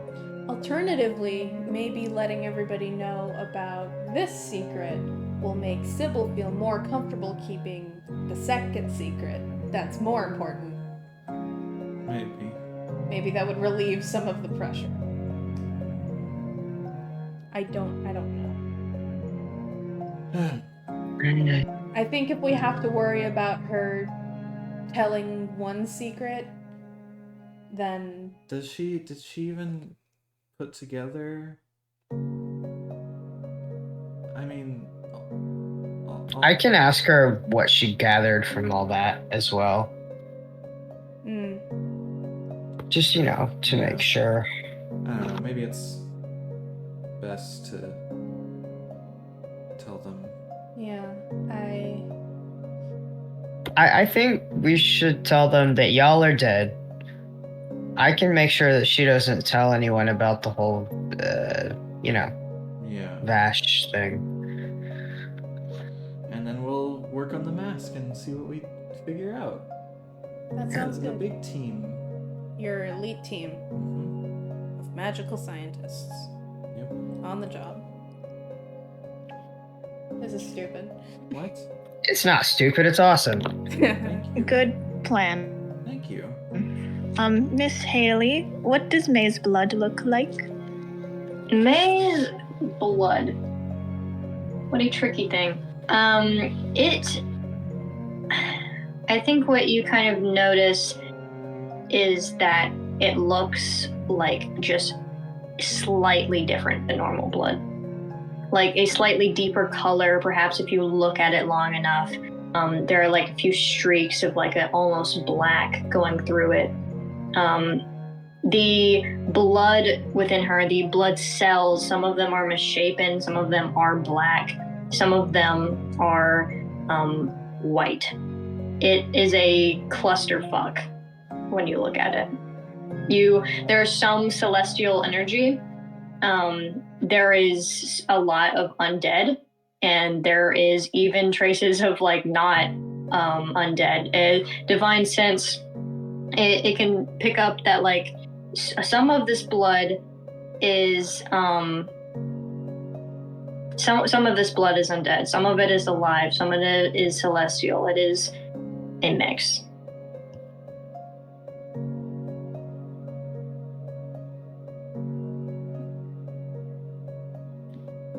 Okay. Doc looks at this and basically when they're done, they finish analyzing that.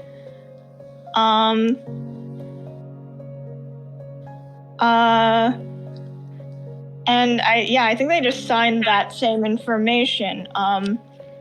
They sign, May, your blood is a lot of different things. Some of it's celestial, some of it's undead, some of it's normal, some of it is different from all of that. It seems like when Claude bit you, as he was turning into all of these monsters he experimented on, it transferred some of that to you. Or some of everything to you. Or maybe I'm just built different. Sure. No, not sure. You're not built different. What does that even Miko, May is built different. There you go. What? Doctor's orders. Doctor's stamp of approval. Anyway, yeah. I guess that would make sense.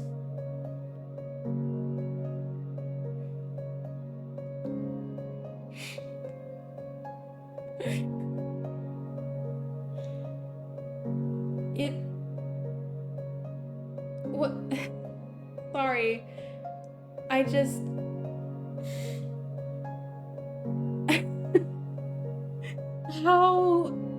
How the fuck did it happen that we're all undead in different ways?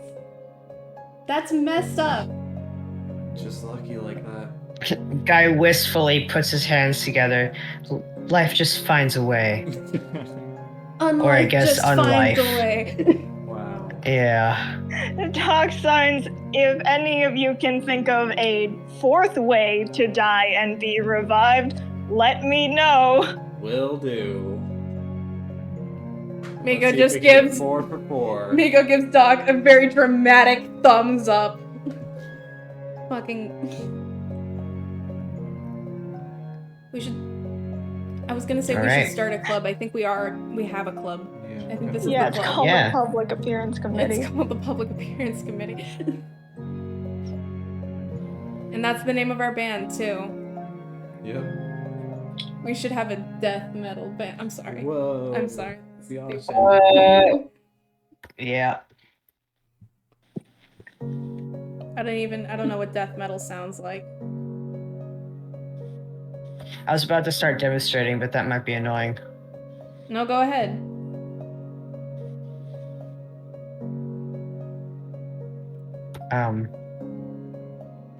I'll just lend you a record. I'm going to use your record player to listen to it. Awesome. Ask Yukio for some Rex. Yukio listens to death metal?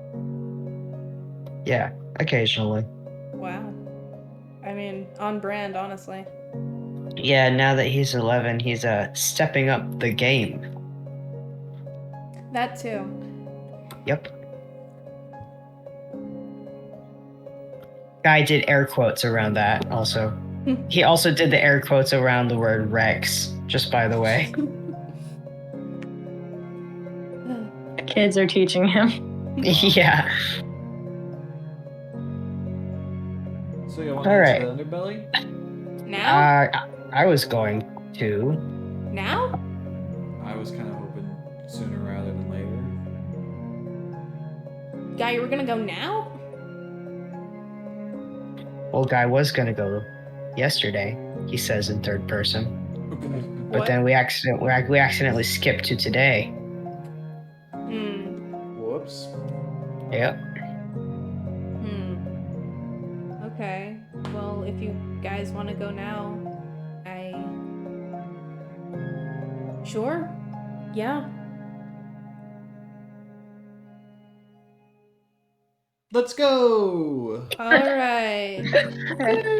Okay. Yeah, no, you call Castor over and he would just be like, oh, nice to see you all, Pulse. Kind of nod at all of you and let you guys in.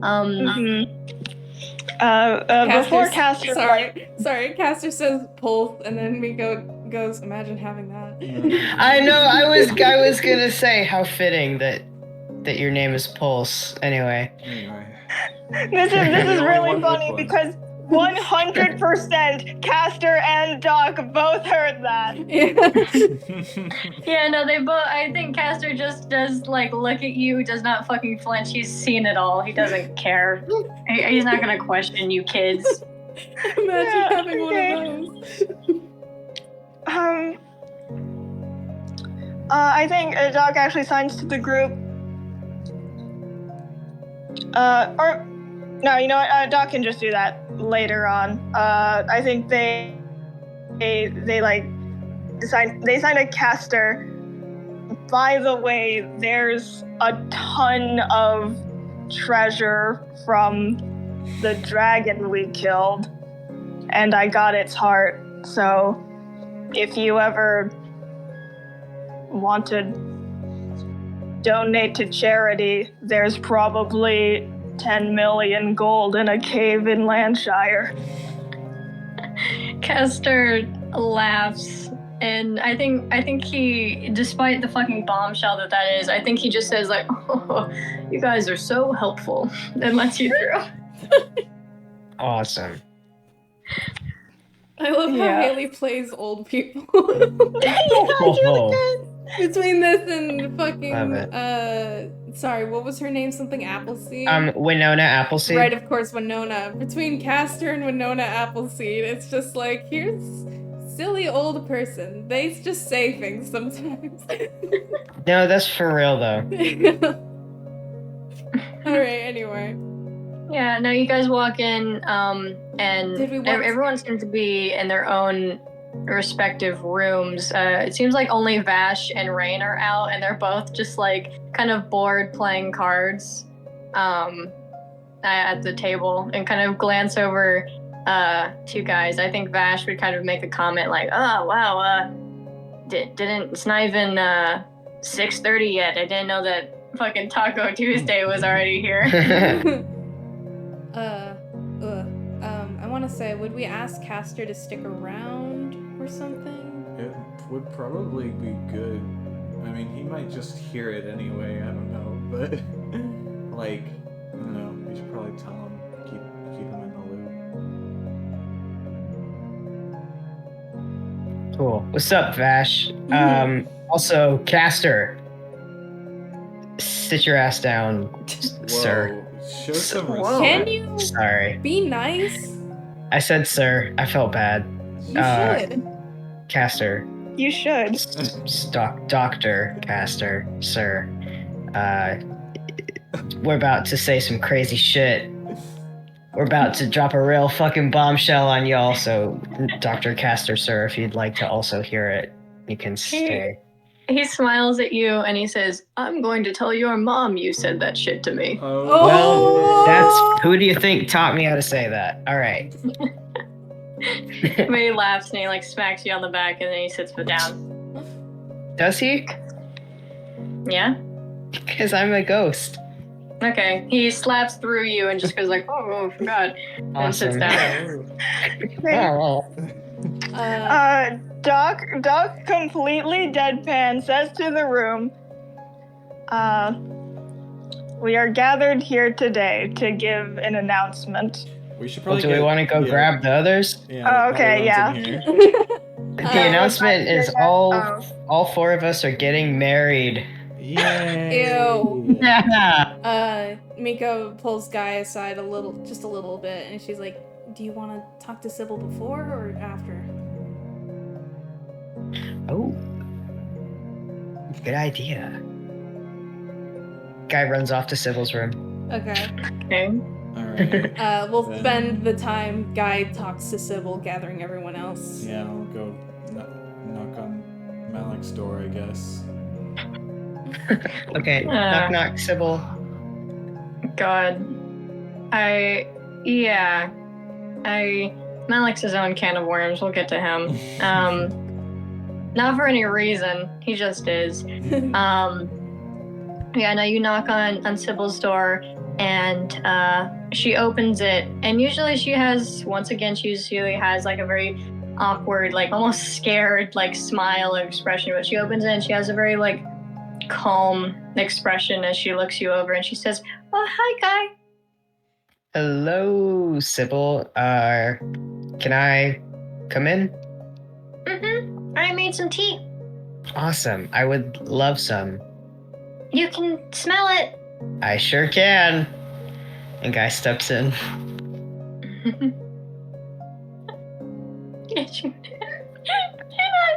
The Larry Butt serious Sprite. She's got that Larry Butt serious Sprite. So true, Val. Oh, I love it. Yeah, I can imagine it. Yeah, Okay. she just kind of sits down at her little like table that she has with some tea that she sips. Okay, Guy sits down with her. He's trying to come across as very calm and friendly and not like interrogative right now.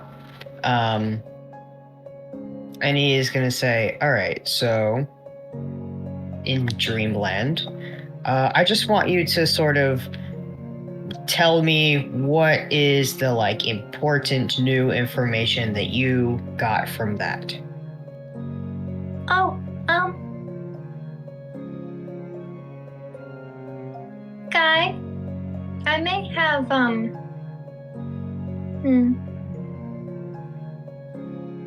surface level wasn't exactly surface level.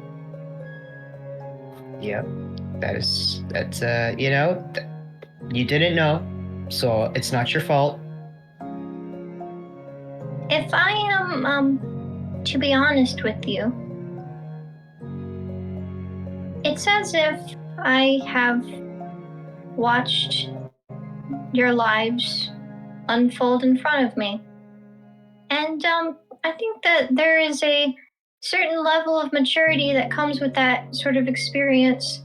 Something that will benefit me greatly when I enter the therapeutic field. And I want you to know that the information I've obtained, while unconsensual, is everything almost. So I know about Argon, and I know about all the secrets everyone keeps from each other, and I've decided that I'm good at keeping secrets now. And she takes a sip of her tea. I find myself to be responsible enough to take care of it, so I promise not to say anything. I am an adult after all, and I am just thinking on how this can benefit my future career and empathizing with others. So, and she kind of like puts a teacup on the floor that's full of some steaming tea, and she says, "That one's for Squirrel Pants." This is impossible, but Guy's face looks as if it has aged 20 years listening to this. Man, it sounds like Sybil's brain did the same thing. Okay. So when you say everything, you mean It's everything? it's fading now. Oh, good. But in the moment, it was like I had lived everyone's lives for them, essentially. And I'm sure that the effect will fade over time. But the memory is very fresh in my mind. So, yes, if you are thinking of something that embarrassing happened to you, yes, I know about that. But also, I think I'll forget it in a few days because it's not my life. So why would I remember it? However, you have memories from the astral plane?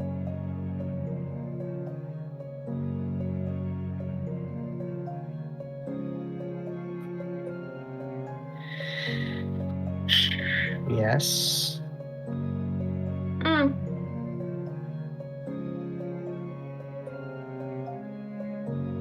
Okay. I just wanted to confirm that is something that is not well researched. So I found the information to be interesting, but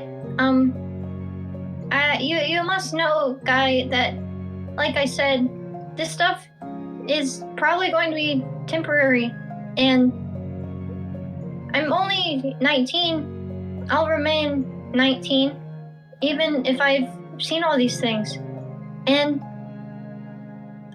I'm still the same girl and your friend, and you shouldn't feel uncomfortable around me.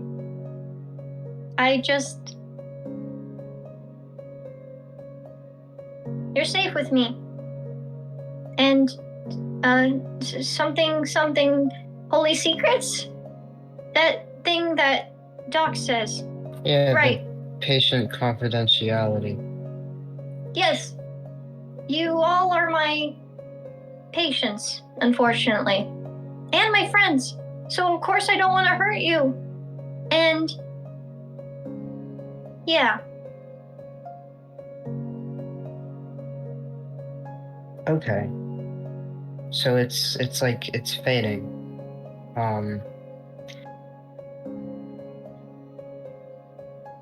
Jesus.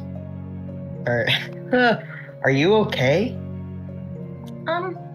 Like, does your head hurt? Well, my head certainly feels very full, but I promise I'm okay.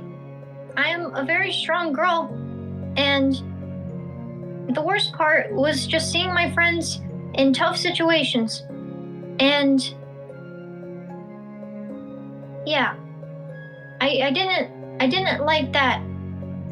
But once again, being able to empathize on a more personal level with all of my patients, that is what is most important to me. So I'm going to be focusing on that and maintaining my current friendships to maintain a healthy social life. That's on the pyramid of needs. Social life.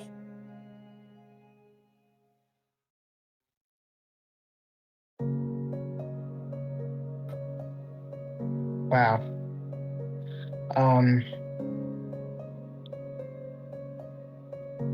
Okay. Yeah. This is exactly how I expected this conversation to go. No, it isn't. It's not. Oh, okay. All right. Okay. Wow. So, okay. I trust you to keep things that are sensitive information a secret. Holy secrets. Of course.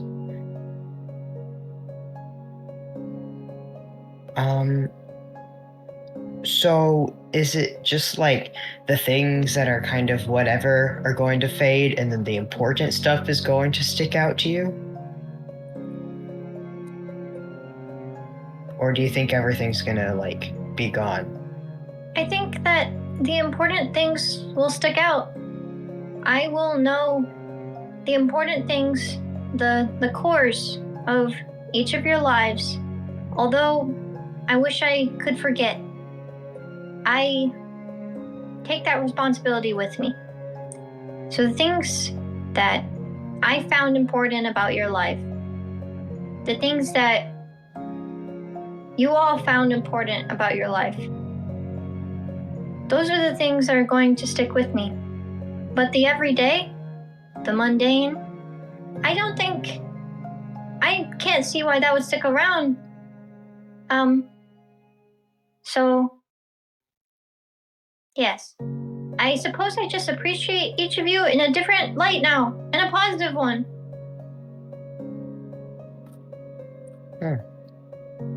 Well, that's good that you're getting something out of it. Sorry you had to go through my life. That sucks.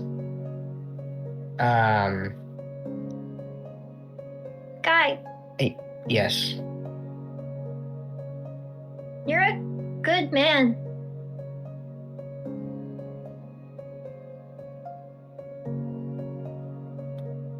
Thank you. And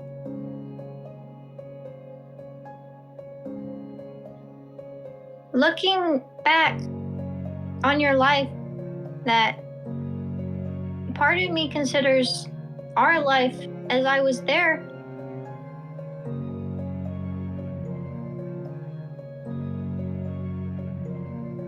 Don't let go of what you have now. Not that I thought you would, but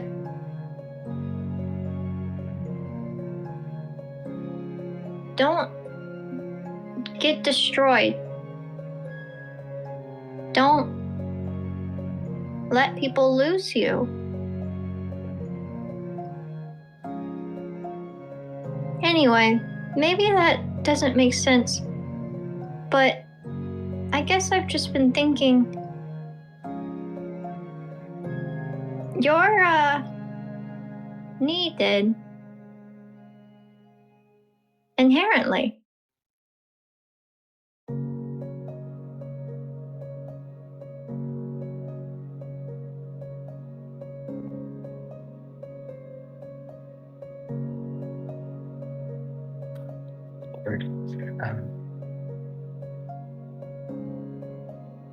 Also, perhaps this is a bit of a, overreach, but have you been... No, I guess I already know. You should come by my room sometime, and I have lots of, paperwork. I would love to, do some,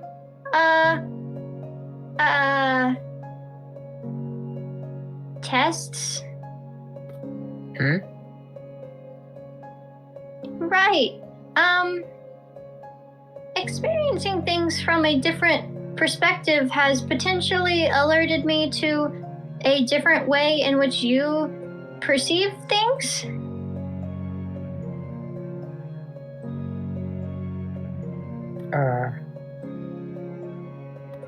What?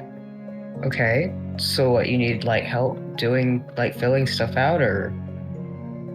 No, I think you have, autism?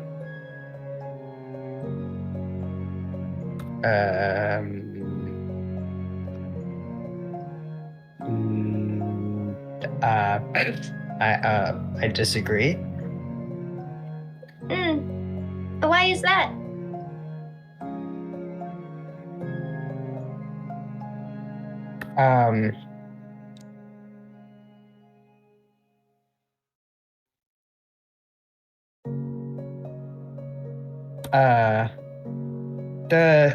I couldn't, that's not something that I'm not,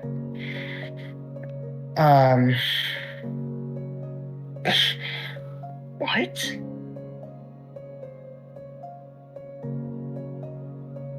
I fucking locks onto a squishmallow in the back of the room. Guy. Yes, Sybil. Would you say that, you do not struggle with social situations because you have a system?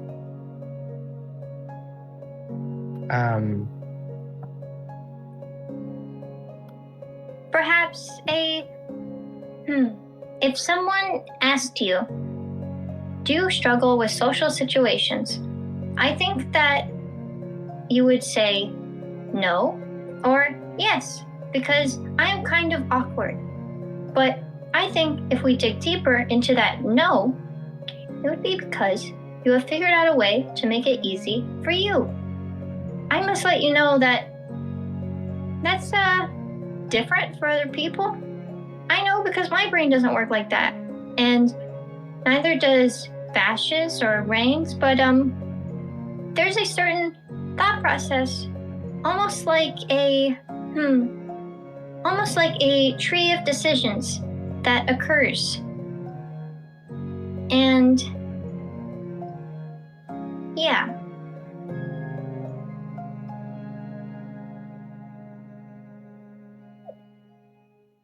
Well, I think that's just, being able to read a situation.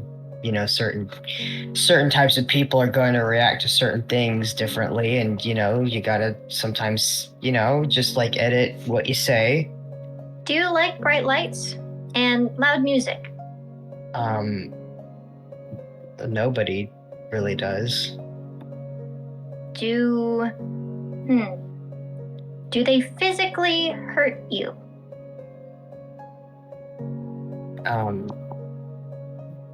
Like headache? Like? Duh. I mean,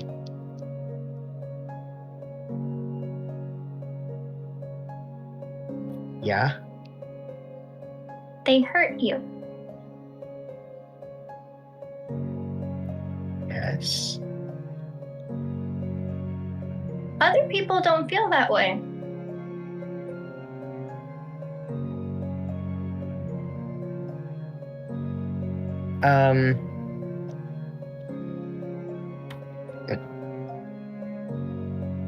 You're shitting me. I lived out many different lives just a few days ago, and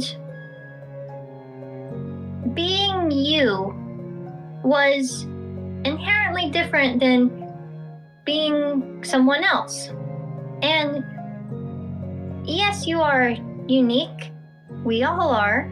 But I thought I would tell you that you're not broken. Not in any way you've ever thought you were. Perhaps there are labels in which I probably should discuss with each of you.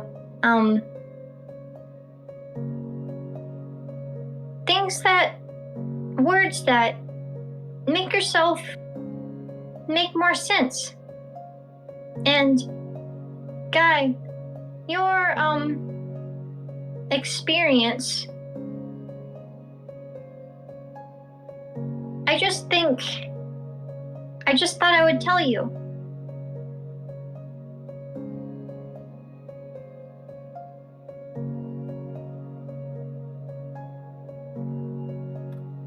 Well,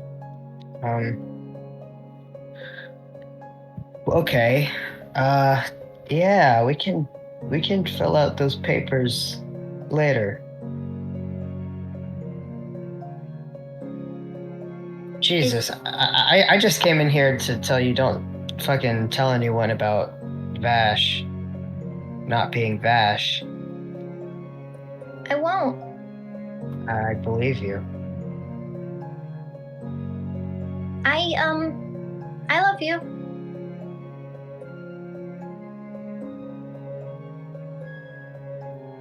I love you too, Sybil.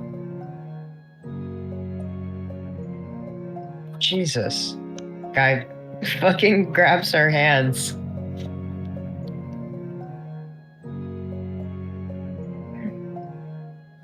She seems mature.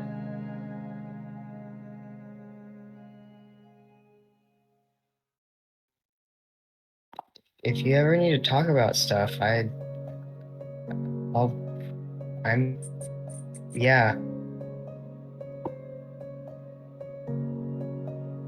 You can. Also,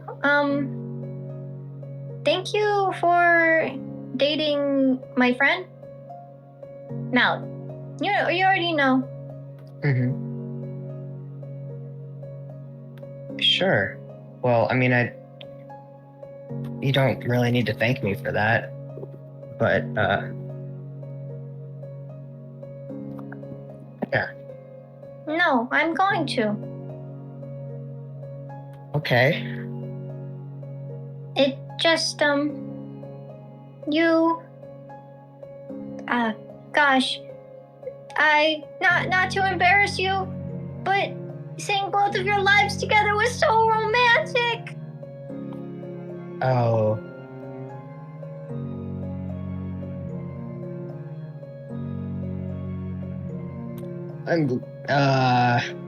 Oh, Jesus. Do you think you'll forget that stuff? I'll force myself to forget some things. Okay. You know, once again, glad it was a positive experience for you.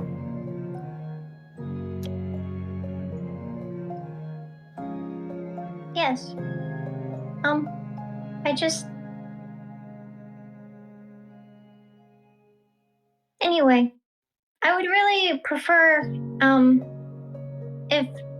if you didn't, mention the extent of this to everyone. If I can keep a secret, then so can you. And I'm trusting you with this because I think you're trustworthy, guy. Thank you. Yeah, I'm not really one to blab. So. Do you think you'll remember, the astral plane? Or do you think you'll forget that? Guy, I'm living Malik's life and living in the astral plane. It just makes me miss Val more and more. So I think I will try to forget both of those things. Good. Good.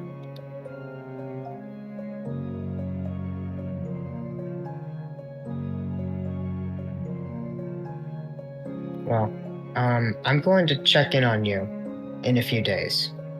And we can talk more. Okay. We can talk about all the stuff going on in your brain, or we can talk about something else. Whatever you want to do. We can fill out those papers. Okay. And, what's your favorite kind of tea? My favorite kind of tea?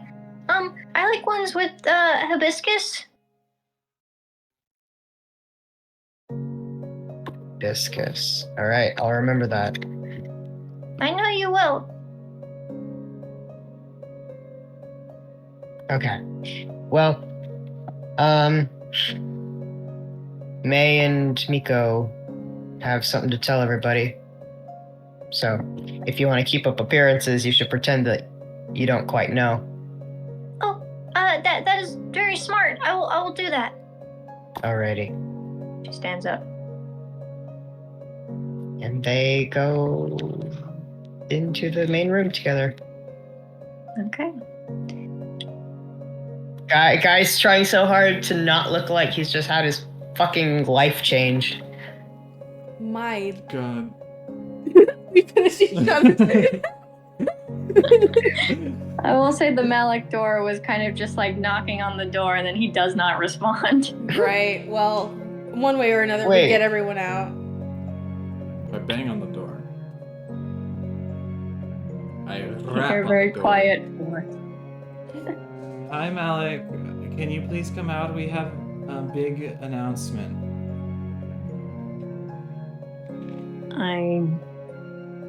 Is it your wedding? No.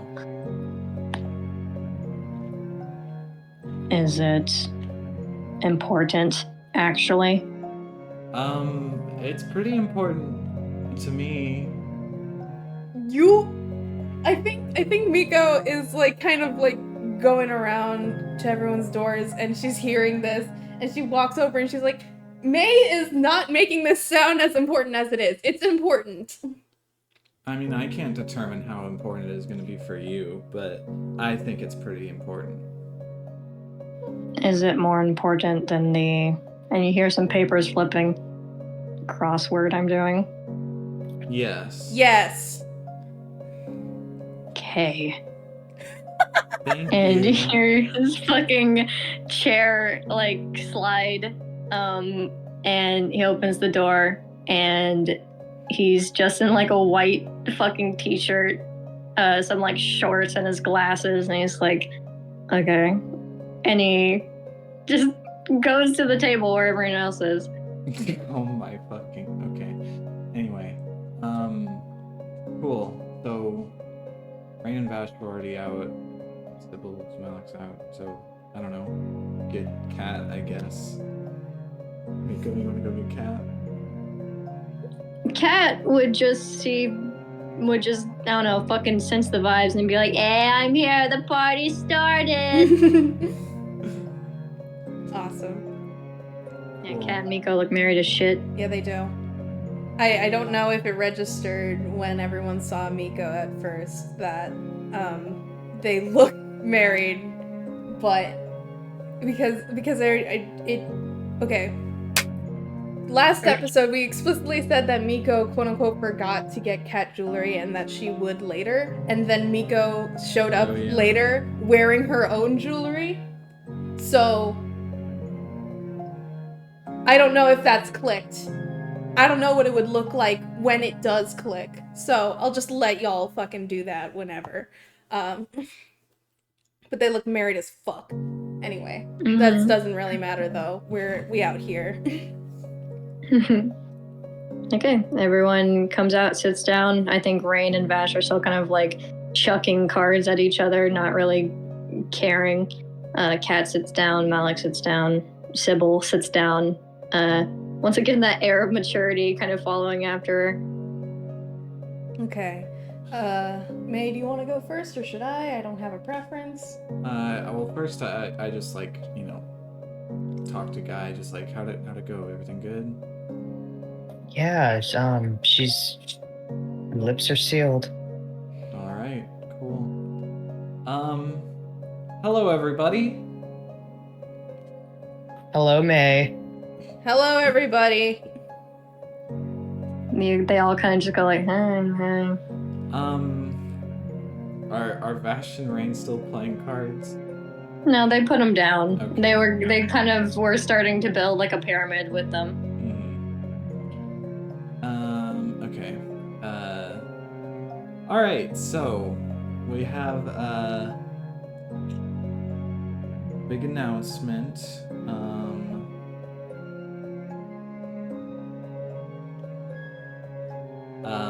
Do you want me to go first? I'll go first. Okay, then go I first. just want to say it Okay. right. Okay. You know what? Take your time. I'll say... I can say it. No! Don't take No, this. don't help me. This is Guess No, what the three of us have in Hey, stop. common. What? Alright, I'm sorry, I'll stop. you know what? Okay, you know what? I did it to you once. Fine, whatever. Wait, but not me. Not you. Yeah. No, don't do that to her. Yeah. She doesn't deserve it. I'll go first, and then you can out Miko. Ugh. Oh my god. I feel like the Anyway, moment's okay, gone. everyone. Okay. Something happened, and I am kind of undead now. And Guy, now you go. I'm also undead. No! But we knew that. Oh, No! what? You said you were gonna. Whatever. And I'm undead now, too. Oh, yeah, Miko's undead. Yeah, there you I'm That was what you were alive. gonna. Doc's alive. Doc Doc's is alive. Everyone clap for Doc for beating the odds. I think you can hear a pin drop from the other side of this table where they all kind of just like look at you. Don't worry, I'm the only one who died tragically. These two are fine. I mean, I almost died tragically if anyone cares, but like, whatever. Vash. It was pretty bad. It was pretty bad. Vash, you can see the like sweat drop on him, and he's looking at you all, and I think he just kind of slowly says like, Are you joking? You all seem No. pretty No. chipper. I mean, No. We've had our No. grieving process already. you guys weren't there. You don't know. But no, we're not joking. This is real. You can check my vitals and they won't be there. Mine will be there. That's the thing. We're all special. Yeah. Yeah, okay. Doc actually explains this, like, turning to the Thief Gang. They're all different types of undead.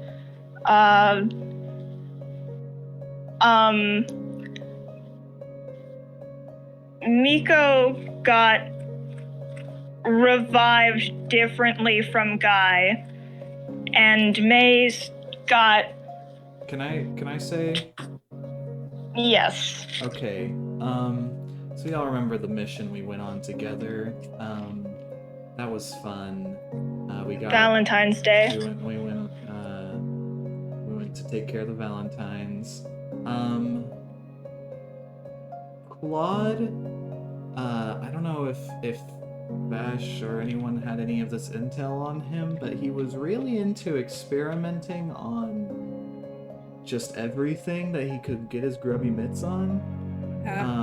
And specifically, like, I think experimenting on himself with these things. Anyway, I wasn't aware of it at the time. Took me a while to figure it out, but I think him biting... Oh, he bit me, by the way. I think him biting me is what turned me kind of undead. And I say kind of because apparently I'm just so many other things as well. And in my case, on the same day, which Guy is very excited about, Well, don't say it like that. you whatever. You think it's cute. Well, I just, think Whatever. it's special. Point is, when me and Guy went into the mines, I had a near-death experience, or at least I thought it was at the time, and now I realize that I might have just had a death experience, if a weird one. So, yeah, I don't have a pulse anymore. You don't have to check, but... Doc signs the rest of her vitals are fine. She's breathing and eating. Yes. Everything So else.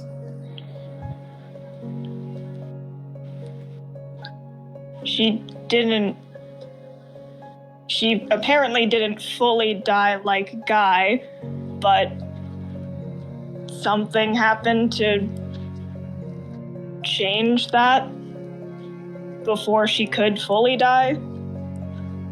It's weird. Don't really know exactly how it happened yet, but it's kind of hard to ignore the big chunks, so it's pretty solidly confirmed that I'm not fully alive, if alive at all. So, and she holds up 2 big thumbs up. That was the announcement.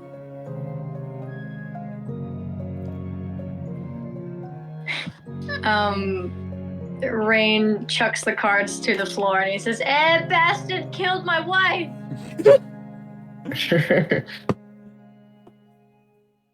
Yeah. Your wife killed that bastard. I did kill him back. Yeah, that's true.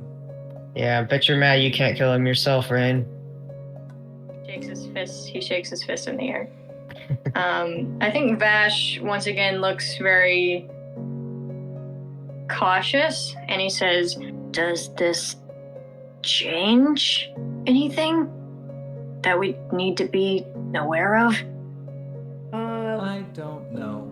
Well, May has something that she would like if we helped her look into. Yes, that's true. I have a little research project I'm working on.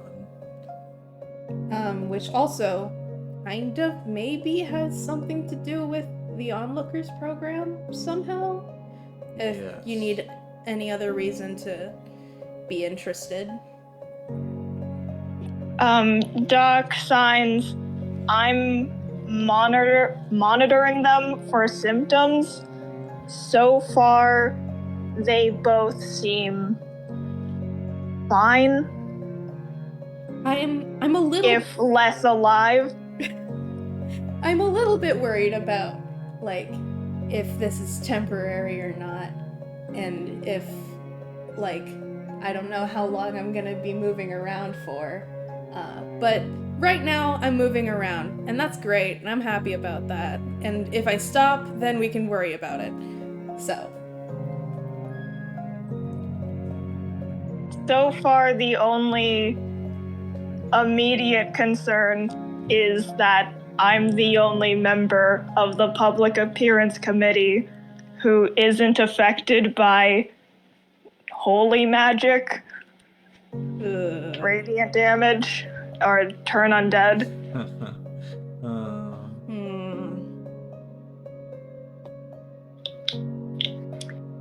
I think they all kind of just look at you. Sybil kind of claps her hands together and goes like, that is, insane. I hope you all can be okay with the new states you are in. Me too! Me too. Big thumbs up, and she gives a big thumbs up. Yeah, I think Vash just continues to look at you very cautiously, but kind of is seeming to relax a bit.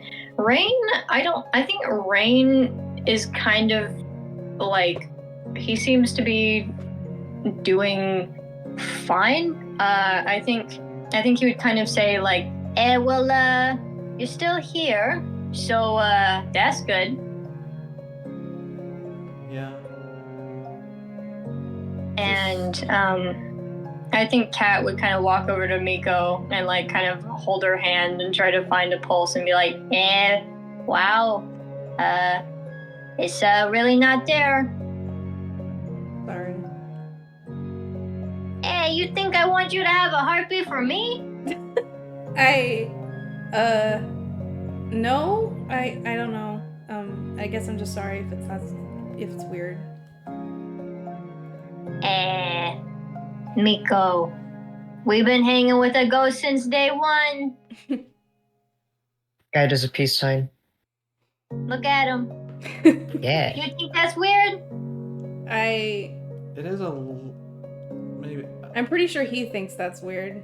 It is a little different, just, because y'all basically started to get to know him right as you found out he's a ghost. I don't know. Yeah. If you had weird feelings about it, I would understand, is what I mean. Guy puts down his peace sign. Anyway, Miko, I still love you the same. My heart beats enough for the two of us. Oh, I love you too. She gives him a huge hug and she spins him around. Oh, he's so easy to spin. He just goes like, whoa, whoa, whoa, whoa, whoa, whoa, whoa. I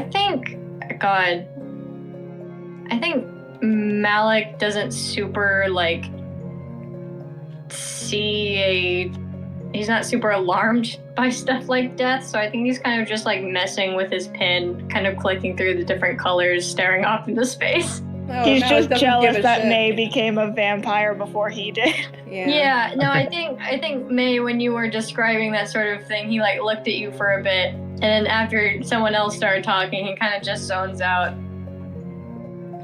Wow. But yeah, they seem to take it quite well. Vash, very, carefully says like, okay, well, thank you for telling us. That was important for us to know. Thank you for listening. Mm-hmm. Oh yeah. As for my research project I mentioned, we've all seen the onlookers, and they have those masks. I have a mask that's pretty similar to them. I was wondering if we could maybe do like a magical dissection of it. I'm thinking Malik and Sybil, y'all are interested in, magical investigation. If y'all would be up for helping. Castor's also here. Castor, you're a doctor, a very magical doctor as well. You can be one of my magical scientists on my elite team. On your elite team. Mhm. And this is... Doc. Oh, sorry, go. I was just gonna say, this is vaguely relevant to the whole undead thing because the way that the mask works, it functions differently inherently for me and May, Right. which is an aspect to the research that we might want to look into. Yeah, so the whole thing with the mask is that it gives you perfect accuracy for a little bit of life essence. Life force. Life force in return, which means that it it takes some of your blood. But recently, when I've been using it after the bite, it hasn't hurt at all. But I've still been able to gain its benefits. So it's for just scientific consistency. I was wanting to test it on someone, maybe a volunteer who is not undead. Yeah, To see if it's not just the mask is malfunctioning or something. I also tried it out and I experienced the same thing that May is currently experiencing, but I don't have the experience of using it before this. So, and Doc didn't want to try it, and that's okay. None of you have to try it either, but I don't know.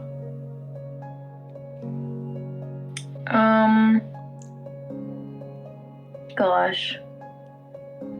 I think, Vash does not like blood, so he very clearly looks uncomfortable.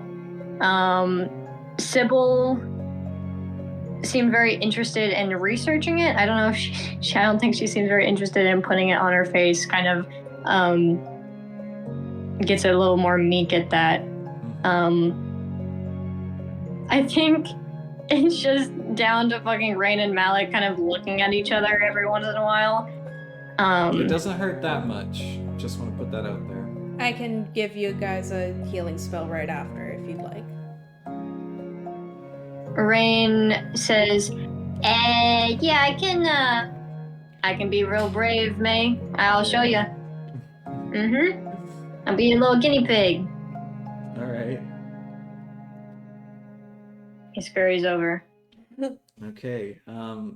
Yeah, I brought the mask with me, obviously, and hand it to him, and I just say, yeah, just fucking here. I hand him a gold coin. I'm gonna stand on the opposite room. Try to hit me, but not aim for me. If that makes sense. What I did is I just held the coin and thought about trying to hit her, and then just threw it a foot to the left. So if you do that, then that would probably work. Yeah. Yeah, all right. We can be guinea pigs together. He fucking wiggles. He wiggles lovingly. Yeah, okay, so Rain puts on this mask, and you kind of, after a few seconds, do hear him go ow! Oh. And you can see that the sort of prongs on the sides that kind of jut out, they dig into his skin, and you see a little bit of blood there. Not a lot, but a little bit. And May, you walk to the other side of the room. And yeah, no, he chucks this fully just like a foot away from you, and it zooms and it hits you straight in the face. Ow. I'm sorry. It's okay. You were very brave. Yeah, the hurt? Well, wait, sorry, did he ask me if it hurt or he just said it hurt? It hurt. Okay. Well, now we know that. Miko, heal him. Heal him now. Oh, okay. Oh my gosh. And she walks over and she Hey, casts Cure only Wounds. Mika! He's dying, She Miko. walks over and she casts dying! Cure Wounds. She casts Cure Yeah. Wounds. Doc takes the mask from Rain. Yeah, he has some like blood trickles running down his face. But you cast Cure Wounds and they they heal up very quickly. And he says, "Oh, well, I narrowly escaped death." Does that, Imagine doing that. Anyway. never mind. What?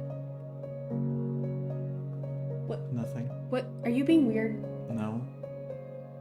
Whatever.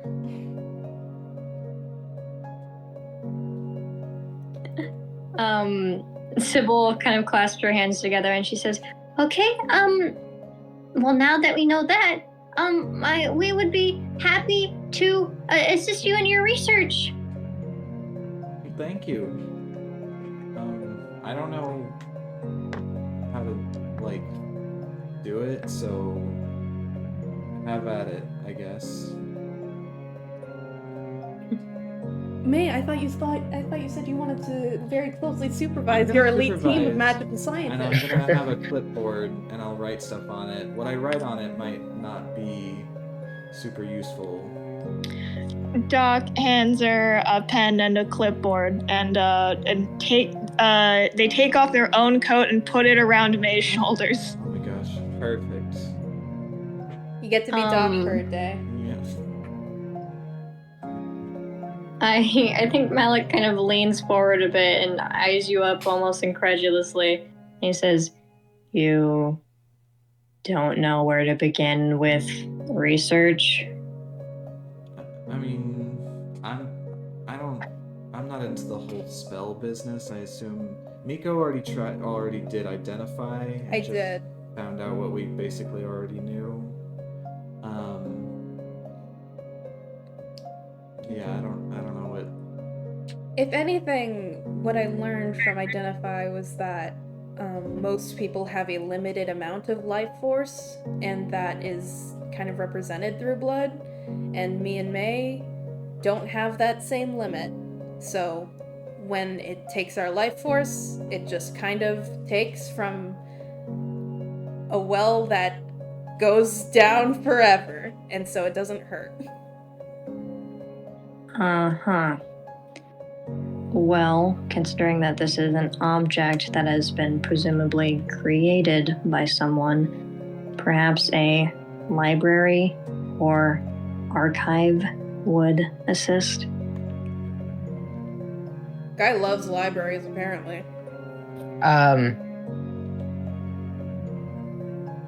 You Maybe. probably have something to do with that. What? He rolls his eyes. Guy looks away bashfully. Right. Well, I would suggest that is where we can begin. Field trip to the library? Now? I mean, I guess it doesn't have to be. Do you have something better to do?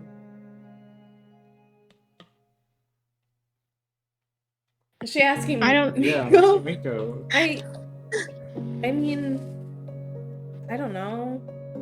I kind of just want to chill out. But I mean, if we want to do research right now, I'm not gonna like leave and fuck off. But I don't know.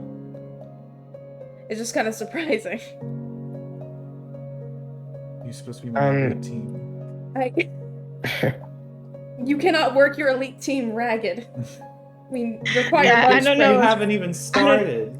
Doc, I don't know if Doc would say this in character, but also if we just want to chill, we can just say that we take some time to regale them with our epic tale of killing the dragon. Oh yeah. Oh yeah. If Miss Haley DM needs to write specific shit that we'd find in the library, I have a lot of. I'm going to be real. I have an info dump ready. Oh. I'll transfer it into a document later. Ooh. So is it something you're gonna say on stream and have the doc later, or are we just gonna get that? I'm going to say it on stream. You will have the document later. Got Okay. it. Oh, wow. If we want to go to the library, we can go to the library. Do you need a pee? I do need a pee. Okay. All right. We'll decide if we go to the library after this break. Bye. Bye. Bye. Welcome back, Poggers. Yeah, we're gonna go to the library. Would May know of a specific library, or is she just like, okay, take me away? She would probably. Her first thought would be the Royal Palace Library, but she's Nope. like, that's probably not a good idea. Nope. So, anyone else? Guy, you got any libraries? Shrug. Okay. Doc, you got any Malik libraries? says, I have a library. Perfect. Let's go. I think that you guys cast your door directly to this library. Who's coming with? My elite team. It's I am. the elite team. So it's Malik, Sybil, Caster, all you guys. Is our Rain and Cat coming? They can Cat- if they want, but like. Cat doesn't know spells on such a level that he is a part of the science team, and Rain doesn't know spells. Yeah. I didn't think so. Yeah, May didn't extend the invite to them, but they're allowed to come if they want. That's Yeah. so crazy because you did when we were talking about it before. I did the cat, because I was just listing off the spellcasters. So strange. But yeah, no, I think that they would be like, this is a very serious topic. We're not gonna go fuck around in a library right now. Yeah. Yeah. But yeah. Yeah, so I think he would just bring you to the biggest library he knows, which guy it is that library. It's the biggest one he knows, and it's his favorite one. He would not say that, but anyway, yeah. No, he would just very nonchalantly instantly walk over to the computer, type in like mask, and then just like gesture towards like the hundreds of results. I have a feeling, need to be a little more specific than that.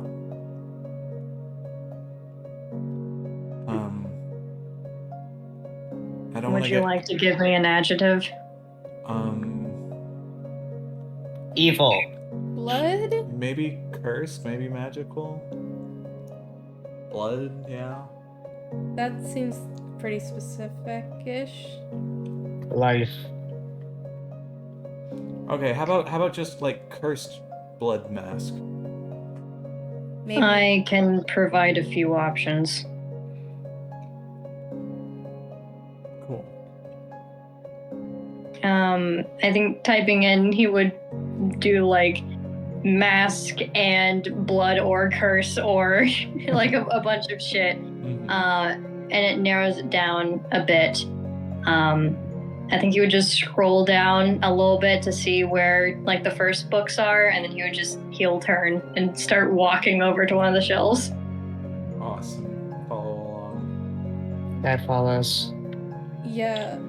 I don't know if Miko knows how to really parse how to parse library database systems, so I don't think looking at the screen she can really get any information about what to do, so she just follows Malik and fucking I think we all just follow Malik and just stand there while he gets books because we can't read. Yeah, okay. I think he starts like, he gets down one book and then kind of like, turns around ready to go to a different shelf and notices you all fucking trailing him. And he looks at you and he just says, "Do none of you know how to find these?" I'm more of a book carrier. I'm a supervisor. I don't know how this works. So no. Doc signs. I can teach the rest of them how to use the library database. He kind of just looks so deadpan, immediately tired, and he points at Guy and he says, "You can come with me." And then he kind of like points at Doc and then points at the rest of you and says, "You teach them." Yes. Okay. Guy goes with them. Not fair. Guy gets a free pass. You're Malik jealous. makes you hold his book. Awesome. Excellent. Okay, Doc. How do library databases work? Doc goes back over to like the thing that Malik was using and basically like shows off all of the things that you do. Just like and like just uses the search engine. I think like not really sure where else to start.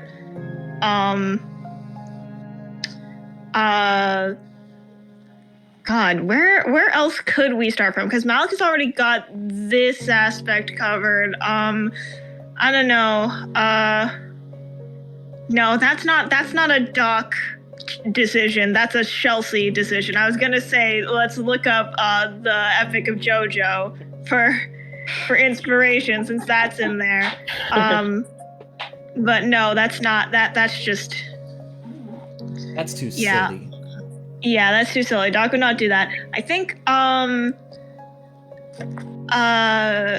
yeah, I think Doc like shows everyone else how to use the library database, and I think the thing Doc is going to try and look for is like just books on, I guess, unique spell crafting, like laying like types of magic into objects, which they know is a very broad topic, but they're just hoping they get somewhere with it. Okay. Does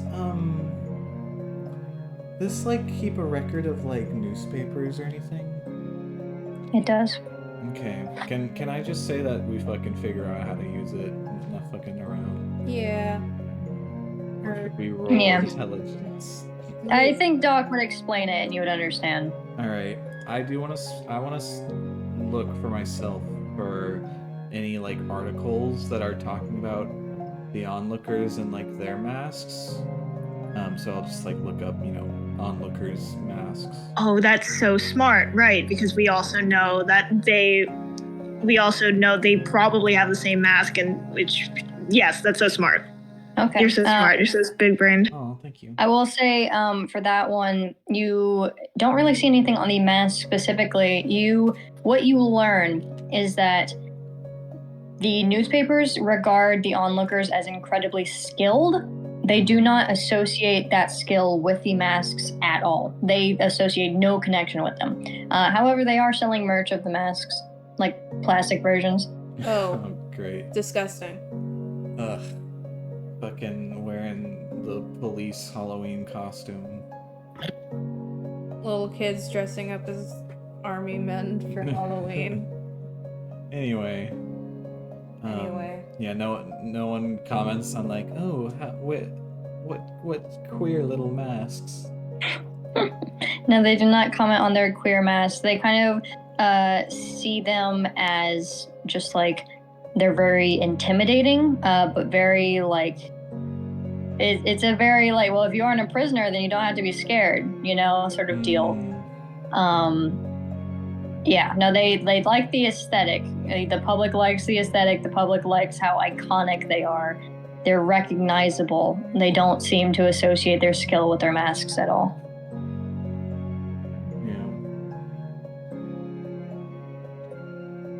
Oh, sorry. I just thought of something. When the onlookers and like when Misty and one of the other onlookers, the tiger one, came to attack Leopold, Was Misty wearing a mask? No. Okay, sorry, I just thought of that because I remember she threw a knife at Leopold and we did intercept it, so that's... Yeah, also... Okay, but Misty's no, she awesome wasn't like wearing a that. mask. Yeah, Haley's also established that, like, projectiles thrown by people wearing masks can, in fact, be intercepted. They just cannot be dodged. Right, okay. Yes. Correct, Mundo, Jord. Val? If anyone else wants to look up something specific, you can. I don't want to. I just had another idea of something. No, go ahead. I want to look up because Cian brought up. I think it was Cian who brought up, or maybe May said it as a joke or something. But someone said that maybe they're being like brainwashed or something because they're different now. So I want to look up shit like brainwashing mask. I don't think anything comes up for that. Alright. I will say, I do want to info dump. So if you each could give me an intelligence roll, I'm gonna say that Malik gives Guy a big whole bunch of books to carry for him, and they can make it back to a table. Doc and the rest of you can pick out some books as well. Sybil likewise has picked out a few books. So yeah, if you guys could roll me intelligence, then I want to give my info dump. That's cocked. And then you guys can ask like specific questions and I'll answer them. Okay. What the Intelligence? fuck? Me and Val both rolled natural 15s. Ooh. Freaky. So that makes that minus 16. That makes mine 16 as well. Okay, fuck you. What do you mean, fuck you? Okay, I got a 13 plus whatever 4. my 4. Yes, thank you. 13? Is Guy doing this, or is he just watching his boyfriend do it? Well, I rolled an 8, so he's probably just watching his boyfriend do it. He flips through a few books, doesn't really get it. Yeah, he gets distracted. Oh my god. Ooh. Oh, He's still natural thinking about 20 those from Val shorts. now. Oh, Okay. God, thanks, Malik. Thanks. Jesus. And then Thank you, Malik. and then a 16 for Sybil. Yeah. The boys sure do be proficient in research. That's why Yeah, he's on okay. my elite team. Yeah. Okay. So I think you guys all kind of like go to one table, like one large table for you guys to basically have a study group, and you guys would share information and then like pick out more books based on the leads that you find. Once again, you guys can assume that this takes a while because this is a lot of information about to drop. It's a lot of varying information, a lot of different books you'd have to pick up, a lot of different like archives, a lot of different shit. So you can predict that this takes a long time, but each of you will kind of provide something, except for Guy, who's just kind of kicking his feet. Happy to be there. But yeah, here is my info dump. You can find a name for these masks, or at least a group that they were associated with. One, you can tell that these are very, very old. You find this like first book based off of like killer mask or like sort of something like that, like cursed mask. And what you guys can find, these masks seem to be from an ancient group called the God Killers. They wanted to kill gods, take their power, and become gods. They used these cursed masks to guarantee their hits. In exchange for this blessing, the mask would suck their blood. They used a tool called a boundary breaker to kill gods. To enter a god's domain, the god must be willing. The boundary breaker can allow the user to enter an unwilling God's domain and kill them. Killing a god and their domain is the only way to truly kill a god and take their power. The process wasn't easy, though. In order to use the boundary breaker, they had to know where an entry point was. What is an entry point? It is where a god's power is most concentrated. Smart gods will have their entry points protected, perhaps even used as symbols in their worship. But perhaps the smartest gods concentrate their power in inconspicuous places, like a tree in the open field. The god killer masks, along with the boundary breaker, are lost to time. No one knows if the god killers ascended to godhood themselves or faded into obscurity, much like these strange artifacts of legend. These are very old books, very old archives you find, almost like mythos, where people do not know if these things were real, but what kind of sets you guys on this specific line of research is you see a drawing of that cat mask. And this is the only one you can find. You can't find drawings or pictures of any of them. You see a diagram of the cat mask, and it tells you is from this group. And that is what you learn. God damn. Is there something special about yours in particular? Does it say anything about any differences in the mask that's drawn? The one that is the cat mask, what you can find on that is that it was the first one created. Whoa. Yo.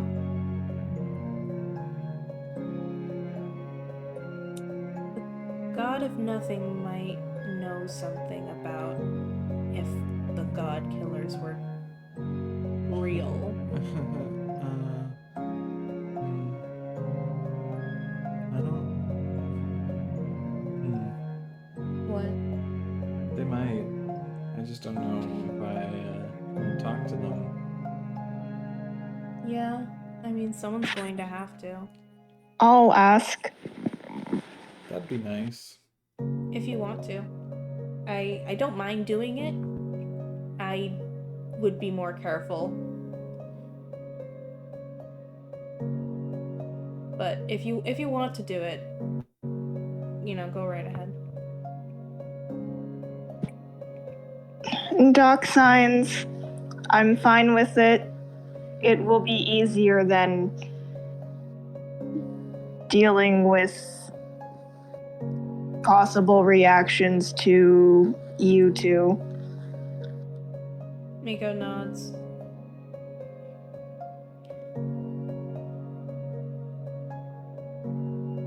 Okay.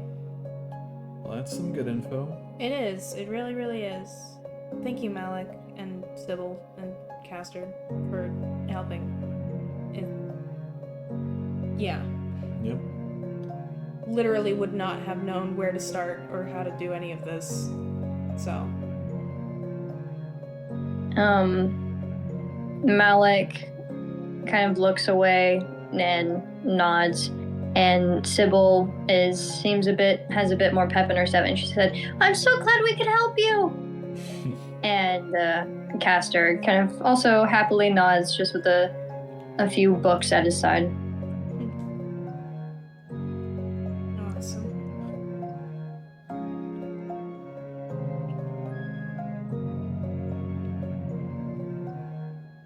Alright.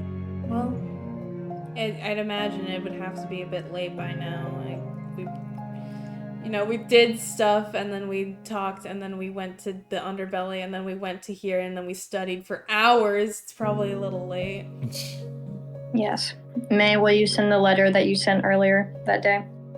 I was kind of imagining she sent it earlier, like after they got home, pretty much. Yeah, that's fine. Okay. Should I say Because this is still important. Yeah, you should say it. You think I should say it, really? Yes. Yes. I said mine. Okay, hold on. Let me get it ready to send it as well.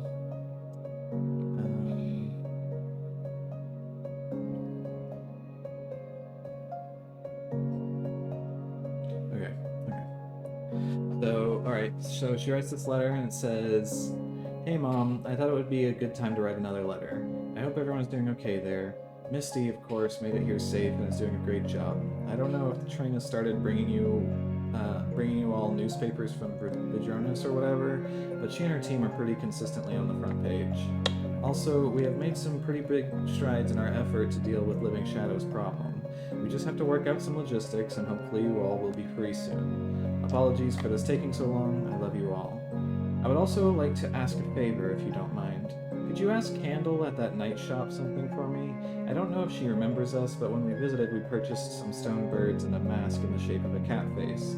Could you ask her for as much information on that mask we purchased as possible? I would like to know everything she knows about it. Thank you in advance." Okay, here's the big thing. You might want to sit down for this. I recently proposed to my boyfriend that I had mentioned before. We probably won't be having the marriage anytime soon, but it felt right. I apologize for not introducing him to you and Dad before this, but I don't think there would have been a way to do so. I would love for you all to meet as soon as possible, though. Love, May. Oh, that's so good. Cute.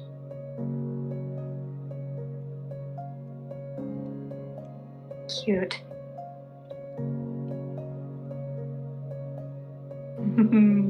Miko and May Nice tell their handwriting. loved ones about their new relationships in very different ways. Yeah. Cute. Okay. Good job, man. Thank you. Rest of the episode is up for the pick-in. I want to... No, actually, Guy has something to do. You can do it. Yeah, okay. I'm thinking timeline-wise. You can do it the same day. Yeah, alright, same day. Same day. I guess when we're all done researching, Guy is just gonna go back, with Malik to his room. Okay. Yeah, they go back to his room. I think I think on the way he kind of like mumbles and complains about like fucking research etiquette not being like taught to everyone in elementary school.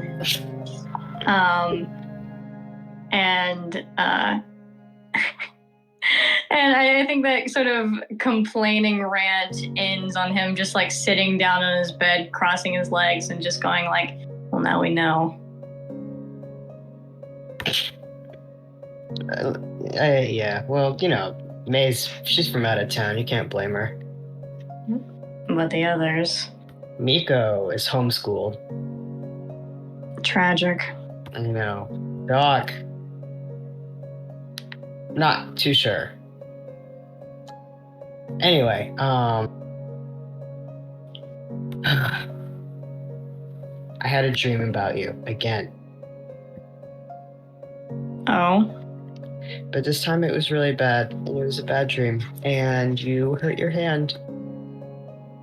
And it made me sad. And God just takes Malik's hands and starts freaking like just rubbing them. I think, kind of surprisingly, he tenses up a little bit, and I think he kind of looks down at you, rubbing his hands, and he says, "I hurt my hand." Yeah. That was the dream. Mm-hmm. And it upset you enough to tell me? Yeah, well, you know, I don't usually have dreams.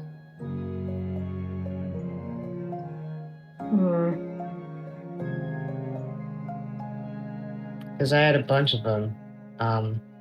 But that one was That's pretty bad. I think maintaining that sort of tenseness as he like lets you rub his hands, I think he kind of like furrows his brows a bit, and you see his eyes get kind of like glassy, like glossy, wet. And I think he kind of pulls away, like holds one of his hands with his other one, kind of holds it to his chest, and he just goes like, sorry. Why are you sorry? You didn't do anything. No. Sorry. I'm reacting a way I didn't expect.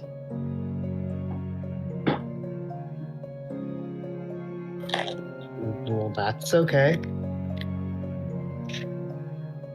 Are you okay? Yeah. I guess I got reminded of something. Do you want to share?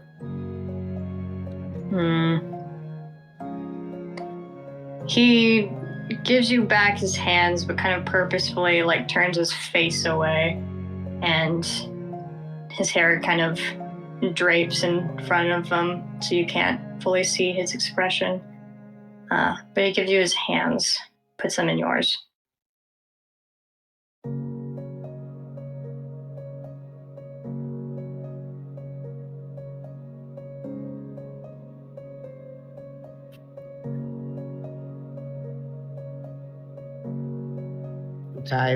I guess continues to rub his hands.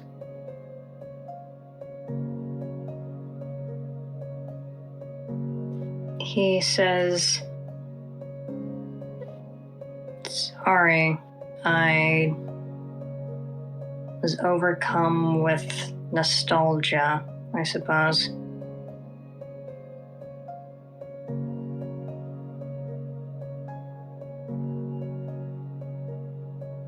Yeah? Yeah. He turns back, and once again, his eyes are pretty wet looking. And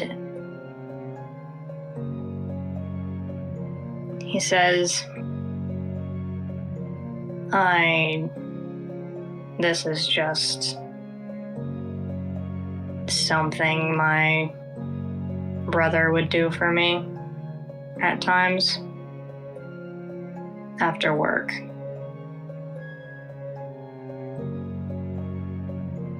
Oh.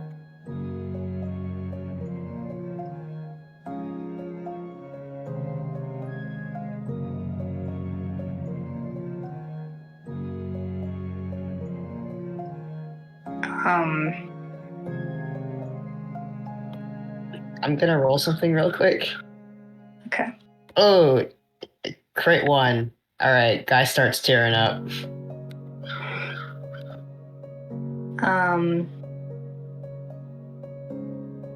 Yeah. I think he kind of looks down at your hands once more. And you can feel that the palms of his hands are very soft, but the sort of knuckles are very calloused. And it's that interesting, like, I don't know, difference between them. You don't super know how that can even occur with the type of work he was doing. But he looks at your hands, kind of studies them, wet eyes, and I think he relaxes a bit. And he says he didn't know magic, but would oftentimes steal from the traveling merchants going to 27. They had healing supplies, magical ones that weren't easily accessed in where I lived. So, I suppose rubbing it in with your hands is the easiest way.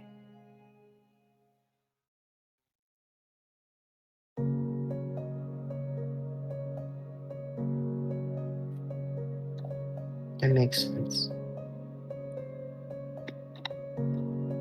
Really cares about you. I'm Yeah. sure you already know that.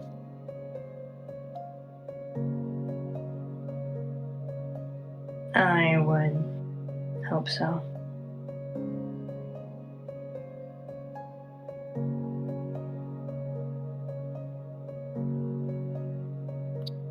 Well, I wanted to ask if you were interested in doing something. Doing what? So, remember that plant with the little god in it?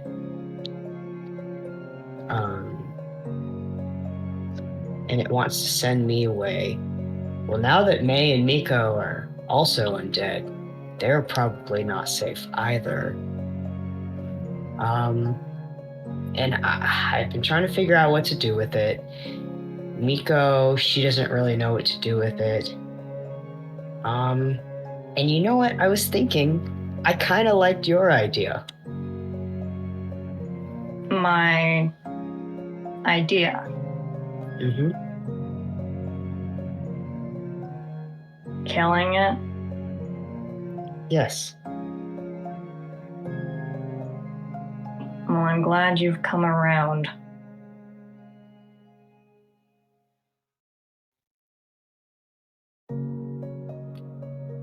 We can't. My tone is misleading. I am glad I can assist you in this. Great. We gotta wait a little bit, because it's kind of helping us out right now to do something, and there's one last thing we gotta do with it. Because if we don't, Vash is gonna kick our ass. But after we do that, it's out. Is this final task anything I should know about? Good question. I would like to tell you, but it's not my business to tell. All right, I trust you. I've stopped caring. Awesome. You'll probably figure out soonish, before it happens. How ominous. I know. Once again, my mystery. If you continue to exacerbate the mystery, then yes. Yeah. So you, me, killing a plant, kind of a romantic evening for later. I've put aside killing, but I guess I can have a cheat day. Yeah, this is one last one. It's a little different. Go out with a bang.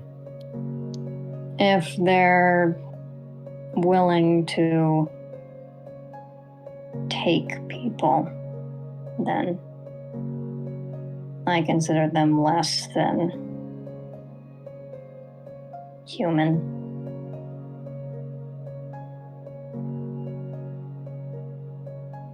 Less not- enough to kill. Yeah. And it's not human. It's a tree.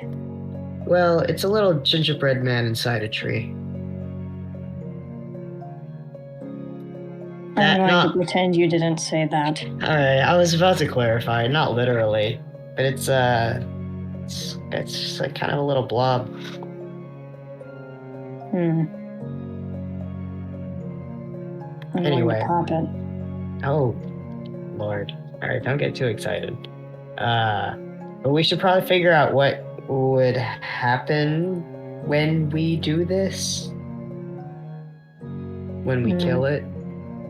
I mean, there will probably be consequences. Well, if the mythos of today's reading has shown us anything, then it is to be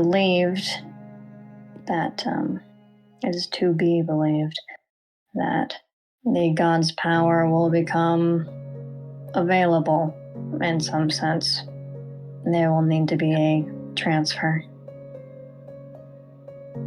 Yeah.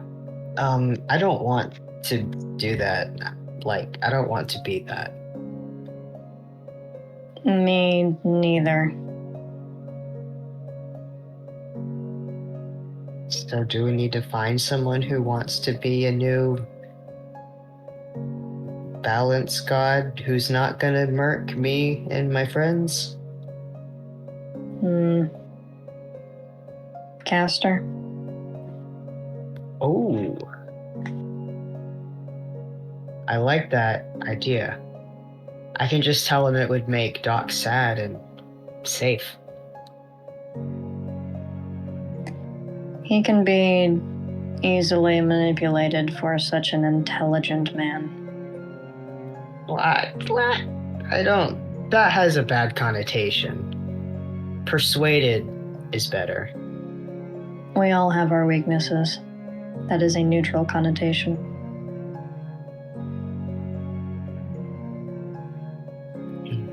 Well, I'm sure we can convince him. Agreed.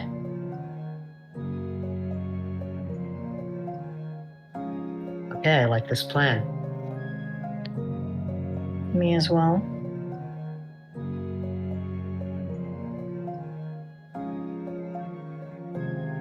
I suppose you may call upon me whenever you're prepared. I'll let you know. And I let Miko know that I would figure out what to do with it, so. But also don't tell her. She might get mad. It is our mystery. Our secret, probably. Our secret. Yes. And Guy interlocks their pinkies.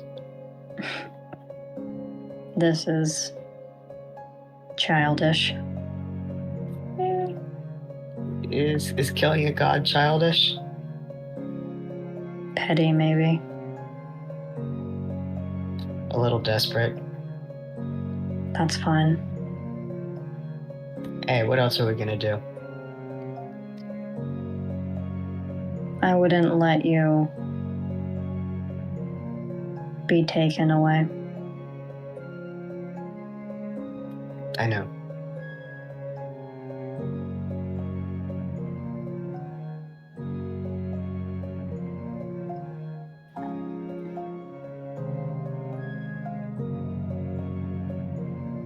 He gives you a kiss. What? Cool. Well, that's what I wanted to accomplish out of that scene.